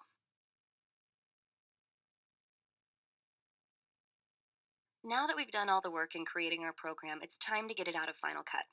There are numerous ways that we might want to do that, but in this movie, we'll take a look at the most basic and probably the most common way that you'll do it by exporting a high-quality standalone QuickTime movie, which you can use to screen or archive your program or send elsewhere for further work. All right, so before we head to our share menu, which is where we're going to export this, I just quickly want to talk about chapter markers. And these can be helpful to add to your program in order to help viewers quickly navigate within a lengthy project. Chapter markers travel with the exported file and can be viewed when the movie is exported as a QuickTime, displayed to the web, or compressed for a DVD. I'm just going to add regular markers. Here I have my chocolate montage, and here I have my mini documentary. So let's add a chapter marker at each of these places. I'm just going to press Option M to open up the marker dialog box, and I'll go ahead and name this chocolate montage, and we'll make it a chapter marker, and done. And if you click on your chapter marker, you'll get this little orange node, and you can drag this through your sequence to pick another poster frame if you want. So if you wanted your poster frame to be Jean-Michel Hard at Work, okay, you could drag it there. Now, just so you know, some platforms do honor this poster frame, others don't. Others will use the first frame where your marker is. Let's go to this one right here, and I'll add a marker, Option M, and I'll just call this chocolate documentary. And we'll make it a chapter marker, and done. All right, so we've added those. Now let's go ahead and export our program. I come up to this button here, and there are quite a few choices, but in this movie, to export a QuickTime movie, we're going to come to Master File. So here's my program over here. I can skim through it to see everything. And then we have our title, description, creator, and tags under the Info tab. So you can rename any of this. So this will be the title of my file. And we'll just say this is the montage plus doc. And here are my tags. Right now, these tags are the same as the keywords that are attached to my clips in the Final Cut project. But I can add whatever tags I want that would be useful in searching for it later, either on my system or later to the web. Along the bottom here are some basic characteristics of this file. And if I want to dial into those settings, I come up to this tab here. Under Format, I can choose a mastering format, which I'd change if I wanted just video or just audio. And below that are some publishing format options that I could choose. But if I did, then my options for compression would be much more limited because Final Cut would be compressing my file for a specific web or device platform. So remember that. I'm not going to choose this right now, but we'll come back to that because I want to show you what that does. We're going to keep it on video and audio for now, and you would almost always keep it like this when you're exporting a basic QuickTime movie. All right, so here are video codecs. I have a little more than a dozen options, but really about a half dozen flavors within the Apple ProRes family, which again is Apple's high-quality codec. And here you can read all about these various Apple ProRes codecs. Each of them has, a different quality, a different data rate, different capabilities. And then if you look in Final Cut, you can see that they are organized roughly from highest quality to lowest. The one that's checked by default is our good old Apple ProRes 422. If you remember, that's the quote-unquote optimized codec, which is used when you transcode your media inside of Final Cut to an optimized format. Down here you have H.264. It's a great-looking codec, usually produces a small file, and is really popular when optimizing for the web. And then I have uncompressed, both 8-bit and 10-bit flavors for sending out the file without any compression, so that'll definitely be my largest file. And then I have Panasonic's DVC Pro HD option, HDV, and a couple of Sony's XD Cam codecs. So this is a good sampling of some very useful codecs, and when choosing an export compression, you'll want to run tests. There's going to definitely be difference in the quality, the size, the speed it takes to make the file, and you want to be sure that you're happy with the combination of all of these factors when you create your master file. Now, I should say that many other editing programs tend to have a whole lot more options, sometimes dozens and dozens. All right, this list can get really long. However, what Final Cut has done is to include the big hitters, the most popular and effective options here within this application. But if you need to export with a different codec, then you just send it through Compressor, which is Apple's encoding program that you can purchase right along with Final Cut. We're going to take a look at how to work with Compressor in the next chapter when we talk about collaborating with other Apple software. Now, I know that I said that I would come back to publishing options, so real quick, watch what happens when I switch from my mastering format down to, for example, Apple devices. Under video codec, I only have 2 flavors of H.264 here, so it's much more limiting because it's optimizing it for a specific platform. And what is it optimizing it for? If I hover down here, you can see all of the devices that this particular codec would be good for. When I switch back to video and audio and I hover down here, you can see that all we get is the Mac. But that's okay because what I'm doing is creating a high quality screener copy that I want to view on my computer. So just be aware of the relationship between what you choose here and what's available here. So I'm going to go ahead and choose that Apple ProRes 422. And then I'm going to come down to this checkbox, include chapter markers. I do have it checked, so the chapter markers that we set in our project will be included with this file when we export it. Below that, you choose what happens to your file when you're done creating it. You can open it straight into QuickTime to review it. You can send it on to Compressor if you want to perform compression outside of Final Cut. Again, we'll take a look at how to do that in the next chapter. You can also do things like send it to the iTunes library. If you choose other, you can choose for it to go into any application that you like, or you can simply do nothing. It goes straight to your desktop, which is what I'm going to choose. Right below that is an option to export specific roles. We're going to ignore this for now and just choose QuickTime Movie, but we will explore roles in the last movie of this chapter, so stay tuned for that. And then down here we see how large the file is going to be on export. I just choose Next, and I can send it to my desktop. Now you see that I've actually already created this. I created it right before I started recording this movie so we could get to it quickly. So I'll cancel this and hide Final Cut. And here it is. So I can open it up, and I'm going to just take a look down here. Right now I'm in QuickTime 7, and here is how I switch from chapter marker to chapter marker. So if I wanted to quickly pop to there, I could press play. And then if I open this in QuickTime Pro, you'll notice that it's a little fancier. If I click on this, you can see that I actually have poster frames, so I can pop to that and play. All right, so as you can see, the QuickTime movie that we've created is a high quality file that I can deliver to my client, keep as an archival copy, or bring into another program for further work.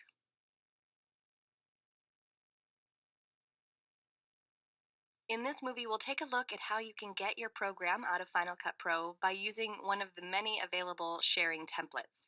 Most are pretty plug and play, so I won't spend a lot of time on things that probably seem fairly standard, but I do at least want to introduce you to some of the possibilities.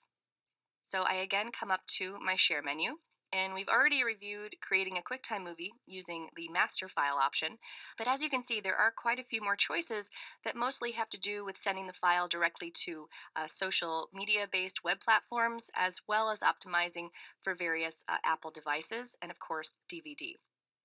So let's first touch on exporting for web-based platforms. Each of these options allows you to input your username and password for immediate access to popular video hosting sites. I'm going to show you YouTube, but just know that the other social media options are virtually identical. So I'll select YouTube, and you can see that things look pretty similar to the export window from the previous movie. And for the most part, they are. Okay, so here's our program that we can skim through. We have the ability to rename this, give it a description. Here are tags. Again, they come from keywords within Final Cut Pro. I'm going to leave these on so that you can see that they do become YouTube tags, and those allow others to search for your video. Now, of course, you can change or add these when you're in YouTube as well. Along the bottom, I have my settings, and if I want to change anything, I have to head up here to settings. And my options are much more limited here, but I can change a few things. Now, depending on your project settings in Final Cut, you'll have various choices under this pull-down menu here. If I change to a new resolution, then the settings along the bottom change accordingly. So right now, I'm on HD 720. I'm going to change to large, and you'll see some things change down here. And SD. Now, these are an option, but, frankly, these days YouTube handles HD great. So in my opinion, you really wouldn't switch to another resolution. So I'm going to switch back to HD. And then I'm just going to mention compression quality real quick. Here I have faster encode or better quality. Better quality is a multi-pass compression, which means that Final Cut first analyzes the video and then compresses it. This will result in a sharper, smaller file, but it'll take a little bit longer. And then faster encode is a single pass compression, which means that the video is compressed on the fly, but it'll be quicker. I have a couple of YouTube specific settings. Here I can choose whether to make the movie private, unlisted, or public, and here I can choose a category. Up here under details, I can choose my account name and password. So now I click next, and I put in my password for my YouTube account. Now I've actually already done this because it does take some time, so let me just go to my YouTube page to show you the video. Alright, so here it is. You can see my title, description. Here are all the tags, so I can subtract them here. I can add more. And here's my private setting. I can change it here as well. I can add it to a playlist, whatever I like. But as you can see, it's really nice to not have to first export a file and then upload it to YouTube. I can go straight there. Now, the other web-based platforms, Facebook, Vimeo, you can go to Add Destination to grab another one. If you wanted to go CNN iReport, you would just double-click on it, and it's added to the list. Now, when I bring this up, there it is. All right, so a couple more things I want to cover here. There are several other options that allow you to optimize the file to be viewed on various Apple devices, as we mentioned. There are two HD templates, 720p or 1080p, and I'm going to select the 720p option since that's what my sequence is, but just know that the 1080p options are very similar.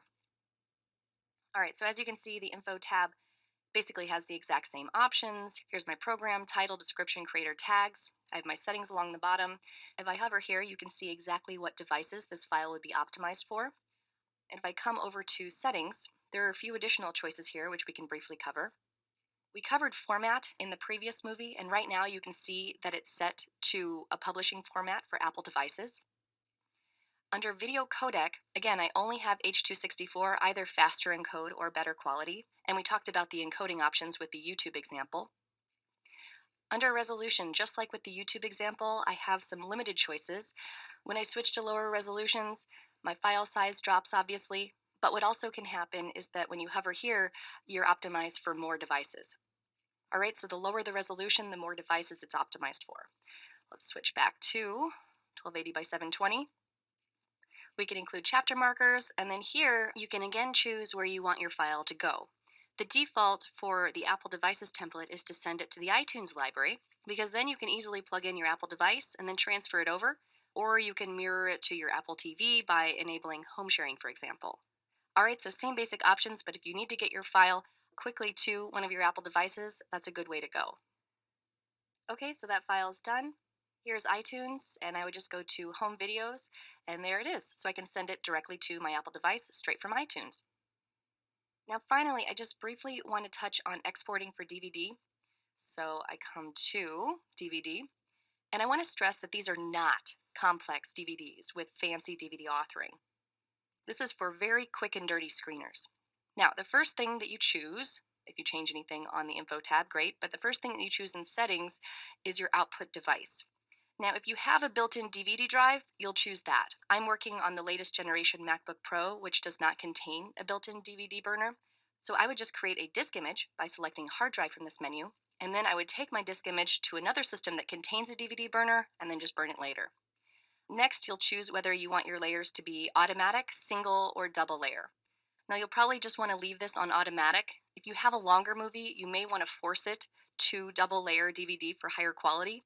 If you leave it on automatic though, no matter what type of blank you insert into the computer, a single layer or double layer writable DVD, Final Cut will adjust to it accordingly. Next up is your disk template. You have lovely black or lovely white. So not a lot of options for pretty DVD menus here. You can add a background, so you can click on Add and then navigate to a picture, which I have one here, and open. So not too much, but that's something. And then here you choose what happens when the disk loads. You can either show the menu or play it automatically. Here is something cool. Use chapter markers as subtitles. And this is exactly what it sounds like. You can actually use those chapter markers that we learned about in the previous movie to subtitle your film. So you can put a bunch of chapter markers in your sequence and do this for things like language translation or giving extra notes that you want the viewers to see. And then if you choose this, then voila, you have perfectly timed subtitles. So nothing that we have for our particular program, but it can definitely be useful. And then down here we have next, and we would just need to save the disk image somewhere. If I had a DVD burner on my system, this would be a burn button down here, okay, and that would trigger the burn automatically. So that's a very quick intro of burning a DVD. If you want to burn a Blu-ray disc instead, you come to the Share menu, and I've already added it, but by default it's not in the list. You would just go to Add Destination and then double-click on Blu-ray here. And it's virtually the same exact process, just a couple more additional bells and whistles in terms of the main menu options. So as you can see, there are quite a few sharing options that let me send my project to various programs and in various formats for different devices.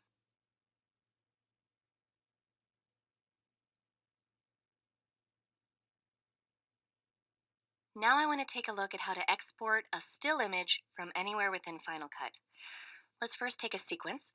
So I'm just going to come over to this marker here, and I want to export a still frame of this fish. So I'll park my playhead and then come up to my Share menu, and I want Save Current Frame. If it's not in the list, just go to Add Destination, and it's right here, so just double click on that. And so we'll choose it, and this window should look pretty familiar if you've watched the previous two movies.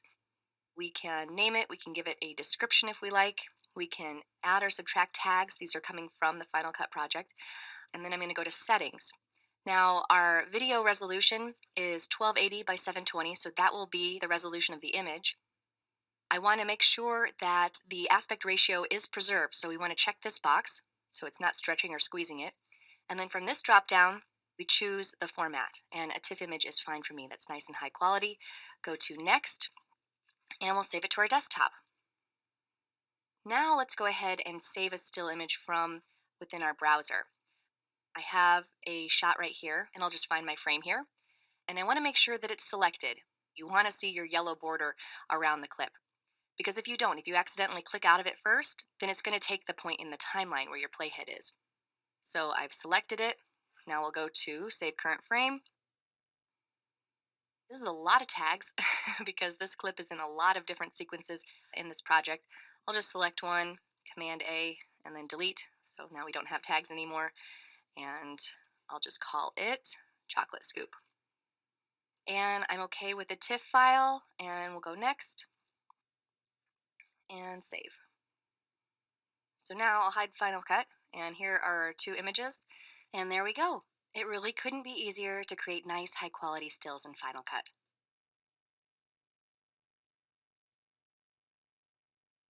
As you're no doubt very clear on by now, Final Cut Pro 10 doesn't contain any tracks. So what happens if you want a version of your sequence without music, or with just the dialogue, or without titles?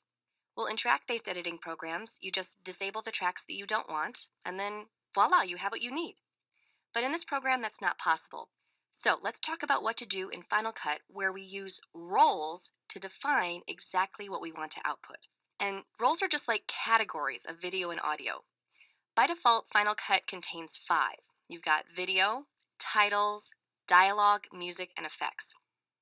Actually, your clips already contain one of these main default roles because when you import or create footage, Final Cut analyzes the clip metadata to assign one of these 5 default roles to the video and audio components of each clip.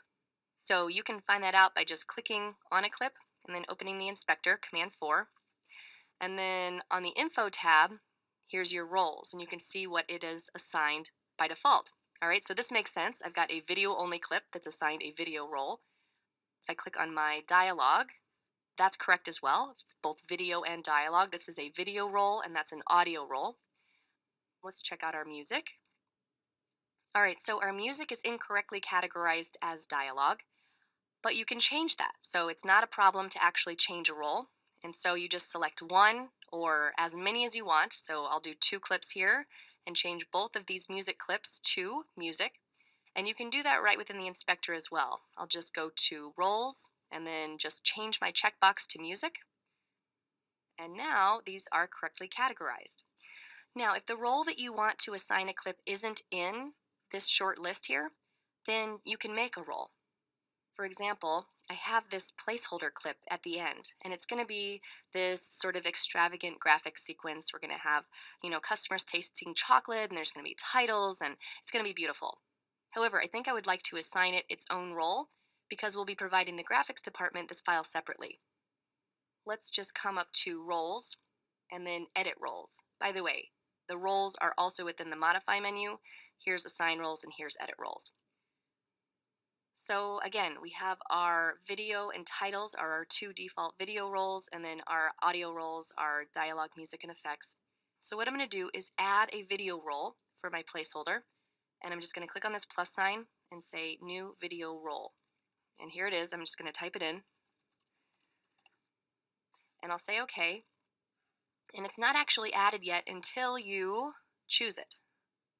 Okay, so now this is a placeholder role. And by the way, you can also assign sub-roles if you want. If I come back to edit roles and I wanted to maybe assign different types of dialogue, I could click on dialogue here, and this would be how you would add a sub-role. So I would click on this little plus sign, and I could say Jean-Michel dialogue and Jill dialogue. Normally, you would not need to get so specific, but you never know. There might be situations where your audio editor would want these to be broken down to this level. All right, so how do we use this? Well, we can enable or disable certain roles, which can be really useful. If I open up the timeline index, here are my 5 roles, and I'm going to Shift-Z to fit everything in. So if I very quickly wanted to just disable all of my music, no problem. I would just uncheck it. If I only wanted to look at my video and dialogue and disable everything else, no problem. You can see the elements gray out as I uncheck them. But what about exporting? This is the exporting chapter after all. Well, what you do is you come up to the Share menu and Master File, and I'm going to go to Settings, and we've gone over everything except this one right here, Roles As. And QuickTime Movie basically combines all roles, all elements together in one file. But you have the ability to break it out into separate files, okay? So maybe you want to give your audio guy a file. Maybe you want to give your graphics person a file. There's separate files, and then there's video only as separate files and audio only as separate files. I'll just do separate files so that we can see everything. And then also there's a multi-track QuickTime Movie where you just basically assign one movie different tracks. But I'm going to do separate files for now. And here they all are. So here are all the roles associated with this project. And I could export 5 separate files, or I could cherry pick this. So maybe I want one that contains everything: video, titles, and placeholder. And then I want one that just contains my video. Okay, so no titles or placeholder. And then I don't need this one at all, so I'll subtract that. And then I want to do the same thing. I want dialogue and music together on this one, but I just want dialogue on this one. So we've chosen exactly what types of files that we want. I'm going to export this to my desktop. Okay, and we just need to wait for our 4 files to be created. Okay, so we're all done here, and here they are, and let's just take a look. So I've got this one, which is my video and my titles and my placeholder. All right, so that's everything. And this one should just be video. So we've definitely got our video. Here's where the title was, we don't have it. And here's where the placeholder was, and we don't have that. And let's go ahead and listen to my audio. And now we have 36 different flavor. So that's dialogue only. So this must be dialogue and music. Handmade, so we do the ganache, then we pipe. So exporting stems based on roles is pretty powerful and really lets me export exactly what I want or don't want without having to organize everything on special tracks. If you have iMovie projects or events, you can very easily promote them to work in Final Cut Pro 10. So let's take a look at how here. Now you might think that you would initiate the import from Final Cut, and that used to be the case. In prior versions of Final Cut Pro 10, you would actually come to File, and then Import, and then navigate to your iMovie material. But now you actually initiate this from iMovie. So I'm going to go to iMovie, and you can either send over an entire event or just a project. So in this case, I want to send over my event so that I have both my project and my clips going with it. So I'm going to select it and then come up to File and Send Event to Final Cut Pro. So it's sending it over, and what it does is it creates a new self-contained library. Here is my chocolate event, and inside I have my project, okay, and I have all of the clips within that event. All right, so everything's over and I can start editing with this right away. If for some reason you have an older version of iMovie, you'll first need to upgrade to iMovie 10, and then you'll need to upgrade all of your projects and events before performing this task. I'm going to go back over to iMovie, and I'm in iMovie 10.07, by the way, and you can always check by coming up to About iMovie, and it'll tell you. But you'll first need to go to the App Store and upgrade to iMovie 10, but then upgrading your projects and events is the exact same process as Final Cut. You just go to File, and then Update Projects and Events, and then navigate to those projects and events that you would like to update, and they'll come in, and then you can send them over to Final Cut. So in general, promoting your iMovie projects and events is easy. No matter how long ago you worked on the material, you can always bring it forward and hit the ground running in Final Cut Pro 10. We learned in the last chapter how to export a QuickTime movie using one of the built-in Final Cut presets. As you remember, if we chose one of those, there are just over a dozen options, sort of what Apple deems as the heavy hitters that get used the most often. However, if you need to compress your file using a different codec, then the solution that Final Cut offers is to include Compressor as an available add-on program for about $50. So let's take a look at how to work with Compressor. So I want to export this entire project, and we're going to come up to our Share menu, and there are a couple of ways to access Compressor. The first way I'm going to show you is to go up to Master File, and we've done this before, but if we come over to Settings, Open With, we want to choose Compressor. Now I always say don't compress something twice, so I come up to Video Codec, and when I'm sending out to Compressor, I send it out uncompressed. Okay, so we send it out uncompressed from Final Cut. We'll let Compressor do the compression. I'm going to say Next, and I'll say Save. And so it's sending it out of Final Cut right now as an uncompressed file, and Compressor should open in just a moment as soon as this reaches 100%. Okay, so here's compressor. We're in compressor 4.2, by the way. And here is our file front and center. And right now it has no compression applied to it. Here are a bunch of compression settings over here along the left. Or you can actually just click on Add Outputs and access this exact same list through this drop down here. So you can burrow down and find the exact compression that you want, or you can use this search field. All right, so if I know I have a very specific deliverable that I need to meet, I can just type that in there. For example, at lynda.com, I often have to deliver my files using the animation video codec with linear PCM audio, which is a really high quality compression for both video and audio. So again, I could drill down and try to find that, or just type it in. And there it is. I'll go ahead and just select that and say OK. And so now you see that I have QuickTime animation. It's going to the same source as my original file, and it has my file name here. Now this is the inspector. This should look familiar. All right, so if this is not here, go ahead and click on it, and you can see that I have a general summary tab, and then I have a video tab where I can look at my settings and also change anything, and my audio tab where I can look at my settings and change them if necessary. So I'm not going to go through everything here. There are a ton of menu options and settings that you can customize however you like. But let's just say that we've got our animation codec, we have our linear PCM audio. But what I want to do is add a timecode generator. So I'm just going to come down to Add Video Effect and Timecode Generator. And there it is. It's black and very small. So let's change that a little bit. I'll go ahead and change my text color to white and make this a little larger. All right, so let's say we want to save that out. What I can do is actually take this setting, which I've customized, and add it to my custom settings.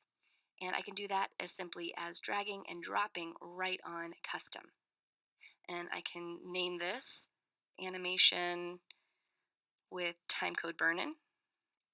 All right. And these are not named the same thing because I renamed that afterwards, so I can just get rid of this one and then add that right on top, and now they match. Let's go ahead and do another one. This time I'll create one from scratch. So with custom selected, I come down to this plus sign here and say new setting. And so here's where I create my setting from scratch. I'm going to come up to format, and you have to choose a starting place, okay? And for our purposes, I'm going to choose QuickTime Movie. And I think what I'd like to do is create a video podcasting file. So I'm just going to call it video podcasting and my initials, AK, and we'll say OK. So here is another custom setting, and I want to customize this a little bit. So I'm going to come to video, and under QuickTime settings, we don't want Apple ProRes 422 high quality. That's going to be a little large for what we want. So we'll go ahead and change this to good old H.264 and OK. And I don't think I'm really going to customize anything else except we'll go ahead and add a text overlay to this, and I'm just going to call it for review only, and we want that to be white as well, and maybe make that a little larger too.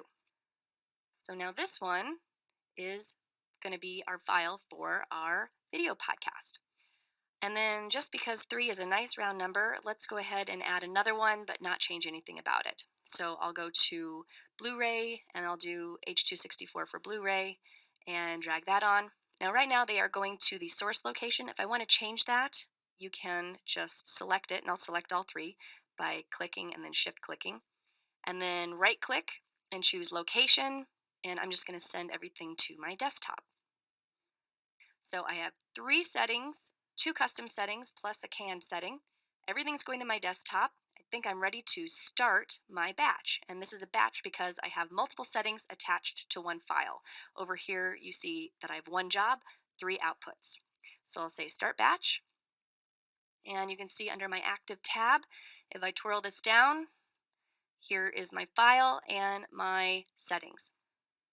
So I'm going to let this go, but I'm going to go back into Final Cut because I want to show you one more way that you might want to access compressor settings, and that's to go to Share Menu and then Add Destination and then Compressor Settings. So I'm going to go ahead and double click on this, and here are the built-in settings that we remember from that large list. You can sort of drill down and access any of these.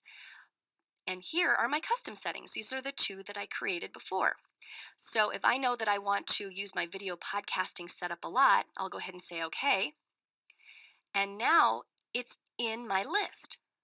So if I close this and I access my share menu again, notice that video podcasting AK is right here within my list. And if I go to settings, I don't have a bunch of drop-down menus to change this. If I wanted to change it, I would have to go back in a compressor to do that. This change button just allows you to swap them out outright. Okay, so if I wanted to just swap this out and say okay, then now this is a totally different compression. I'm going to go ahead and cancel because I already have 3 files that are exporting. And let's see if they're done. I'll hide Final Cut. And here's compressor. There's nothing active. If I go over to completed, you can see that here they all are. So let's go back out to my desktop. And I think this first one is the uncompressed file that we sent out originally. Okay, so it's not going to have any burn-in. Yeah, so this is the high quality uncompressed file that we sent out initially. Here is our for review only. So this is our video podcasting file. And here is our animation codec with our timecode burn-in. Great. And it looks like this is our Blu-ray file. With Final Cut's sister program Compressor, you definitely have some real power in encoding files exactly the way that you want. And you can attach as many compression settings to one file and let them all go by doing a batch export. In this movie, I briefly want to touch on the integration between Final Cut and its sister motion graphics and titling program, Motion. So Motion is really deep. There's an entire essential training course on how to use it, and it's actually even longer than this one. So in this one movie, we really can't go into how to create all sorts of neat motion graphic designs and 2D and 3D title sequences, but I do want to touch on one thing, and that's how to use Motion to create a Final Cut template, specifically an adjustment layer, which is something you may have used in programs like Photoshop or Premiere or After Effects. An adjustment layer is going to allow you to make a change to one effect layer, like applying a color correction effect, for example, and then the change is applied to all the clips below. So here we have our sequence, and what I want to do is put an adjustment layer above this sequence, make adjustments, and then those adjustments will be applied to all of these clips. All right, so I'm going to go over to Motion, and for this, I'm going to choose Final Cut Title. Okay, and by default, a Final Cut title just has 2 elements, a text layer and a title background. And this would be your starting place to design all sorts of amazing titles, which we're not going to go into here. I'm actually going to delete my text layer by just selecting it here and delete, and we're actually done. That's all we have to do. So instead of typing our text and applying all sorts of beautiful 3D magic, I'm just going to press Command S to save. Here under category, you can choose a new category, and for this I'm going to type in motion effects, and I'm just going to call this adjustment layer. All right, and I'll publish, and publish means that it's going to send it back over to Final Cut, which I'll go to now. And if I go to the title browser, under motion effects, you'll see that I have my adjustment layer. So let's add it to our sequence.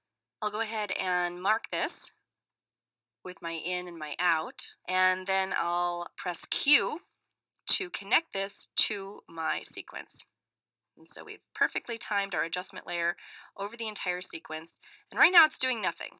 Right now it's just my title background, and I'm able to add effects to this. And by the way, this isn't really the official workflow, but it is a really cool workaround to do what we need to do. So let's go ahead and make some changes. I think the first thing I want to do is just do a color correction grade.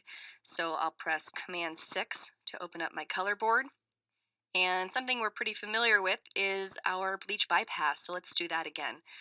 I'll go to exposure and crunch my blacks and raise my highlights, and then bring down my saturation. And then I can cool it off or warm it up. I'll go ahead and just warm it up a bit. All right, so here's my bleach bypass, and as I go over this, you can see that absolutely every clip underneath the adjustment layer has been affected.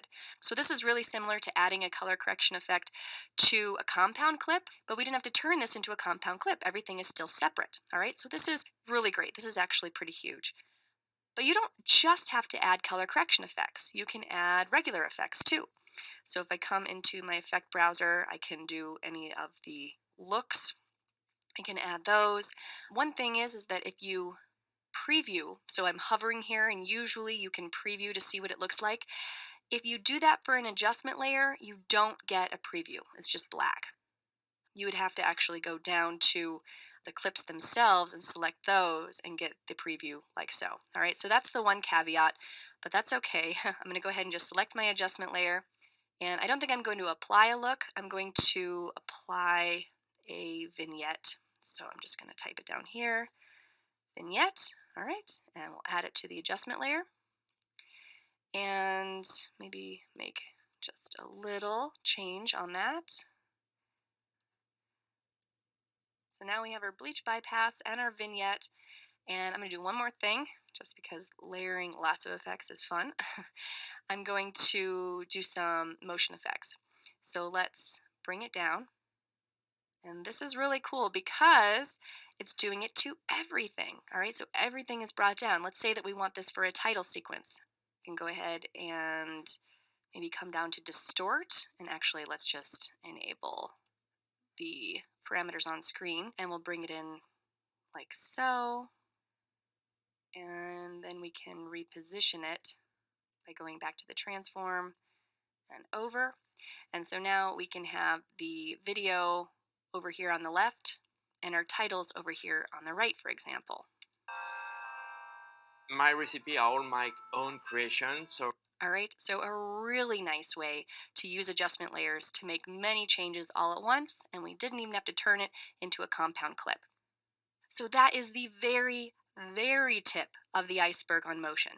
But I just basically wanted to show you this so that you can see how to do at least one very useful thing in motion that you can use for very practical purposes, even if you don't need to create motion graphics or titles. And if you want to learn how to use the program in depth, then just check out the Motion Essential Training on lynda.com.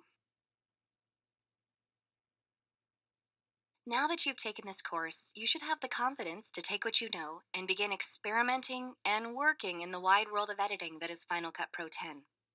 My first piece of advice is that if you haven't already, consider getting both compressor and motion so that you can access the full functionality of what's possible in working with the Final Cut Pro suite.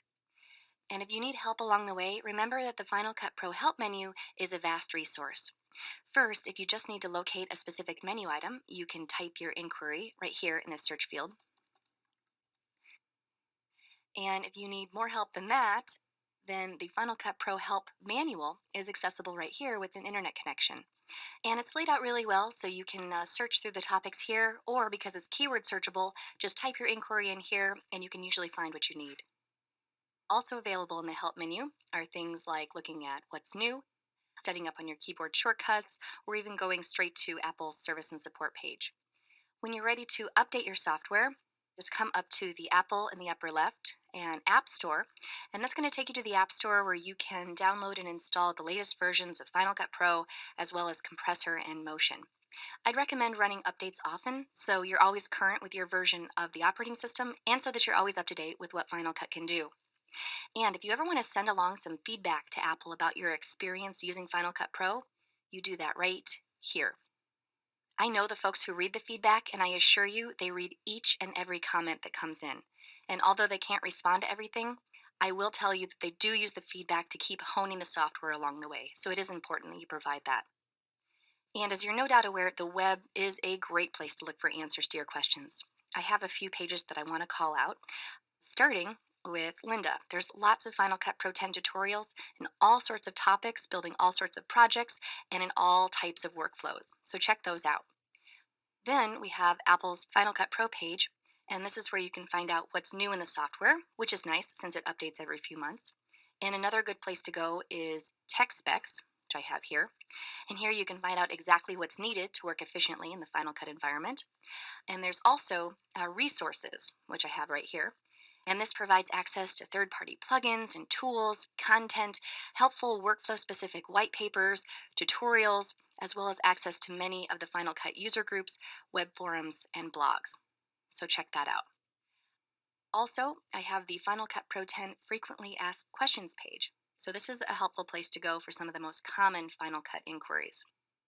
If you're looking for some quick answers to any questions that you could have, the Final Cut Pro 10 Editor's Facebook page is actually a really nice place to go. And if you'd like to go beyond the web and join a user group to attend regular meetings with other like-minded people, you can check out the Final Cut Communities and User Groups page, which offers links to most of the national and international user groups, as well as to helpful online communities and forums. So that's it for now. I do hope this Lynda course has been helpful in getting you started using Final Cut Pro 10. Good luck as you continue in your editing ventures. I'm Ashley Kennedy. Thanks for watching.